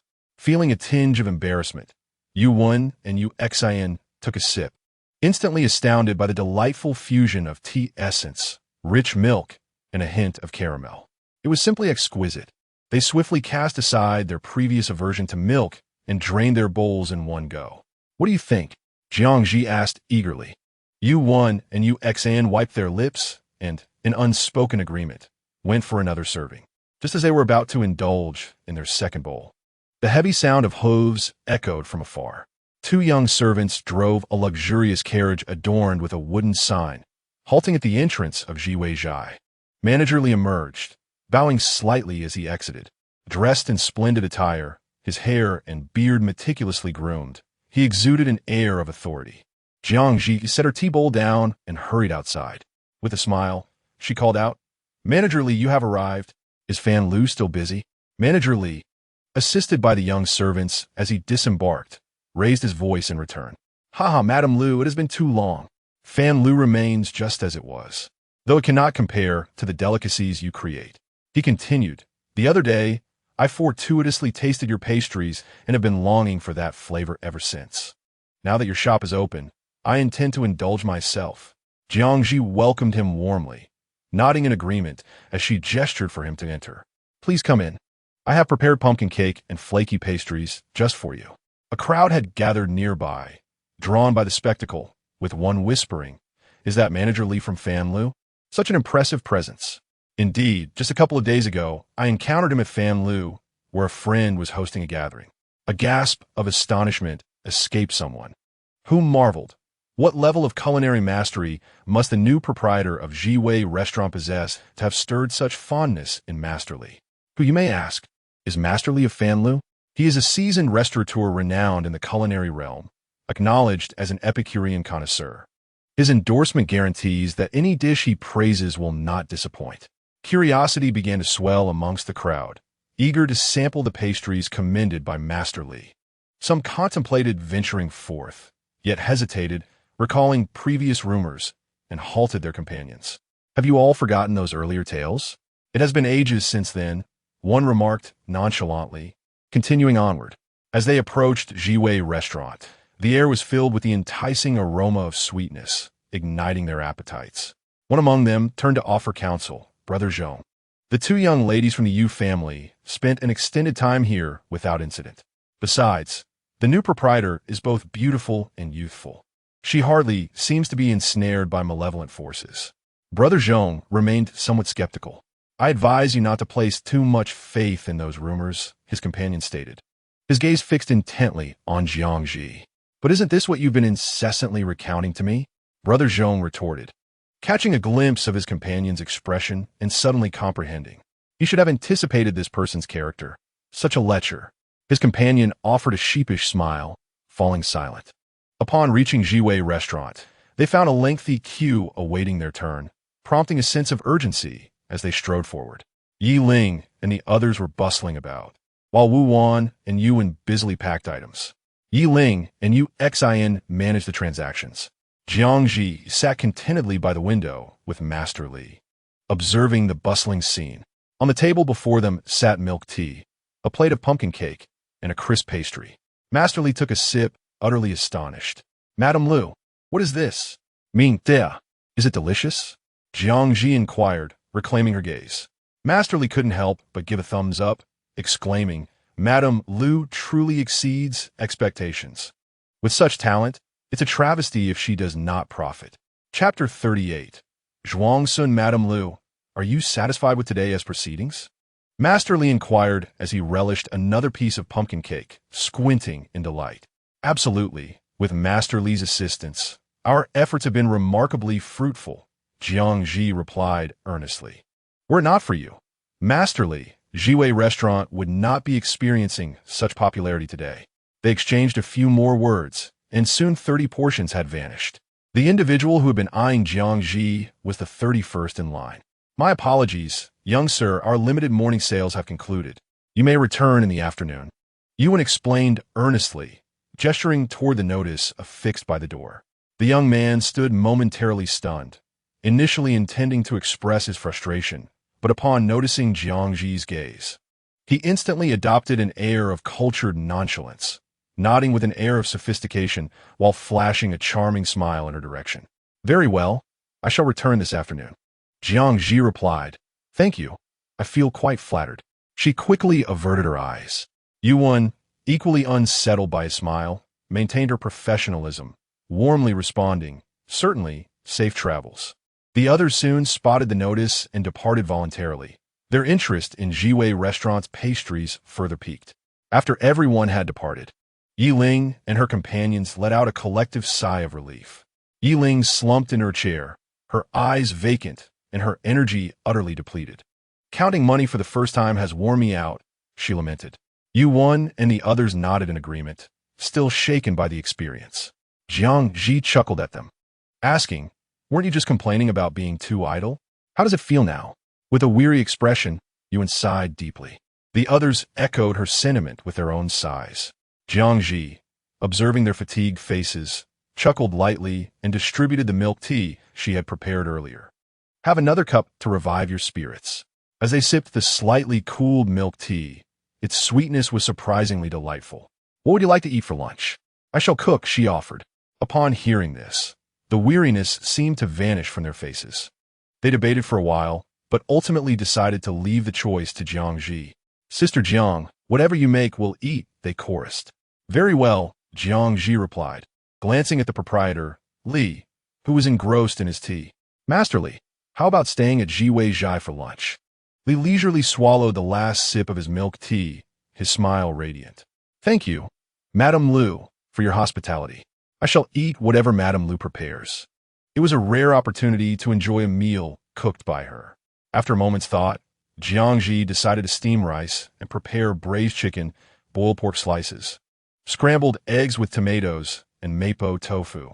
Since the boiled pork slices were more intricate and time-consuming, she chose to tackle that dish first. She sliced the pork tenderloin into thick pieces, rinsed them thoroughly with water, then squeezed out the excess moisture. A pinch of salt was sprinkled over, and she massaged the meat until it became sticky before adding scallion and ginger water along with a splash of cooking wine. Subsequently, egg whites and starch were mixed in, followed by a drizzle of oil to seal in the moisture. At that moment, Wu had already washed the bok choy, and Yiling's water was boiling. Jiang Zhi promptly blanched the bok choy in the boiling water, removing it once tender and placing it at the bottom of a bowl for later. Heating oil in a pan, she added Sichuan peppercorns and dried chilies to saute until fragrant, then incorporated 2 generous spoonfuls of a unique bean paste from the Kanglan Kingdom, stirring until aromatic. Although Pishian bean paste would have been preferable, it was unavailable, so Jiang Zhi settled for this alternative. Next, she added water, salt, and sugar to season, simmering it on low heat for 3 minutes. After the time elapsed, she used a fine sieve to extract the solids, then carefully added the marinated pork slices one by one into the pot. Once the meat pieces began to bubble and change color, she removed them and placed them atop the bok choy in the ceramic bowl, pouring the sauce over as well. Finally, she sprinkled minced garlic, chili pieces, and Sichuan peppercorns, drizzling hot oil on top, and garnished with chopped scallions and cilantro for a perfect finish. The spicy aroma wafted through the air, tantalizing and making mouths water. The other dishes were simpler, and with several helping hands, they were prepared swiftly. By the end of the meal, Jiang Zhi was overwhelmed with compliments. Yiling and the others sat with their bellies full, digesting in contentment. Master Li had business at Fan Lu and, after finishing his meal, prepared to depart. He took a bag of pastries and a cup of milk tea, insisting on paying. Only when Jiang Zhi accepted did he leave with satisfaction. After a brief respite, Jiwei Zhai resumed its afternoon service. This time, it was evident that there were more people present, and some faces appeared strikingly familiar, having been seen in the morning. Jiang Zhi held no objections. After all, one could only purchase 1 serving per queue, and should one desire a second helping, they would have to rejoin the line. In the blink of an eye, 30 servings were snatched away. Among the 31st in line was a youth of around 14 or 15, adorned in exquisite garments. He held a folding fan in his hand, his features delicate and charming, yet his temperament left much to be desired. Upon hearing that there were no more servings, his expression darkened instantly, and malice flickered in his eyes. He slammed the fan onto the table. "Make another serving for me." Yuan, startled, took a large step back, her eyelashes trembling as she mustered the courage to reply, "Young master, we have a notice posted. We are out for today. You may return tomorrow." "Huh," he scoffed disdainfully, snatching back his fan. "What do I care for your notices? I command you to prepare one for me now." Chapter 39, A Misunderstanding Gu Huan, Yiling, and others were busy tidying up the kitchen. Only now did they notice the commotion at the front desk and hurriedly set aside their tasks. Jiang Zhi had already approached, pulling Yuan behind her as a shield. Her expression was calm as she cast a sidelong glance at the sinister Zhuang Sun. "We cannot accommodate that." Zhuang Sun was momentarily taken aback by her gaze, his deep-set eyes fixated on her. This sensation felt somewhat familiar. He was slow to react, and the attendant behind him, unable to contain his eagerness to demonstrate loyalty, stepped forward, pointing angrily at Jiang Zhi. "Do you know who our young master is? How dare you speak to him in such a manner?" It seemed she possessed some status, yet she was not made of clay. Jiang Zhi chuckled softly, clearly unperturbed by their threats. The attendant, accustomed to being revered while following Zhuang Sun, was now consumed by fury and rushed forward without a second thought.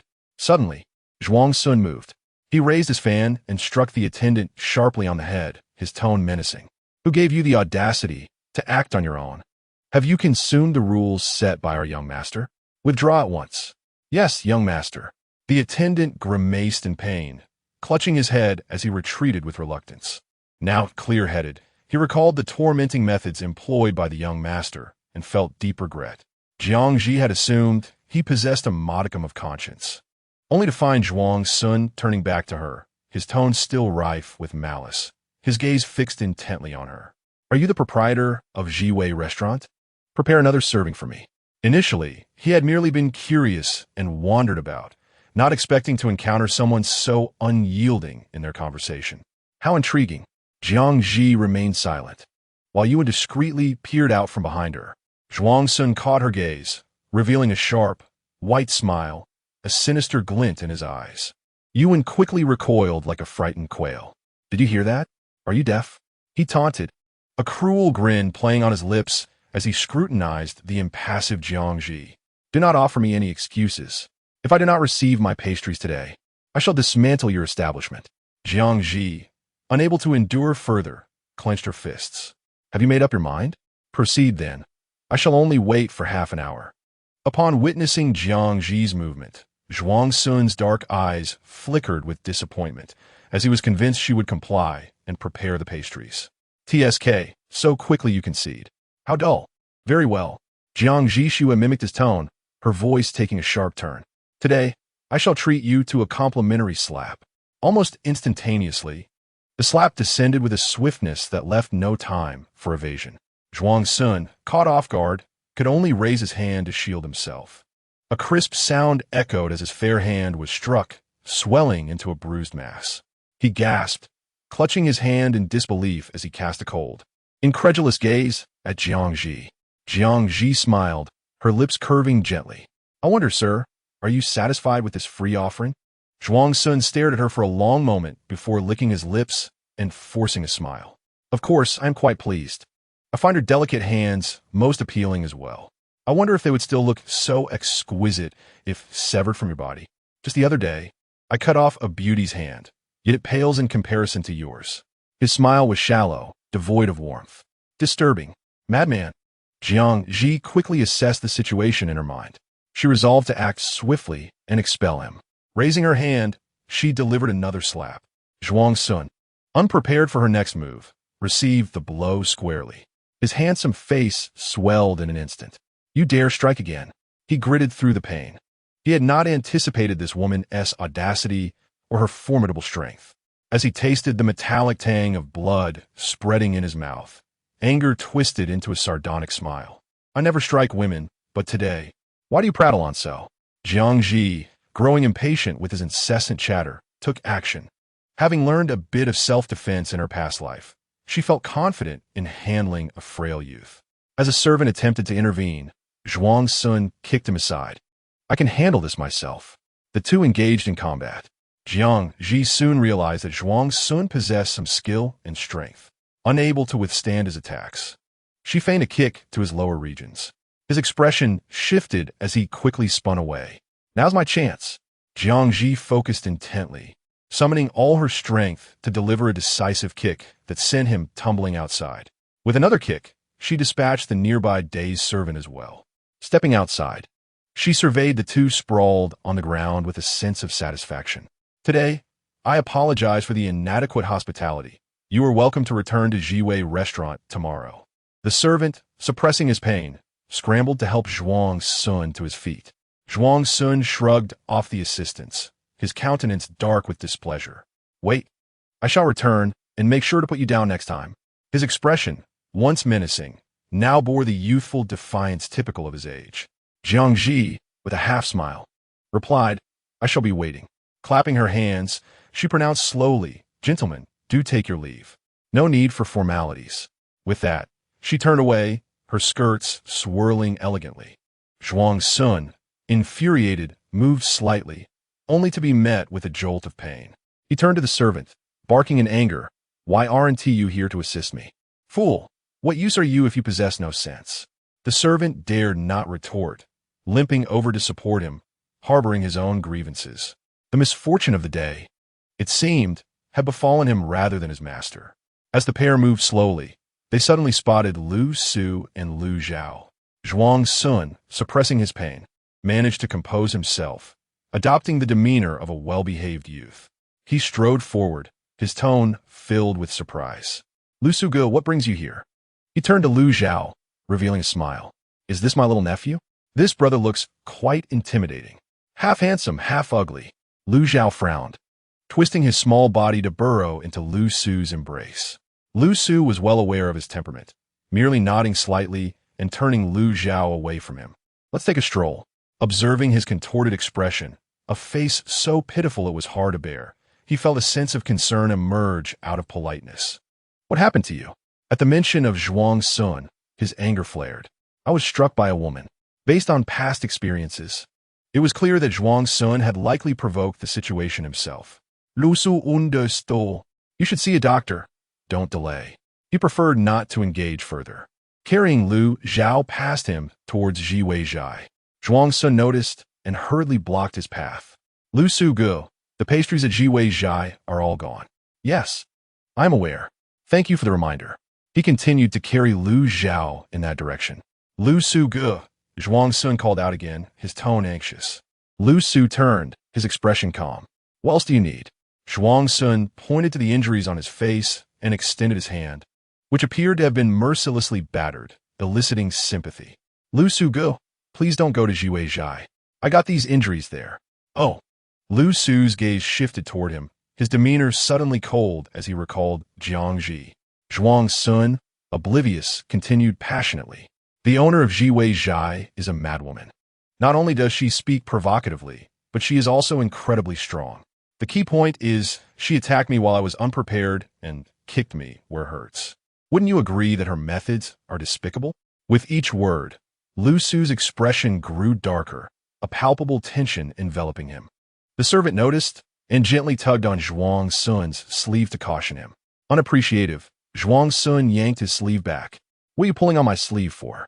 Get lost." The servant silently retreated. If the owner of Ji Weizhai is like this, the pastries cannot be of good quality. In any case, Lu Su Gu, you must not visit Ji Weizhai. Lu Su remained silent. Zhuang Sun glanced over his shoulder, curiosity piquing. "By the way, Lu Su Gu, where is your wife? Did she not come?" He realized he had never met Lu Su's spouse. However, given Lu Su's outstanding qualities, his wife must surely be a gentle and beautiful lady. Chapter 40. Apology Your sister-in-law is at Ji Weizhai. A rare hint of anger surfaced in Lu Su's typically placid voice. "Oh, Ji Weizhai." Zhuang Sun nodded, suddenly widening his eyes in shock, his voice trembling. Ji Weizhai. He still harbored a thread of hope that Lu Su's wife was someone he had not encountered at the establishment. Lu Su's gaze was cold and penetrating. "Yes, the very owner of Ji Weizhai you just mentioned." The servant quietly moved even further away. Zhuang Xiaokai's previous treatment of his young master was vividly etched in his memory, brutal and severe. Now, it seemed the young master had unwittingly provoked Lu Xiaokai's wife. This revelation struck like a bolt from the blue. Zhuang Sun's head dropped suddenly. This is bad. No wonder that woman earlier felt familiar to him. She resembled Lu Su. Brother Lu Su. He frowned, realizing his mistake. "I apologize. I had no idea that the astute and capable proprietor was your sister-in-law. It is you who should be apologizing, not I." Lu Su cast him a sidelong glance before striding away with Lu Zhao in his arms. Zhuang Sun steeled himself, disregarding his aching legs and back, and called out to the servant who had been keeping his distance. "Quickly, assist me to Jiwei restaurant." Upon returning, Jiang Zhi noted the varied reactions of her companions. Yiling had long been aware of her strength and was entirely unfazed. Wu Wan, however, appeared both astonished and concerned. The most unexpected reaction came from Yuan. Jiang Zhi had assumed that the young girl would be quite frightened, intending to offer her some comfort. But to her surprise, Yuan seemed entirely unperturbed, even mimicking Jiang Zhi's movements. She lifted her leg, but lost her balance and nearly fell, only to be caught by Yuexai. Yuan laughed heartily to mask her embarrassment, and then turned to Jiang Zhi with a gaze full of admiration. "Sister Jiang, you are remarkable. You kicked that annoying fellow away with just one kick." Jiang Zhi smiled lightly. "If you wish to learn, I can teach you." Although Yuan may not possess her strength, acquiring a few self-defense techniques would prove quite beneficial. "Really?" Yuan exclaimed excitedly. "Sister Jiang, I want to learn." Yuxian also raised her hand, her voice soft yet tinged with shyness. "Sister Jiang, I want to learn too." "Very well, I shall see when I have time." Jiang Zhi patted Yuxian's head. "Do not feel shy. Simply tell your sister what you wish to do." "All right." "You see not that?" Her voice still gentle, but now filled with determination. Wu Wan could not help but interject. "Sister, you have only recently recovered. It would be wise to avoid she hesitated. Jiang Zhi, understanding her good intentions, reassured her. Do not worry, sister. I am aware of my current condition and will certainly refrain from any actions that might harm my health. That's good to hear. Wuan finally felt at ease. Mother, a sweet, crisp voice called from behind. Jiang Zhi turned to see Lu Zhao in Lu Su's arms. She was taken aback. What brings you here? She had thought Lu Su would not come, given the silence throughout the morning. Lu Su surveyed her from head to toe, and upon confirming she was unharmed, he spoke. I missed you, so I came to see you. He set Lu Zhao down, who immediately scampered towards Jiang Zhi with his short legs. Mother, hug. Jiang Zhi lifted him into her arms. Lu Zhao wrapped his soft arms around her neck and whispered conspiratorially in her ear. Not true. Baby wanted to find Mother this morning. When Father didn't come, I sat by myself, dazed, and wrote. He paused, then added, Oh, Mother. I saw Father's face turn red. He pondered for a moment, using the limited vocabulary he possessed to describe it. Father's face was as red as the plum cake I had. Jiang Zhi responded, Plum cake? That is hardly the degree of redness one would expect from a normal person. Even aliens might not turn that red. She was left speechless by Lu Zhao's comparison and showered him with affectionate kisses. Lowering his voice, he said, Baby, you mustn't tell your father. He genuinely feared that Lu Su would give him a sound thrashing. Lu Zhao decisively nodded. He certainly would not divulge anything. He was clever enough for that. Jiang Zhi lifted her gaze to the smiling Lu Su, guiding him toward the table. Her curiosity piqued by the reason behind Lu Su's blush. She had never witnessed Lu Su's face turn crimson before. Could it be because of her?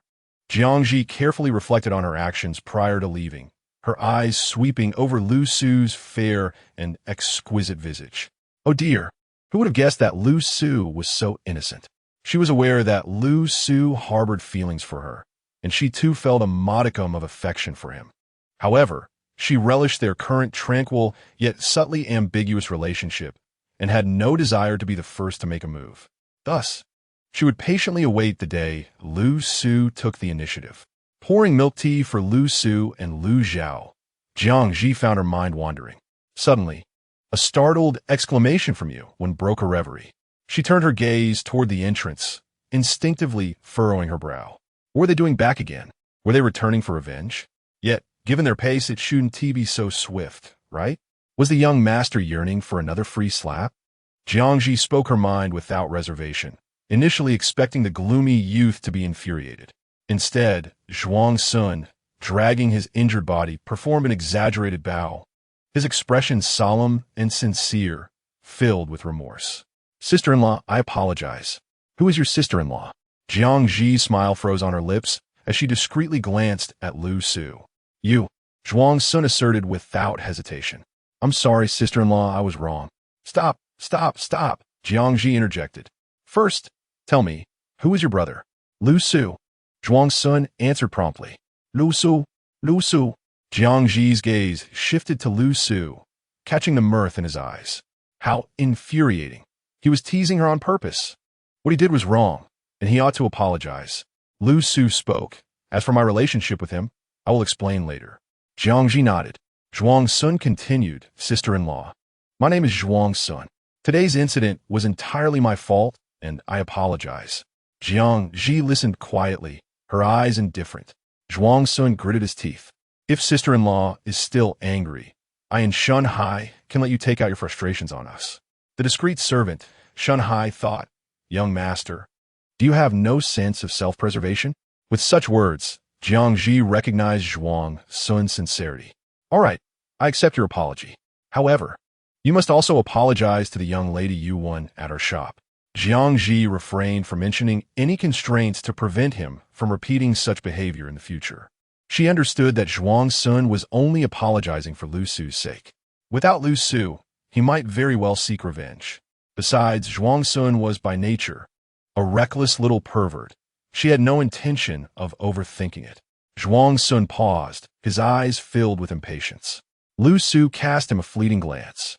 Very well. The next moment, he turned to Yuan, his swollen face betraying a hint of vulnerability. You girl, I'm sorry, I was too much today.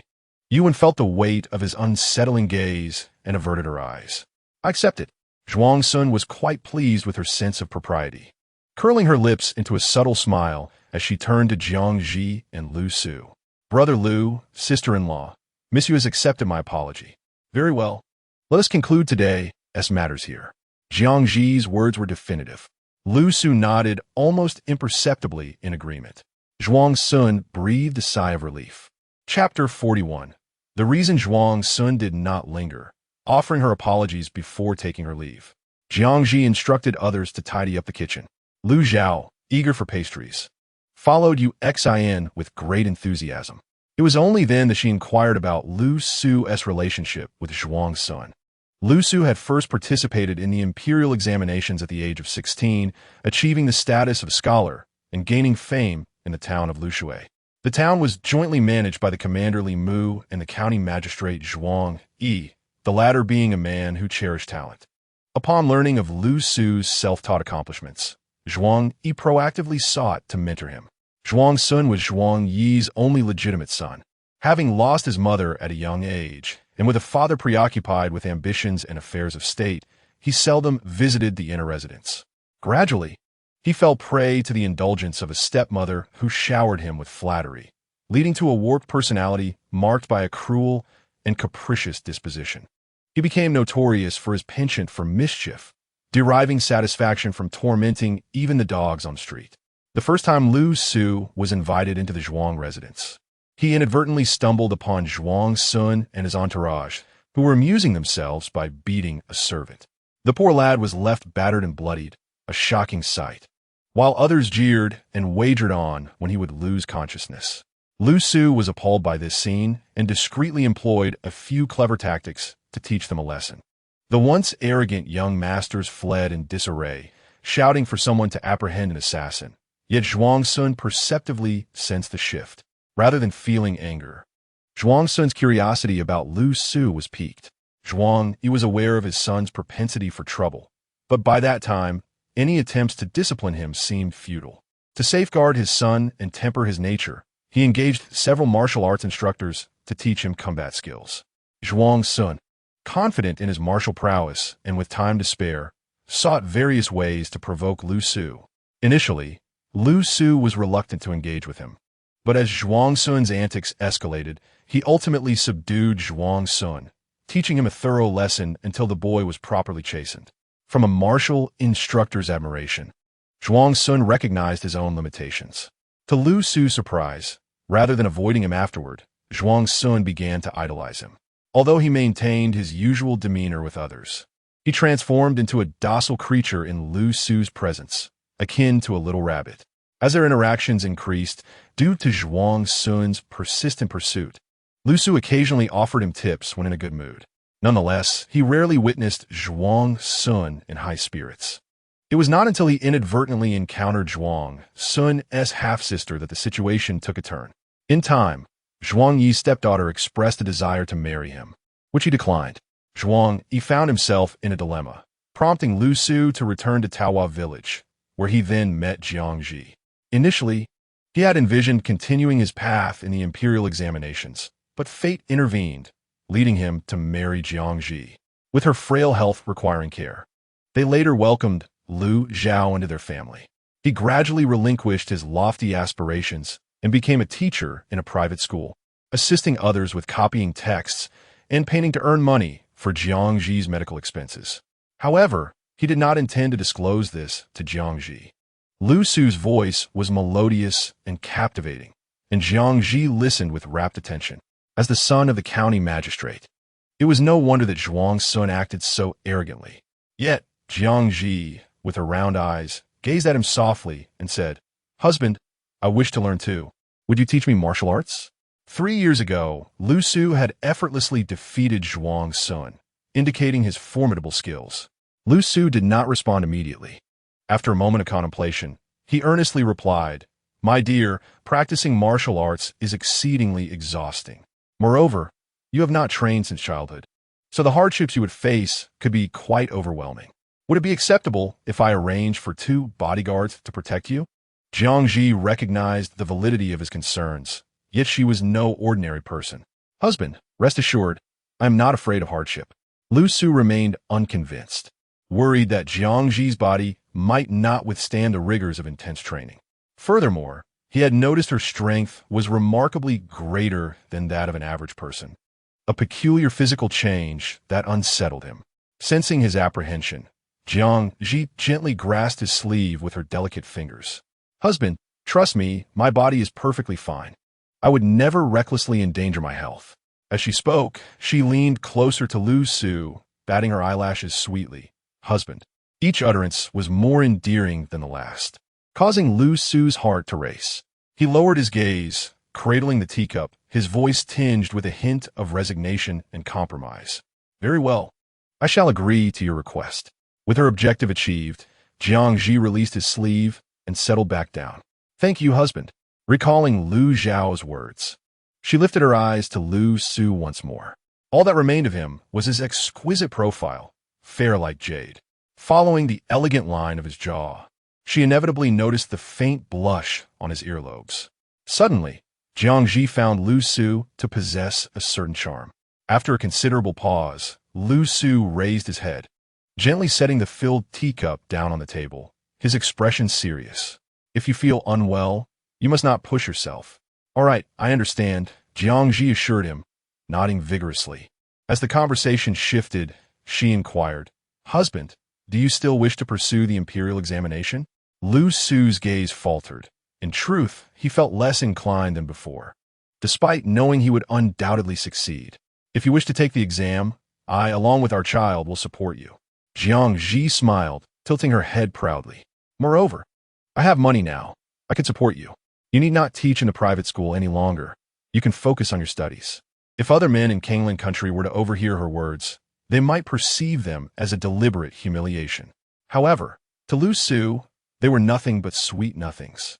Today, inundated by Jiang Zhi's affectionate words, he felt his ears growing warm. "If my wife wishes for me to take the exam, then I shall." Jiang Zhi understood Lu Su's talents and capabilities. His absence from the examination would be a loss to the citizens of Kanglan. "I want husband," she said with a beaming smile. "I want to be the wife of the top scholar." She glanced at Lu Su's exceptionally handsome face. The wife of the top scorer would be delightful as well. "Very well," Lu Su replied. He would undoubtedly ensure that Jiang Zhi's wishes were fulfilled. The reputation of Jiwei Restaurant's pastries gradually spread, and everything fell into place. Jiang Zhi also introduced milk tea with unlimited sales for the day. The pastries delivered by manager Li to Fan Building garnered a substantial clientele of wealthy and influential patrons for Jiwei Restaurant. Once Yi Ling and the others became familiar with the business, Jiang Zhi completely entrusted the shop to them, becoming a hands-off proprietor. Most of her time was spent at home with Lu Zhao, and in her leisure hours, she practiced martial arts with Lu Su.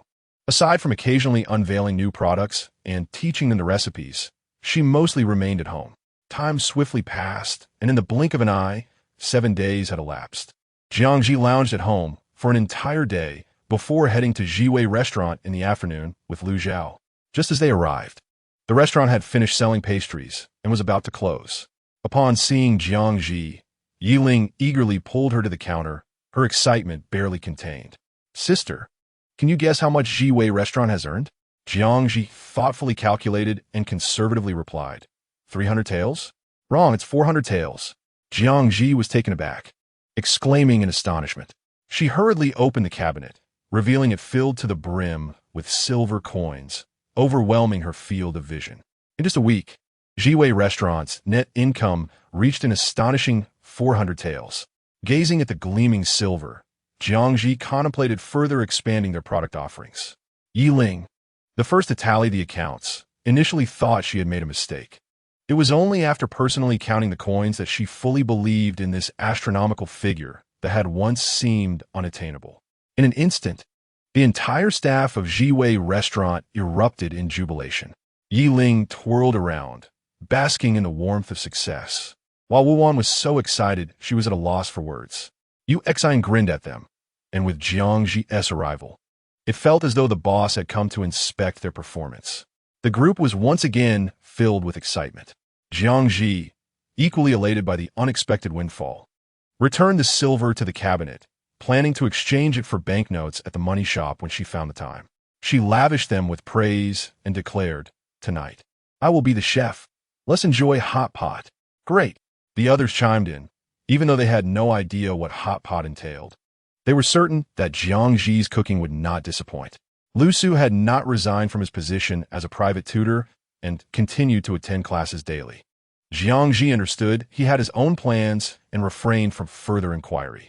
She took Lu Zhao, Yuan, and Yi Ling to purchase ingredients, stopping by the private school to inform Lu Su to join them for dinner at Jiwei restaurant after class.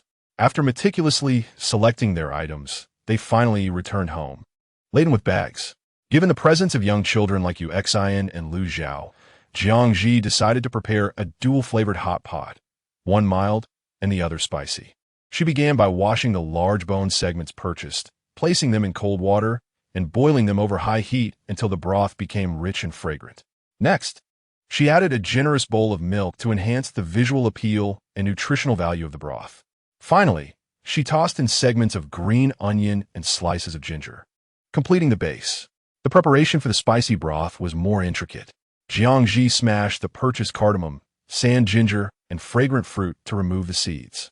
She combined them with previously soaked chili peppers, numbing peppers, and Sichuan peppercorns in white wine to moisten and blend them thoroughly. She then poured soybean oil into the pot, followed by the large chunks of creamy beef tallow she had just bought. Saute it until completely melted before adding the ginger and garlic slices that Wu Wan had prepared. Fry for a few minutes until the ginger, garlic, and scallions turn a golden brown, then remove them from the oil. Next, add the soybean paste and rock sugar, stir-frying briefly before incorporating the dried chili peppers, Sichuan peppercorns, and prickly ash, continuing to saute for an additional 2 minutes. Once well cooked, pour in boiling water. At this moment, Yi Ling and Yu Xian have already sliced the beef, lamb, and pork into thin pieces, and the vegetables are thoroughly washed. Jiang Zhi instructs them to separate the vegetables and meat onto plates while she prepares the dipping sauce. Just as she is about to finalize the sauce, Lu Su arrives. He washes his hands, slightly rolls up his sleeves, and takes over the task from Jiang Zhi. "My dear, allow me to assist. Just guide me," he says. "All right." After stirring for a while, Jiang Zhi, feeling fatigued, shakes her hands and removes the pink apron that Lu Su had crafted based on her description, placing it aside. However, Lu Su does not move, his gaze fixated on the apron before shifting back to her, his peach blossom eyes shimmering with charm. "Do you wish to wear this apron?" Jiang Zhi comprehends his intention. Slightly taken aback, Lu Su directly takes the apron and places it in her hands, stepping closer to her. A melodious and clear voice resonates above Jiang Zhi's head. Goodness, how has Lu Su suddenly become so adept? She muses inwardly, a faint smile unconsciously gracing her lips, as she ties the apron around his slender waist. It takes her some effort since she cannot see. Lu Su gazes down at her earnest expression, unable to suppress a smile. Meanwhile, Yuan inadvertently catches sight of this scene and quietly tugs at Yi Ling's sleeve, signaling her to look. Her small face bears an expression of surprise and shyness, tinged with a hint of delight. Yi Ling, unfazed by the sight, glances over and chuckles as she turns her head. "What is so surprising? Your brother Jiang styles your sister Jiang's hair daily and even writes her love letters. Look at that apron. Your brother Jiang embroidered stitch by stitch." Yuan instinctively parts her lips in astonishment. She had not realized that brother Jiang was so knowledgeable about romance and domesticity. It seems she can no longer seek advice on hairstyles from Sister Jiang.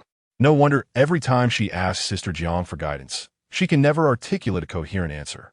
Haha, don't be surprised. In the future, seek a husband based on your brother Jiang's standards, and you shall not regret it, Yi Ling remarks, feeling a tinge of envy. The two share a few more words, though Yuan retains little of the conversation, only remembering to choose a partner based on Lu Su's criteria. She resolves to reject anyone who cannot embroider, style hair, write love letters, cook, or is lacking in appearance, leading to someone enduring considerable hardships in pursuit of a wife in the future. Chapter 42, Jealousy Soon. The dipping sauce is ready. The hot pot has also reached a boil, with the clear broth wafting a faint aroma of bone stock.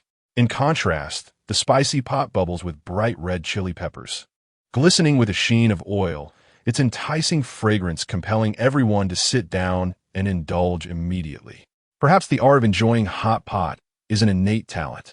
Without needing Jiang Zhi to say a word, they expertly begin to cook the vegetables and meat, dipping them into the sauce. Lu Zhao and Yu Xin enjoy the clear broth, while the others indulge in the spicy pot.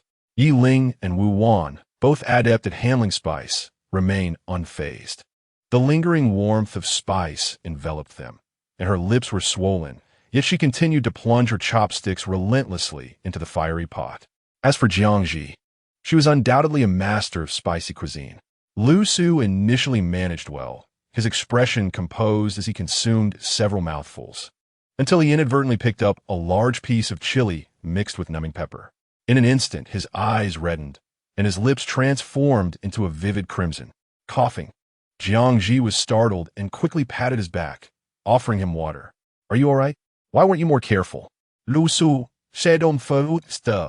found the overwhelming sensation of spiciness and numbness unbearable. He seized the cup and gulped down several mouthfuls. Raising his face, illuminated by the light, he stammered, "Ah, I didn't notice the chili and numbing pepper." Jiang Zhi stared at him, forcing herself to divert her gaze, reminding herself that culinary delights held greater significance than physical allure. "Oh," she said no more and promptly guided Lu Su to the clear broth pot, where he sat with the two children. Lu Su harbored no desire for the clear broth. The hot pot meal extended for quite some time, with every morsel of meat and vegetables thoroughly devoured. Everyone savored the aftermath, Jiang Zhi relishing the experience, unlike Lu Su. The following day, Jiang Zhi prepared another hot pot, this time a mildly spicy version, thoughtfully removing all the chili and numbing pepper. She awaited Lu Su's return from school, eager to surprise him. Upon his return, she was in the bedroom, accompanying Lu Zhao in a game of Go. He hurriedly washed his hands, neglecting to dry them, and rushed to Jiang Zhi, his eyes sparkling as he produced an exquisite little wooden box as if performing magic. "My dear, for you." Jiang Zhi accepted it and opened it to reveal two large, smooth pearls nestled within. Previously, she had casually mentioned to Yi Ling and others that she found a pair of pearl earrings worn by a customer quite beautiful and expressed a desire to acquire a pair someday. Unbeknownst to her, Lu Su had quietly committed her words to memory. "Oh, Lu Su, how can you be so kind to me?" Jiang Zhi was deeply touched, her eyes glistening with tears. Lu Su gently stroked her head, speaking softly, "Because you are Jiang Zhi. Not merely my dear, but just Jiang Zhi." Unable to contain herself, Jiang Zhi embraced him, casting aside her reservations. "Lu Su, I like you." Lu Su stiffened momentarily in her embrace before relaxing and cautiously reciprocating, wrapping his arms around her as the laughter in his peach blossom eyes deepened. "I feel the same." After a while, feeling a bit shy, Jiang Zhi intended to release him when she suddenly felt a tug on her thigh. Looking down, she saw Lu Zhao energetically wedging his little body between them. "Mother, father, I want a hug too. Let us all hug together." Jiang Zhi and Lu Su exchanged glances. Jiang Zhi shifted slightly, signaling Lu Su to loosen his hold. Lu Su, glancing at their son, felt a rare pang of frustration. He released his grip, lifting Lu Zhao instead.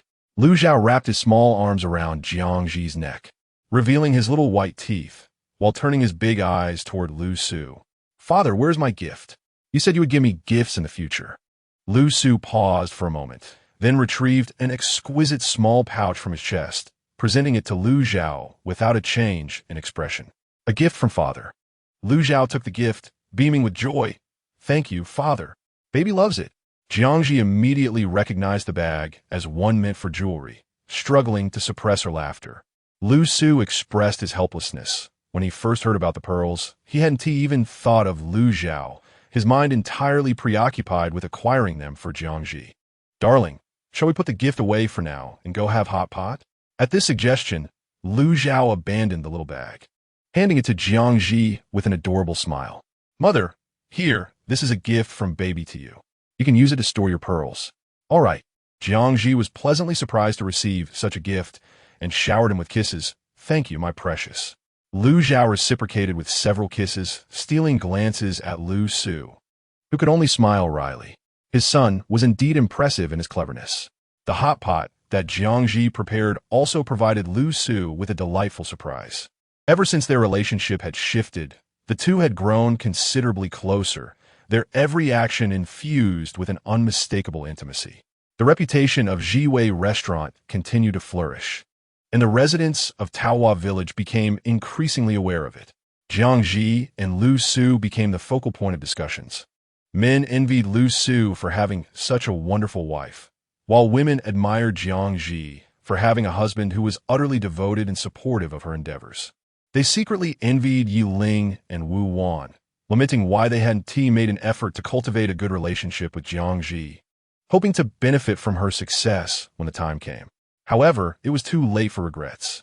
They could only strive to compliment Jiang Zhi and Lu Su, hoping to leave a favorable impression on her, in case the restaurant sought new recruits in the future. Moreover, it was unclear how the Zhao family had taken advantage of Jiang Zhi's illness to propose a match between Lu Su and Zhao Rong, which had leaked out. The people of Taohua Village already held the Zhao family in disdain, and now they sought to curry favor with Jiang Zhi, further tarnishing Zhao Rong's reputation. A torrent of disparaging remarks ensued. Jiang Zhi was busy launching new products at Jiwei Restaurant, while Lu Su was preoccupied with exam preparations, both entirely unaware of the unfolding events. Over time, whispers inevitably reached Zhao Yukai and Zhao Rong. Father, it must be that vile woman's doing. I will not let her off easily. Chapter 43.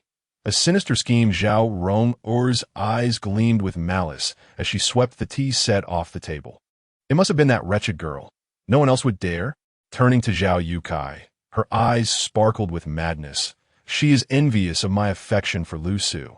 I shall eliminate her. The shards scattered everywhere, some striking a nearby maid who flinched, bowing her head in fear. Zhao Yukai frowned. Disappointment etched on his face as he glared at her, reproaching sternly, "Look at yourself. Where is the decorum of a young lady?" He had met Jiang Zhi and heard about her recent accomplishments, and he could not believe that such an intelligent and capable woman would resort to such malevolence. Zhao Rong still felt a twinge of fear towards her father. She composed herself and deliberately softened her tone. "Father, I can no longer endure this." Her eyes were red, tears welling in her gaze. As an unmarried daughter, she felt utterly humiliated by their words. What was she to do in the future? Watching his cherished daughter, whom he had raised with such care, in tears, Zhao Youtsai's heart ached. He sighed deeply. "Enough, do not cry. I shall resolve this matter for you." Zhao Rong's eyes flickered with hope. She knelt before him, burying her face in his lap, sobbing. "Father, how am I to face others? Will anyone still wish to marry me?" At her words, Zhao Yukai furrowed his brow and exclaimed, "How could that be? Who would dare overlook my precious jewel?" Zhao Rong wept even more bitterly. "Lu Su will not marry me." Zhao Yukai paused, lowering his gaze to fixate on her. "You still think of Lu Su? Have I not told you to forget him?" Having previously dealt with Lu Su, he discerned that Lu Su was unworthy, and thus, even after Lu Su had married and fathered children, he remained indifferent. Upon hearing of Jiang Zhi's passing, he immediately sought to propose to Zhao Rong on Lu Su's behalf. He had once welcomed her affection for Lu Su, but after meeting Jiang Zhi, he deeply regretted his earlier indulgence. Zhao Rong ceased her tears, silently acquiescing. She indeed favored Lu Su from their very first encounter. She had waited and hoped, and finally, the news of his wife's impending death arrived. Upon overhearing her father's intent to propose, she was nearly driven to madness with joy. Why did that woman have such fortune? Why had she not perished? A surge of hatred coursed through Zhao Rong as she clenched her fists. In any case, you must cease your thoughts of Lu Su. Stay at home peacefully. This incident does not necessarily implicate Lu Su's wife. I will send someone to investigate until we ascertain the facts. You are forbidden from referring to Lu Su's wife in derogatory terms. Upon hearing her father's words, Zhao Rong felt he was favoring Jiang Zhi, and disbelief washed over her. "Father, how can you show favoritism to that wretched woman? I am your daughter. You do not trust my words?" Noting her fierce demeanor, Zhao Yukai realized that reasoning with her was futile. Worry gripped him as he spoke sternly. Did you hear what I just said? No more nonsense. Continue this way, and I shall disown you. Zhao Rong stiffened. Her father was speaking harshly for that woman. Lowering her head to conceal her resentment, she replied submissively, Yes, I understand. Sighing, Zhao Yukai gestured for the maid outside. Ingyu, take the young lady back to her room. For the next few days, let her embroider in peace. This was to be her confinement. Jiang Zhi intensified. Just wait, she would make Jiang Zhi pay dearly. As for Lu Su, he would be hers. Zhao Rong obediently remained in her room for several days, spending her time embroidering and practicing her calligraphy. Zhao Yukai, having inquired about her well-being from the maid Ingyu and learning she was as usual, relaxed his vigilance over her. Zhao Rong continued to embroider flowers in her room for 2 days before quietly departing with another maid, Su Hua. Her destination was the coachman, Jiang Zhi, residing in the town. In recent days, she had managed to uncover the coachman's whereabouts through Su Hua, who had learned of his residence at the entrance of Taohua village. The coachman, a diminutive man in his 20s named Li San, was to be found at home, tending to the fire and preparing a meal. He had only his ailing mother, who had been bedridden for years. Previously, he rented an ox cart, taking on various odd jobs to sustain their household. However, after being employed by Jiang Zhi, he finally enjoyed a stable income, for which he was exceedingly grateful. As the smoke curled upward, the lid of the pot was nudged by the steam, signaling that the brown rice porridge was ready. Li San ladled a bowl filled with rice soup, carefully skimming off the floating bits of rice. As he made his way into the house, he called out, Mother, it's time to eat. The interior was quite humble, yet the bed was adorned with a thick, clean cotton quilt. An elderly woman lay on the bed, her murky eyes fixated on the curtain billowing in the breeze. Her frail, gnarled hands reaching out to grasp it. When she managed to catch hold, a childlike, innocent smile broke across her face, which appeared rather peculiar. Li San couldn't help but chuckle wistfully. Mother, it's time to eat. Come and see what I prepared. The elderly woman remained oblivious, continuing her playful grasping. Li San approached her, spoon in hand, blowing gently on the food before offering it to her. Only then did the elderly woman laboriously turn her head, revealing a shy expression, and reproached him. Sun Liang, did you not go to the fields today? Why are you feeding me? I can do it myself. I have hands. Sun Liang was the name of Li San's father. Hearing this, Li San felt a pang of sorrow and mimicked his father's tone. Today, San'er is in the fields, so I stay behind. You are unwell, and I came to feed you. Will you please eat well? The elderly woman nodded in agreement. All right, but do not overexert yourself. You must help San'er in the fields later.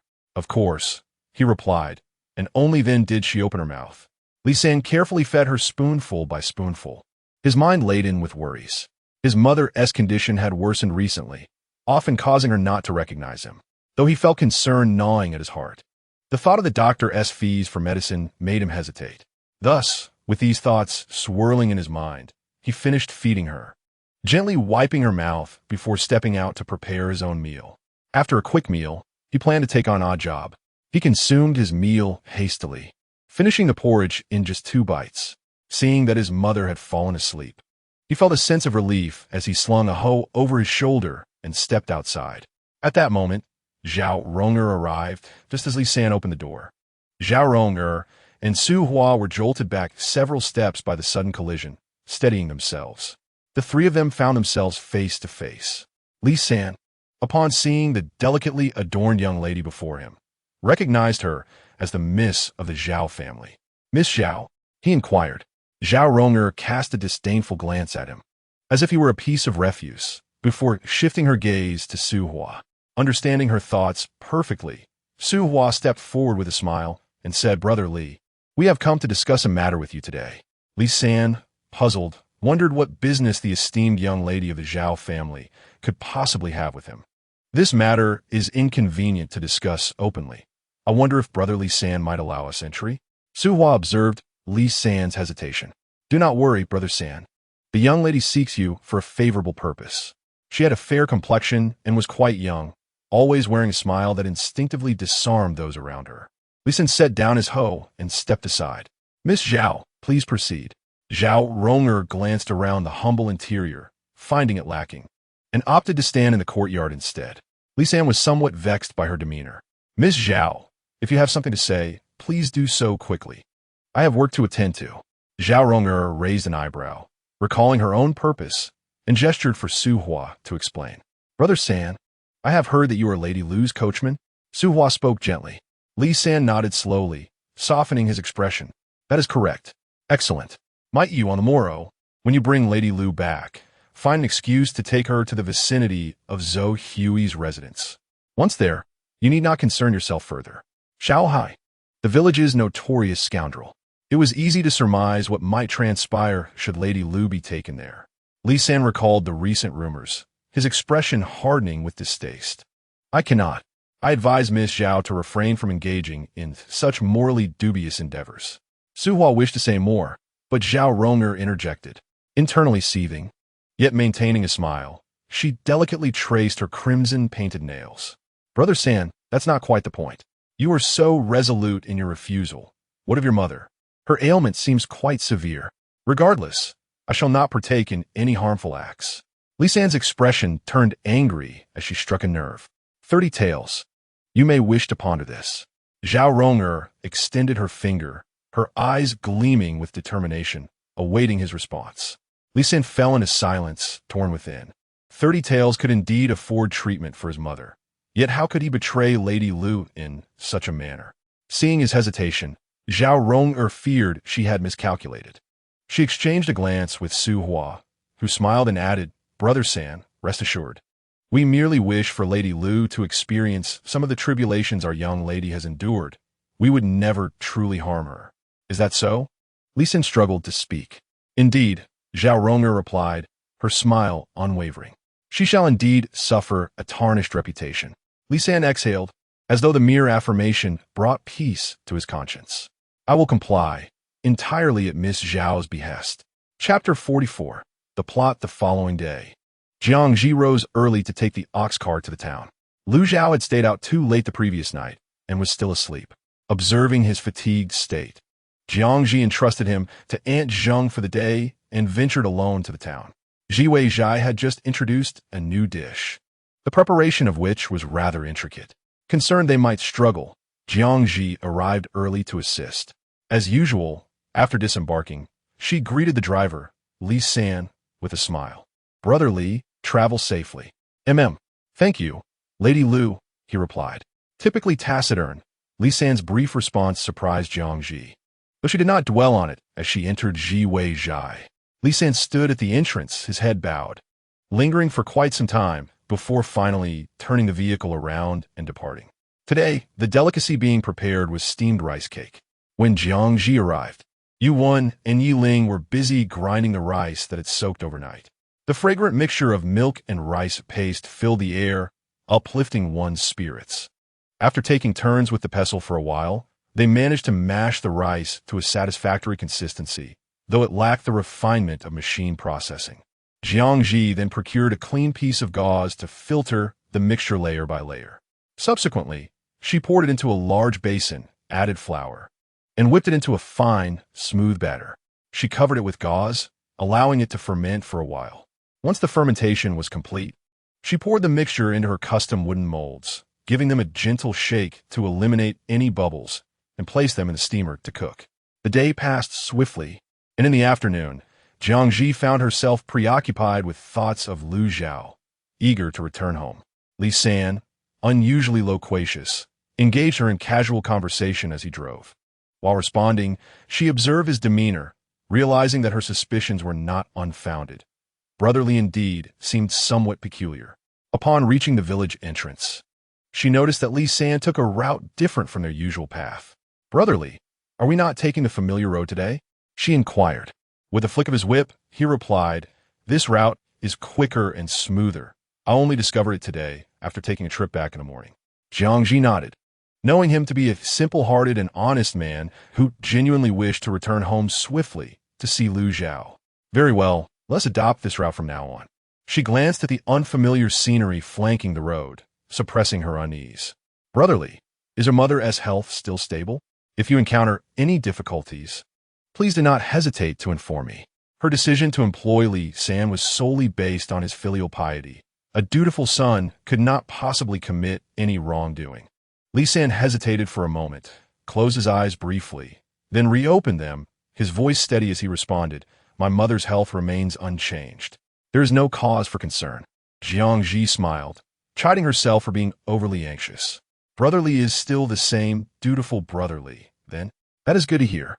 When time permits, Lu Su and I shall visit your mother." "Yes," he replied. After they drove for a while, the vehicle gradually came to a halt. Li San set down his whip and turned to the puzzled Jiang Zhi, his dark complexion tinged with a hint of crimson as he clutched his abdomen. "Madam Lu, it seems I have upset my stomach. Is that so?" Jiang Zhi nodded. "Very well. I shall wait for you here." Li San quickly slipped into the woods, disappearing from sight. Jiang Zhi, feeling her legs tingle from sitting, stood up to stretch and prepare to move about. Nearby stood a dilapidated grass hut, its haphazardly constructed thatch revealing it had stood for quite some time.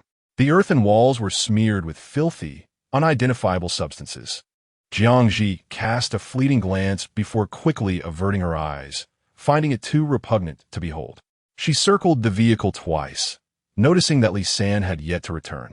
Climbing back into the carriage, she idly occupied herself by playing with her hands, contemplating what new dishes to prepare for Lu Su and Lu Zhao that evening. Just then, she sensed an unfamiliar and unpleasant odor gradually encroaching upon her. Jiang Zhi's instincts heightened, her body tensed in readiness. Indeed, her foreboding was not unfounded. There was far more than mere coincidence at play. Jiang Zhi immediately thought of Li San. It appeared that Li San was in cahoots with this man. She must learn to trust her instincts next time. The ominous presence drew closer behind her. Jiang Zhi abruptly turned her head, intending to raise her hand. What met her gaze was an ugly man with yellow teeth. The man leered at her with malicious intent, as if he had already stripped her bare. He was repulsively unattractive. A shiver ran down Jiang Zhi's spine, and she silently replaced her raised hand with a kick. She struck swiftly, catching the man off guard as he was entranced by her beauty, causing him to collapse to the ground, curled up in pain. Jiang Zhi approached and crouched down to scrutinize him. After a mere second, she withdrew her gaze, convinced that she had never encountered such an unsightly man. "Who are you?" she inquired, rising to her feet and mercilessly delivering 2 kicks to him. The man gasped in agony, his features contorted, unable to articulate a word. Jiang Zhi kicked him twice more, intending to search the car for some rope to bind him. Just as she turned back, a sudden cloud of white smoke enveloped her, obscuring her vision. Then, an inexplicable fragrance wafted into her nostrils. Jiang Zhi instinctively held her breath, but it was too late. She felt dizzy and disoriented, desperately shaking her head to stay conscious. Ultimately, the effects of the drug overwhelmed her, and her body slumped down. Before losing consciousness, her last coherent thought was whether this was the fabled aphrodisiac. "Miss Zhao, your instructions have been fulfilled," Su Hua's brother, Su Ying, replied respectfully. He was a tall, imposing man with a fierce appearance, a long scar crossing his face, contrasting sharply with the delicate Su Hua. Instead, he resembled a bandit. Zhao Rong'er emerged from the grass hut with Su Hua, casting a glance at the unconscious Jiang Zhi and smirking. She remarked condescendingly, "Well done. I will ensure you receive your payment." Upon hearing this, Su Hua's face turned pale. Su Ying interjected, his expression severe. "Miss Zhao, we had previously agreed not on money, but on my sister Su Hua's contract of servitude. I am aware. No need for reminders," Zhao Rong'er replied, nodding, her long nails scratching Su Hua's delicate face nonchalantly. "However, it was Su Hua who begged me to keep her by my side. Isn't that right, Su Hua?" She was unperturbed by Su Ying. As long as she had Su Hua under her control, Su Ying would be powerless, obediently serving her. Such a useful individual must be kept close, firmly in her grasp. Su Hua, her face pale, nodded in agreement. "Yes, the servant wishes to follow the Mississippi." "That is impossible." Su Ying vetoed. He knew how desperately Su Hua longed to escape her bonds. "Brother, I am willing," Su Hua pleaded, her eyes beseeching Su Ying. Just moments ago, the miss had informed her that the contract she had signed was irrevocable. Once signed, it meant she could never escape servitude, and she could not burden her brother any longer. I did not believe it. Su Ying, infuriated, knocked out the smug Zhao Rong'er and the agonized Zhou Hui lying on the ground. Su Hua was taken aback by this sudden turn of events, staring blankly at the three individuals sprawled on the ground. Chapter 45. The poison of love, since she has proven to be untrustworthy. I am under no obligation to uphold any promises. Su Ying withdrew his hand and turned to Su Hua, his previously stern expression softening. Sister, what did Zhao Rong'er say to you just now? He reflected for a moment, knowing that his sister had always been gentle-natured, likely leading Zhao Rong'er to utter some threats against her. Su Hua bit her lip and revealed everything in a rush. She told me, miss, that when I was sold to the Zhao family, our father signed a death contract. Brother, I do not wish to implicate you. Such nonsense. Utterly ridiculous. Su Xing et Gulim, his anger boiling over as he kicked the nearest Zhao Hui. Zhao Hui let out a loud groan and fell silent. Su Ying vividly recalled how their unscrupulous father had, albeit with a flicker of conscience, signed a living contract when Su Hua was sold. As long as the master consented, Su Hua could be freed from her servitude. This was also the reason he had reluctantly resorted to the despicable act of abducting an innocent young lady for Zhao Rong'er. Su Hua recoiled in fear. Having not seen her brother for quite some time, she was astonished by his sudden volatility. Noticing her trepidation, Su Ying forced a crooked smile. Sister, do not be afraid. You signed a living contract. Zhao Rong'er deliberately deceived you. I will take you away now. Su Hua's eyes sparkled with joy, her entire face aglow. But upon glimpsing the three figures on the ground, she lowered her gaze. Brother, my contract is still with the Zhao family. I cannot leave. You should go. She insisted. You need not concern yourself with the miss. I will explain. What miss? She is not worthy. Su Xing, casting a scornful glance at the barely conscious Zhao Rong'er on the ground. Understanding her worries, he sought to reassure her. Sister, do not fret. I will retrieve your contract. As for the three on the ground, he narrowed his sharp, eagle-like eyes. I have a plan. If gentle means fail, then I shall resort to force. Initially, he had not intended to involve his other brothers, but it seemed that was no longer an option. Lu Su was approaching a fork in the road when he noticed Li San emerging from the woods, clutching a small package, looking utterly lost. Realizing that it was the time Jiang Zhi was returning from town, a sense of unease crept into his heart. What are you doing here? Where is Jiang Zhi? Li San, caught in his gaze, felt a surge of guilt and contemplated fleeing. Lu Su cast him a fleeting glance, his inky eyes revealing an unfathomable depth. I ask again, where is Jiang Zhi? Li San felt a chill spreading from his feet to his entire body, and he stood frozen in place, trembling as he confessed everything he knew. He only understood that Zhao Rong'er had instructed him to lure Jiang Zhi to Zhao Hui's door. Beyond that, he was entirely ignorant. Scholar Lu, I truly do not know more. Zhao Rong'er simply commanded me to do this. She even promised me 30 taels of silver. As he spoke, Li San unfolded the package. My mother is gravely ill. You may take this, I no longer want it. I have wronged Lady Lu. Lu Su found the situation both laughable and absurd. A mere 30 taels bought Li San's loyalty to Jiang Zhi. Just days prior, Jiang Zhi had beamed and expressed his intention to check on Li San's mother, intending to seek a physician for her. Now, how the tables had turned. Lu Su could not be bothered to engage further with him. At this moment, Lu Xiu was consumed by a fierce anger towards Li San. Li San approached, his face a mask of panic and urgency. Scholar Lu, please save Madame Lu.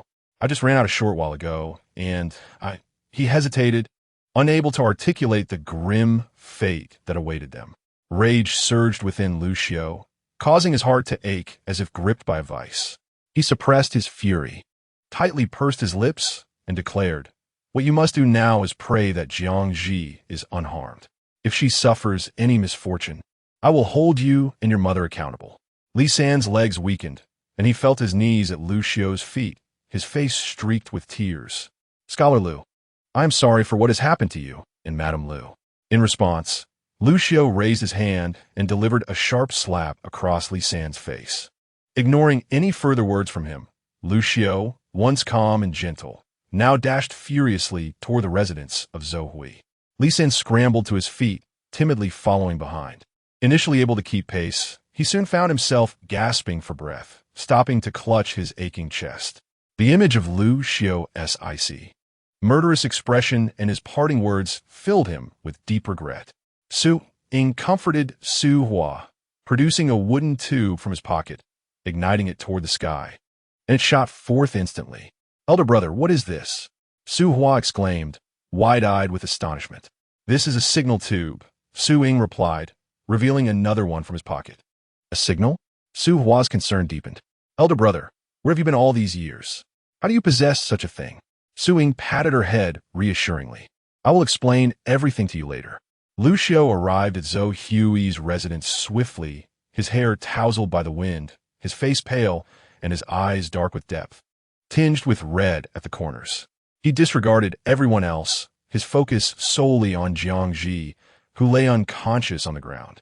With determined strides, he stepped over the two individuals sprawled on the floor and gently lifted Jiang Zhi into his arms. "Madam, Jiang Zhi, Jiang, stop calling her. She has been drugged and cannot awaken," Su Ying remarked, observing the striking man before him, finally comprehending Zhao Rong'er's obsession. However, he held Zhao Rong'er in contempt. It was evident that Lu Xiao cherished and was deeply concerned for his wife. Zhao Rong'er, under the guise of affection, was merely driven by her own jealousy to inflict harm. Truly, her malice knew no bounds. At this, Lu Xiao shot a cold glare at him. Su Ying rubbed his nose, self-proclaiming himself a man of integrity. Today, however, he felt remorse for the two individuals affected by his sister's actions. "She has been poisoned with passion flower toxin." Lu Xiao's fists clenched involuntarily, emitting a creaking sound, his peach blossom eyes glinting with icy fury directed at Su Ying. The passion flower toxin is a potent aphrodisiac that first induces unconsciousness. As the drug dissipates in the body, the victim is engulfed by insatiable desire, requiring carnal union to dispel the poison. Otherwise, it transforms into excruciating pain throughout the body. This drug is typically used on newly acquired courtesans to train them into lewd women. Lu Xiao lowered his gaze to Jiang Zhi's unconscious face, gently placing her onto a carriage. In a swift motion, he turned and struck Su Ying with a powerful blow. He could no longer tolerate the thought of Jiang Zhi being subjected to such foul treachery. Su Ying should know his own guilt, enduring the blows in silence. "Today, it is I who has wronged you all, and I do not seek to excuse my faults." He paused, letting out a muffled groan as he explained. "This medicine was indeed procured by Zhao Rong'er and Zhou Hui. She wanted me to drug Lady Lu and then hand her over to Zhou Hui. My sister's contract is in her possession, and I am powerless to act. Had he kept silent, it would have been better. Yet upon speaking, Lu Su's dark eyes fixed upon him with intensity. Each punch landed like raindrops upon him. Do you all possess your own grievances? And does that justify the suffering of my Jiang? Su Ying and Su Hua remained silent. Lu Su's lips curled in a bitter smile of rage. You are all at fault. The only one blameless is my Jiang. With that, he delivered a punch to Su Ying's chest. Su Ying sticka, spitting out a mouthful of blood. Su Hua hurried to check on him, but Su Ying shook his head, wiping the blood from his lips with a sense of guilt. Lu Su speaks the truth. It is our fault. Chapter 46. Detoxification. At that moment, Jiang Zhi in the carriage suddenly let out a soft moan. The sound was delicate and melodious, sending shivers through the listener. Lu Su immediately released Su Ying, casting him a warning glance. Understanding the unspoken message, Su Ying turned and covered his ears, moving swiftly. Lu Su strode over to her. Jiang Zhi's delicate brows were tightly knitted, her lips biting down in distress. Her raven black hair damp with sweat, clinging to her fair cheeks. She appeared to be enduring immense agony. Lu Su felt a pang of sorrow, captivated by her indescribable condition. Logically, he had not anticipated the effects of the drug to manifest so swiftly. His gaze turned icy as he directed it towards Su Ying. What is happening? Why has the effect of the drug taken hold so rapidly? Su Ying felt a strange fear towards Lu Su, especially under the weight of his dark gaze, sending a shiver down his spine. He lowered his hands, stammering an explanation. She has been exposed to an excessive amount of the love flower poison. which is why the effects are so pronounced. To placate Lu Su's rising ire, Su Ying added, "Rest assured, once the poison is neutralized, it will pose no harm to Lady Lu. Furthermore, Lu Su, you may observe." Su Ying raised his hand, indicating the two unconscious figures on the ground. "I rendered them unconscious. I bear no enmity towards Lady Lu and do not wish for them to ruin a good girl. I initially intended to escort Lady Lu home, but then you arrived. You are not acting out of conscience. Rather, you reneged on your arrangement with Zhao Rong, which is why you turned against her and incapacitated both of them." Lu Su retorted coldly. "What pretense are you putting on? It is clear what the terms must have been, your sister's contract." Su Ying awkwardly chuckled, then spoke earnestly. "I acknowledge my mistakes and will make amends. However, you must understand that I harbored no ill intentions afterward. I genuinely did not wish to harm Lady Lu." Lu Su was poised to deliver further scorn. Yet Jiang Zhi seemed to regain some awareness, her lips tightly pressed as she stifled her soft moans. Lu Su and Su Ying immediately covered their ears again. She appeared dazed, her lips pouting, tears streaming down her face. "I feel so unwell," sobbing softly. Lu Su's heart ached deeply, leaving him devoid of any inclination to engage with Su Ying. He half embraced her and settled into the carriage. One hand gently patted her, while the other grasped a long wooden stick from the roadside, delivering heavy strikes to the old yellow ox, murmuring soothingly, "Do not fear, Jiang, we are returning home." The fragrance of magnolia wafting from him seemed to alleviate Jiang Zhi's unbearable sensations. She nodded randomly, striving to suppress herself. Observing this, Lu Su hastened the frequency of his blows to the old ox. Su Ying remained oblivious, her back turned, hands clasped over her ears, completely unaware that Lu Su had departed. Su Hua tugged at his sleeve. "Elder brother, they have left." "What? They have left?" Su Hua raised her voice. Su Ying lowered her hands from her ears.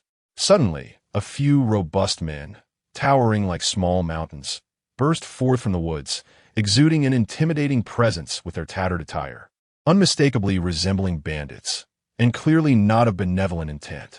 Su Hua timidly edged behind Su Ying, murmuring, "Elder brother, let us depart swiftly." No sooner had she spoken than the men, spotting them, strode forward with broad smiles, patting Su Ying's shoulder. "Elder brother, is this our sister?" Upon seeing Su Hua behind Su Ying, they made a concerted effort to appear friendly. Su Ying let out a hearty laugh, pulling Su Hua forward.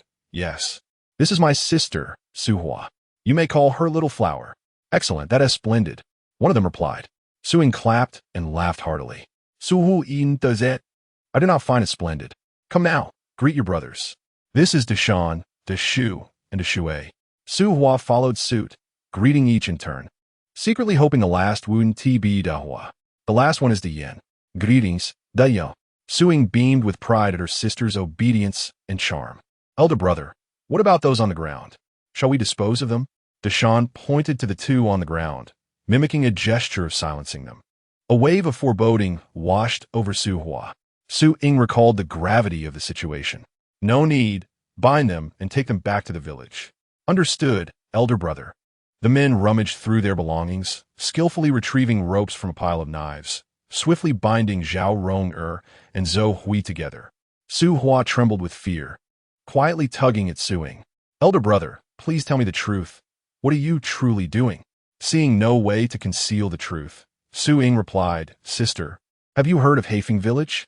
"Elder brother is the chief of Haifeng Village." Su Hua nodded in astonishment.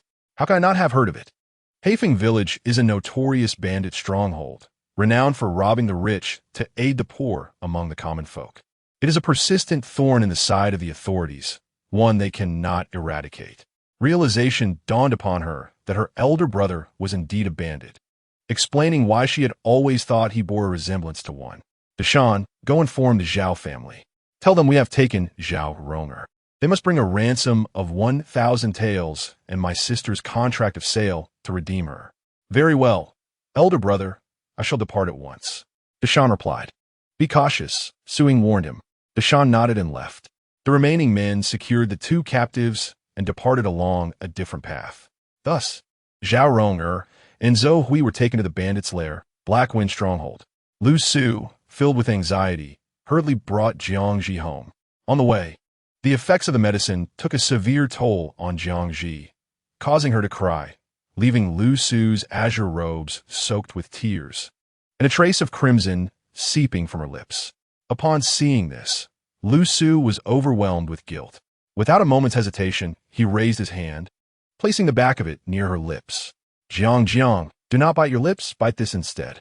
In her painful haze, Jiang Zhi could only hear a gentle voice offering something for her to bite. She opened her mouth and sank her teeth into it.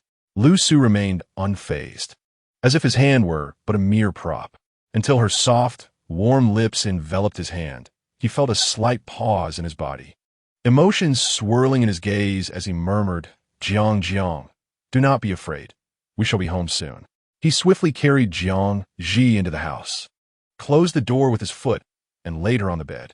As her body sank into the soft mattress, Jiang Zhi could scarcely endure the discomfort. Rolling about and calling out with a tear-streaked face, Lu Su.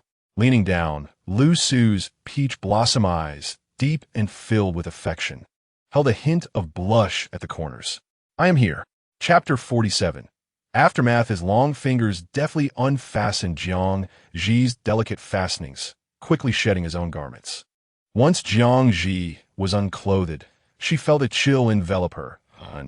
As she opened her eyes, a semblance of clarity returned.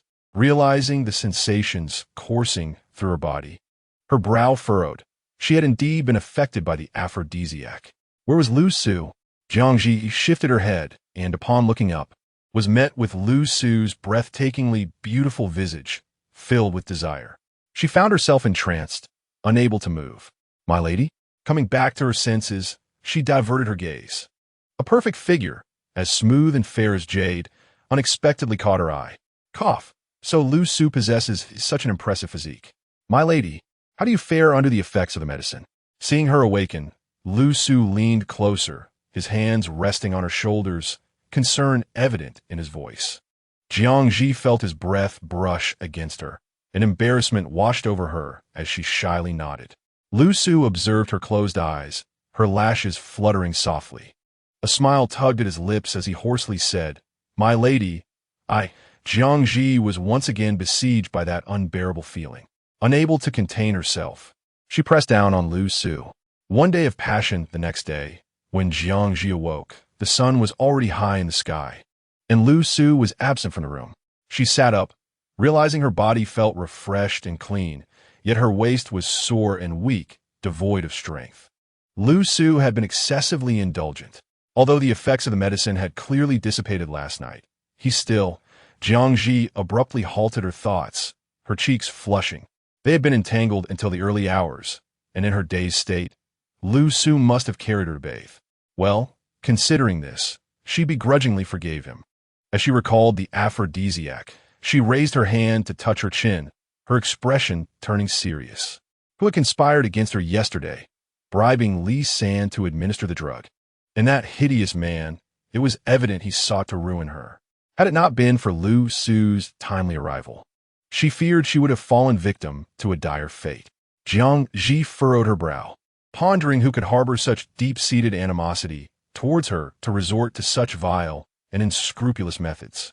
Since her arrival, she had not forged any enmities with others. The individuals she had previously dealt with were hardly bold enough to retaliate. However, a fleeting image flashed through her mind. Zhao Rong. She distinctly remembered Zhao Ronger's profound jealousy towards her during her visit to the Zhao residence. It was highly probable that she was behind this. Without Lu Su's presence, Jiang Zhi found it impossible to ascertain the truth and reluctantly set aside her suspicions. Wait, had she forgotten something? Jiang Zhi tapped her head, suddenly recalling her baby. Surely, he was not still at Aunt Zheng's home. In an instant, she felt as if the sky had crumbled around her. Having spent an entire night without attending to their child, Aunt Zheng must have surmised what they were up to. How could she explain this? How would she face others? When Lu Su entered with a bowl of soup, he was met with the sight of Jiang Zhi, buried under the covers in despondency. He chuckled softly and gently pulled down the blanket. My dear, aren't you feeling stifled? Jiang Zhi shook her head, her eyes evading his gaze. unsure of how to express her feelings. Lu Su lifted the soup bowl, carefully blowing on it. Now, be good and open your mouth. Having just shared an intimate night with him, Jiang Zhi found herself lost in thought at the sight of him, feeling quite awkward and declining. I can manage myself. Lu Su brought the spoon to her lips, a subtle smile gracing his features. Let me take care of this, dear. You must be rather fatigued. Jiang Zhi complied, opening her mouth obediently. Lu Su fed her the majority of the soup before speaking. Rest assured, Zhao Zhao is still with Aunt Zheng. I have already explained your illness to them. They harbored no suspicions and encouraged you to recuperate, as does Zhao Zhao. Jiang Zhi swallowed the soup, a wave of relief washing over her as she nodded. When shall we bring our baby back? I miss him dearly. After lunch, I presume. Lu Su deftly used a handkerchief to delicately wipe the corners of her mouth, his tone casual. No need to worry. He is having a splendid time with Go Dan and has no thoughts of returning home. Jiang Zhi responded, it was indeed Zhao Ronger who plotted to drug you. She learned of Li Sanyang's serious illness and used money to bribe him into taking you to Zhou Hui's residence. It seems that Zhou Hui is the rather unsightly man we speak of. Jiang Zhi nodded, her gaze urging him to continue. Then she sought out Zhou Hui. Attempting to manipulate him, Lu Su's words trailed off, his eyes cold and brimming with an unsettling chill. He was genuinely frightened. If it hadn't been for Zhao Ronger's folly in provoking Su Ying, perhaps Jiang Zhi felt a surge of fear as her heart softened. She grasped his hand and squeezed it gently, smiling, do not be angry, see, I am fine. Lu Su glanced at their entwined hands, his expression softening as he reciprocated her grip. Zhao Ronger also resorted to using a maid's contract as leverage to broker a deal with a maid's brother. That brother was likely the one who attempted to create a distraction for her yesterday. Jiang Zhi nodded in understanding. After exhausting her use of him, Zhao Ronger probably intended to leverage the contract to coerce him into serving her, which infuriated him, leading him to knock both Zhao Ronger and Zhou Hui unconscious. Jiang Zhi listened in stunned silence, her mouth agape in disbelief. This is exceedingly dramatic, isn't it? And then? She eagerly pressed for answers. I encountered Li San at the crossroads, sensed something was amiss, and upon inquiring, I set off to find you.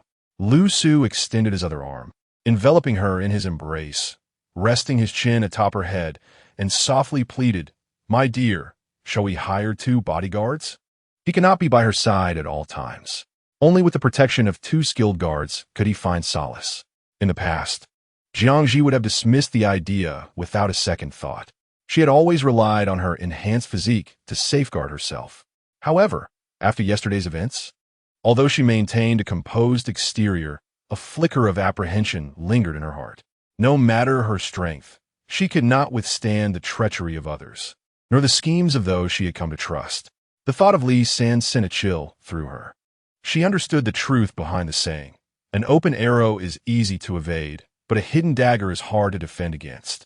Very well, Jiang Zhi acquiesced, her small face nestled against his strong, reassuring chest, promising, rest assured, I will take care of myself in the future. Chapter 48. The Aftermath. As for what transpired thereafter, Lu Su meticulously recounted every detail. He revealed that the maid's brother was the leader of the bandits at the notorious Black Wind stronghold, Su Ying. Zhao Ronger and Zhou Hui had been taken to the mountains and required a ransom for their release. Jiang Zhi felt a rush of satisfaction at the prospect of vengeance.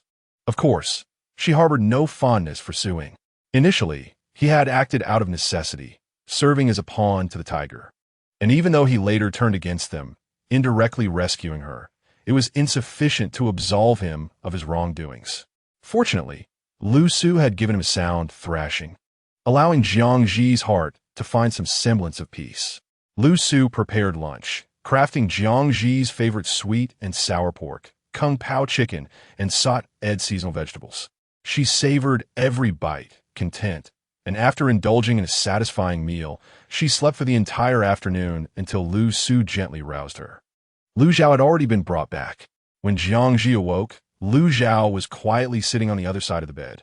Upon noticing her stir, he did not rush over as he usually would, but instead approached her cautiously, his large eyes reflecting vulnerability and unease. Mother, are you unwell? Have you taken your medicine? Lu Zhao inquired earnestly, gently touching her forehead. Mother, when you're sick, you must take your medicine on time to get better. Jiang Zhi felt a mix of affection and amusement. Before she could respond, he produced a small bag of dried fruit from somewhere. The medicine is bitter. Mother can have some fruit after finishing it. The baby's fruit belongs to mother. Jiang Zhi gazed at the ample portion of dried fruit in his hand, smiling as she gently probed. Where did the baby's fruit come from? Who gave it to you? Why does a mother have any? Lu Zhao blinked innocently, shaking his head in confusion. The baby doesn't know. It just appeared with the baby. Jiang Zhi smirked. Oh, this little one is quite the clever mind. She blinked, and a large, glistening tear rolled down her cheek, prompting her to sob. The baby actually deceived mother. Mother is so sad, woo. Lu Zhao, taken aback, quickly extended his small hand to wipe her tears. Mother, please don't cry or be sad. The baby is wrong. The baby should not have lied to you. The baby will tell mother everything. Jiang Zhi raised her hand to cover her face, a faint smile gracing her lips, yet her voice remained tinged with melancholy. All right, darling. You mustn't deceive your mother any longer. Who provided you with those fruits? I need to know how many you've eaten. Lu Zhao nodded earnestly, recounting every detail. The fruits were given to me by Grandma Zheng yesterday, and I only had a piece. He extended a finger, looking quite aggrieved. Grandma Zheng? That makes sense. Jiang Zhi mused. Lu Zhao had a penchant for sweets, and for the sake of his dental health, as well as his overall well-being, others, under Jiang Zhi's careful guidance, only offered him a small morsel of snacks. If they dared to give him more, they would certainly consult either Jiang Zhi or Lu Su first. They were resolute in ensuring he would not have excessive opportunities to indulge in sweet treats. Only Grandma Zheng, however, regarded Lu Zhao with the indulgent affection of a grandmother for her grandchild. Jiang Zhi felt utterly helpless, constrained by the kind-heartedness of the elderly woman. Mother believes in you. She first affirmed him, then shifted her tone. But did your mother not tell you that you must inform her or your father about anything gifted to you? Did she not instruct you not to deceive your mother and father? She did, Lu Zhao admitted, his head bowed in shame. But did your mother not tell you what happens if you consume too many sweets? Jiang Zhi's expression remained gentle. Lu Zhao was a bright child. She had never raised a child before, yet her intention in teaching him was to establish a relationship of equality, allowing him to reason through matters and thereby learn self-discipline. Jiang Zhi contemplated the long term. When Lu Zhao reached the rebellious phase of adolescence, if reasoning proved ineffective, she would enlist Lu Su's help. I know, Lu Zhao responded. Eating sweets will make me gain weight, just like little Hua, and it can damage my teeth, and I might fall ill. As he spoke, he began to recall the dire consequences Jiang Zhi had previously described. With reddened eyes, he opened his mouth to reveal his small, white teeth, looking pitifully at her. Mother, do you think my teeth have decayed? Let me see, Jiang Zhi replied, scrutinizing his pristine, even teeth for a considerable time, her demeanor very serious. Your teeth are still in good condition.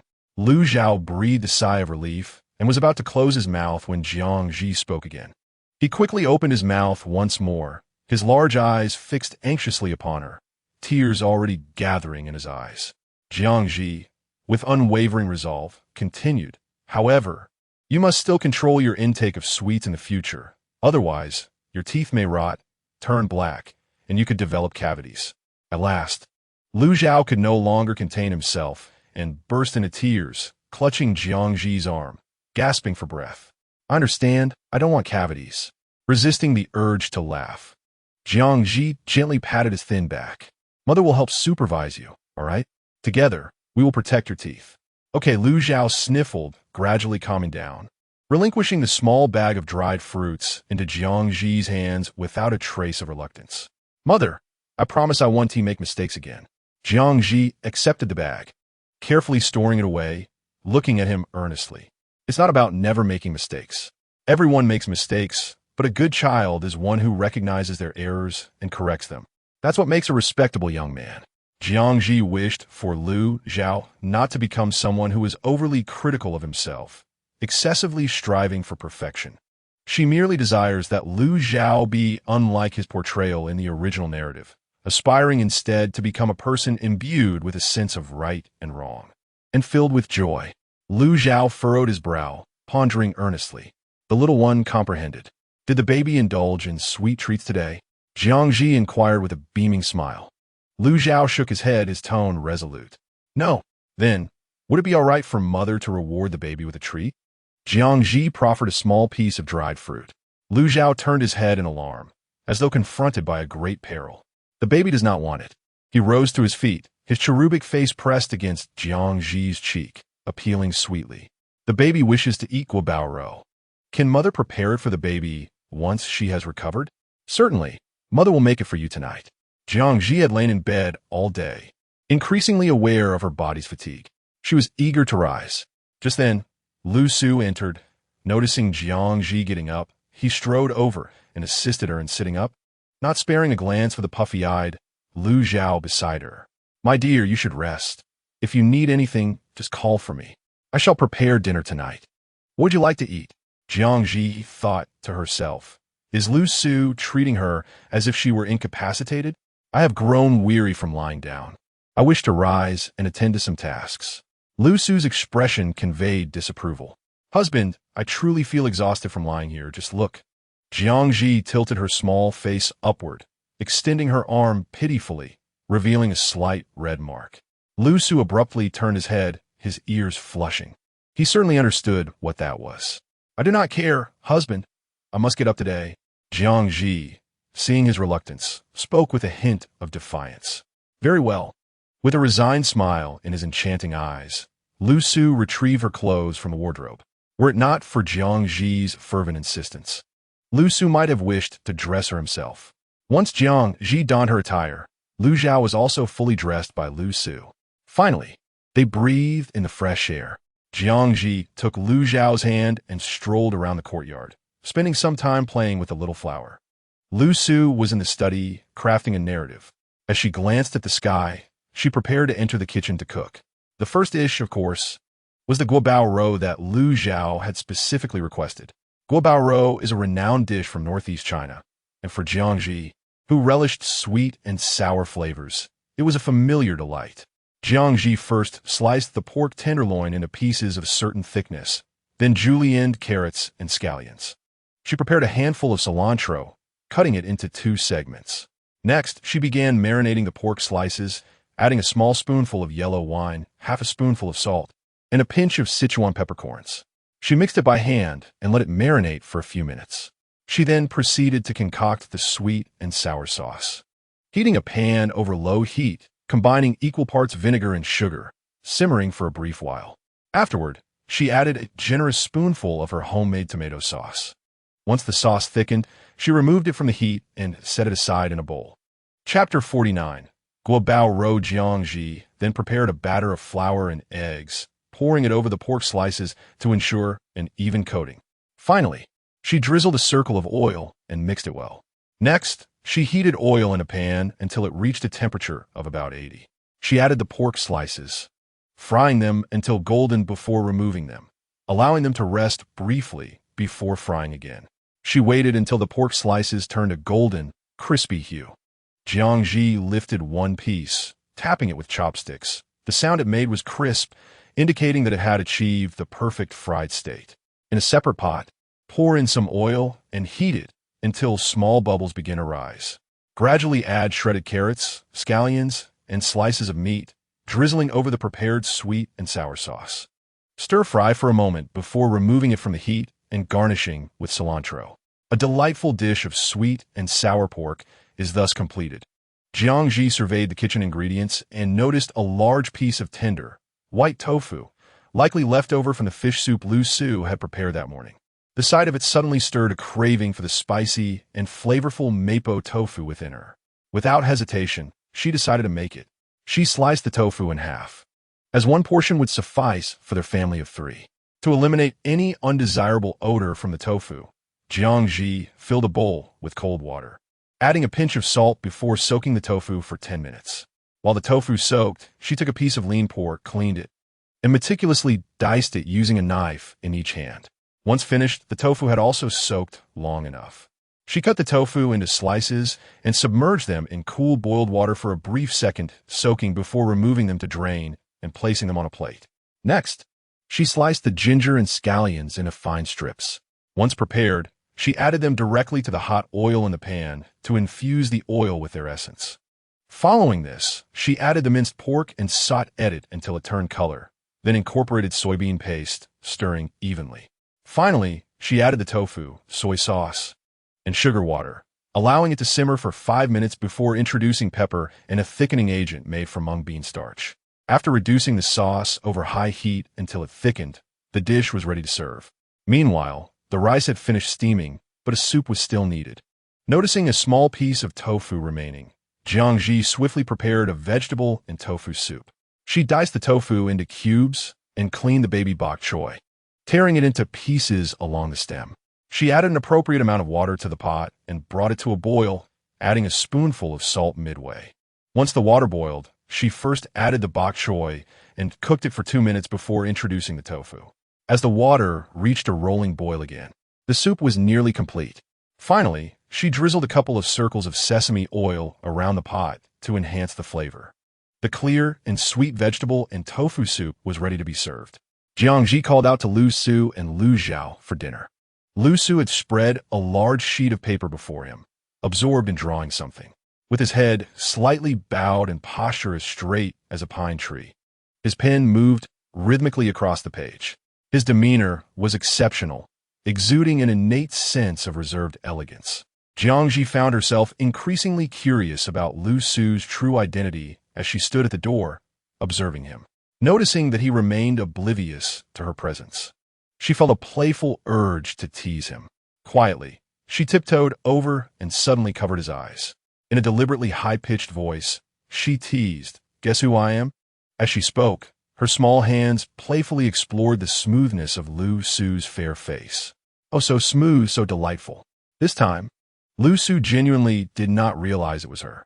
However, as her warm, delicate hands pressed against his eyelids, he quickly deduced her identity. Lu Su obediently closed his eyes, feeling her long eyelashes brush against her palm. "My lady, what brings you here? With only 3 of us at home, it's hardly difficult to guess." Jiang Zhi felt a pang of embarrassment at her own silliness. She released her hands and peeked out from behind him. "I wanted to see what you were doing." "All right," he replied. Lu Su turned his body slightly, wrapping his long arms around her, inviting her to sit in his embrace. Jiang Zhi settled down and lowered her gaze. The painting depicted a woman clad in green, the intricate patterns of her skirt vividly rendered. Above this were exquisitely realistic features. Why does she seem so familiar? Jiang Zhi looked up at Lu Su. He wore a gentle smile, leaning down to rest his head lightly on her shoulder, speaking softly. "Do you like it, my dear?" "Indeed, I do," she replied, though she had not anticipated Lu Su's artistic skill to be so extraordinary. "I truly like it." Jiang Zhi nodded, her curiosity piqued. "How is it that you are so versatile, my husband? Did you study these skills from a young age?" In the original text, it was noted that Lu Su had lost both parents at a young age, and his life could barely be described as survivable. Where would he have found the time and resources to pursue such arts? Lu Su paused momentarily, then explained, "It's not quite as it seems. I have yet to tell you that when I was 10, I inadvertently encountered a reclusive master in the mountains and became his disciple. He taught me for a time calligraphy, martial arts, horsemanship, music, painting, and other subjects as well." Jiang Zhi was momentarily taken aback. Lu Su had attended so many extracurricular classes at the age of 10, more than she had in her previous life. Although she was unaware of other subjects, she had witnessed his prowess in painting, calligraphy, and martial arts, which were nothing short of exceptional. Thus, the question arose, how long had Lu Su studied under his master to attain such remarkable skills? Jiang Zhi, filled with longing, tilted her head and inquired, "How long was that period?" Lu Su pondered for a moment, a hint of melancholy crossing his face. "Perhaps about a month. The master was unpredictable. I only learned from him for a month before he vanished. Having lost his parents at a young age, the master's presence had allowed him to once again experience the warmth of familial bonds. Yet, it was entirely accurate to say he never returned." Lu Su seemed to recall something, his eyes darkening. One night, a bloodied figure had appeared, delivering an unexpected gift to the 16-year-old him, accompanied by a letter. He had often suspected that this person was indeed the master. However, the implications were vast and perilous. He could only suppress his desire to uncover the truth, especially now that he had Jiang Zhi by his side. He could not afford to act recklessly and risk exposure. Jiang Zhi, meanwhile, found herself engulfed in deep introspection and self-doubt. She understood now that comparing oneself to others could be devastating. Previously, others had envied her, but now, humph. Was this what talent looked like? It was infuriating. Lu Su, snapping back to reality, noticed her troubled expression and smiled silently, tenderly ruffling her hair. If you wish to learn, my dear, I shall teach you if you would like. However, considering that Lu Su was her husband and Lu Zhao was also their child, she could claim a degree of competence herself. With this thought, Jiang Zhi's spirits lifted once more. All right. She glanced at the painting, rising to admire it more closely. As she pulled at the paper, however, the paintings beneath were revealed, each depicting her in various forms. A hint of shyness flickered in Lu Su's eyes as he pressed his lips together, standing up alongside her, feigning calmness as he covered the artwork. It's not yet finished. I shall show it to you once it is complete. Oh, Jiang Zhi elongated her voice, her eyes curving with a smile as she tiptoed closer to his lips, her breath fragrant like orchids. Then I shall wait for my husband. Mother, father, what are you doing? Lu Zhao peeked in from outside the door, his soft, innocent face wide-eyed in curiosity, staring at them without blinking. Jiang Zhi swiftly returned to her original position, clearing her throat. Your mother sees something on your father's face. Lu Zhao dashed inside, reaching out for Lu Su to hold him. Baby wants to see too. What is on father's face? Lu Su lifted him into his arms. Lu Zhao examined closely, wanting to touch. Under Lu Su's calm, yet imposing gaze, he timidly lowered his small hand, pouting towards Jiang Zhi. Mother's lying. There's nothing on father's face. Seeing his relentless curiosity, Jiang Zhi pointed at Lu Su and exclaimed, There is. Baby, take another look. Lu Zhao turned his head, widening his eyes as he leaned closer to Lu Su's face. Jiang Zhi spoke again. He looks a bit handsome. Suddenly, the atmosphere fell silent. Chapter 50. Madness. What does handsome mean? Mother? Jiang Zhi realized they were unfamiliar with modern terminology. She awkwardly chuckled and clarified. Handsome means your father looks very good. Lu Su's gaze shifted to her, a smile spreading uncontrollably across his face. So, Jiang thinks he is handsome. No wonder she often gazes at him, wearing an indescribable and peculiar expression. If Jiang Zhi were aware of his thoughts, she would certainly inform him that this is called infatuation. Lu Zhao nodded, looking between Lu Su and Jiang Zhi. His small hands cradled his delicate face as he stretched his body toward Jiang Zhi, pouting his lips and blinking his eyes. Mother, is baby handsome? Jiang Zhi and Lu Su were amused by his antics. Quite good. He learns quickly, Jiang Zhi said, pinching his soft cheek. Handsome. Baby is the most handsome. Lu Zhao grinned widely, reveling in the praise, and wanted to look in a mirror. After laughing for a while, Jiang Zhi finally remembered the purpose of her visit to the study. Her dinner. The three hurried to the kitchen. Fortunately, despite the hot weather, everything was just right to eat, except for the sweet and sour pork, which was slightly soft. Lu Zhao enthusiastically chattered away, his little mouth never stopping. Jiang Zhi, charmed by his lively spirit, felt the shadows of traditional medicine fade away. Due to Li San, the next day, Jiang Zhi took old Li's card into town. Everyone greeted her warmly, all smiles and cheerful hellos. Jiang Zhi wished to avoid leaving a cold impression. Thus she nodded and returned the greetings, which only increased their enthusiasm. Once everyone had arrived, the cart finally set off. Jiang Zhi sat in the lower left corner, surrounded by a group of women and young girls. Lady Lu looks radiant. Just look at that little face, rosy and fair, and those eyes so big and round. They complimented her from head to toe, concluding with, oh my, truly, you won't find a more exquisite lady than Lady Lu within 10 miles. Indeed. The others chimed in, as if Jiang Zhi were their own sister. With a gentle smile, Jiang Zhi turned her gaze toward the woman who had spoken first. Dressed in blue and sporting a woman's hairstyle, she was, if memory served, the wife of Niel. Confirming her identity, Jiang Zhi finally spoke, I dare not claim such a title. The young lady from Nio's household is truly graceful and charming. Upon hearing this, Nio's wife beamed even more, her face contorting into a smile as she humbly waved her hand. Oh, don't say that, Madame Liu. If that young girl hears you, she might just soar to the heavens. Though she spoke lightly, it was clear that everyone relished the praise of their own children. Jiang Zhi smiled, but chose to remain silent.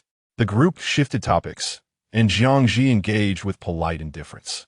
Noticing her lack of enthusiasm, they soon found their own conversation waning. They then turned to the latest gossip circulating in the village. Though she maintained a composed exterior, Jiang Zhi secretly perked up her ears, excitement bubbling within her. Indeed, had they broached such topics earlier, she would not have been left out of their discourse. The women were, without a doubt, purveyors of gossip, always first to the scene of unfolding dramas. In no time, Jiang Zhi felt as though she had consumed her fill of news. Just as she contemplated leaning away, Nio's wife spoke again, deliberately lowering her voice. Do you all know about Miss Zhao Ronger from the Zhao family? What has happened to her? Someone inquired, casting a furtive glance at Jiang Zhi. Nio's wife paused for dramatic effect, leaving them in suspense. Jiang Zhi feigned ignorance, her heart racing with curiosity. Please continue, she thought, aware that as the subject of the discussion, she was only privy to half of the tale. Sensing the growing impatience, Nio's wife hastily divulged. Zhao Ronger has been kidnapped by the bandits of Blackwind Stronghold. How did that happen? Gasps of astonishment reverberated through the group. Nio's wife lowered her voice further. It doesn't end there. She and Zhou Hui were both taken by the bandits. The outlaws even brazenly sent a message to her family, demanding that Zhao Yukai bring 1,000 taels of silver along with a contract for a maid-s servitude for her release. Xiao Hai, has he been rescued? One woman leaned closer to Nio's wife, her tone filled with incredulity. Jiang Zhi recognized her as Wang's wife. Such misfortune, yet I believe she deserves it. She never deigned to look at others, always coveting what belonged to others. Another chimed in, her expression one of disdain. Jiang Zhi silently noted her face. This was Wu's wife, often mistaken for Zhang's wife. What happened next? After a stint in the bandits' lair, can she still marry? Someone urged Nio's wife for more details. Nio's wife shook her head. Who would dare to marry her? The bandits flaunted their power, letting the news slip intentionally. Previously, families that Zhao Yukai had considered for her were now avoiding her like the plague. Moreover, who knows what torment she endured in the bandits' den? She has returned quite mad, and even renowned doctors from Lushui town have shaken their heads in despair. Jiang Zhi felt a flicker of surprise. Zhao Ronger was known for her resilient spirit. She wondered what the bandits had subjected her to. Why can't she marry? Isn't there's Zhou Hui. That good for nothing? Surely they must have been entangled. Or how else would they have been captured together? In my opinion, they must have secretly met with the bandits. Wu Nyangzi remarked with a sense of schadenfreude. Why not simply have Zhou Hui marry Zhao Ronger? At his age, remaining single is quite peculiar, and Zhao Ronger would undoubtedly become the primary lady upon marriage. Moreover, if he does not mind Zhao Ronger's eccentricity, he would certainly be willing. Zhao Yukai would gain a son-in-law of similar age, someone with whom he could easily converse. A delightful arrangement indeed. The others merely chuckled in silence, inwardly dismissive of the notion. How could Zhao Yukai allow his daughter to wed a scoundrel? Jiang Zhi also found it implausible. She could see how much Zhao Yukai cherished his daughter. Upon arriving in town, Jiang Zhi sought another carriage to take her to Jiwei restaurant. She was late today, and the establishment had already commenced operations. A long queue formed outside, with various carriages parked on either side, creating a bustling scene. Those who succeeded in making a purchase were overjoyed, while the disappointed wore glum expressions. Jiang Zhi pondered the possibility of introducing a new sales model, given that the customer base had stabilized. As she contemplated entering, she inadvertently caught sight of the woman from the neighboring shop who had previously mocked her. The woman gazed enviously at Jiwei restaurant, nearly drooling with desire. Upon noticing Jiang Zhi, she quickly flashed a broad smile. Jiang Dongjia, she greeted. Jiang Zhi averted her gaze, her expression cool, and nodded slightly before striding into Jiwei restaurant.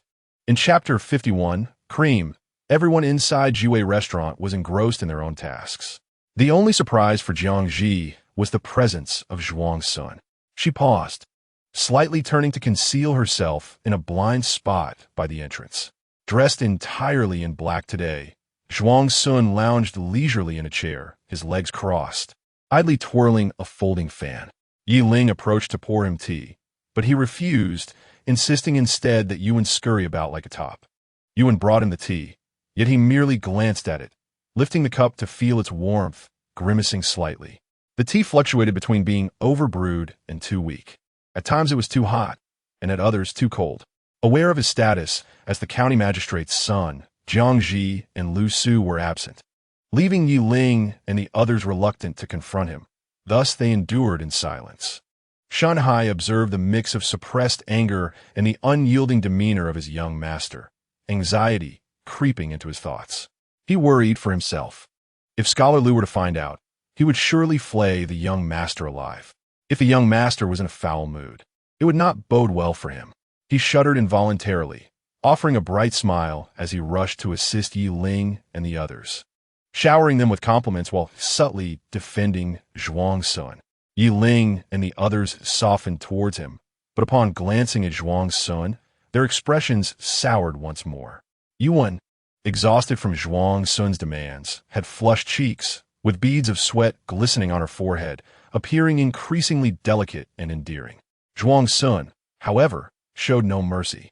He only felt compelled to torment her further. Observing her flustered movements, he barked impatiently. "Is it ready yet? How much time have you wasted? Even a snail moves faster." "Almost done," Yuan replied over her shoulder, muttering a curse under her breath. This was the last straw. Should he cause her any more trouble, she would certainly douse him with tea, allowing him to experience the temperature firsthand.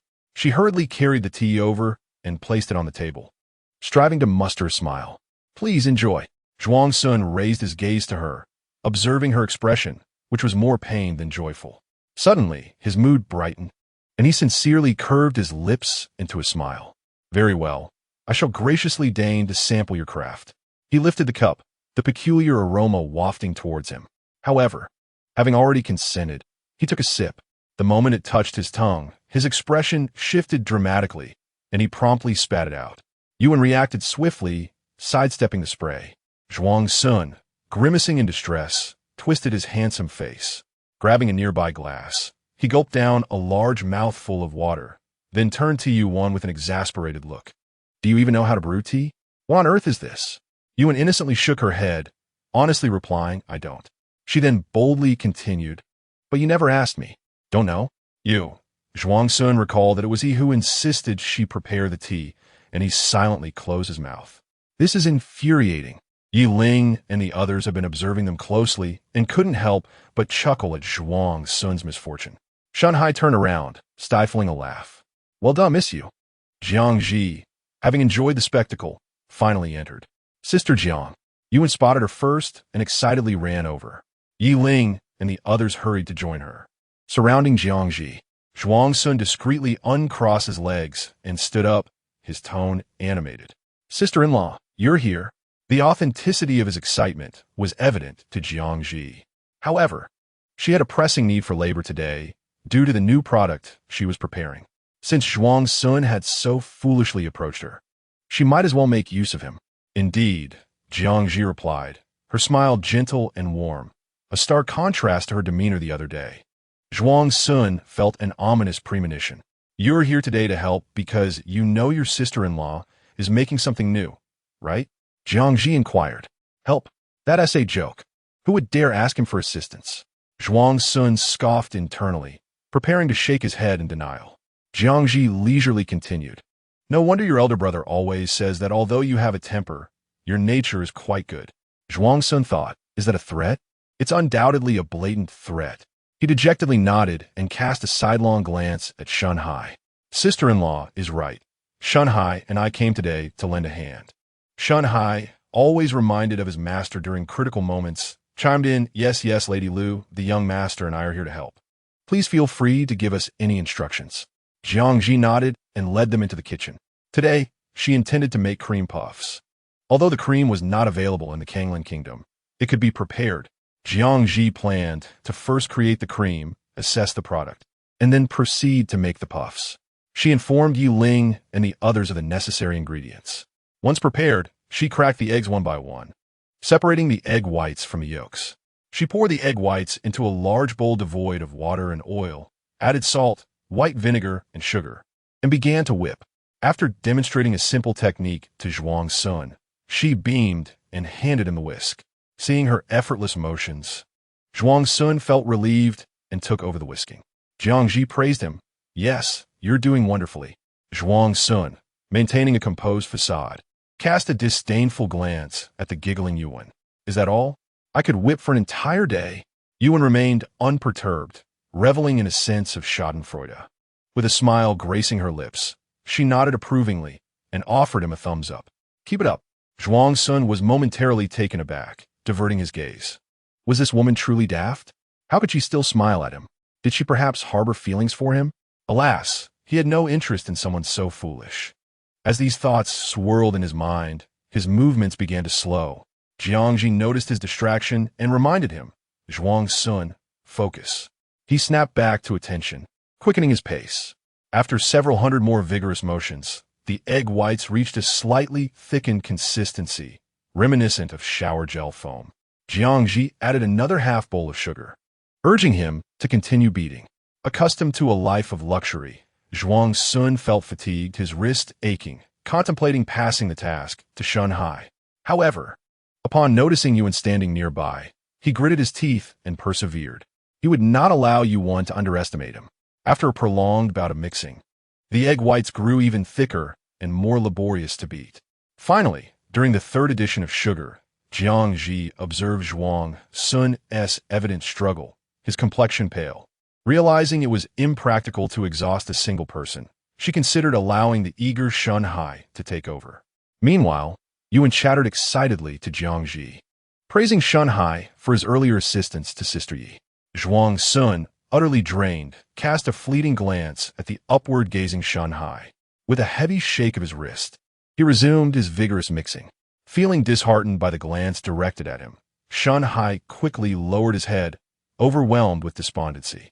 What had he done to provoke the young master this time? Observing Zhuang Sun's determination, Jiang Zhi refrained from suggesting a change.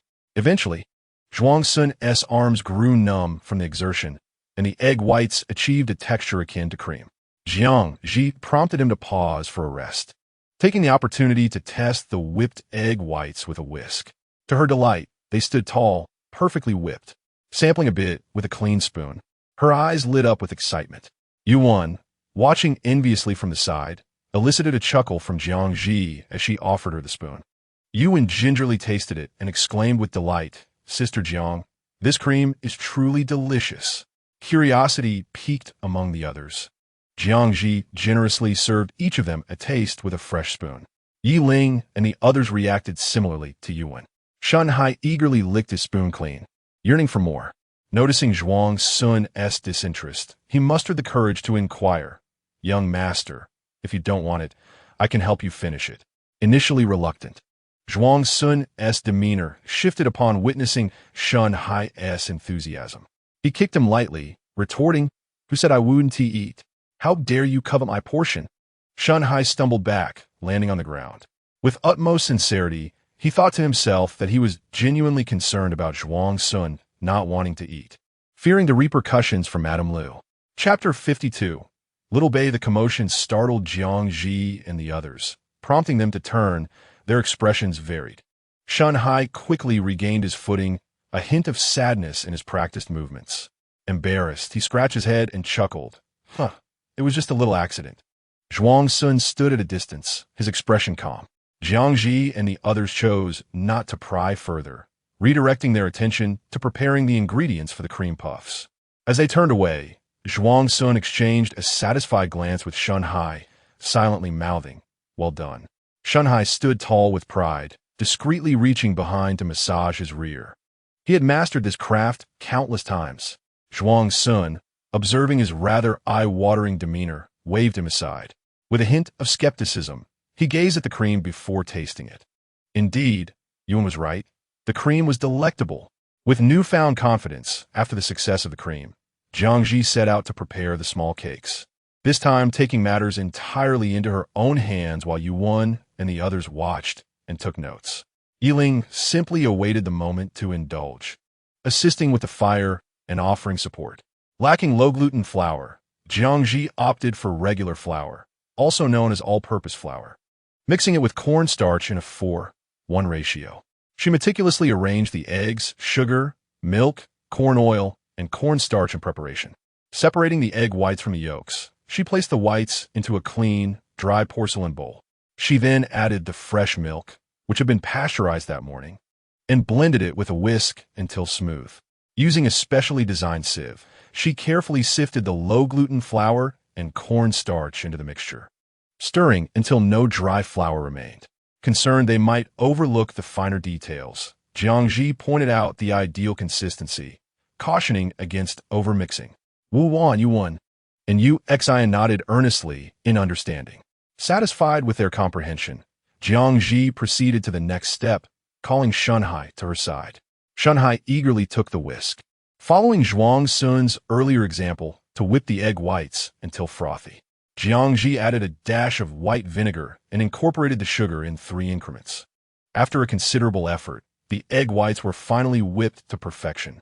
Notably, Shunhai maintained his composure throughout, his face unflushed and breath steady. Jiang Zhi took a spatula, incorporating 1/3 of the egg whites into the yolk mixture, folding it gently until well blended.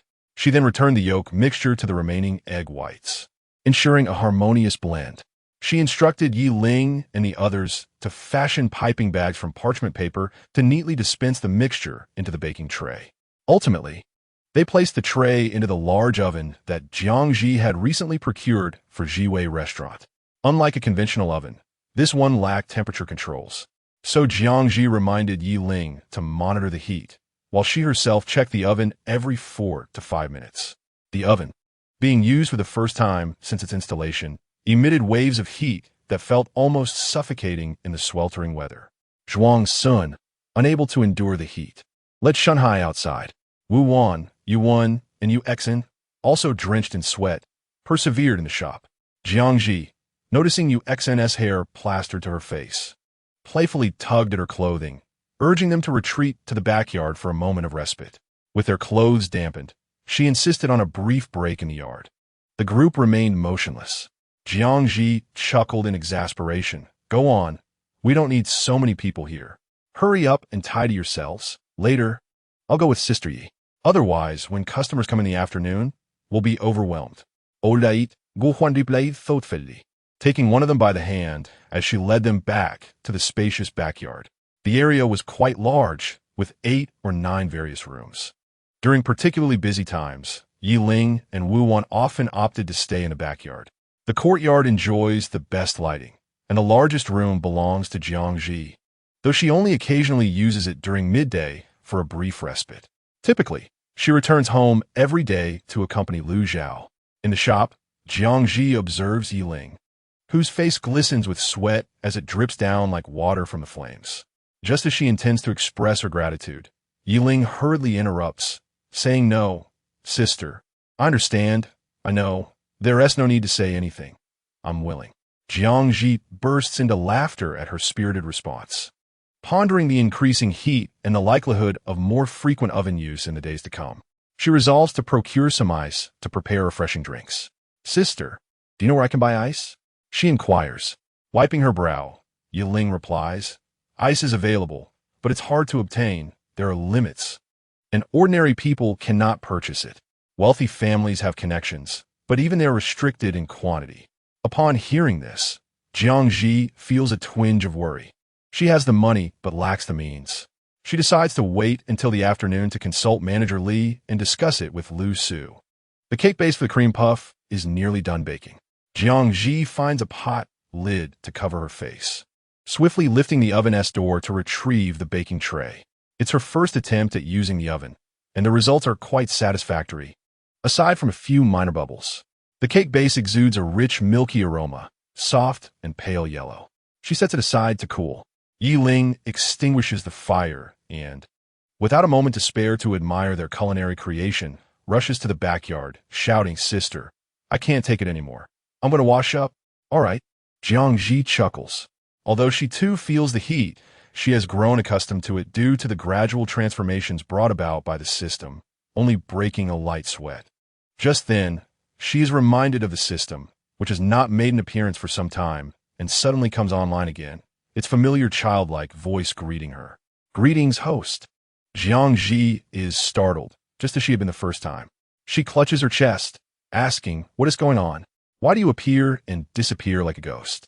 The system apologizes, sounding rather pitiful. "I'm sorry, host, I forgot." Hearing the child's voice, reminiscent of Lu Zhao, Jiang Zhi's annoyance dissipates. "It's fine, but next time, please notify me in advance. Is there something specific you need to discuss today?" "Certainly." The system replies eagerly, shifting to a serious tone. "I am here to present you with a side mission." Intrigued by the prospect of side mission, Jiang Zhi asks, "Oh, pray tell, what is it? What is the reward?" Her curiosity piqued, she recalls the system's grandiose tales of the marketplace, filled with miraculous elixirs. Yet, she has yet to witness such wonders, often feeling as though the system is merely spinning tales. The task involves purchasing a boy named Song Jixian from the slave market tomorrow, and keeping it by your side, the system states. Jiang Zhi is taken aback, questioning, "Are side missions now about acquiring children?" Just as she contemplates declining, the system seems to anticipate her thoughts and interjects. "The reward includes a child delivery pill and a beauty pill." "All right, I accept," Jiang Zhi replies without hesitation. The offer is simply too enticing to resist. Chapter 53. The Second Antagonist. Wait, Song Jixian? That name sounds somewhat familiar. If memory serves correctly in the original narrative, it was indeed Song Jixian who conspired with Lu Zhao, not in a nefarious manner, but as kindred spirits, united in their governance of the court. Lu Zhao, with his tempestuous temperament and commanding presence, undoubtedly assumes the role of the primary antagonist. Conversely, Song Jixian embodies the archetype of the quietly scheming character, easily overlooked as the secondary villain. 008. What is the purpose of this side quest? You expect me to adopt the secondary villain? Jiang Zhi exclaimed, feeling a headache forming. Upon realizing her distress, 008 felt a pang of guilt. It could not confess that it had been misled by the neighboring system correcting the narrative, thus assigning its host such a dubious side task. Clearly, that was not an option. After a moment of contemplation, it fervently pondered and resolved to omit its previous naivety. Speaking candidly, due to your existence, the likelihood of Lu Zhao evolving into a villain has significantly diminished. However, the resulting chain reaction has led to an even more tragic fate for Song Jixian than depicted in the original text. Should he succumb to darkness, he would unravel the very fabric of the world, and in such a scenario, you too would cease to exist. Originally, the task of correction was meant for 007, but their host proved utterly incapable, merely a piece of driftwood. Sighing, 008 observed Jiang Zhi lost in thought, feeling a swell of pride in its discernment. Jiang Zhi reflected. So she was to foster yet another villain, shouldering the weight of world salvation. Unrelenting, she pressed further. Will the male and female leads? Do their heroic auras hold no sway? 008 responded promptly this time. The protagonists will not be born for another 5 years, by the time they arrive and mature. The world will have long since crumbled. Jiang Zhi clenched her teeth, her expression a tapestry of emotions. 008 watched her anxiously, lamenting. The reward is now an additional beauty pill. It vowed never again to gamble with the neighboring 007, having lost its entire treasury. Jiang Zhi, upon hearing of the fertility pill, was inclined to accept the task, finding a silver lining amidst the chaos. Very well, I accept the task. However, you must elucidate the effects and usage of both the fertility and beauty pills. Though the names suggested their purposes, the thought of presenting them to Yi Ling necessitated a more prudent approach.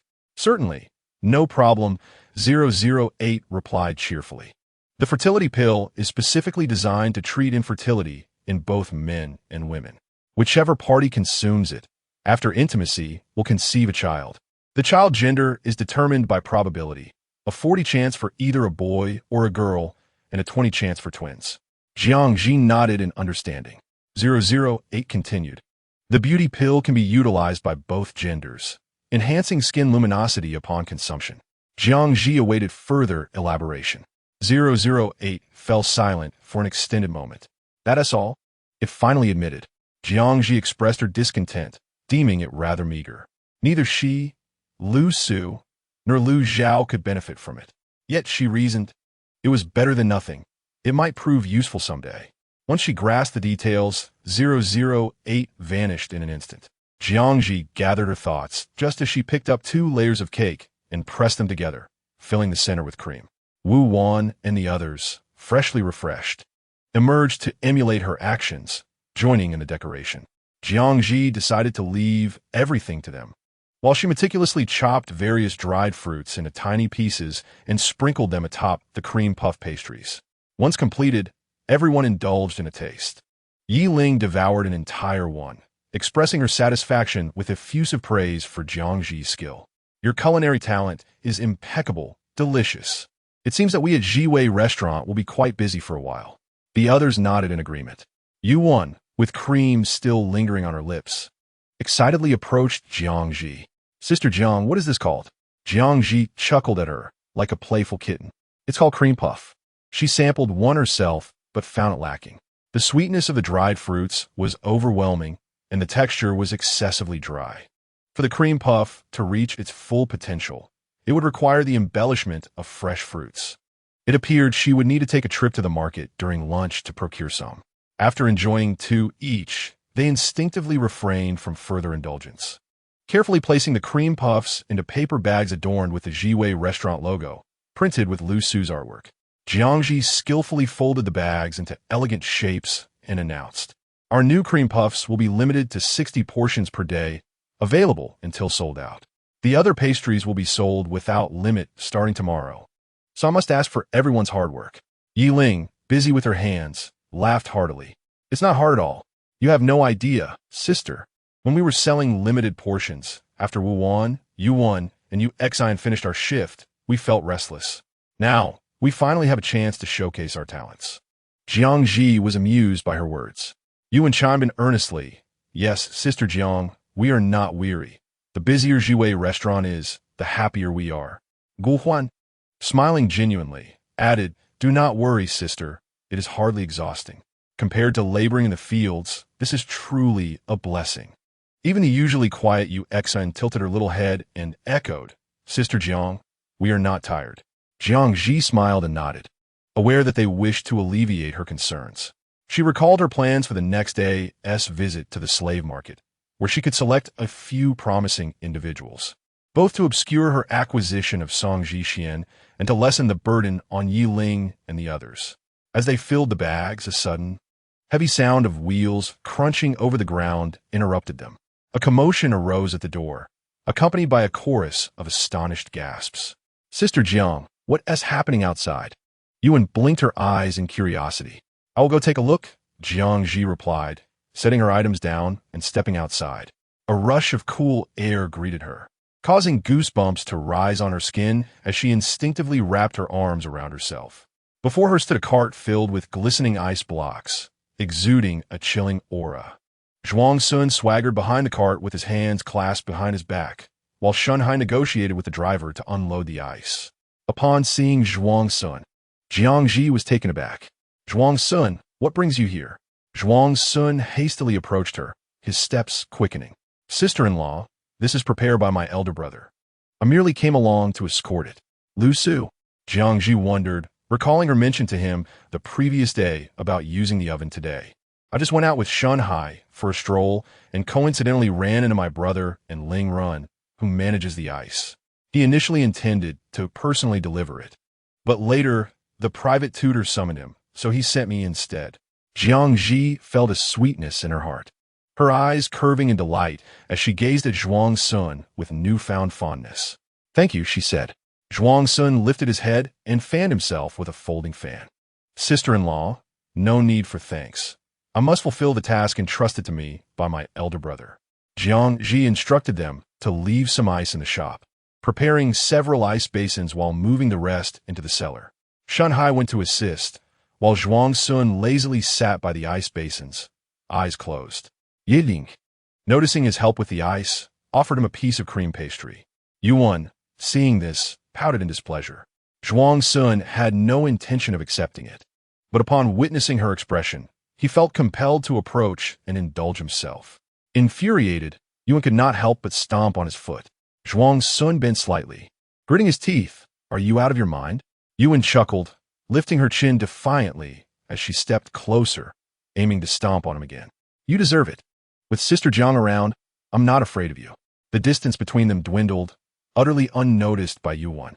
Sensing the situation, Zhuang Sun abruptly took a large step back, his eyes darting, and he exclaimed sharply, "You are utterly unreasonable."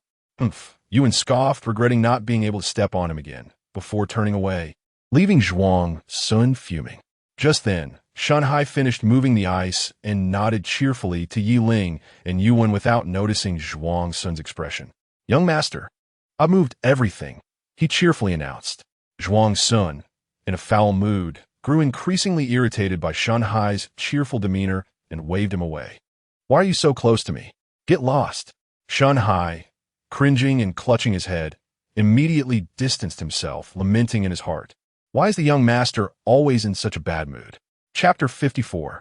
Emotion. Zhuang Sun left with a dark expression. Shen Hai cautiously followed, clutching the cream pastry Yuan had given him, keeping a safe distance. After a few steps, Zhuang Sun turned angrily. "Why are you so far away? Do you think I would eat you?" At his words, Shen Hai's face lit up with a grin, and he hastily closed the gap. The master and servant gradually moved away, while Yuan in the shop let out a sigh of relief. She had never encountered someone so insufferable. The ice had been dealt with, and Jiang Zhi took Yuan to the market to purchase some fresh fruit. To her surprise, she stumbled upon lemons, referred to as Limengzi in Kanglan country. The Limengzi tree is typically used by affluent families to adorn their gardens. The fruit, though sour in taste, possesses a refreshing aroma and is often used as a natural incense in rooms. Jiang Zhi noticed a pile of them casually laid out, inquired about the price, and purchased them for a single coin. "Wonderful. With lemons and ice, I can make refreshing lemonade." Yuan, with a calm demeanor, accepted a bag of lemons, thanking the vendor. Previously, she would question Jiang Zhi's peculiar purchases, but now she felt complete trust, knowing that Jiang Zhi always had her reasons. She simply awaited the delicious outcome. After their shopping, Jiang Zhi calculated the time and hurried back to Jiwei Zhai, along with Yi Ling and a few others. They washed and diced the fruits, placing them atop the delightful cream puffs. The cream puffs were immensely popular, featuring a pale yellow cake base, pristine white cream, and an array of vibrant fruits. Novel and visually appealing, they were quickly snatched up. Some missed out, yet the prospect of unlimited pastries tomorrow brought them ample joy. Jiang Zhi, pressed for time, prepared lemonade for everyone. She took home 2 lemons to make another batch for Lu Su and Lu Zhao. Upon arriving home, she found Xiao Hua in the yard, playfully carrying the small cloth ball she had bought for him. After a period of exercise and dietary control, Xiao Hua had transformed into a handsome husky. Jiang Zhi stroked his soft, sleek fur but, like a heartless flirt, coldly declined his request to play. Ignoring Xiao Hua's resentful expression, she stepped into the kitchen, where smoke wafted invitingly. Lu Su was already cooking. A glance at the ingredients revealed they were all her favorites. Lu Zhao sat at a small table, sketching with a charcoal pencil, lost in his own world. Lu Su noticed her first, pausing to pour her a glass of cooled water, gently saying, "You've worked hard, my dear. Here is some water for you." Lu Zhao looked up and called out, "Mother," before returning to his drawing. Jiang Zhi nodded, her curiosity piqued about Lu Zhao. She set down the lemons and washed her hands, intending to grab a cloth. Lu Su anticipated her move, gently wiping each of her fingers with care.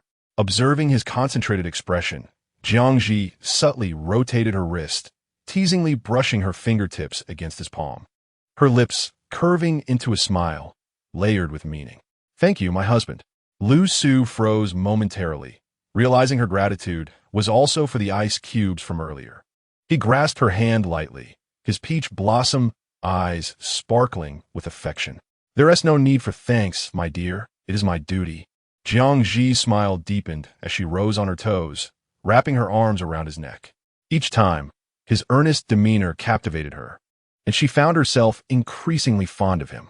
Noticing her gesture, Lu Su bent slightly, accommodating her embrace, chuckling, "What has made you so affectionate today?"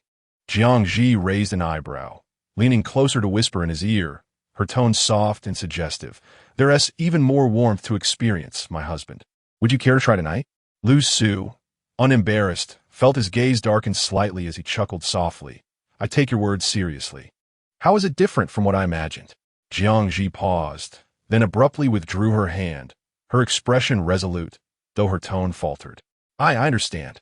Seeing him remain still, she gently pushed against his sturdy chest, urging sweetly, "Hurry and finish cooking. I'm starving." "All right." Lu Su chuckled softly, falling silent. Jiang Zhi settled beside Lu Zhao, sipping the warm water slowly as she quietly observed his drawing. Regardless of what she drank, she found warm water the most soothing. Lu Zhao's little face was serious, his lips tightly pressed, fingers moving swiftly. Jiang Zhi leaned down to examine the paper, momentarily taken aback. Each stroke he made was unexpected, and the final result was quite a sight to behold. Just as she was about to call Lu Su to admire Lu Zhao's remarkable artwork, "Mother, take a look at my drawing." After Lu Zhao finished, he climbed onto Jiang Zhi's lap, revealing his small white teeth as he pointed to his artwork. With wide, expectant eyes, he looked up at her. "Guess which one is me?" His expression seemed to convey that if she were to guess incorrectly, he would burst into tears. This presented an almost insurmountable challenge for Jiang Zhi, as the drawing depicted two indistinct dark shapes. Struggling to discern, she randomly pointed at one, hoping for luck. Lu Zhao chuckled softly. Jiang Zhi, believing she had guessed correctly, was about to exhale in relief when he suddenly pouted, looking unjustly aggrieved. "Mother can't even recognize me." Jiang Zhi quickly soothed him, gently patting his back. "How could that be? Mother simply didn't see clearly just now. May I have another chance?" With renewed confidence, Jiang Zhi pointed at another shape, asserting, "This one must surely be me." Lu Zhao pouted again, his eyes beginning to glisten with tears. "That one isn't me either." Jiang Zhi, pressing her forehead with her hand, gazed intently at him. "How could that be? There are only two figures. If one isn't you, then this one must be. Neither of them is me. I am not that ugly." "Both of these are little flowers," Lu Zhao retorted, recognizing his intent to be capricious. Jiang Zhi composed herself and calmly asked, "Are you unhappy, my dear?" Perhaps her words struck a chord within Lu Zhao, for he began to cry silently, tears cascading down like a broken string of pearls. "Mother, you and father always go out without taking me along. Previously, you left me at Grandma Zheng's house for an entire night without coming to fetch me. I spend my days with Grandma Zheng and Dog Dan, and I like them very much, but I truly miss you and father." Jiang Zhi was taken aback, amidst the whirlwind of events lately. She had indeed overlooked her time with Lu Zhao. Lu Su, who had been observing the two, approached and gently embraced Lu Zhao, wiping his tears away while softly speaking. "Mother and father had to go out for important matters. We neglected your feelings because of this, and both your mother and I apologize. Can you forgive us, Zhao?" Through his sniffles, Lu Zhao wiped his reddened eyes and replied, "All right." Lu Su comforted him gently, a flicker of sympathy in his gaze. Jiang Zhi felt her heart melt as she cupped his soft cheeks and planted kisses upon them, promising, from now on, mother and father will spend more time with you. Contemplating, she thought that bringing Song Zhixin home might indeed be a splendid decision. Lu Su concurred. "Yes." Lu Zhao nodded, and his face quickly transformed from sorrow to joy. After dinner, Lu Zhao clung to Jiang Zhi, indulging in playful antics that left Lu Su with no opportunity to converse with her. As night fell and they settled into bed, Lu Zhao nestled himself between the two, a triumphant grin on his face as he gazed at Lu Su. Lu Su narrowed his eyes slightly, regarding him with an indifferent expression. In an instant, Lu Zhao turned, burrowing into Jiang Zhi's embrace, his little bottom facing Lu Su's face, looking pitifully at her. "Mother, father's being mean to me. Lu Su began to suspect that Lu Zhao had merely been putting on an act. Jiang Zhi was overwhelmed with maternal affection, giving and asking without restraint, and reproached Lu Su gently, saying, "He is still so young. Do not scold him." Lu Su sighed silently in response, "I understand." After playing with Lu Zhao for quite some time, Jiang Zhi watched as he finally drifted into a deep slumber. Once she confirmed he was asleep, Lu Su could no longer contain himself. He turned to gaze at Jiang Zhi. He softly uttered, "My dear." Suddenly, he noticed that Jiang Zhi had already fallen asleep, cradling Lu Zhao in her arms, her small face serene and tranquil. Lu Su could not help but smile helplessly as he rose to adjust the quilt around her before lying down himself. After a moment's thought, he moved closer and gently placed her hand upon his waist, finally satisfied enough to succumb to sleep. The following day, Jiang Zhi awoke early, her eyes opening to the sight of the three of them entwined in a tender slumber. Lu Zhao resembled a sandwich, his small feet resting against Lu Su's chest. Jiang Zhi's position was even more exaggerated. One leg lay atop Lu Su while one hand rested on his chest, each of them occupying a side, with her other hand draped around his waist. "I must resemble an octopus," she mused, considering how sore Lu Su would feel upon waking. Quickly, she carefully retracted her leg and shifted her position, her eyes closing in feigned innocence. Lu Su seemed to sense her movement, momentarily forgetting Lu Zhao's presence between them, and, with his eyes still closed, he swept her into his embrace. Consequently, Lu Zhao was fortuitously squished between them, and he shouted with his eyes still shut, "Mother, a great monster is grabbing the baby." Jiang Zhi stifled a laugh as she patted his back reassuringly. "Do not be afraid, my dear. There is no great monster." Comforted by her soothing words, Lu Zhao murmured a few sounds and drifted back to sleep. The great monster, Lu Su, soon opened his beautiful eyes, caught sight of her, and smiled gently, "Good morning, my dear." That day, as they prepared to venture out, Lu Zhao insisted on accompanying Jiang Zhi, leaving her no choice but to bring him along. His little mouth babbled excitedly, yet he remained obediently seated without causing any trouble. She intended to retrieve Song Ji Xian from the market today. However, taking Lu Zhao along was clearly impractical. Thus, she altered her course and left him at Jiwei Zhai, under the watchful eyes of Yi Ling and others. According to 008, Song Ji Xian would not be available for sale until the morning's third hour, which was around 8 o'clock. After ensuring Lu Zhao was settled, Jiang Zhi stepped out, temporarily hiring 2 burly men as her guards before proceeding to the market. The market was bustling with people, primarily affluent families seeking maids and servants, along with those indulging their peculiar appetites in search of prey. The toothless woman, with a whip coiled around her waist, called out enthusiastically, her smile broad enough to reveal her gums, sending shivers down one's spine. As Jiang Zhi entered, she naturally attracted attention. But upon noticing the 2 imposing figures flanking her, the onlookers quickly abandoned their intentions. Men and women of various ages and appearances were bound with hemp ropes. Some disobedient souls were even caged, their bodies marked with lash scars and barely clothed. Their eyes reflected a numbing indifference, resembling mere shells of humanity. One frail man collapsed, and the toothless woman did not even glance his way, merely signaling to her subordinates. He was dragged away to be fed to the wolves lurking in a nearby cage. The chilling sound of flesh being torn and bones cracking echoed unsettlingly. Jiang Zhi shivered uncomfortably at the sight, while the other market-goers seemed all too accustomed to the horror, passing by with indifference. Even the toothless old hag was familiar with him, exchanging jests. "Ah, what mischief has that lad stirred up to meet such a grim fate?" She chuckled, casting a disdainful glance at the bloodied remnants within the cage.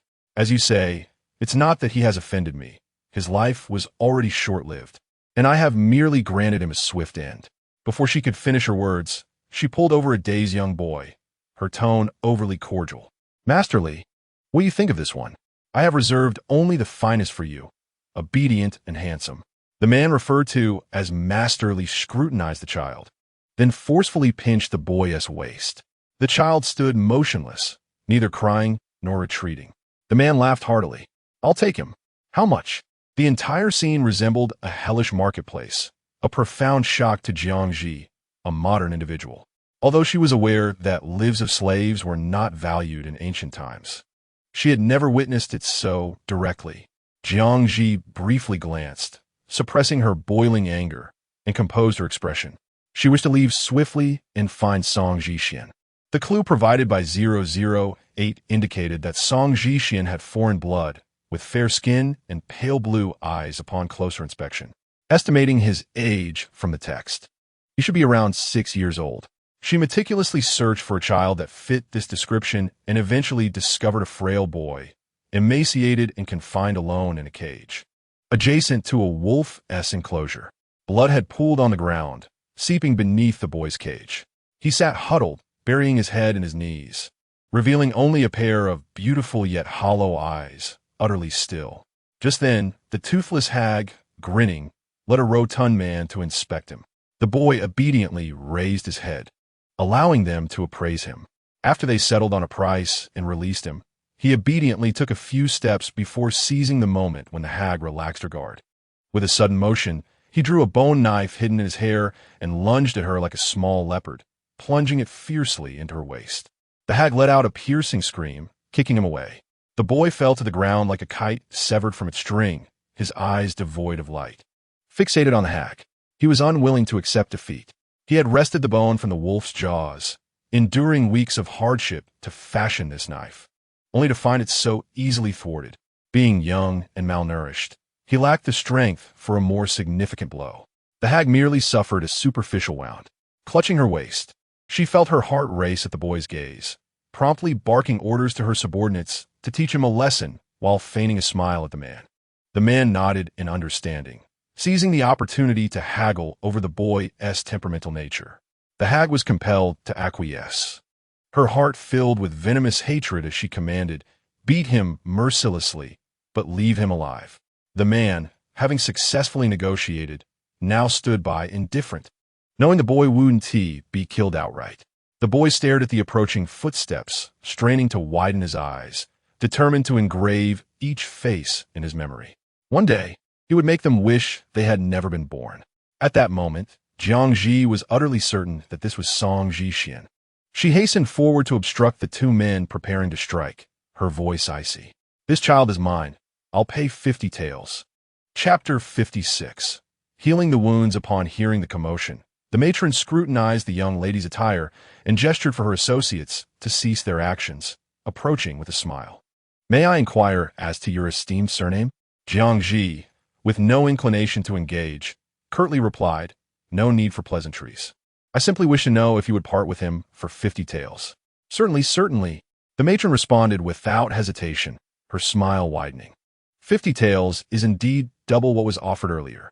It suffices to overlook the young man's earlier aggression. Her gaze fell upon Song Zhixian, who lay on the ground, his eyes fixed in unwavering admiration towards Jiang Zhi.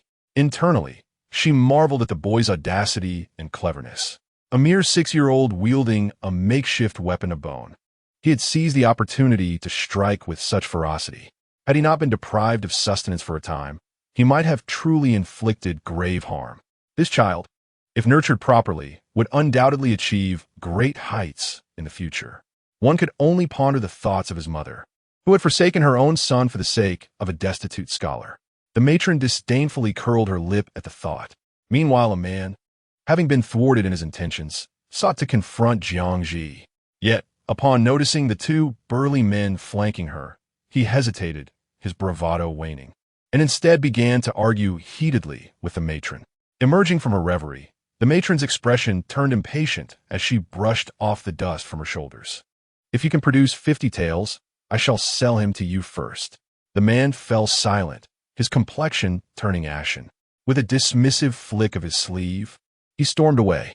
Jiang Zhi, having completed the transaction, selected a few young maidens and secured their contracts.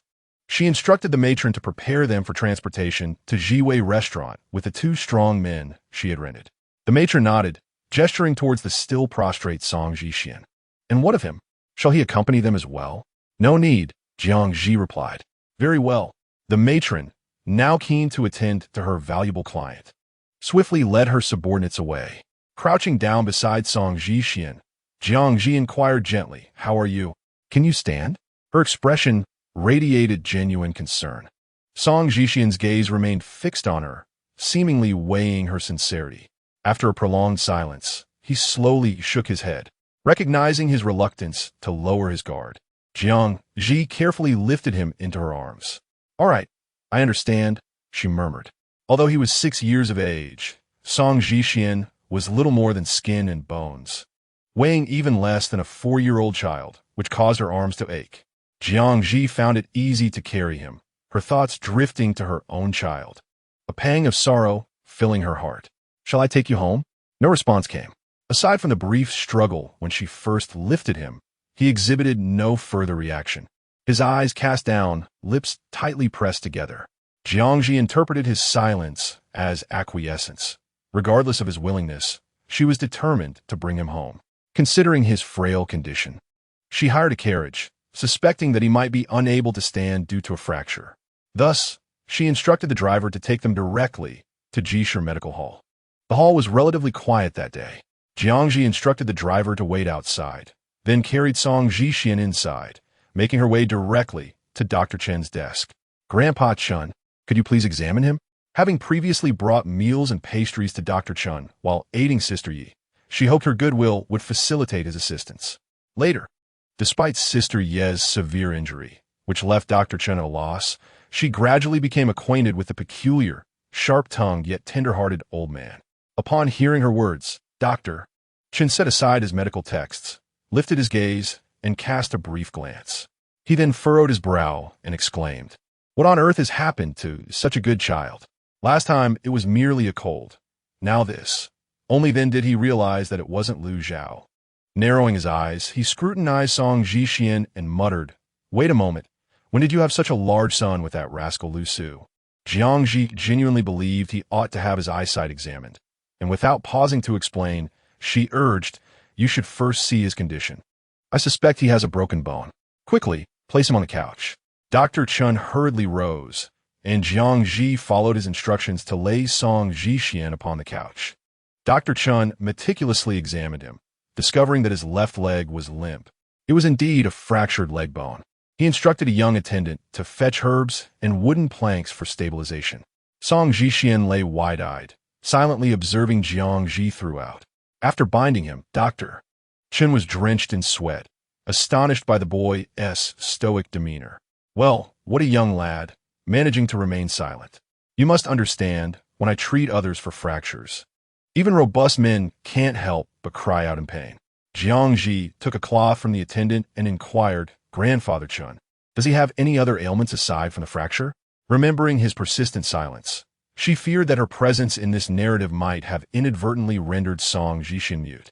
Dr. Chen wiped his hands, tossing the cloth onto the wooden tray. "There are no other issues, just a bit of malnutrition." Understanding her concerns, he reassured her, "Rest assured. I've checked, his throat is fine." The reason for his silence likely lies within himself.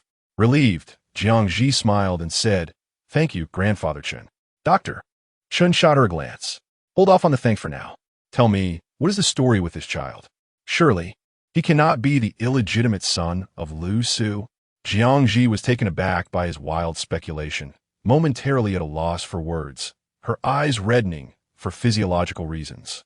Noticing her tearful eyes, Dr. Chen's expression turned grave, and he declared angrily, "He resembles Lu Su to a T, flamboyant and infatuated. Rest assured, I shall ensure justice is served. Divorce, I shall take charge. You must go and separate from him immediately." Jiang Zhi. How did the conversation veer so wildly off course? With wide eyes, she finally managed to regain her composure and softly explained, "Grandfather Chen, it is not as you think. Lu Su and I are well. You know his character. He treats me like a precious gem. How could he possibly have an illegitimate child?" Casting a glance at Song Zhixian, she silently reflected that if anyone had inadvertently conjured a child, it would be her own inexplicable circumstances with Lu Su. After pondering her explanation, Dr. Chen's mood settled, and he chided her, "Why didn't you say so earlier? I thought, yes, it's my fault. Let's not dwell on this any longer, Grandfather." Please help me package the medicine. I shall take him home to recuperate properly. Doctor. Chen glanced once more at Song Zhixian, initially intending to inquire further, but noticing Jiang Zhi's reluctance to elaborate, he refrained from asking again. Ultimately, as long as the child was not Lu Su's illegitimate offspring, that would suffice. Dr. Chen chose not to delegate the task to the young attendant. Instead, he personally prepared the medicine and explained its usage to Jiang Zhi. Jiang Zhi nodded, expressing her gratitude. Thank you, Grandpa Chen. I shall take him home now and will bring you some pastries another day. Very well, Dr. Chen replied with a composed demeanor, though inwardly he was elated. Jiang Zhi first placed Song Zhixian onto the carriage before setting off towards Jiwei restaurant. After exchanging a few words with Yi Ling and the others, she guided Lu Zhao onto the carriage. She was still uncertain about how to explain the situation to Lu Zhao, her thoughts swirling in disarray. Lu Zhao insisted on climbing into the carriage by himself, and Jiang Zhi carefully assisted him. Take your time, darling. All right, mother, Lu Zhao responded, beaming as he excitedly lifted the curtain, facing Song Zhixian within. A moment of silence ensued. Lu Zhao was the first to act, swiftly lowering the curtain again, turning his head anxiously to ask, Mother, did we board the wrong carriage? Chapter 57. Homeward bound Jiang Zhi stepped into the carriage, gently patting his round little head, resolved to clarify matters with him. We did not board the wrong carriage. Mother found that brother in the market. He is quite unfortunate, having fallen ill with no family to care for him. Mother wishes to take him home to recuperate. Do you think it is all right, my dear? Lu Zhao pondered for a moment, scrunching his little nose. That brother seems so pitiful, yet he's also quite handsome, far more so than Dog Dan's cousin. Dog Dan is nice, but he always boasts, and I quietly envied him. Now, I too shall have a brother. That sounds agreeable, he affirmed. He then looked up, tugging at Jiang Zhi's sleeve earnestly. Mother, has the brother taken his medicine? Jiang Zhi smiled gently, feeling a sense of satisfaction. He has, dear. You need not worry. That's good. Lu Zhao feigned maturity, then stretched out his chubby little hand to embrace Jiang Zhi's thigh. Mother, shall we keep the brother at home? Once he recovers. He shouldn't leave. Jiang Zhi was taken aback. Lu Zhao eagerly awaited her response, his grip loosening, almost causing him to tumble. She quickly steadied him, pulling him back into her embrace. Why do you wish to keep the brother with us? Because he is handsome. Jiang Zhi realized she had underestimated Lu Zhao's feelings. She had anticipated a strong aversion to Song Zhixian's arrival. Very well, she replied, affectionately pressing her cheek against his, her eyes curving with delight. The two then lifted the curtain and entered. Song Zhixian lay reclined, observing the pair. Lu Zhao, ever so amiable, moved closer. Brother, I am Lu Zhao. You may call me Zhao, Zhao, or baby. Song Zhixian remained indifferent, his expression devoid of emotion. Unfazed and undeterred, Lu Zhao noticed the wooden splint binding Song Zhixian's leg and carefully avoided it, his round eyes wide with curiosity as he inched closer. Wow, brother, your eyes are so beautiful. They are blue. Brother, what is your name? Brother throughout the journey. Lu Zhao chattered away joyfully, while Song Zhixian, rarely responsive, slightly averted his gaze in annoyance. Jiang Zhi quietly observed from the side, reminiscing about the original characters, feeling that the two were now entirely out of sync. The horse-drawn carriage moved swiftly, soon arriving at the Lu residence. Jiang Zhi first carried Lu Zhao down, then gently brought Song Zhixian into the room, delicately placing him on the soft couch. As Song Zhixian settled onto the cushioned seat adorned with delicate pink flowers, his lips pressed tighter together. He furtively traced the intricate blossoms with his fingers, glancing at his soiled palms, which curled slightly in discomfort. An involuntary look of distaste flickered in his eyes as he abruptly propped himself up with his arm, intending to rise from the bed. Do not move. Jiang Zhi, who was preparing to tidy up a new room for him, swiftly approached with a stern tone. Do you wish to lose your legs? It was the first time her tone had been so severe.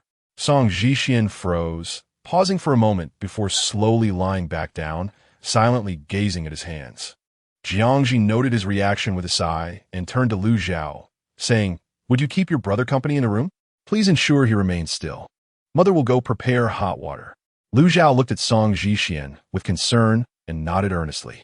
All right, mother. I will keep brother company. Then thank you, my dear. You're welcome. Lu Zhao waved his little hand, speaking with utmost seriousness. A little man like me should help mother. Haha, very well. Jiang Zhi chuckled softly before departing. Upon reaching the kitchen, she contemplated anxiously, ultimately deciding to boil hot water in haste, returning with a basin. Lu Zhao had pulled over a small stool, leaning forward conspiratorially to whisper something into Song Zhixian's ear. This time, Song Zhixian did not turn away, but listened quietly, revealing a peculiar expression as he absorbed the words. When Jiang Zhi returned, Lu Zhao immediately covered his mouth, appearing as though he had committed a mischief, obediently shifting his stool aside. Mother, I will step aside so you can bathe brother. Jiang Zhi raised an eyebrow, placing the basin on the table and soaking a cloth in it. What did you discuss with your brother? She teased. Could it be that you spoke ill of your mother? Or perhaps about your father? Lu Zhao quickly denied it, shaking his head vigorously, pointing at Song Zhixian.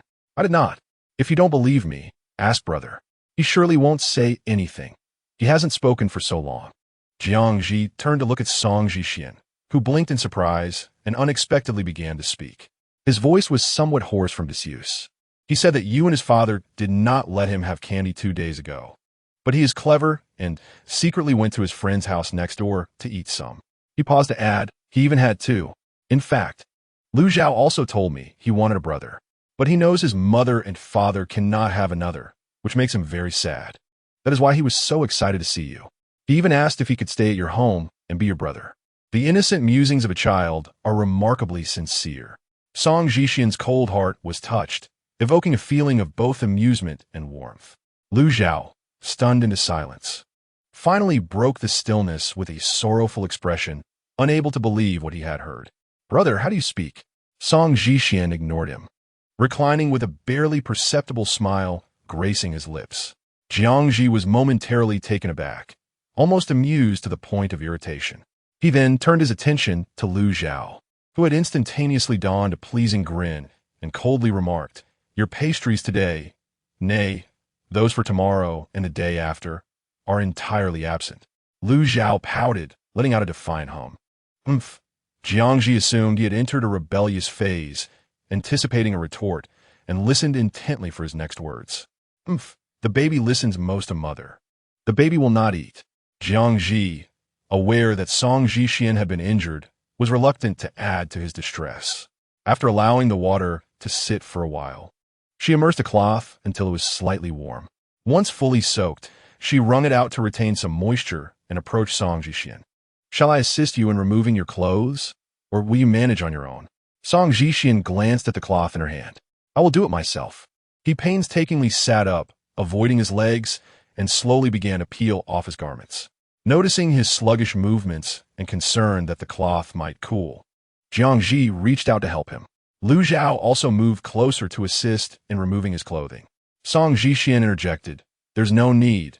I have enough help already. The upper garment was easily removed, just a tattered piece of fabric, but the trousers posed a dilemma for Jiang Zhi. They needed to be removed without disturbing his injured left leg. After a moment of contemplation, she turned to seek out Lu Su's dedicated sewing kit and extracted a pair of small scissors. With a deft cut, she swiftly severed the fabric. As Song Zhixian gazed at the discarded clothes, a look of bewilderment crossed his face. At that moment, he felt a profound sense of reality. He had finally escaped that predatory place. Observing his daze, Jiang Zhi assumed he was lamenting the loss of his garments and reassured him, Do not fret. I shall purchase new ones for you. All right, Song Zhixian replied softly. Chapter 58. Dependence. Initially, he harbored some reservations about Jiang Zhi, but now he had placed his complete trust in her. For reasons unknown, despite Jiang Zhi not having disclosed her intentions for bringing him back, he felt an unwavering belief that she could not possibly wish him harm. Moreover, after witnessing the interaction between Lu Zhao and Jiang Zhi, he found that she embodied the nurturing mother he had envisioned countless times.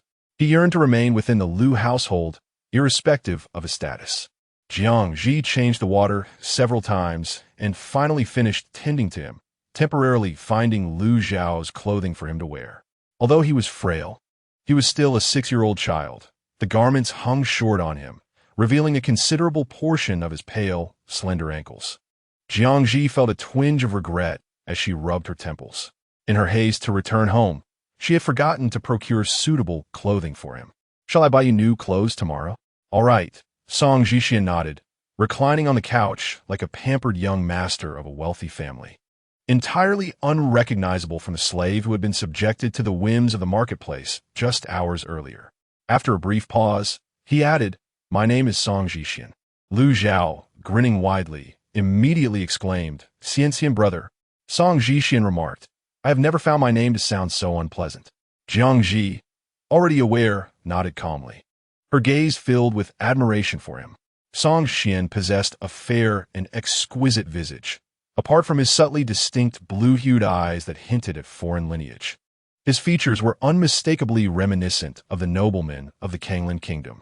Even at such a tender age, his pronounced and well-defined facial contours foretold a strikingly handsome future. The narrative reveals that his mother was a courtesan who, swept away by the sweet nothings of a man, bore him in the hope of ascending through the power of motherhood. Tragically, his father vanished without a trace before his birth, leaving his mother to endure scorn and ridicule. Her affection for the man morphed into an overwhelming hatred, which she cruelly redirected towards him, subjecting him to various forms of torment and abuse. Eventually, she encountered a destitute scholar who, under his influence, sold him to a wet nurse.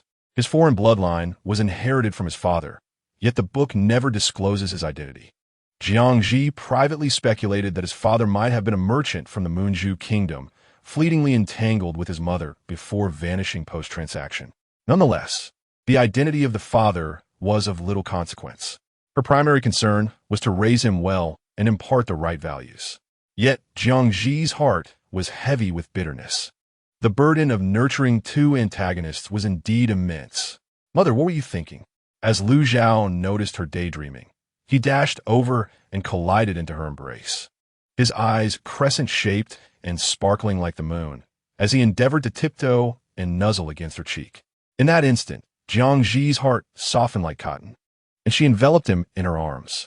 Glancing at Song Jixian resting on the couch, she couldn't help but marvel at the distinct handsomeness of each child. Yet, her heart favored Lu Su's face above all else. Thoughts of Lu Su suddenly filled her with renewed vigor. She must raise both of her beloved children well. After bolstering her spirits, Jiang Zhi noticed that it was nearly noon. She decided to prepare some easily digestible pumpkin cakes to temporarily satiate Song Jixian's hunger. Having endured prolonged hunger, greasy food would only harm his delicate constitution. Therefore, she resolved to make something light for him.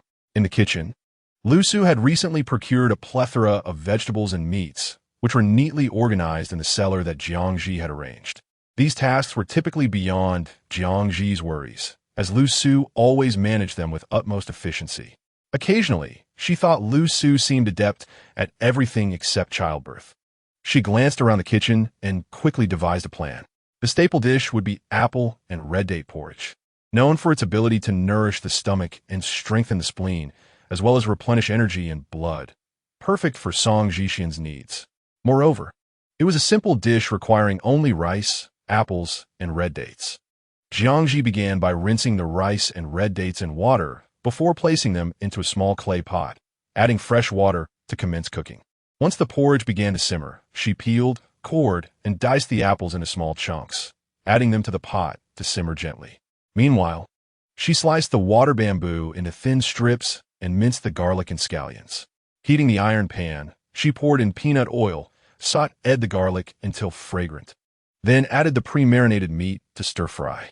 Once the meat had changed color and was approximately 70% cooked, she introduced the water bamboo, continuing to stir-fry over high heat and adding a spoonful of light soy sauce to enhance the color. When the bamboo softened slightly, she seasoned it with a pinch of salt. After stir-frying for another 2 to 3 minutes, the dish is ready to be served. Jiang Zhi first transfers the ginger to a plate, preparing to create another delectable dish, shredded meat stir-fried with green beans. She begins by thoroughly washing the green beans and cutting them diagonally into strips, while the meat is also cleaned and sliced into thin shreds for later use. Next, she retrieves an empty bowl adds 2 tablespoons of mung bean starch, and incorporates a suitable amount of water until it reaches a consistency reminiscent of thick yogurt.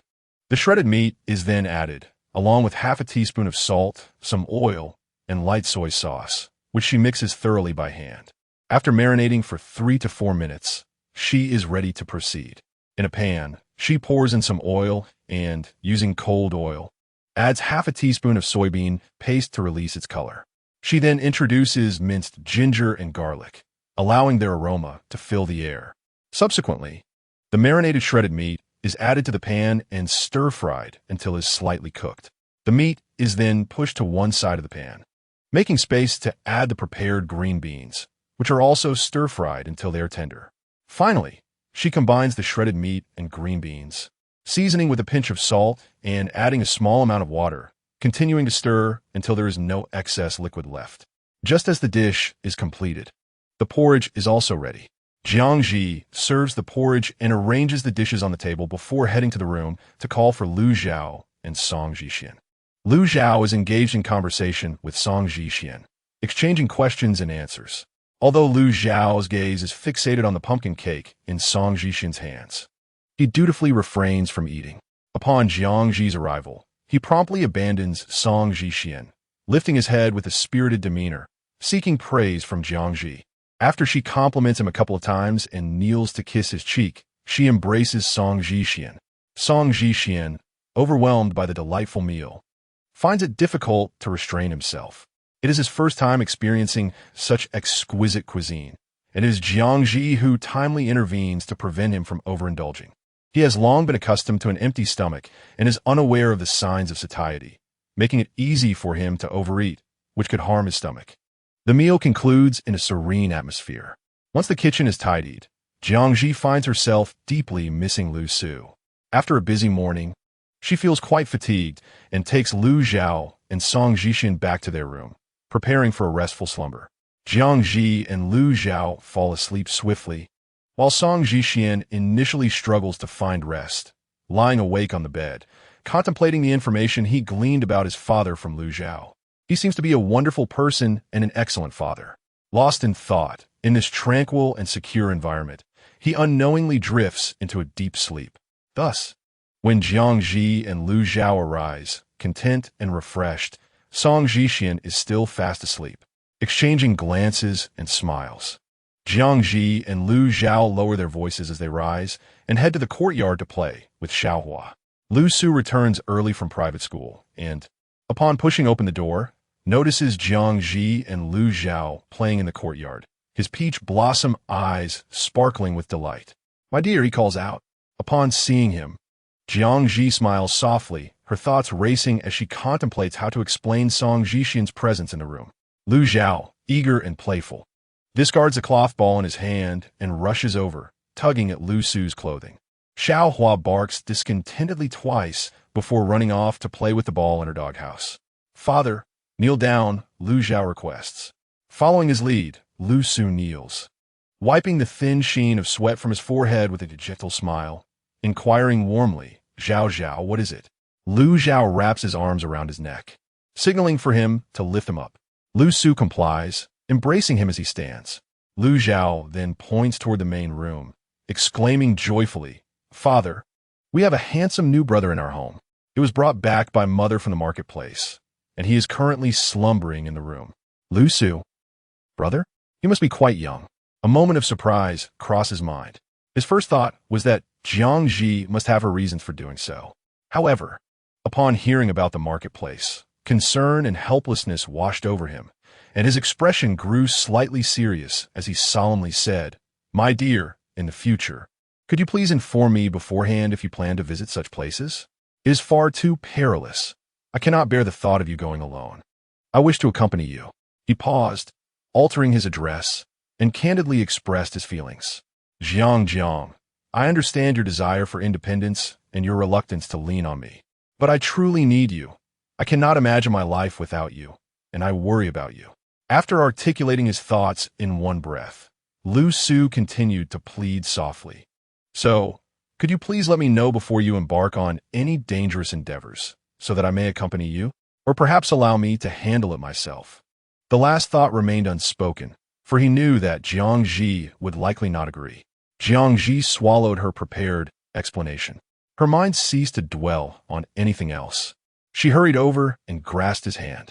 Chapter 59. Stay, my husband, I am quite well. Moreover, she said with a mischievous wink, gesturing exaggeratedly and smiling to reassure him. I am quite formidable. When I went, I specifically hired 2 burly men as large as mountains. They kept their distance from me, and no one dared to lay a finger on me. Initially, Lu Su felt a tinge of anger and frustration, but upon witnessing her spirited and joyful demeanor, he suddenly realized that there was no need for excessive worry.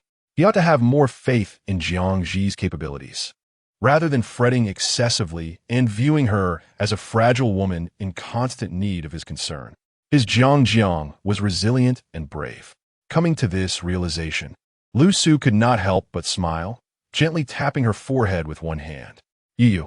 Jiang Zhi chuckled softly, grasping his hand and pressing it against her cheek.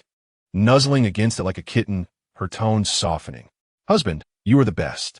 I promise to inform you in advance from now on and will take good care of myself, ensuring you never have to worry again. As he felt the softness of her palm, Lu Su sighed in resignation. This was probably the 3rd time he had heard such reassurances. But what could he do? All right. I trust you, my dear. Seeing him return to his usual gentle self, Jiang Zhi grew bolder. Husband, I wish to keep the child inside our home and adopt him. Both Xiao Zhao and I are quite fond of him. As soon as she finished speaking, Lu Su immediately responded, very well. Surprised by his affirmative reply, Jiang Zhi found herself puzzled. Lu Su tenderly caressed her cheek and said earnestly, if my dear wishes it, I shall comply. However, do you know anything about his background from the matchmaker? Jiang Zhi had no intention of engaging with the matchmaker and had certainly not listened to her. She feigned certainty, nodding. I am aware. Then, she recounted the general information from the original text, omitting the incident where Song Ji Xian had attempted to stab the matchmaker with a bone knife. She concluded that he was merely an innocent little soul. Lu Su noted that, seemingly convinced. Xiao Zhao, having listened for quite some time, was left confused, only understanding that mother and father intended to adopt Song Ji Xian. He clapped his little hands, struggling as he fell. Upon witnessing this, Lu Su gently set him down. Father, mother, I want to tell brother. Lu Zhao exclaimed before darting into the house. Jiang Zhi, thinking that Song Ji Xian should be awake by now, took Lu Su's hand. Let's go and see. Jiang Zhi's intuition was correct. Song Ji Xian had indeed awakened, faintly hearing their conversation. However, the soundproofing was so effective that he could only make out muffled words, his heart racing in anticipation of their arrival. He silently vowed that as long as they allowed him to stay, he would do anything. Lu Zhao entered first, recalling that Song Ji Xian was asleep. He peeked in to sneak a glance. Song Ji Xian caught his gaze, much like a prisoner awaiting sentencing, and turned his head to speak in a hushed tone. Xiao Zhao, did your mother and father mention anything about me? Yes, Lu Zhao nodded eagerly, panting as he climbed onto a small stool, his eyes sparkling with excitement. Mother and father said they want to adopt you, brother. You are now baby's brother. Song Zhixian was momentarily stunned, an overwhelming wave of joy crashing over him. Really? He asked, his voice barely a whisper. Indeed, Jiang Zhi and Lu Su entered, taking seats beside him, smiling as they spoke. By the way, I forgot to ask you. Do you wish to be her child? Song Zhixian's throat tightened, words failing him as he nodded repeatedly, his pale blue eyes glistening with unshed tears. He glanced at Jiang Zhi, then at Lu Su. Jiang Zhi felt a pang of sympathy, her nose tinged with warmth, as she reached out to embrace him. Lu Su smiled gently and nodded. Lu Zhao, not to be outdone, placed a small hand on Song Zhixian's back and exclaimed, Brother Xian, don't cry. It's so embarrassing. Song Zhixian's emotions were abruptly interrupted by this comment, feeling bashful as he withdrew from Jiang Zhi's embrace. Lu Su extended a hand, offering the handkerchief he had prepared in advance. Wipe your tears. All right. Song Zhixian quickly accepted it, holding it carefully, reluctant to use the beautifully embroidered cloth. Lu Zhao, not concerned about such things, tugged it over, revealing a bright smile as he volunteered, Hee hee, baby will wipe it for brother. Song Zhixian allowed him to proceed. even as Lu Zhao clumsily rubbed it against his forehead. "Thank you, Zhao Zhao."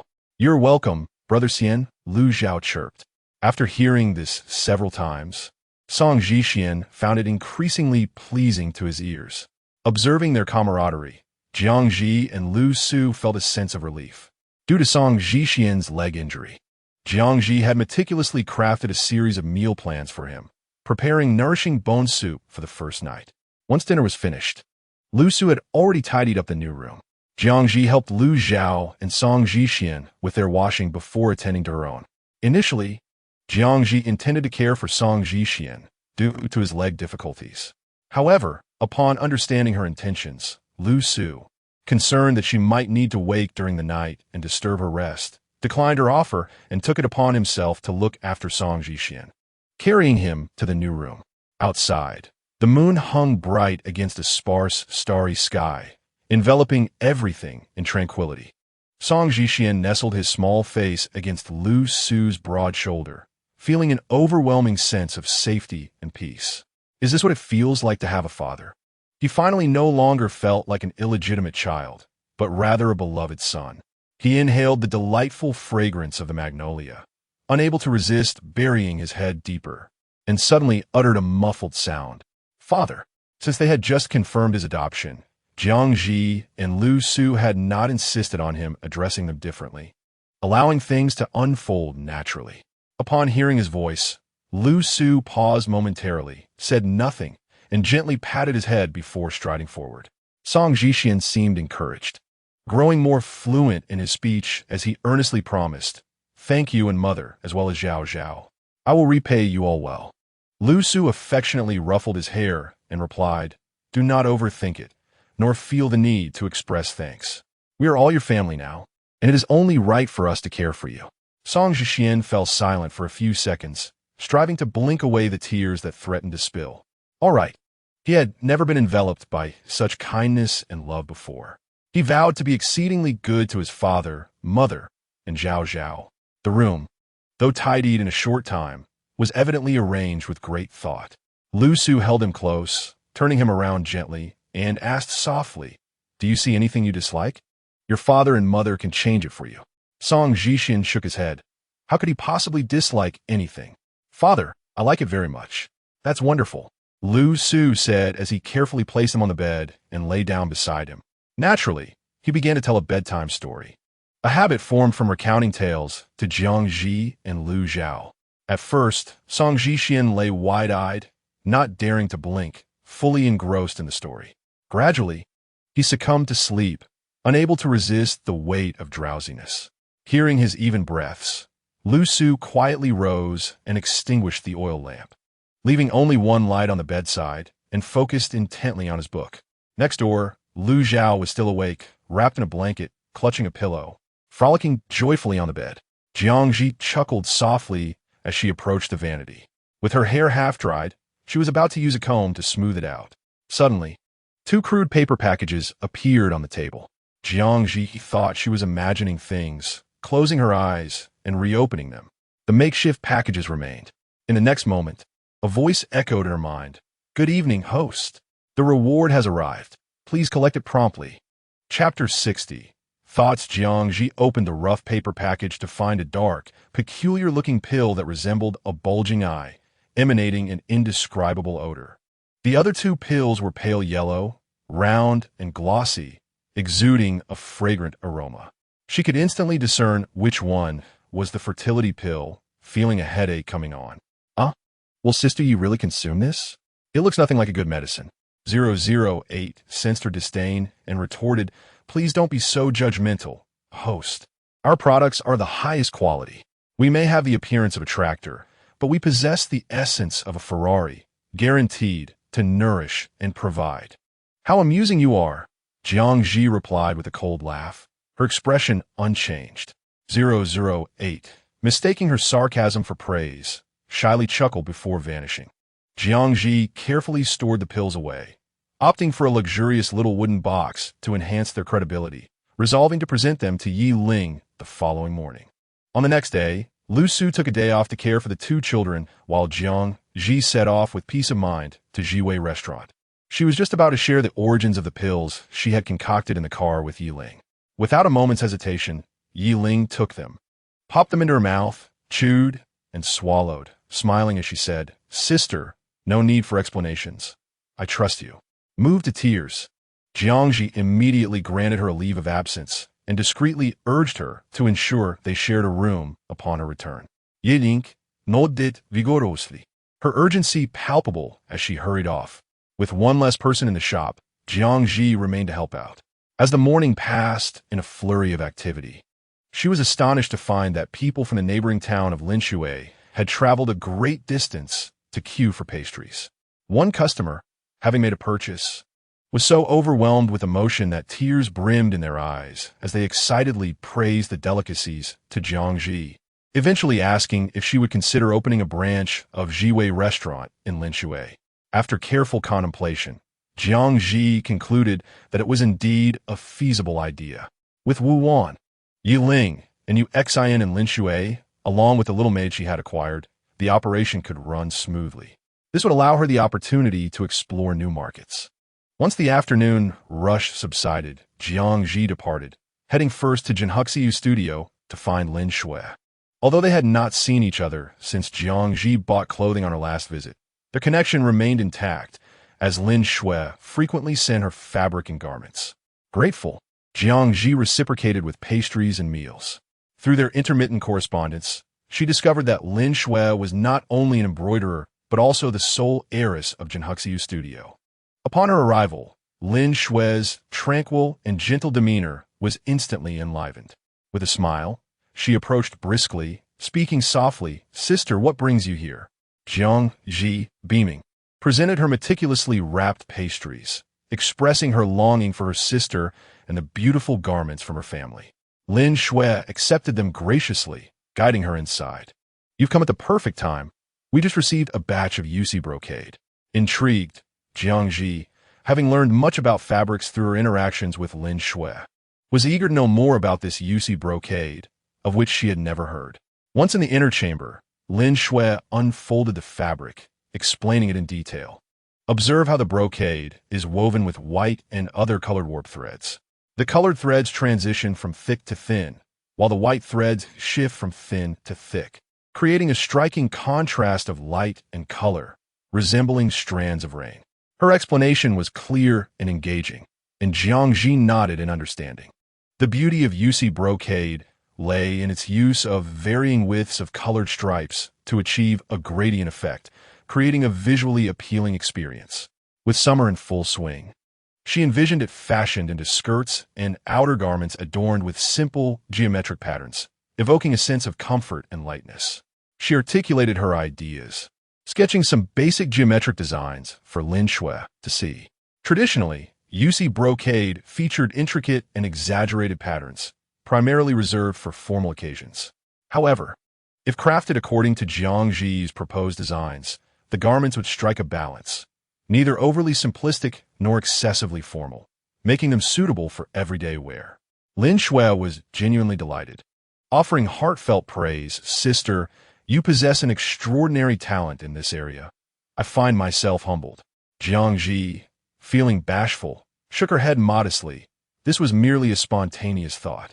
The two continued their conversation for a while longer. In the end, Jiang Zhi chose several sets of ready-made garments for Song Jixian and also commissioned a few bespoke outfits. Only after ensuring everything was complete did she take her leave. Lin Shui insisted on not accepting any payment and gifted her several pieces of exquisite fabric. Seizing the moment when Lin Shui was distracted, Jiang Zhi discreetly placed some money on the table and slipped away unnoticed. Later, Lin Shui discovered this and, when sending the clothes, had them all delivered at once, giving Jiang Zhi, Lu Su, Lu Zhao, and Lu Jixian each 7 or 8 sets of clothing. Consequently, Jiang Zhi had to request the carpenter to make 2 additional cabinets. After leaving the Jinhu embroidery studio, Jiang Zhi recalled that Song Jixian's slave contract was still in her possession. She detoured to the county magistrate's office to have her status as a slave revoked and re-registered under the Lu family, adopting the name Lu Jixian. The following days passed peacefully, and the family of 4 grew increasingly harmonious, as if they had been destined to be together. At 6 years old, Lu Zhixian was due to commence his formal education. Yet due to his previous circumstances, he had never touched a book. Within just 2 days of Lu Su's tutelage, he had already reached the level expected of a child his age. By the 3rd day, Lu Su took him to the private school to officially begin classes. Each of the 3 had their own pursuits, with Lu Zhao reveling in the most leisure and joy. After investigating for 2 days, Jiang Zhi finally made contact with a shop owner in Linshui town who was selling his business. The owner extolled the virtues of a shop, but his exorbitant asking price made Jiang Zhi skeptical. Determined to ascertain the truth, she decided to take Yuan and Lu Zhao to Linshui town to see for themselves, intending to purchase it outright if it met her expectations. Initially, Lu Su reacted calmly to Jiang Zhi's plan to visit Linshui town, even encouraging her to proceed with confidence. However, everything shifted the day before their departure. Lu Zhao took Lu Zhixian to visit Aunt Zheng and play with the dog, bidding farewell. Once they left, Lu Su's demeanor changed drastically, his mood visibly darkening. He slightly furrowed his brows, his peach blossom eyes glistening with unshed tears as he gazed at Jiang Zhi, his eyes never straying. Noticing Jiang Zhi's return gaze, he busily helped her pack. His lips pressed together in a manner that suggested he had much to say yet held back, appearing utterly forlorn. Jiang Zhi had never witnessed such an expression from him before. Captivated by his charm, she impulsively drew him close, their earlier intimacy causing her to miss the glimmer of triumph in Lu Su's eyes. On the morning of their departure, Jiang Zhi first took Lu Zhao to Jiwei restaurant. Accompanied by Yuan and 4 stoic bodyguards Lu Su had somehow procured for her, they set off for Linshui town. Along the journey, Lu Zhao and Yuan were exuberant, their faces aglow with delight. They chattered animatedly, their voices mingling as they leaned out of the carriage to gaze at the scenery beyond. Jiang Zhi found their antics both amusing and exasperating. "Be careful, you too," she admonished. "All right, mother," Lu Zhao replied obediently, taking a step back. Yuan echoed his understanding. Suddenly, a horse's neigh echoed from behind them. Curious, she turned her head to look back. Whatever she saw caused her to retreat abruptly, the curtain fluttering as she did so. Moments later, through the curtain, a familiar male voice called out, "Sister-in-law." Jiang Zhi recognized Zhuang Sun's voice, her surprise evident as she lifted the carriage curtain. "What brings you here?" Zhuang Sun was clad in a moon-white robe, intricately embroidered with swirling cloud patterns. A folding fan was tucked at his waist, and he rode a white horse, appearing like an innocuous young master of a wealthy family parading through the streets. He discreetly cast a glance at Yuan, who was subtly pouting, and his smile widened. "Is sister-in-law also heading to the riverside?" "Coincidentally, my father has tasked me with some errands there. Perhaps we could journey together?" This statement bore truth, though he had not anticipated encountering Jiang Zhi and Yuan. Now, it seemed this trip would not be as dull as he had feared. As he spoke, Shunhai, panting heavily, caught up with his horse. "Young master, why did you suddenly speed up?" Zhuang Sun cast an annoyed glance at him and gestured towards the carriage.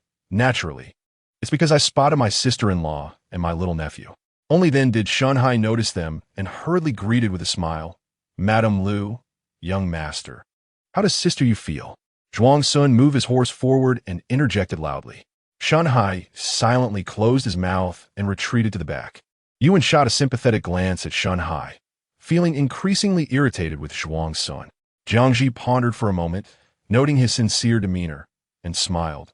"Very well. Let us go together." Lu Zhao, hidden behind, was exceedingly curious, peeking through the lower corner of the carriage window. "Oh, it's that brother from before." His small face aligned perfectly with the side of the white horse, which deliberately snorted in greeting.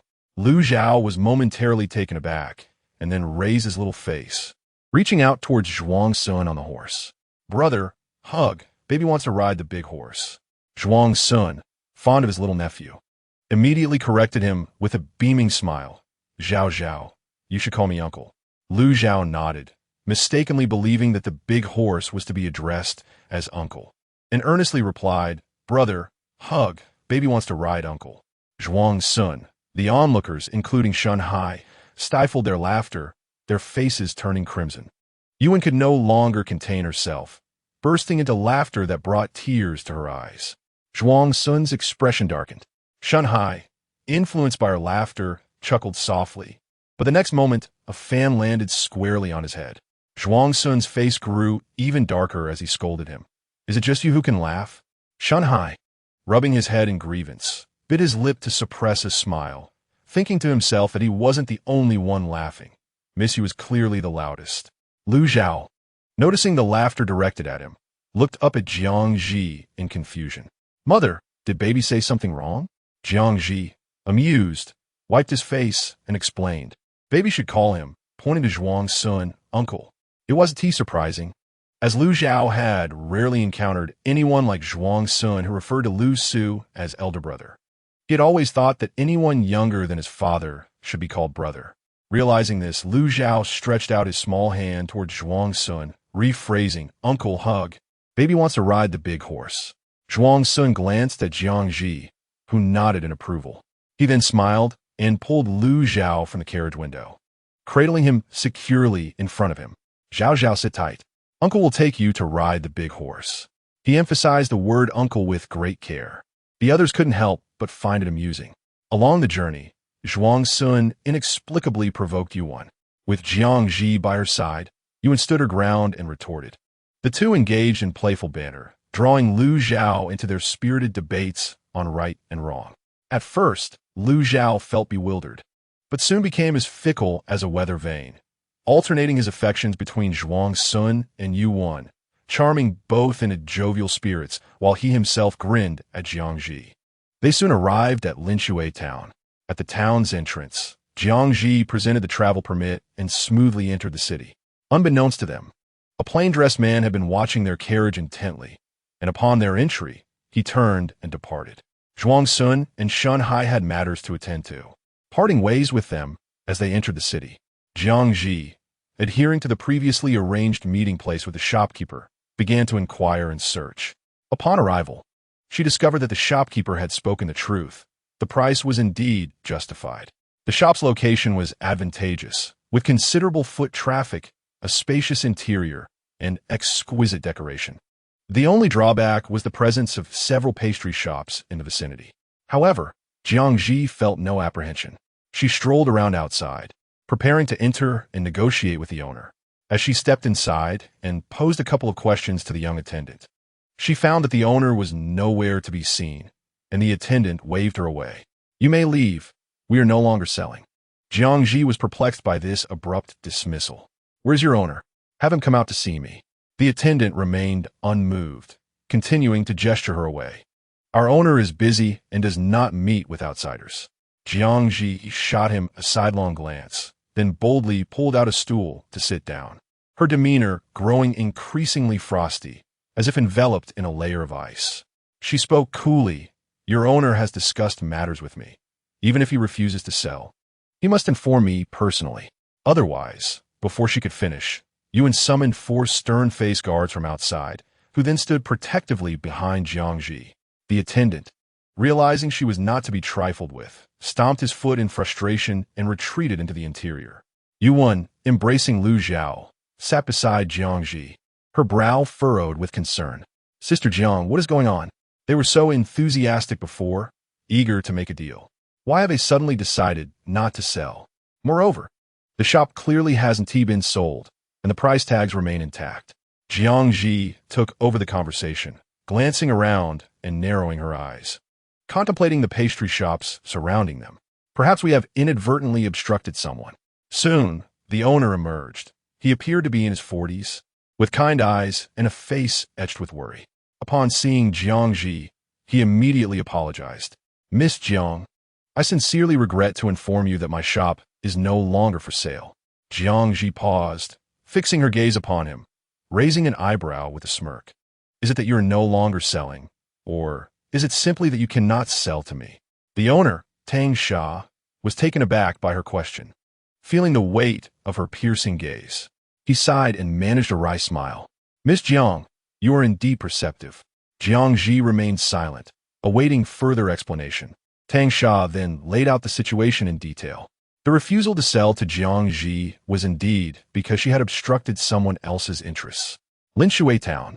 distinct from Lushui town, housed a commercial association composed of esteemed merchants who colluded with officials to dominate the business landscape. The reputation of Jiwei Restaurant had reached the ears of Lin Shui's residents, yet as long as it did not encroach upon the local pastry shops, it posed little threat. Unfortunately, the president of this commercial association had a family business primarily centered around pastry shops. Upon learning that Jiang Zhi intended to establish Jiwei Restaurant in Linshui, the president felt an overwhelming sense of threat and promptly prohibited the sale of the shop to her. You must have noticed that all the pastry shops surrounding my establishment belong to President Chow. I certainly plan to continue my business in the future.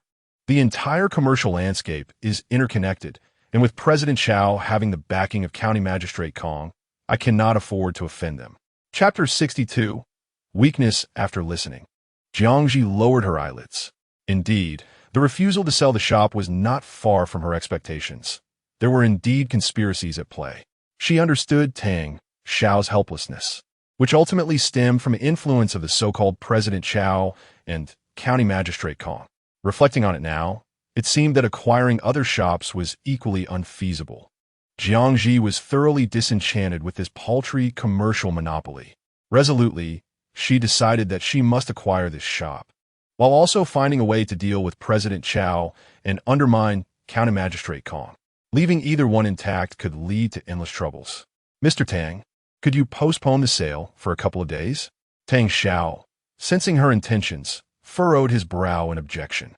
While it is possible, I do not wish to dampen your spirits, but President Chow is a formidable presence in Linshui, especially with County Magistrate Kong's backing. It is quite challenging to alter the situation. Grateful for his goodwill, Jiang Zhi accepted his response of a brief delay and departed with Yuan and Lu Zhao. The group checked into an inn prearranged with Zhuang Sun. Shortly thereafter, Zhuang Sun returned with Shunhai. Upon seeing Zhuang Sun, Jiang Zhi pondered that, as the son of the county magistrate, he might provide her with useful information. Zhuang Sun, are you familiar with County Magistrate Kong of Linshui? Kong Shan? Yes, I know him, Zhuang Sun replied, adjusting his robe as he took a seat. What is the matter, sister-in-law? Before Jiang Zhi could speak, Yuan, with an indignant expression, took the initiative to explain the situation. Observing her furious countenance, Zhuang Sun experienced a peculiar sensation. He gazed intently at Yuan, seemingly attempting to discern what set her apart from other women. After a prolonged scrutiny, he turned his attention back to Jiang Zhi. Rest assured, sister-in-law, I have a plan. What plan? Jiang Zhi inquired, her eyes filled with curiosity. With a smile, Zhuang Sun leisurely replied, what sister-in-law does not know is that the greatest weakness of County Magistrate Kong, Kong Shan, lies in his wife. His wife? Jiang Zhi gestured for him to continue. Zhuang Sun, not one to withhold information, elaborated, Kong Shan's wife is the only daughter of Pan San, a second-rank imperial censor in Rundu. Raised in luxury, she possesses a fiery temperament. During the imperial examinations, Kong Shan was already in his 30s, and it is unclear what caught the eye of this lady. Although Vice Minister Pan disapproved of him, he cherished his daughter and thus allowed Kong Shan to marry into the Pan family, securing him the position of county magistrate in Linshui, with a promise of promotion back to Rundu upon completion of his term. In essence, all of Kong Shan's wealth and prospects are tethered to his wife, which naturally instills a profound sense of fear in him. However, despite his trepidation, Kong Shan is quite lecherous and secretly keeps beautiful women, treating them as clandestine concubines while successfully concealing this from his wife.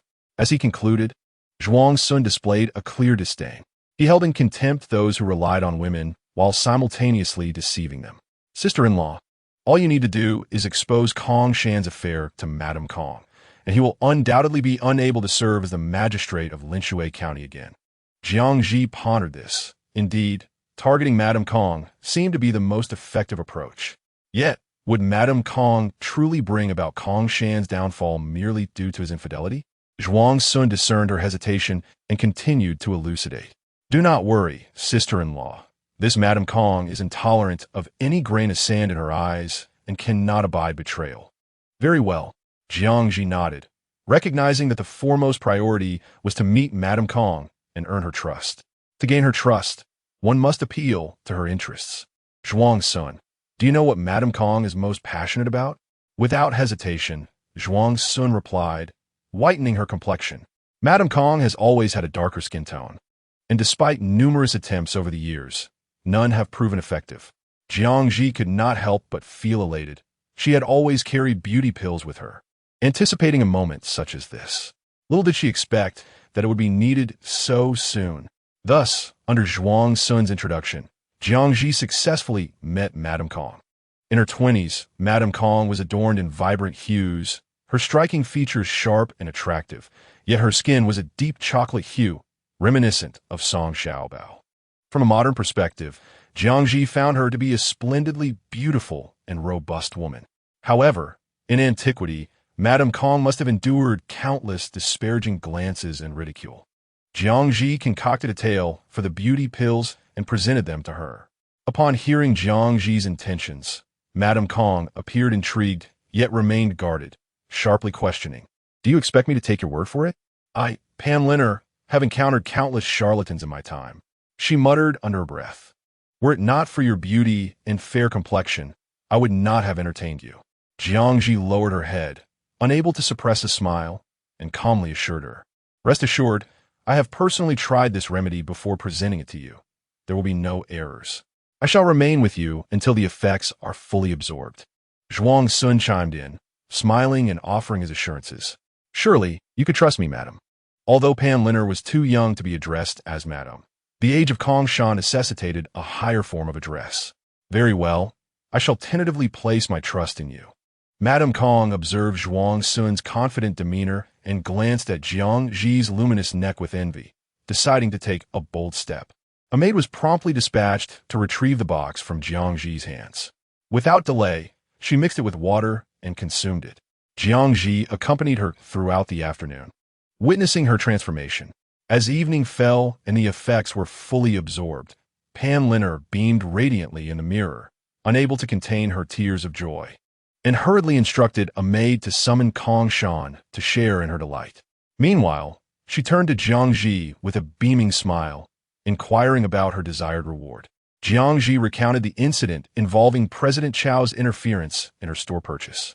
Pan Liner was infuriated, slamming her hand on the table. "Who does Chao Hai think he is to act so arrogantly? Rest assured, I shall finalize the store arrangements for you by tomorrow." Jiang Zhi nodded, her expression conflicted, opening her mouth to speak before closing it again. Pan Liner, catching her hesitation in the mirror, urged her with a smile, "Speak quickly, while my mood remains favorable. If you delay, this opportunity will vanish like a fleeting shadow." Jiang Zhi bit her lip as if summoning immense courage, and laid bare her thoughts. "Madam, I have heard that President Chao's audacity stems from the support he receives from County Magistrate Kong.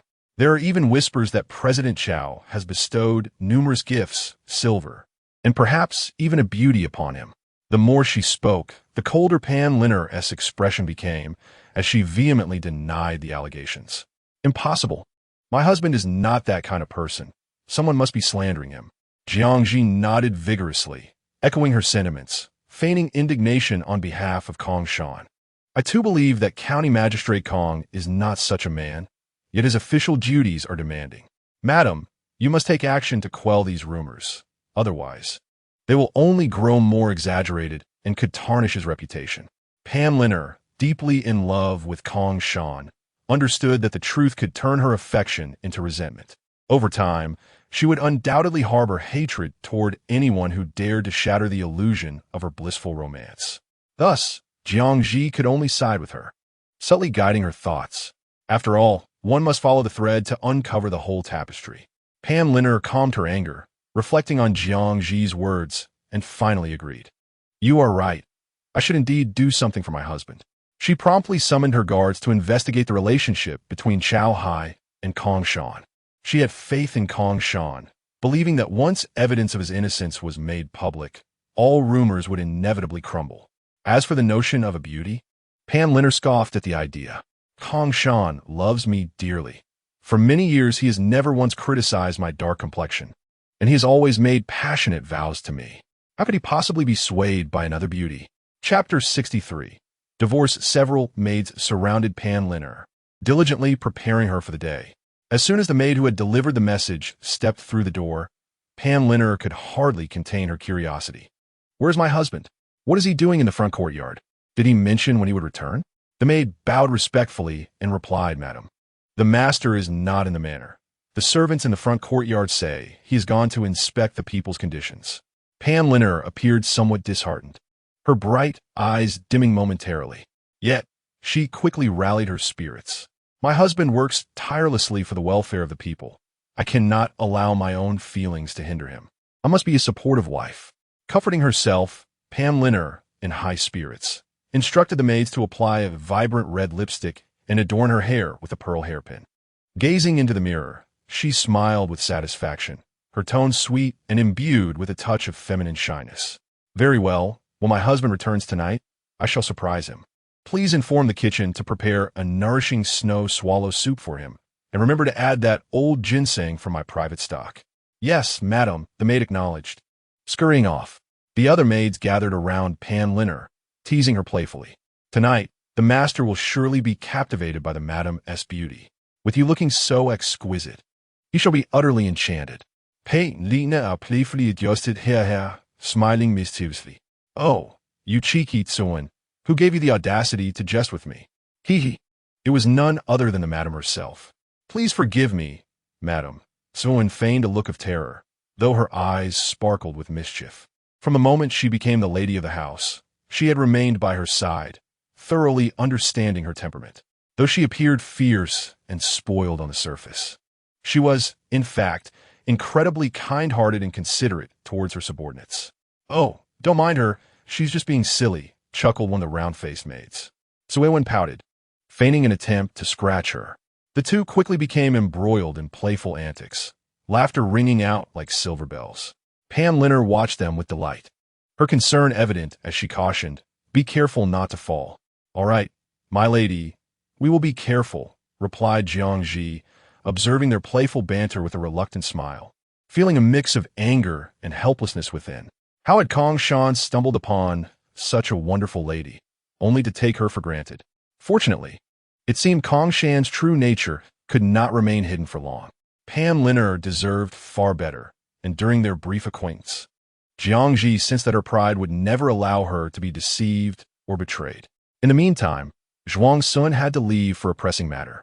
Under Pan Liner's enthusiastic invitation, Jiang Zhi stayed at the Kong residence for dinner. After the meal, the two engaged in a conversation about skincare and whitening methods when a shadow guard suddenly returned, kneeling before them with a stack of papers in his hands. "Miss, the results of my investigation are here." Pan Liner, trusting Kong Shan, did not dismiss anyone and instructed a maid to retrieve the documents. She casually glanced at them, her face paling instantly as she bit her lip in distress. Noticing her change in expression, Jiang Zhi quickly grasped the situation. It seemed the investigation had unveiled the hypocritical facade of Kong Shan. Pan Liner released her lip, closing her eyes momentarily, forcing herself to turn the pages one by one. As she finished reading, a mix of sorrow and anger welled up inside her. How could someone she had trusted so deeply, never once questioning his actions, engage in countless vile deeds? It felt as if she had been blind, completely unaware of the truth. Taking a moment to compose herself, she fixed her gaze on the shadow guard and spoke calmly. "Han Shu, where's Kong Shan now?" Han Shu lowered his head, responding with a heavy heart, his eyes reflecting a flicker of sympathy as he omitted any formal address. Had he known Kong Shan's true character earlier, he would have eliminated him to spare the miss from such heartache. "Kong Shan is at Zhu Li Xiaoyuan," he added, contemplating before continuing. "And Xiao Hai has sent 2 beauties to Kong Shan today." "Zhu Li Xiaoyuan?" Pan Liner scoffed coldly. "Kong Shan certainly knows how to hide in the most perilous places, concealing his extramarital affairs in the very courtyard I gifted him. Now, gather a team and surround Zhu Li Xiaoyuan. No one is to be allowed to leave." Han Shu commanded with a heavy resolve, his voice tinged with an unnameable ferocity as he strode out. Pan Liner meticulously folded the papers and instructed Suewen to prepare pen and paper. Suewen seemed to anticipate her intent and hurried off to fetch them. Jiang Zhi couldn't help but follow her with curious eyes, blinking in surprise. Noticing Jiang Zhi's gaze, Pan Liner recalled how she had inadvertently reminded her of the truth and expressed her gratitude. Thank you for today.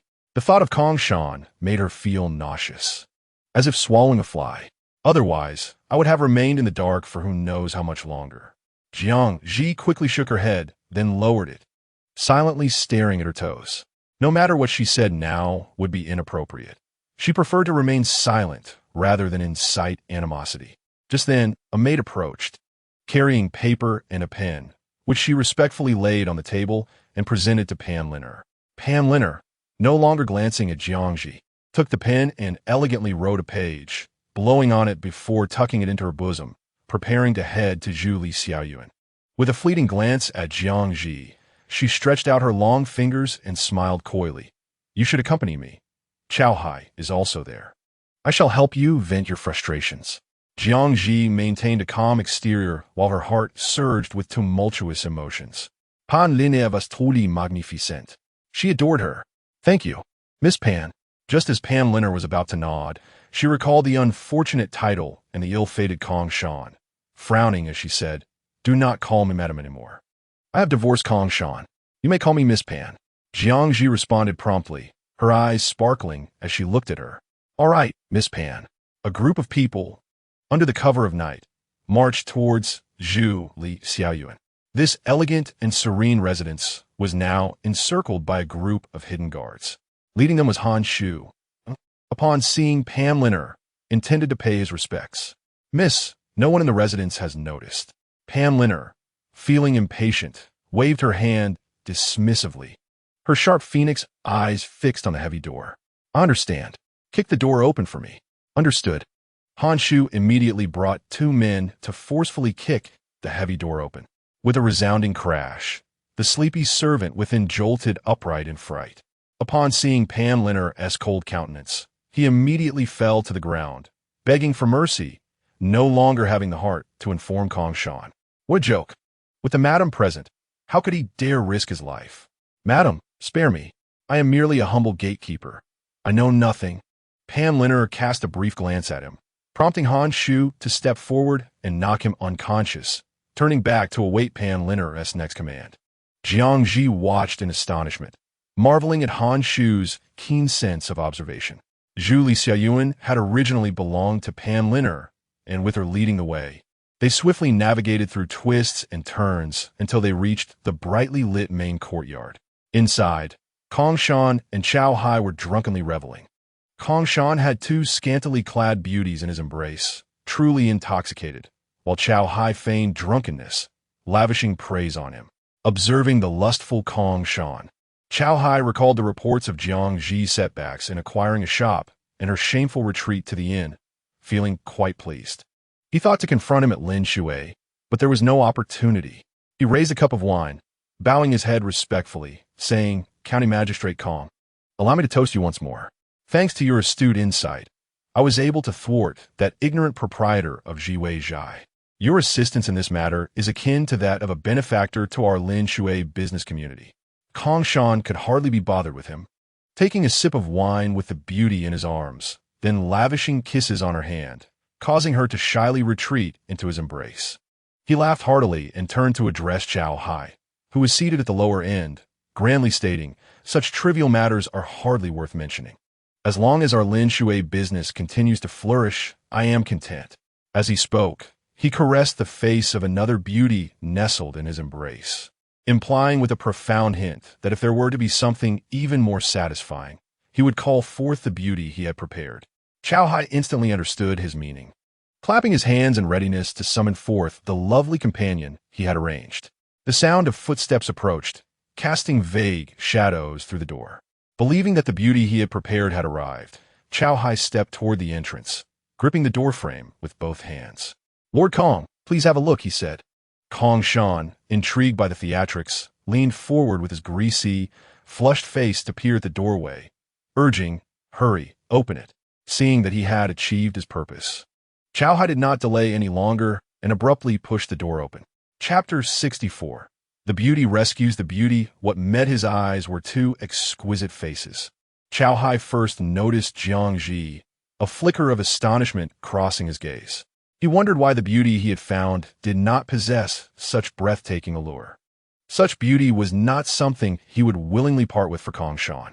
His gaze then shifted to the other figure, a smiling face that momentarily froze him in place. This, he recognized her, it was clearly Lady Kong. Pan Lin shot him a cold sidelong glance. Trembling, Chow Hai stepped aside. The prominent Kong Shan finally caught sight of the two at the door. He squinted, taking a moment to appraise Jiang Zhi, nodding in satisfaction. Gao Hai, your taste is commendable. With eager anticipation, he turned to regard the other beauty. At that moment, intoxication clouded his mind, and the longer he stared, the more familiar she appeared. Was it Pan Lin? How had she become so fair and beautiful? No, how could she be here? Pan Lin, witnessing his drunkenly lewd demeanor, cursed herself for her prior blindness. Just as she was about to raise her foot to deliver a reprimanding kick, Kong Shan, suddenly jolted into clarity, pushed aside the two beauties in his embrace, and staggered toward Pan Lin, about to approach her. However, Han Shu swiftly drew a gleaming silver sword from behind, positioning it before him. Kong Shan halted in his tracks, breaking into a cold sweat, panting heavily. Had he hesitated even a second longer, he would have collided with the blade. Yet at that moment, he could not afford to bicker with Han Shu. The utmost priority was to placate Pan Lin, to make her believe him. My lady is not as you perceive. I was merely playing a role, he declared, straightening his robe and earnestly pointing at Chow Hai. Chow Hai silently retreated a couple of steps, striving to diminish his presence. Who would believe such words? How foolish he felt. What had begun as a serious scene of infidelity was now almost comical. As Jiang Zhi found herself nearly laughing at Kong Shan's foolish attempts at justification. A true talent, indeed, learning to confess so unexpectedly well. Pan Lin fixed her gaze on him, eager to see what absurdity he would utter next. Observing her scrutiny, Kong Shan immediately adopted a gentle demeanor, his tone soft and delicate. My lady, believe me, I have always loved you alone. In truth, this was the very demeanor that Pan Lin adored. Yet now, he appeared disheveled, his eyes wandering, and his body reeking of a foul mixture of cosmetics and alcohol, suppressing her rising nausea. Pan Lin withdrew a stack of papers from her bosom and threw them at his face. Does it matter whether you believe me or not? You might as well see for yourself. I am utterly disgusted by you. Kong Shan was momentarily stunned, raising his hand to grasp the paper, a foreboding feeling gnawing at his heart. As anticipated, upon reading it, his body weakened, collapsing to the ground in tears.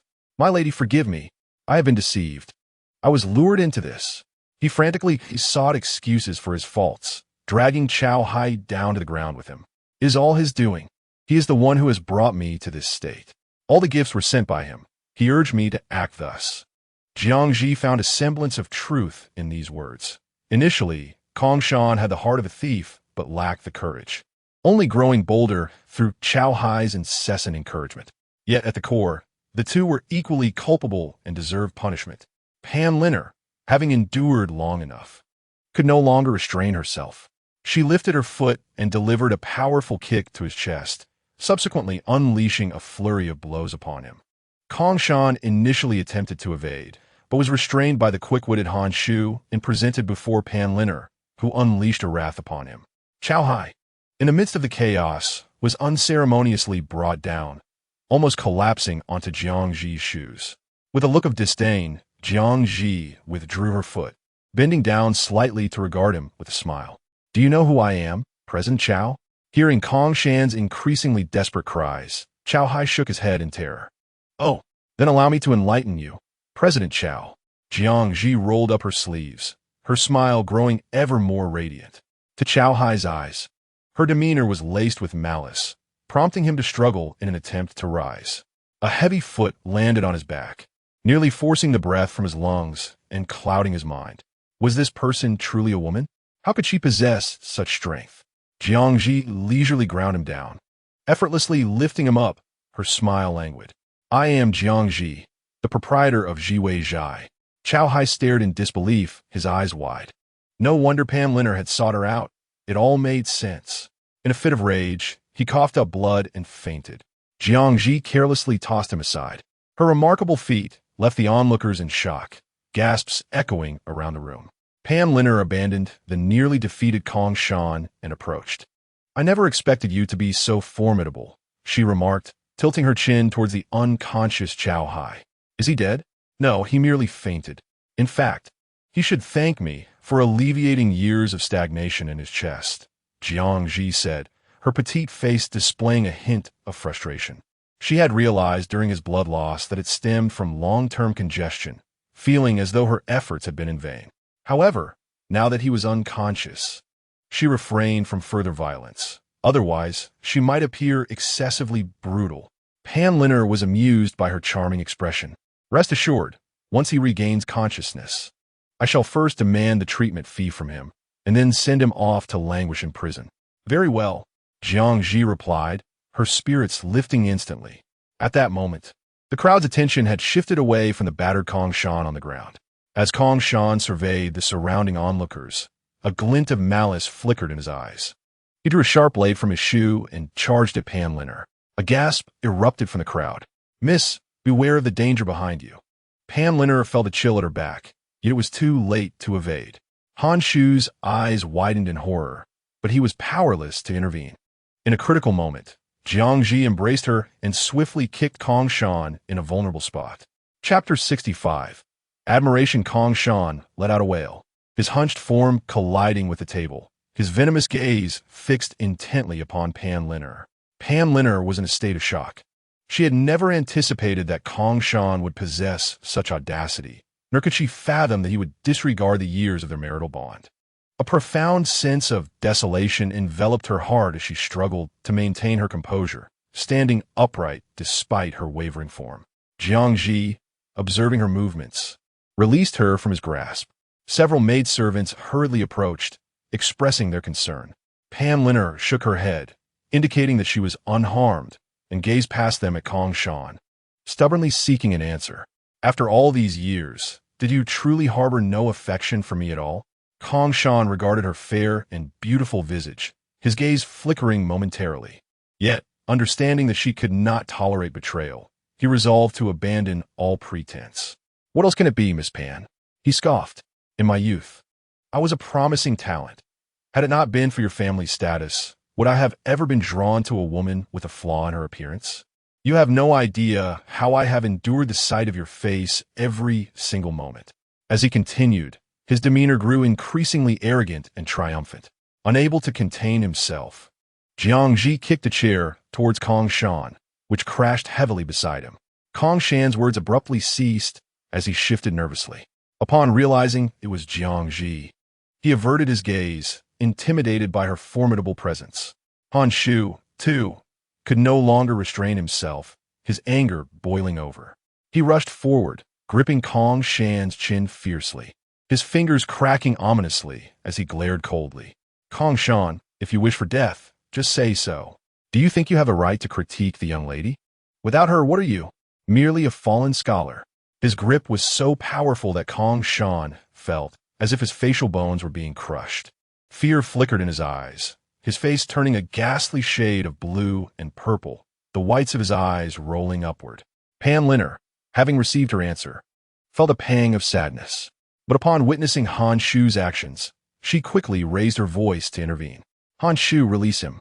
Han Shu hesitated momentarily, a look of grievance flashing in his eyes. Ultimately, he relented, kneeling and apologizing. My lady, it is my fault. I should not have laid a hand on him. Pan Liner glanced at his lowered head, rolling her eyes in exasperation, her disappointment palpable. You fool. He is, after all, a court official. Why must you resort to such overt violence, thus dirtying your own hands? Her dark guard was indeed commendable, loyal and steadfast, but far too impulsive. Han Shu, taken aback, felt a surge of joy.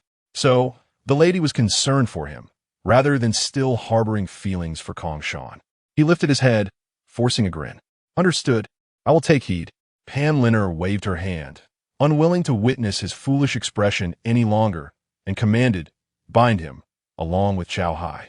As you wish, Han Shu replied, promptly knocking out the gasping Kong Shan and, together with Chow Hai, binding them with ropes and tossing them into a corner.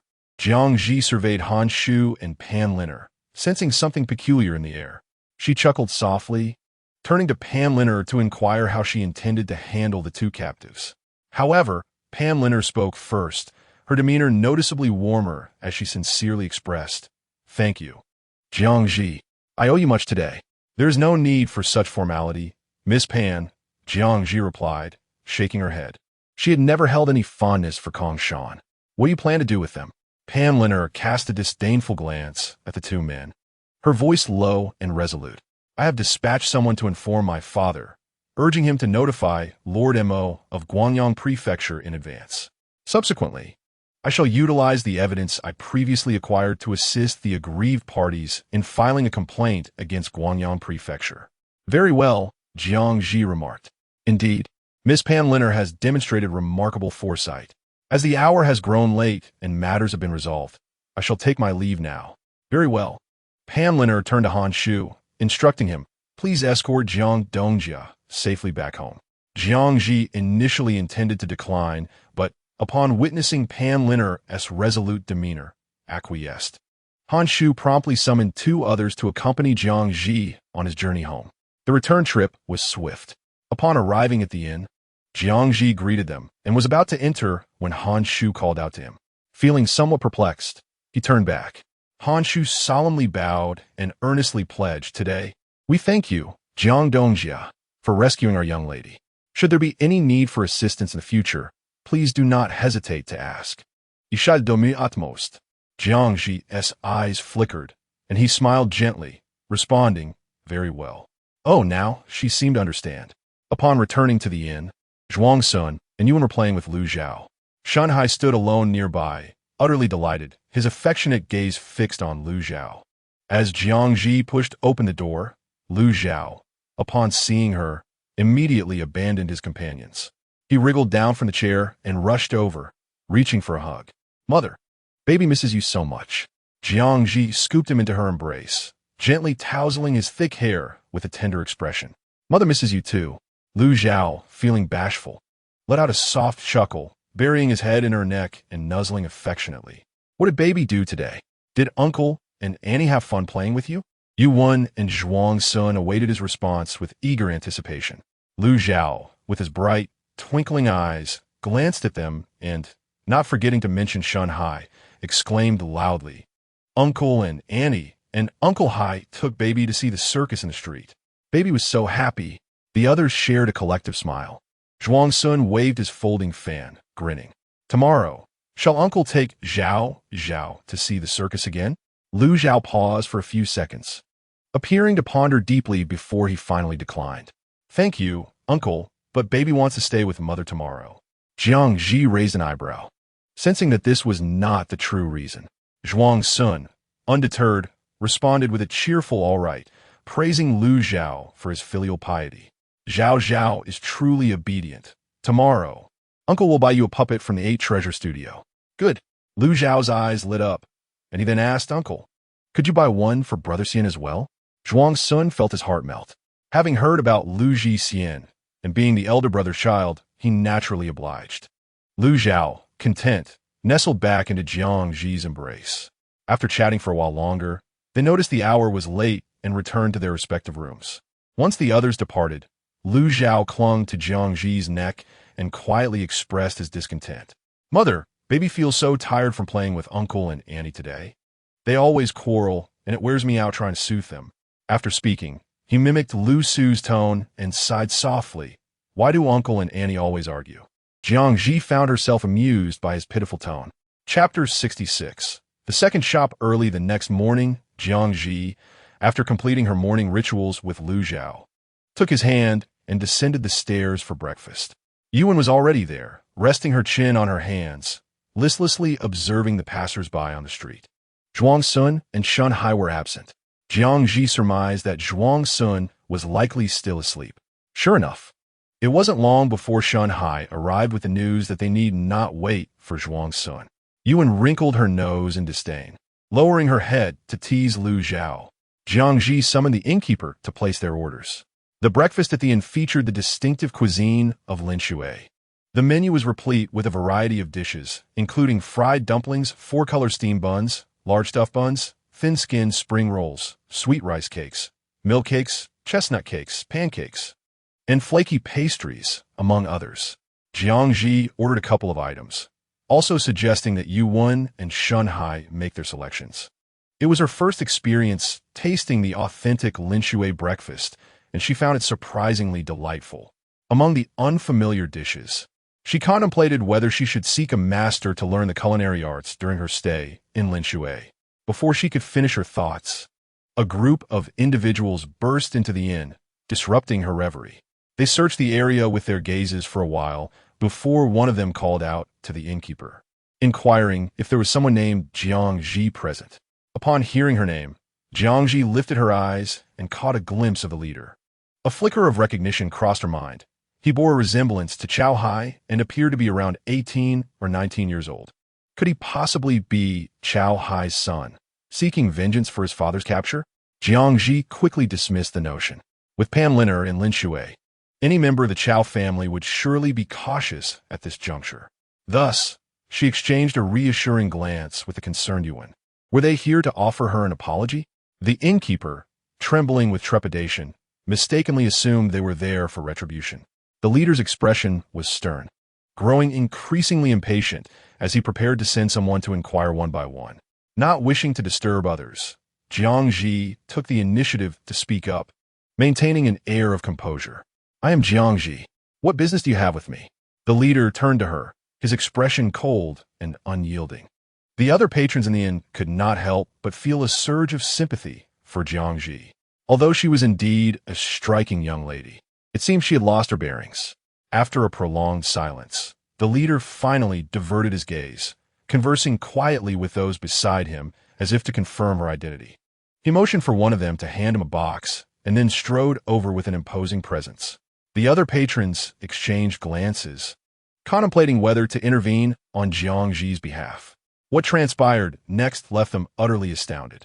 The leader halted a step away from Jiang Zhi, bowed respectfully, and presented the box with both hands. "Greetings, Jiang Dongjia. I am Chao Chengshen. On behalf of my father, Chao Hai, I wish to extend my sincerest apologies. This is a token of our remorse. I implore you to overlook our transgressions and grant us your forgiveness." As he spoke, he lifted the lid of the box, revealing a land deed and 500 taels of silver notes. A profound silence enveloped the inn, and those closest could see clearly. Those at a distance felt a pang of curiosity, leaning in to take a look before quietly returning to their seats, stunned. Jiang Zhi cast a curious glance at his cold, unapologetic demeanor as she accepted the box.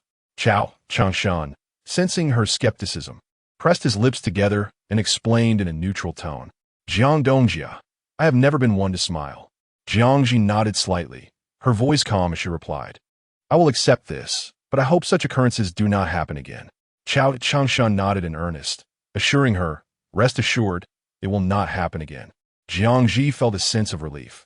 She could discern that Chao Changshan was entirely different from Chao Hai.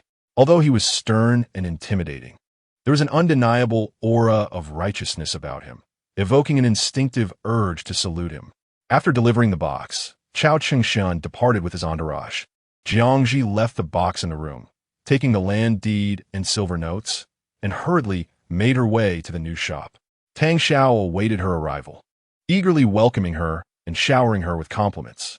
Indeed, Jiang Dongjia is a remarkable woman, deserving of admiration. Jiang Zhi humbly smiled, taking a tour of the shop and forming a general plan, preparing to seek craftsmen for renovations. However, before that, she needed to inquire with Tang Xiao about trustworthy artisans. Aware of her unfamiliarity with Lin Shui, Tang Xiao proactively offered to take on this task. He clearly saw that Jiang Zhi was no ordinary merchant and believed that cultivating a good relationship with her would yield great rewards in the future. After some contemplation, she agreed, recognizing his superior knowledge of Lin Shui, and entrusted him with the details, intending to compensate him with a portion of the labor fees upon completion. Thus, the arrangements for the shop were settled. Tang Xiao was exceedingly reliable, completing the new Zawai's High within 3 days, executing Jiang Zhi's instructions with remarkable precision. Jiang Zhi seized the opportunity to purchase several obedient and clever young maidservants to assist in the shop. After a day of bustling activity, they prepared popular treats such as pumpkin cake, cream puffs, and steamed rice cakes, eagerly anticipating the next day's opening. On the day of the grand opening, Jiang Zhi intentionally recruited a few children to promote the shop from the street, hoping to attract some marginal customers. She opted against implementing a limited sale, wishing to test the waters first. The morning brought a fair number of visitors, yet they were mostly common folk. Even those who made purchases were few and far between. The afternoon saw an even steeper decline in foot traffic, with only a handful of affluent patrons willing to buy, and even then, they were a rarity. Yuan, feeling disheartened, leaned against Jiang Zhi. Sister Jiang, why is Lin Shui so different from Lu Shui? We still have many pastries left unsold. Jiang Zhi gently patted her head, contemplating the reasons and reflecting inwardly. Ultimately, it stemmed from her overconfidence in Zhou Weishai's reputation. She had naively assumed that it would flourish in Lin Shui based on someone else's words. However, it became evident that many wealthy families in Lin Shui were entirely unaware of Zhou Weishai. With a furrowed brow, she pondered her thoughts. To establish Zhou Weishai's reputation in Lin Shui, a suitable opportunity was essential. As she ruminated on how to encounter such an opportunity, it unexpectedly presented itself the following day. Pan Liner, whom she had not seen for several days, suddenly delivered an exquisitely embossed invitation along with a letter. Jiang Zhi accepted it, opened it nonchalantly, all the while feeling a pang of anxiety akin to that of a struggling student. Yuan leaned forward, surveying the surroundings with a keen eye. Lu Zhao also approached, speaking softly. Annie, what does the paper say? I can't understand. Yuan began to articulate each word clearly for him. Jiang Zhi sighed in relief, directing an appreciative gaze towards Lu Zhao. Truly, he is her dear child. Once Yuan concluded her explanation, Jiang Zhi gathered that Pan Liner had sent the invitation with a specific intention. Though Pan Liner was absent, she had been closely monitoring Jiang Zhi's progress. Aware of the challenges faced by Zhi Weizhai, she sought to have Jiang Zhi create a striking birthday cake for Su Yu's mother's 60th birthday celebration in Lin Shui town, thereby enhancing the reputation of Zhi Weizhai among the local populace. With only a day left before the invitation's event, time was of the essence. The cake needed to be not only delicious, but also visually stunning and refreshingly innovative. After much contemplation, Jiang Zhi resolved to craft a multi-layered birthday cake. She decided to temporarily close Zhi Weizhai and took Yuan and Lu Zhao to the market to procure the necessary ingredients. Zhuang Sun and Shun Hai, having completed their errands, chose not to rush away, but instead assisted them in gathering materials. Chapter 67. Surprised the ingredients were quickly assembled, along with an array of molds. Jiang Zhi gazed at the well-stocked materials, her mind racing with cake designs. Given the occasion, she planned to create a white and pink longevity peach cake, symbolically rich and aesthetically pleasing. For the cake base, Jiang Zhi opted for chiffon cake. The required ingredients included eggs, cake flour, corn oil, cornstarch, white vinegar, and granulated sugar. She began by blending regular flour and cornstarch in a 4:1 ratio to achieve cake flour. Next, she separated the egg whites from the yolks, mixing a portion of the egg whites with milk and corn oil until well combined. Subsequently, she sifted in the cake flour and combined it with the egg yolks to form a batter. The remaining egg whites were placed in a clean, dry bowl, where she added white vinegar and sugar, whisking them until the mixture reached stiff peaks, forming an inverted triangle. Lu Zhao, having observed her every move, stood attentively by, his large eyes fixed on the process. When Jiang Zhi glanced his way, he beamed a broad smile. In return, Jiang Zhi smiled back warmly. She took a spatula and gently incorporated 1/3 of the egg whites into the egg yolk mixture, folding them together until thoroughly combined. Then she returned the blended yolk mixture back into the egg whites, ensuring an even mix. The prepared batter was poured into the mold, gently shaken to eliminate any small air bubbles, and placed in the oven to bake. Yuan and Zhuang Sun, eager to assist, watched closely. Jiang Zhi, considering their inability to control the baking time, decided to have them whip the cream while she monitored the oven. In just 15 minutes, the cake was ready. Jiang Zhi carefully removed it, exhaling in relief as she laid it on the table. It was her first time using this oven, and remarkably, it had turned out perfectly. The soft, fluffy cake emanated an enticing sweet aroma. Lu Zhao tiptoed to take a closer look before turning his gaze back to Jiang Zhi. Misinterpreting his intent, she gently explained, "Sweetheart, let us wait a bit before eating, all right? The cake is still hot." Lu Zhao quickly shook his head, declaring, "Baby, want to eat." He was aware that the cake was meant for someone else. Jiang Zhi was slightly surprised. It seemed that Lu Zhao also had moments when he did not wish to indulge in food. Oblivious to his mother's thoughts, Lu Zhao turned with a skip, and with the help of Shanhai, he brought over a cup of water. His eyes curved in joy as he sweetly exclaimed, "Mother, drink some water. It's warm. Thank you for your hard work." Jiang Zhi was taken aback by his thoughtfulness, a wave of tenderness washing over her heart. She hurriedly crouched down to accept the cup, taking a couple of sips before kissing his chubby little hand. "Thank you, baby." Lu Zhao beamed, proudly raising his chin. "You're welcome, mother. I learned this from father."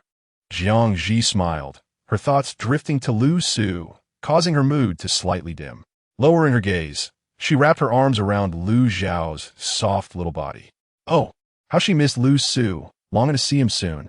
Sensing her melancholia, Lu Zhao reached out, mimicking Lu Su's usual comforting gestures, gently patting her. Neither of them noticed the astonished expressions on Yuan, Zhuang Sun, and Shunhai's faces. Unable to contain herself, Yuan spoke up. Lu Su raised a hand to silence her, observing the two embracing, and quietly approached them. Jiang Zhi, lost in her sorrow, suddenly felt the presence of a tall, familiar figure, accompanied by a faint scent of magnolia. An idea sparked in her mind as she looked up abruptly, her heart swelling with immense surprise at the sight of Lu Su's gentle features. "What brings you here? My dear, I have missed you." They both spoke simultaneously, pausing for a few seconds before breaking into smiles. Lu Su opened his arms with a soft smile. Jiang Zhi immediately released Lu Zhao, rising to bury herself in his embrace, whispering, "Husband, I have missed you dearly." Lu Su wrapped his long arms around her, one hand tenderly stroking her hair, his eyes sparkling with joy, silently content as he sighed inwardly. "I know, and I have come." Jiang Zhi's smile widened as she nestled her head against him, feeling at peace in his embrace. Lu Zhao, momentarily bewildered to be left out of his mother's warm hold, turned to see Lu Su's delight for a few seconds.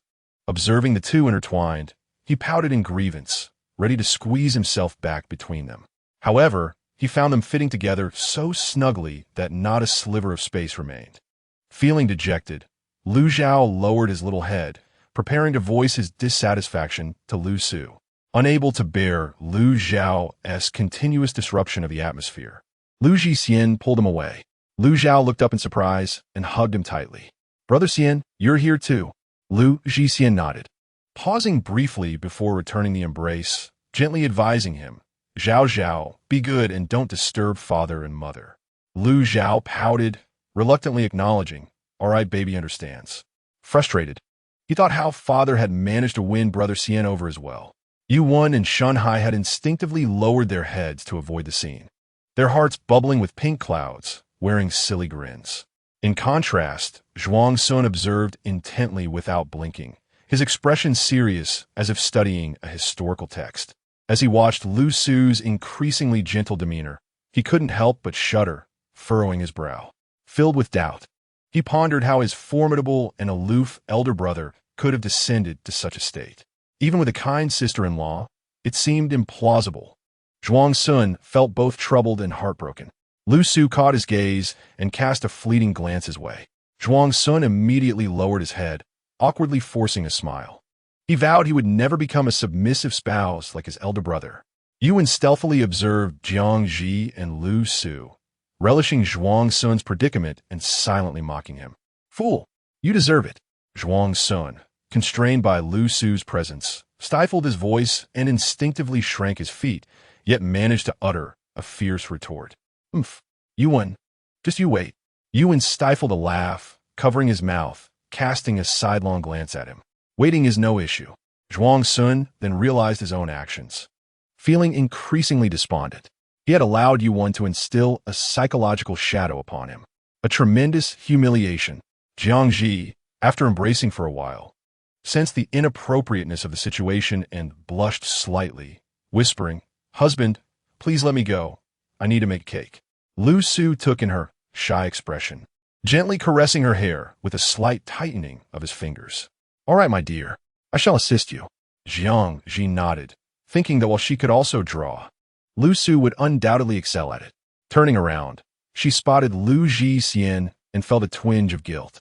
She smiled tenderly, approaching him. Xian, come here. Let mother embrace you." She had considered calling Lu Xian baby or darling, but he had resolutely rejected those names. Reluctantly, she settled on Xian. Lu Xian promptly abandoned Lu Zhao and hurried into her embrace, murmuring, "Mother." Lu Zhao, having suffered a second abandonment, found himself, at that moment, as the cream was perfectly whipped. Jiang Zhi meticulously cut the cake layers into roughly 10-inch circles. She spread a thin layer of cream on a rotating platter with a spatula and placed the first layer of cake on top. Next, she poured in the diced peaches and spread another layer of cream evenly over it. The second layer followed suit, continuing this process until the sixth layer was stacked. Finally, she used the spatula to lavishly coat the entire cake with cream. As Jiang Zhi smeared the frosting, her hands worked tirelessly to spin the cake, leaving onlookers in awe. Zhuang Sun felt an increasing admiration for Jiang Zhi. Yuan, astonished, gaped, unable to close her mouth for a long time. Once Jiang Zhi finished, she excitedly leaned closer. "Sister Jiang, you are incredible. I want to learn too." Jiang Zhi smiled, setting down the spatula. "All right, after this birthday banquet concludes, I will teach you. By then, Yuan would likely need to hone her skills." Jiang Zhi divided the remaining cream into 3 portions, using pre-purchased plant-based food coloring to create pink, green, and light pink hues. She then filled a specially made piping bag with the colored cream. "Husband," she turned and smiled. "It's your turn now." "All right, as my dear commands, I shall do it," Lu Su replied gently. Jiang Zhi briefly explained her ideas and the details of the birthday banquet to him. "I envision longevity peaches, goldfish, and flowers, all in 3 dimensions." Lu Su pondered for a moment, swiftly grasping her intentions. "I understand, my dear wife." "Of course, I trust you, my husband." As Lu X paused momentarily while holding the piping bag, he restrained the urge to embrace her and began to create. His natural intelligence and swift, meticulous movements culminated in a finished product that resembled a painting, imbued with profound artistry, earning unanimous admiration from the onlookers. Jiang Zhi glanced at the cake, finding it somewhat lacking in variety. She decided to prepare some traditional longevity peaches as an additional embellishment. She began by mixing a suitable amount of flour with warm water and a yeast called chu, kneading it into a smooth dough, which she then set aside to rise in the still warm oven. Before long, the dough had risen adequately. Jiang Zhi took it out, deflated it, and shaped it into a ball. She pinched off a piece, dividing it into 2 portions, one infused with spinach juice, the other with red yeast rice powder. The remainder was divided into 6 equal pieces, which she again deflated and rolled into balls. Using her palms and the base of her thumb, she shaped the dough into pointed peach tips, deliberately exaggerating their form. Concerned that the tips might not rise prominently during the second fermentation. Next, she supported the peach-shaped dough with her left hand while using the back of a knife with her right to etch the peach patterns. She repeated this process several times, mindful that shallow markings would disappear or fade upon rising. Jiang Zhi then took the portion of dough colored with spinach juice, rolled it into thin sheets, and cut them into diagonal leaf shapes. These leaves were moistened and affixed to the longevity peaches, where their junctions were embellished with a small flour press from the red yeast dough, using the end of a chopstick. YWN, understanding her method, quickly followed suit and arranged the creations neatly in the steamer. Jiang Zhi mixed the remaining red yeast powder with flour, sifting it delicately over the peach tips, which now displayed a soft lavender hue. She poured half a basin of cold water into the pot and set the steamer on top. Lu X took the initiative to stoke the fire. After 15 minutes of steaming, Jiang Zhi instructed Lu X to extinguish the flame and let it sit for another 5 minutes before lifting the lid to reveal the steamed longevity peaches, white and tender, with rosy tips and delicately unfurling green leaves, so lifelike they could easily be mistaken for real peaches. Sister-in-law, the most eye-catching items at tomorrow's birthday banquet will undoubtedly be your cake and these longevity peaches, Jiang X remarked earnestly. Having grown up in luxury, he had encountered many rare treasures, yet he had never seen such exquisitely novel creations for a birthday celebration. YWN rarely agreed with him. Indeed, Sister Jiang, our ZHWI restaurant will surely shine brightly tomorrow. Absolutely. Jiang Zhi's eyes sparkled with determination as she declared.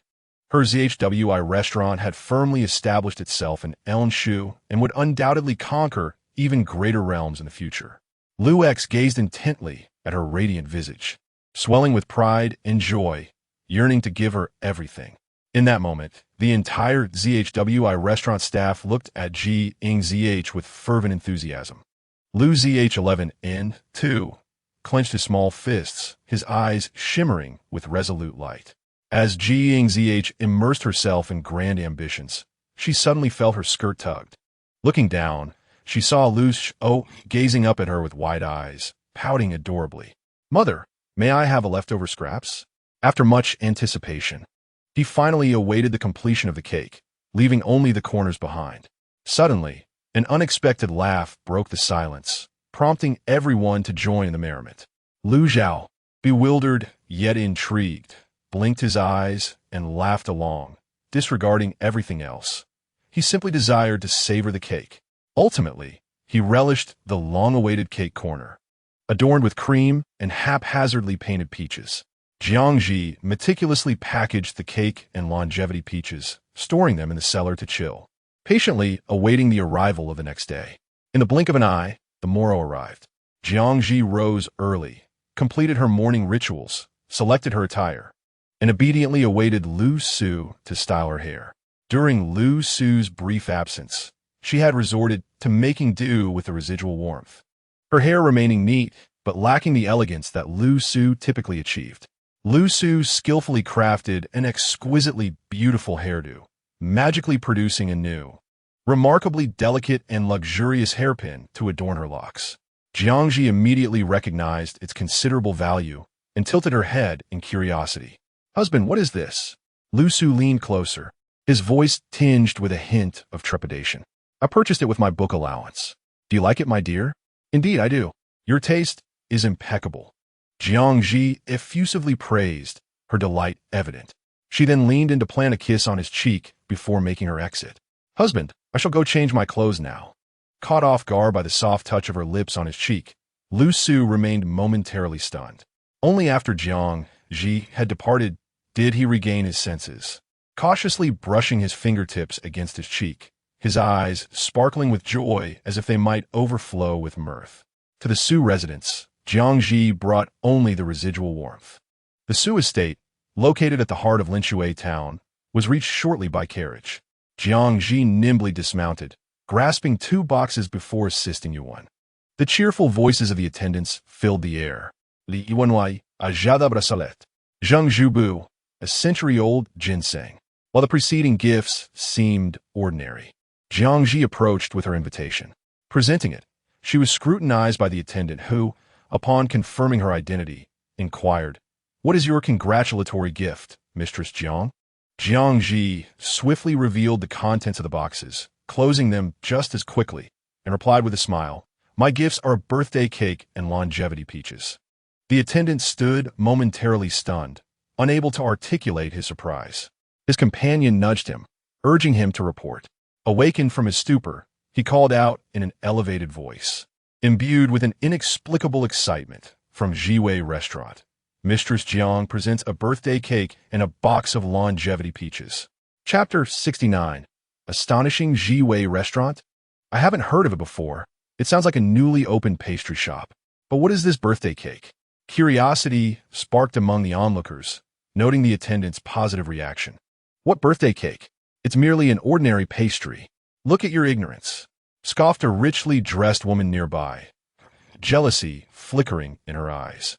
She prided herself on her striking appearance, having meticulously prepared for the day, accompanied by a carefully selected gift. In order to leave a favorable impression on the esteemed matriarch Mrs. Su during her birthday celebration. With the hope of progressing a marriage proposal with the young Master Su Lansher, she never anticipated that this sudden appearance of a woman would surpass her in beauty. The individual in front, upon hearing the voice, turned around with a countenance marked by anger.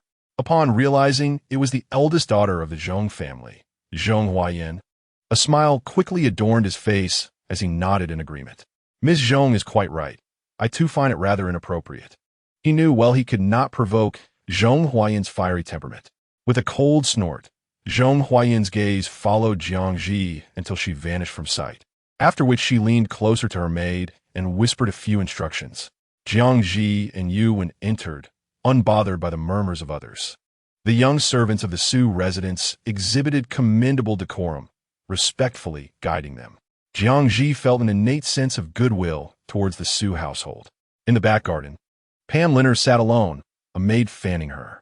Holding a flower, she occasionally inhaled its fragrance, her eyes wandering as if searching for something. Upon spotting Jiang Zhi, she eagerly rose and waved. Jiang Zhi was slightly taken aback. Miss Pan? Pan Liner smiled and promptly explained, I specifically waited for you here. The people inside are dreadfully dull, always dragging me into tedious conversations. Would you keep me company? Jiang Zhi chuckled, recognizing the forthright nature of the young lady. Of course. I shall accompany you, Miss Pan. Pan Liner beamed even more brightly, taking Jiang Zhi's hand. You need not call me Miss Pan. Simply address me as Liner. She appreciated Jiang Zhi's genuine demeanor, especially since Jiang Zhi had once saved her life. Jiang Zhi readily complied, her eyes curving into a smile. Allericht, Liner. Oh, Jiang. Pan Liner exclaimed, leading her along. Let me show you the way. Very well. By the way, I must thank you for the invitation you sent. Jiang Zhi expressed her heartfelt gratitude, for without Pan Liner, she would have likely been distressed. Speaking like that makes it sound as though you are being distant.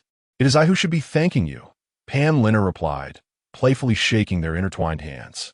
The two walked side by side, laughter echoing between them. The young servant, observant and intrigued, trailed behind, surprised by the rapport between Jiang Zhi and Pan Liner.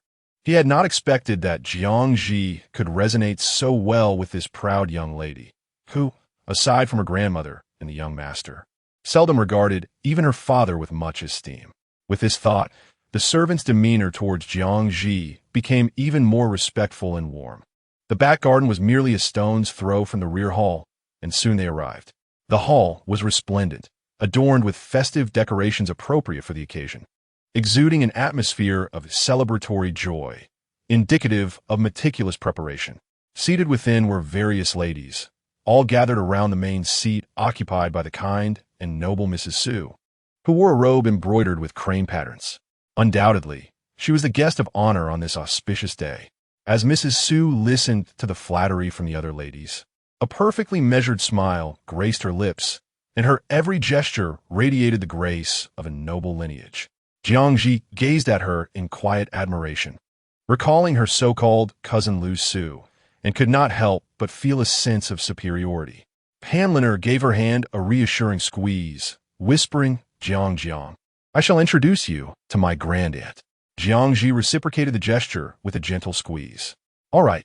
After Lady Su finished her conversation with another lady, she raised her head and caught sight of Pan Liner.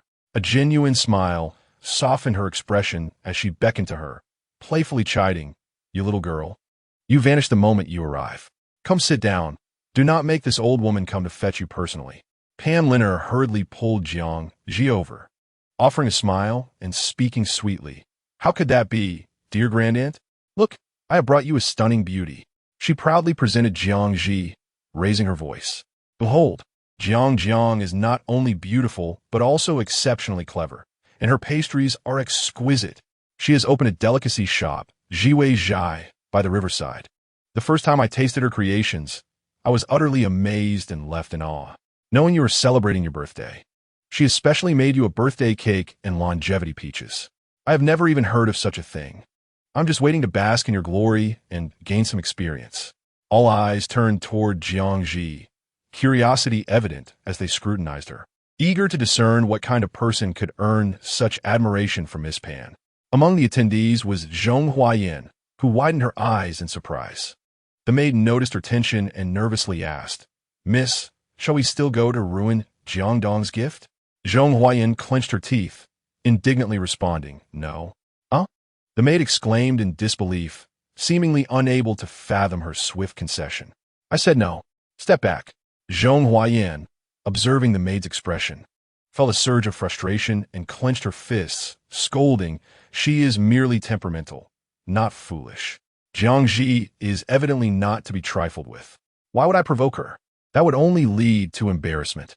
Jiang Zhi understood that Pam Linner was intentionally boosting her reputation and felt grateful. With a composed demeanor, she approached Lady Su and bowed gracefully. "Good day, esteemed elder. I am Jiang Zhi, the proprietor of Jiwei Zhai. I wish you radiant days ahead. May you bask in the dual brilliance of sun and moon, and enjoy longevity and boundless blessings." Lady Su appraised her discreetly, as if trying to peer into her very soul. Jiang Zhi met her gaze with sincerity sparkling in her clear eyes. Taken aback by her boldness, Lady Su paused, the creases at the corners of her eyes easing as she smiled. "Very well, good child. I graciously accept your blessings. Linner has spoken highly of you. I am now eagerly anticipating your gift." Seeing this, Pam Linner hurriedly urged, "Why not present Jiangdong's gift at once?" Immediately, a servant approached with a beautifully adorned box, tied with exquisite ribbons, which piqued the interest of everyone present. Jiang Zhi and Yuan deftly untied the ribbons.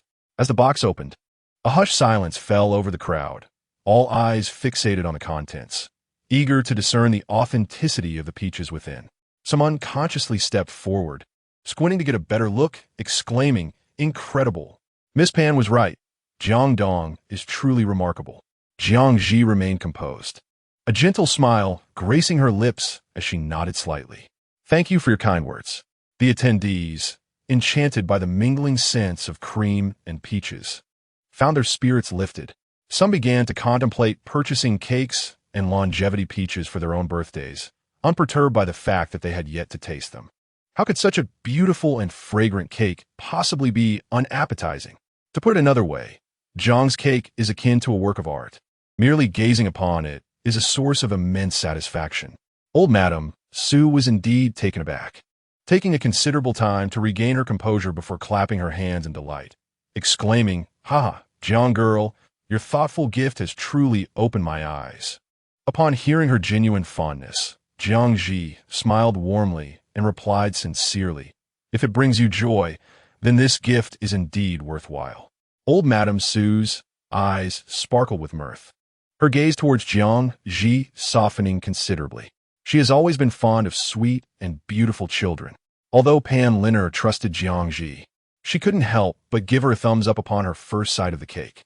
Turning, she embraced old Madame Su's arm playfully, saying, "Great aunt, with such a splendid gift from Jiang, shouldn't you take it to the front courtyard to show off a bit? It would certainly be a treat for everyone." Old Madame Su, aware of her intentions, smiled knowingly, but also felt a genuine fondness for Jiang Zhi. "You are quite the schemer," she remarked, then turned to instruct the maid beside her. "Go and take what Miss Jiang has prepared to the front courtyard. Be careful with it, and once they have seen it, bring it back to me immediately. They are not to touch my cake or longevity peaches." "Of course, old madam, rest assured," the maid assured with a smile, leading 4 young servants away. In the front courtyard, where cups were raised and toasts were exchanged, Su listened to the incessant sounds of well wishes and praises. Lifting his glass, "Thank you all for attending my mother's birthday celebration. I express my gratitude on her behalf." "Ha ha! It is our fortune to celebrate old Madame Su's birthday." Su Jinsho responded, his tone warm. Others chimed in agreement. Indeed, Su Jinsho, no need for formality. They raised their glasses together, drinking several rounds as the atmosphere grew more jovial. As the wine flowed, someone proposed selecting the best gift of the day. With so many gifts presented, Su Jinsho, could you showcase them for us to admire, and perhaps choose the best? It would allow us to share in old Madame's blessings. Su Lanshi took a sip of her wine and glanced at the proposer, who was none other than Zhong Chu, the second son of the Zhong family and the uncle of Zhong Huayan. If she was not mistaken, he was quite confident in his family's gift, suggesting it to elevate Zhong Huayan's name and perhaps to foster a closer relationship with the Su family, to curry favor with his father and grandmother. At the thought of Zhong Huayan, Su Lanshi felt an unusual aversion stir within her typically calm demeanor. She had never encountered such a tenacious woman, who seemed to have no boundaries. Dreaming of marrying into the Su family and becoming his wife? Su Yu, oblivious to the inner turmoil of his son, pondered for a moment before speaking. Very well, let us present the registered gifts. One by one, the gifts were showcased, and soon it was Jiang Zhi's turn. Chapter 70. Making a name for oneself. All those who attended today were men accompanied by their families, save for Jiang Zhi, who stood alone as the sole lady. Just as the young servant was about to announce that Jiang Zhi's gift was in the back courtyard, old Madame Su's maid arrived. Cui Huan pays her respects to the master. The maid bowed deeply. Su Yu recognized her as a maid from his mother's side and waved his hand. Rise. Is there something my mother wishes to convey? Cui Huan stepped back a couple of paces, gesturing for the young servant to approach. This was the birthday cake and longevity peach sent as a congratulatory gift from Jiang Zhi, the owner of Jiwei Restaurant, to the old matriarch. The old lady was exceedingly fond of it and wished for everyone to partake in the delight. Su Yu was filled with curiosity. His mother, hailing from a prestigious family, seldom expressed her fondness for anything, let alone share it with others so openly. Bring it forth, he commanded. Yes, sir, the young servant replied, bowing as he approached. Su Yu hesitated for a moment, blinking, before reaching out to touch it. Cui Huan noticed his movement and called out sharply, Sir, the old lady has instructed not to touch. Coughing awkwardly, Su Yu withdrew his hand, casting a lingering glance at the delicacies, and directed, present it for everyone to see. Though he appeared solemn and composed, it was a well-kept secret that he harbored a profound love for sweets. After merely inhaling the fragrant aroma for a few seconds, he longed to devour the entire cake. Alas, why was it not his birthday today? He found himself envying his mother. He too wished to celebrate his own birthday. Su Lanshi, well aware of her father's sweet tooth, realized that the unexpected gift from Jiang Zhi was indeed the most endearing of all. But it is merely dessert. How remarkable could it truly be? Su Lanshi thought, somewhat dismissive of her father's exaggerated reaction. However, once she witnessed and smelled the cake, she found herself mimicking Su Yu's earlier gesture. Cui Huan, focusing intently, once more raised her voice to admonish, Young master, the old lady has forbidden any touching. Su Lanshi coughed. Let everyone take a look first. The cake and longevity peach were swiftly whisked away by Cui Huan, unable to remain seated any longer. Su Yu declared Jiang Zhi's gift as the best of the day, and with the old matriarch's approval, everyone concurred. Only Zhong Chu wore a dark expression, as the next gift was from his niece, which had been meticulously prepared for quite some time. Their initial plan had been to curry favor with the Su family through their gift, and then subtly spread rumors about the fated compatibility between Su Lanshi and Zhong Huayan, thereby facilitating a match. However, Jiang Zhi's gift had disrupted their carefully laid plans, causing their hopes to dissipate like water through fingers. After the evaluations concluded, Su Yu excused himself under the pretext of accompanying his mother. The front courtyard required someone to maintain order, and with his father darting about, Su Lanshi had no choice but to remain and socialize. He too wished to join his grandmother in the back courtyard and savor a piece of cake. Once the cake and longevity peach were returned to the back courtyard, the old matriarch initially hesitated to partake, admiring them from the table. Ultimately, under the eager gazes of those around her, she reluctantly decided to slice the cake for sharing. Jiang Zhi found the old matriarch endearing and promised her with a smile that he could replicate it exactly. Only then did the old lady feel at ease. Jiang Zhi lit the candles and encouraged the old matriarch to make a wish, explaining the tradition of eating cake and blowing out candles on birthdays. The old matriarch adapted to this new experience with remarkable swiftness, savoring the last piece of cake while looking at her hurriedly arrived son, whose hat was askew, and she beamed with delight. Next year, on her birthday, Mother wishes to indulge in cake once more. So you gaze at the empty cake platter, his heart shattered. Maintaining a facade of calm, he nodded. Very well, Mother. There is no need to wait for next time. Tomorrow is my birthday. In any case, the birthday feast concluded splendidly. Jiang Zhi garnered a loyal customer base. The cakes were priced at 3 taels, available in limited quantities each day, and patrons came in a steady stream. The tradition of celebrating birthdays with cake and candles gradually gained popularity. In fact, many who were not celebrating a birthday also came to purchase cakes, like Su Yu and Su Lan Shi. Jiang Zhi observed the father and son, who had progressed from celebrating birthdays every few days to even concocting excuses to celebrate their little dog's birthday. Finally, he could not help but explain that one could enjoy cake even without a birthday. The two then returned to normalcy, purchasing cakes openly and without pretense. From the day after the birthday feast, Jiwei began to bustle with activity, reminiscent of its thriving days in Shuili town. Considering that Jiwei could not do without its patron for the time being, and Jiang Zhi had yet to cultivate a new manager, he decided to buy a residence and temporarily stay in Shuili. Pan Lin Air often sought her out to play or invited her to the estate to accompany the elderly Mrs. Su. Lu Su had matters in Shuili, but was reluctant to part from her, often traveling back and forth, despite it resembling a long-distance relationship. With Lu Su's frequent visits and the company of their 2 adorable children, Jiang Zhi felt no sense of separation. Each day was filled with sweetness and joy. Chapter 71. Farewell. A tranquil half-month passed. The verdicts for Chao Hai and Kong Shan were delivered. Multiple crimes resulted in Chao Hai being sentenced to 3 years of imprisonment. As a court official, Kong Shan's situation was even graver. He was directly demoted to commoner status and sentenced to 10 years. Once Pan Lin Air awaited the resolution of matters, she exhaled a sigh of relief. Initially intending to remain in Shuili for a while longer, she could no longer withstand the barrage of letters from her father, who cherished his daughter dearly, urging her to return to Rundu on the eve of her departure. Pan Lin Air brought a plethora of items, accompanied by Cui Wen and Han Shu, to Jiwei. Jiang Zhi had anticipated her arrival and prepared a specially ordered barbecue grill. Together with Lu Su and others, they arranged for a barbecue, cake, and wine. Zhuang Sun and Shun high-washed vegetables, meat, and fruits, while Jiang Zhi and Lu Su took charge of marinating and skewering. Yuan volunteered to tend to the grilling. Lu Zhao, on the other hand, engaged Lu Xian in storytelling, tilting his head back with rapt attention, although it was uncertain whether he comprehended. The tender and steady voice of Lu Xian reached every ear.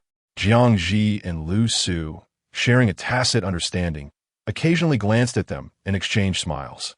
Under the sweltering summer sun, the courtyard was adorned with ice basins, the aroma of grilled meat wafting through the air, mingling with the sounds of cicadas. Everything was simply delightful, until a mocking voice pierced the atmosphere. Ha ha ha! Yuan, you truly are foolish.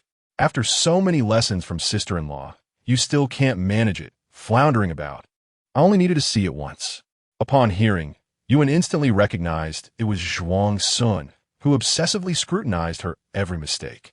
Alas, she was currently blinded by smoke. Her face streaked with tears. With her eyes closed, she could only blindly fumble for a cloth to wipe her face, disregarding him entirely. Zhuang Sun, feeling bored after a few self-indulgent remarks, fell silent. He noticed her lowering her head, intending to draw closer and provoke her once more. He tossed the meat to Shun Hai, leaped a few steps to Yuan's side, and asked with a grin, Yuan, why are you ignoring me? Are you angry because of what I said? Yuan was utterly exasperated. Not wanting her embarrassing state to be seen, she turned slightly away from him. Zhuang Sun circled around her until he could see her clearly. His smiling eyes momentarily faltered as he snatched the handkerchief from her. Hey, don't wipe it off. Your hands are dirty. To call you foolish would be a compliment, he remarked disdainfully, yet gently pressed the corner of the handkerchief against her face. Allow me to assist you. Yuan, however, was not convinced of his good intentions and shut her eyes to evade him. I don't need your help. Zhuang Sun, feeling frustrated by her avoidance, firmly turned her back towards him and, with a swift motion, proceeded to wipe her face in one go. Yuan struggled briefly, but saw that his grip tightened, so she ceased her futile efforts. After all, Zhuang Sun's touch was rather gentle. If he wished to wipe her face, so be it. But why was he exerting such strength? She could have easily pulled away moments before. A flurry of thoughts raced through Yuan's mind as she lifted her face. Zhuang Sun noticed her obediently tilting her small face up and, easing his grip, leaned in closer, his gaze intent. Just be good, and I'll be gentle. His warm, crisp breath brushed against Yuan's face repeatedly. It felt oddly disconcerting. She curled her fingers and asked uneasily, "Is it done yet?" Zhuang Sun finished with a final stroke.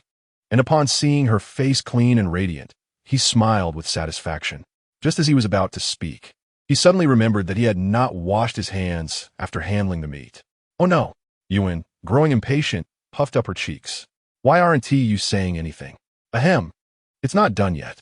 The handkerchief is dirty. I'll wash it first," he replied casually while turning away, holding the handkerchief. "Wait a moment. Don't open your eyes yet." Feeling slightly embarrassed for being too hasty, Yuan closed her eyes and sincerely thanked him. "Thank you, Zhuang Sun." Zhuang Sun meticulously rubbed the handkerchief, then returned to wipe her face again, accepting her gratitude without hesitation. "No need for thanks. Just treat me better in the future." Upon hearing this, Yuan felt even more embarrassed, her eyelashes fluttering. It seemed she had indeed been a tad excessive in her behavior towards Zhuang Sun. Just as she was about to agree, Lu Zhao suddenly appeared out of nowhere. Zhuang Sun felt an ominous premonition wash over him. He desperately signaled to Shunhai to take Lu Zhao away. However, Shunhai was completely absorbed in the task of washing vegetables and meat, oblivious to his master's signals. Lu Zhao observed the two of them, his gaze fixed on Zhuang Sun's hand, and tilted his head in confusion. "Uncle, you didn't wash your hands after handling the meat. Why are you touching Ani's face? Isn't that dirty? And why are you blinking so much?" He posed a plethora of questions, attempting to mimic Zhuang Sun's gestures with wide, innocent eyes. "Is this how it's done, Uncle? Does the baby look like me?" No one responded to him. Undeterred, Lu Zhao cupped his face with his small hands, his eyes brimming with innocence as he asked once more, "Uncle, does the baby look like me?" Zhuang Sun could only sigh in resignation. How could such an obvious expression utter such harsh words? He stiffly nodded in response. With a flash of realization, Yuan clenched her fist in silence. Lu Zhao remained oblivious to the peculiar expressions exchanged between them, casually continuing his discourse with outstretched hands. "Uncle, Mother said that good children must maintain hygiene. Good child, Zhao Zhao. Come play games with your brother." Lu Zhixian, keenly sensing the discord in the atmosphere, hurried over to pull him away. As the two distanced themselves, Yuan could no longer contain her frustration. She forcefully wiped her face and glared at him. "Zhuang Sun, are you out of your mind? Do you find amusement in deliberately deceiving me?" Infuriated, she had initially believed Zhuang Sun had abandoned his mischievous ways and intended to foster a better relationship with her. Little did she know, he still sought to tease her. Her anger surged as she snatched a handkerchief and flung it at his face, enunciating each word with clenched teeth. "Do not let me see you again." Zhuang Sun, taken aback by the handkerchief's sudden assault, felt a wave of panic wash over him in response to her words. "Yuan, please let me explain. It was not intentional. This is just how I am. In any case, I did not mean it, so please do not be angry." His face, a rare display of fluster, only served to amuse Yuan. Though skeptical, she relented slightly. "Fine, I shall tentatively accept your words." Zhuang Sun's expression brightened, yet she continued, "However, I remain quite upset. Do not let me see you again today." With a pointed finger, she delivered her parting words and departed without a hint of mercy. Zhuang Sun murmured to himself, "Well, that is an improvement from the initial encounter. After all, there are always more solutions than problems." He consoled himself and swiftly made his way behind Shunhai. In a flurry, he tore a sizable piece of fabric from the neatly folded robes to cover his face, setting off in search of one to snatch her task. Moments later, Shunhai surveyed the neatly prepared meat, vegetables, and fruits before him, feeling a profound sense of satisfaction as he stretched his stiff back. Suddenly, a chill swept over him, prompting him to reach for his outer robe. It was still in its original place, Yet how had a large tear appeared in the garment? Convinced he must be mistaken, he raised his hand to touch it, only to find it pass through the gaping hole. Who is it? Who on earth is so malicious as to tear a hole in my clothing? Shun Hai lamented, rising in distress and inadvertently letting out a yelp that drew everyone's attention, accompanied by a cold glare from Zhuang's son. Zhuang's son, his face obscured by light gray fabric, revealed only his piercing eyes, deftly skewering meat. The sight was both bizarre and amusing, exuding an oddly authentic charm. Shun Hai found himself momentarily entranced, initially tempted to laugh, but upon meeting Zhuang Sun's dark gaze, he meekly returned to his seat. He wore a beaming smile, a sycophantic demeanor that seemed to beg for applause for the torn fabric. It was almost unbearable to witness. Jiang Zhi observed the two, doubled over in laughter, while Lu Su kept a watchful eye on her. Noticing her delight, he instinctively smiled, finding Zhuang Sun and Shun Hai less bothersome. By the time Pan Lin Air arrived, most of the food had already been grilled and laid on the table. Spotting the barbecue grill, she hurried over with her skirts lifted, her eyes sparkling with curiosity. Turning to instruct Han Shu to place the gifts aside, she eagerly called out to Jiang Zhi, Jiang, come see the gift I brought for you. Hearing her voice, Jiang Zhi lifted her gaze, smiling. All right. Recalling that her hands were still damp, she reached for the cloth. Lu Su, having preemptively taken it, lowered his gaze and tenderly wiped her hands. Pan Linia, already accustomed to such sights, teased with a drawn-out tone. No need to rush. Take your time. Jiang Zhi felt a tinge of embarrassment from her jest and glanced at Lu Su, playfully echoing her words. Husband, she is teasing me. Would you mind wiping slowly for me? Of course, Lu Su replied with a deep smile in his dark eyes, willingly obliging. He indeed took his time, methodically wiping her hands. Pan Liner, force-fed a hefty dose of sweetness, decided it was best to excuse herself. All right then, I won't interrupt you two any longer. I'll go find Zhao Zhao and Xian Xian. Thus, when it came time for dinner, Pan Liner did not allow Jiang Zhi to see the gifts. After a hearty meal, everyone gathered to chat. Jiang Zhi sliced the cake and prepared a glass of iced milk tea for each person, reserving the regular temperature ones for Lu Xian and Lu Zhao. Lu Xian accepted it obediently. Lu Zhao, initially reluctant, was about to put on a cute act to request a warmer cup. However, under Lu Su's indifferent yet piercing gaze, he quickly accepted with enthusiasm, loudly proclaiming, Thank you, Auntie. I love drinking it warm. You and couldn't help but chuckle, playfully replying, All right, next time I'll bring you a regular one. Lu Zhao wrinkled his little nose, covertly glanced at Lu Su, and upon seeing him still watching, nodded vigorously. Okay, you won. Amused by his expressive face, patted his cheek. Zhao Zhao, your parents are considering your health. You'll grow up soon. Lu Zhao nodded. I know, Annie. With a worried expression, he continued. But when will I grow up? Yuan pondered how to respond, hesitating for a moment. Zhao Zhao will grow up slowly. He sighed, contemplating his desire to grow quickly and indulge in all the delicious foods. Jiang Zhi remained unaware that the villainous character, previously consumed with thoughts of vengeance, had transformed under her care into a foodie solely focused on growing up to savor delectable dishes. As night deepened, Pan Liner had to depart early the next day. Despite the reluctance, farewells had to be made. With Han Shu's assistance, she boarded the carriage, her beautiful eyes sparkling with joy. Jiang, I'll wait for you in Rundu. Until we meet again. Jiang Zhi smiled and waved. All right, until we meet again. Chapter 72. Announcement: the provincial examination for Lu Su was approaching, to be held in Guangyang. Jiang Zhi wished to accompany him, partly to keep him company, and partly due to her curiosity about the ancient imperial examination system. However, Jiwei Restaurant had yet to find a suitable manager, leaving her unable to leave with peace of mind. Contemplating this, Jiang Zhi rested her chin on her hand and sighed softly.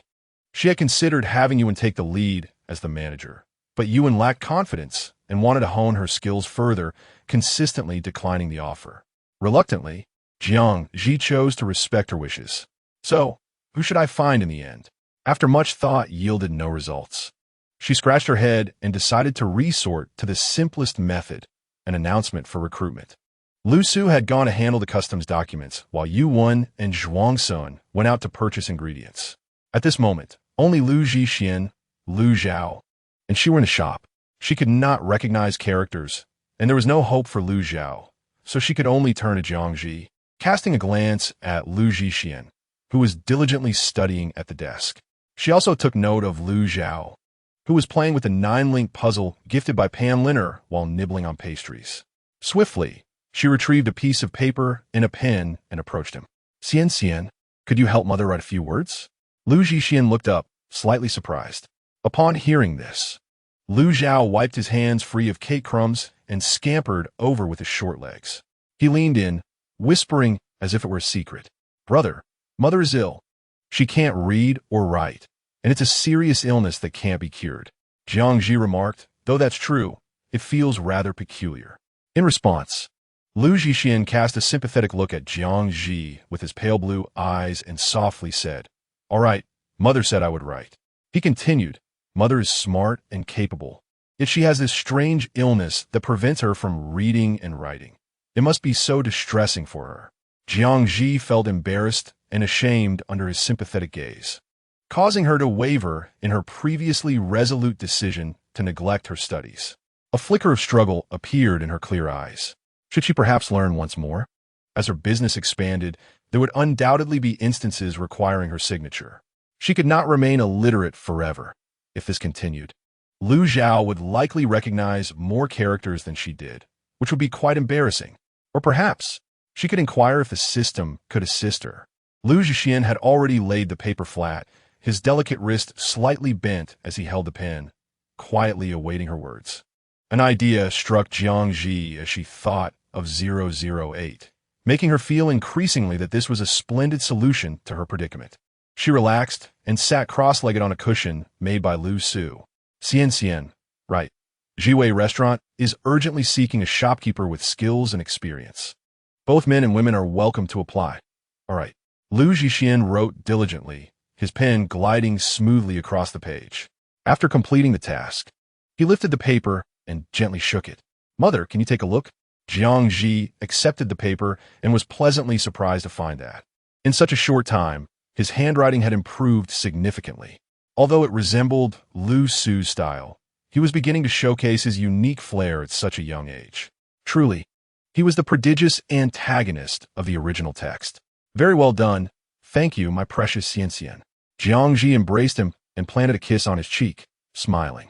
Lu Zhixian blushed, gazing at her smiling face, and earnestly declared, As long as Mother likes it, I will continue to write for you. Good. Seeing his bashful demeanor, Jiang Zhi couldn't help but ruffle his hair affectionately. Lu Zhao pouted, squeezing him beside them. When he noticed Jiang Zhi looking at him, he immediately turned his head, presenting her with a proud profile. Jiang Zhi, amused, pretended not to notice and continued to hold Lu Zhixian. Feeling neglected, Lu Zhao ultimately brightened his expression and pointed to his cheek. Mother, kiss the baby. With a smile, Jiang Zhi pulled him close, giving him 2 affectionate kisses as she gently spoke. From now on, if you want anything, just tell Mother and Father directly, and Xian too. There is no need for you to make us guess. We are a family. You don't need to be indirect. Okay, Lu Zhixian replied promptly. Lu Zhao blinked his dark eyes, appearing to grasp only part of the message. All right, Mother. The baby wants to kiss Brother now. Lu Zhixian instinctively shifted his body, wishing to distance himself from him. Lu Zhao, feeling even more aggrieved, lamented, Brother never allows baby to kiss him. He always dodges. He lets Mother and Father kiss him, but he won't let me. Jiang Zhi was rendered speechless by their reactions and took a moment before explaining. It is not that baby can demand others to comply with every whim. We must also consider whether this aligns with others' wishes. Lu Zhao understood, turning with eager anticipation to Lu Zhixian. Brother, may baby kiss you? Lu Zhixian retreated further, his small face serious as he emphatically uttered a single word. No. Lu Zhao scoffed. If you won't let me kiss you, then I'll kiss my little sister instead. Mother, could you and Father possibly give baby a little sister? As he inquired, he began counting on his fingers. Eventually, he raised all his fingers, stating with utmost seriousness, 1 little sister is too few. Baby wants 3. Jiang Zhi was left dumbfounded, pondering how the child perceived her and Lu Su. She suddenly recalled that when she arrived, Aunt Zheng's sow had given birth to 15 piglets. Lu Zhao, reluctant to leave, wished to stay and sleep in the pig pen with the piglets, until Lu Su had to intervene and bring him back home. Could that be possible? Jiang Zhi fell into deep silence, hesitant to ask, "Can mother and father have one the day after tomorrow?" No, that's too late. Lu Zhao shook his head, pondering aloud, his clear eyes genuinely inquiring. Could mother and father have one tomorrow? Baby wants to meet his little sister tomorrow. Jiang Zhi responded. She inadvertently caught sight of Lu Zhixian, who also seemed somewhat expectant, and her head began to ache. She promptly turned away from them and stood up. Mother's going to post a notice. You two can entertain yourselves. At this noon hour, the streets were quiet. After Jiang Zhi finished posting, she stood at a distance, surveying her work. Very good. It is eye-catching and neat. She nodded in satisfaction, not daring to enter the room, planning instead to stroll around. Just as she lifted her foot, a cacophony of raucous noise reached her ears, growing increasingly intense. Curious, Jiang Zhi looked up. Oh dear, is that him? Chapter 73. Finding Chao Changshun. Even though his back was turned, Jiang Zhi recognized him at once, due to his unmistakably righteous demeanor. However, with Chao Hai imprisoned, shouldn't he be managing the Chao family? Why was he in such a disheveled state, being berated by others? Jiang Zhi's eyes flickered as she discreetly blended into the crowd, eager to uncover the details. Sure enough, as she entered, she overheard, "What in the world is happening with the Chao family? Oh, what could it be? It's just that President Chao has been incarcerated.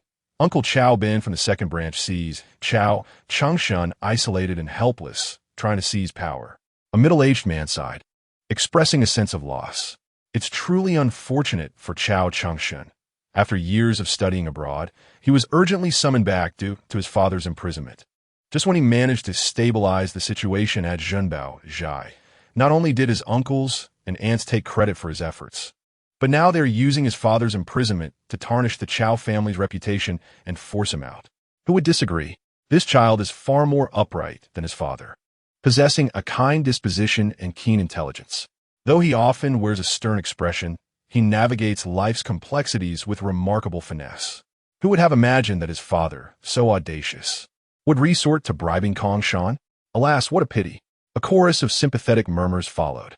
In my view, it is certain that Chao Changshun will be expelled from his home. Last night, I happened upon his uncle and aunt bearing a stack of valuable gifts, visiting the elder of his family. Perhaps they are even considering severing his ancestral ties, a voice whispered discreetly. The onlookers responded with expressions of disbelief. How ruthless, they exclaimed. Chao Hai has always treated the second branch kindly, yet upon encountering misfortune, the couple from the second branch seeks to obliterate them entirely. Jiang Jidong listened attentively, piecing together the unfolding situation. As Pan Liner departed, the second branch of the Chao family, having narrowly escaped crisis, plotted to seize power and ensure the first branch could not recover. With only Chao Changshun remaining from the first branch, they sought means to expel him from the household. She glanced at Chao Changshun, who, despite being jostled and visibly angered, maintained a calm demeanor, suppressing his emotions as he curled his lips faintly. The opportunity has presented itself, she mused. Chao Erzhang, having intentionally provoked Chao Changshun to incite him into action and label him as unfilial, took a breath, frustrated, and withdrew his hand. Chao Ershu cast a disdainful glance at her, realizing he must take matters into his own hands. Adjusting his beard, he transformed his previously indifferent expression into one of sorrowful difficulty. Deeper, your father has committed a grave error and offended Miss Pan. The elders of the clan wish to sever your ancestral ties. There is little that your uncle can do. Chao Changshun remained unmoved, his expression impassive as he fixed his gaze upon him. He had not anticipated that his usually benevolent uncle harbored ambitions of usurpation. Chao Bin felt a twinge of unease under his scrutiny, his sorrowful facade nearly faltering. He quickly chastised himself, thinking how could a seasoned man of experience be intimidated by a mere child. He continued, his words laden with insinuation, "Uncle understands that you are wise beyond your years. Consider your grandmother. She is elderly and cannot withstand such turmoil. Let us not create a scene at the shop. How about this? I shall provide you with 10 taels of silver to help you depart voluntarily. After all, we are family, and I wish to avoid making this too unpleasant." Upon recalling his grandmother, Chao Chengshin's icy gaze pierced through to him, his lips pressed together in contemplation before ultimately yielding. "There is no need for that. Just ensure my grandmother is well taken care of." He paused momentarily, then added, "I hope you remember my words today and do not come to regret them in the future." "Very well." Chao Ershu dismissed his words, his skepticism evident. But upon receiving Chengshin's reluctant agreement, he was filled with unexpected delight. Without further ado, he beckoned his servant to bring forth the prepared documents. Chao Chengshan signed, casting a slow glance at the shop before turning on his heel and striding away. As the crowd dispersed, satisfied with the spectacle, Jiang Zhi casually approached a small beggar, offering him a couple of coins while pointing to Chao Chengshin's retreating figure. "Do you see that man? Go after him and tell him that someone wishes to meet at Minghua Tower at noon. Once it is done, I shall reward you with 3 more coins." The little beggar, with his dirty face lighting up in joy, eagerly accepted the copper coins and exclaimed, "All right," before darting off into the distance. When Chao Chengshan was intercepted by the little beggar, he initially assumed the boy was about to solicit alms.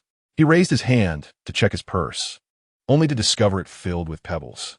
Staring at the stones in his hand, his gaze grew increasingly frigid, severing the last remnants of affection he held for the Chao family. It seemed that his uncle had ordered his childhood servant to switch out his purse. The little beggar, noticing the chilling demeanor of the man he sought, stammered, "Young master, someone has invited you to meet at Minghua Tower at noon." Upon hearing this, Chao Chengshan furrowed his brow. Who would extend an invitation at such a time? Having just returned from his studies, he had no close friends in the vicinity. Even if he did, they likely would not dare approach him, a man cast out from his home. He contemplated asking the little beggar for more information, but, seeing the boy's timid and fearful demeanor, he decided against it. "All right, I understand.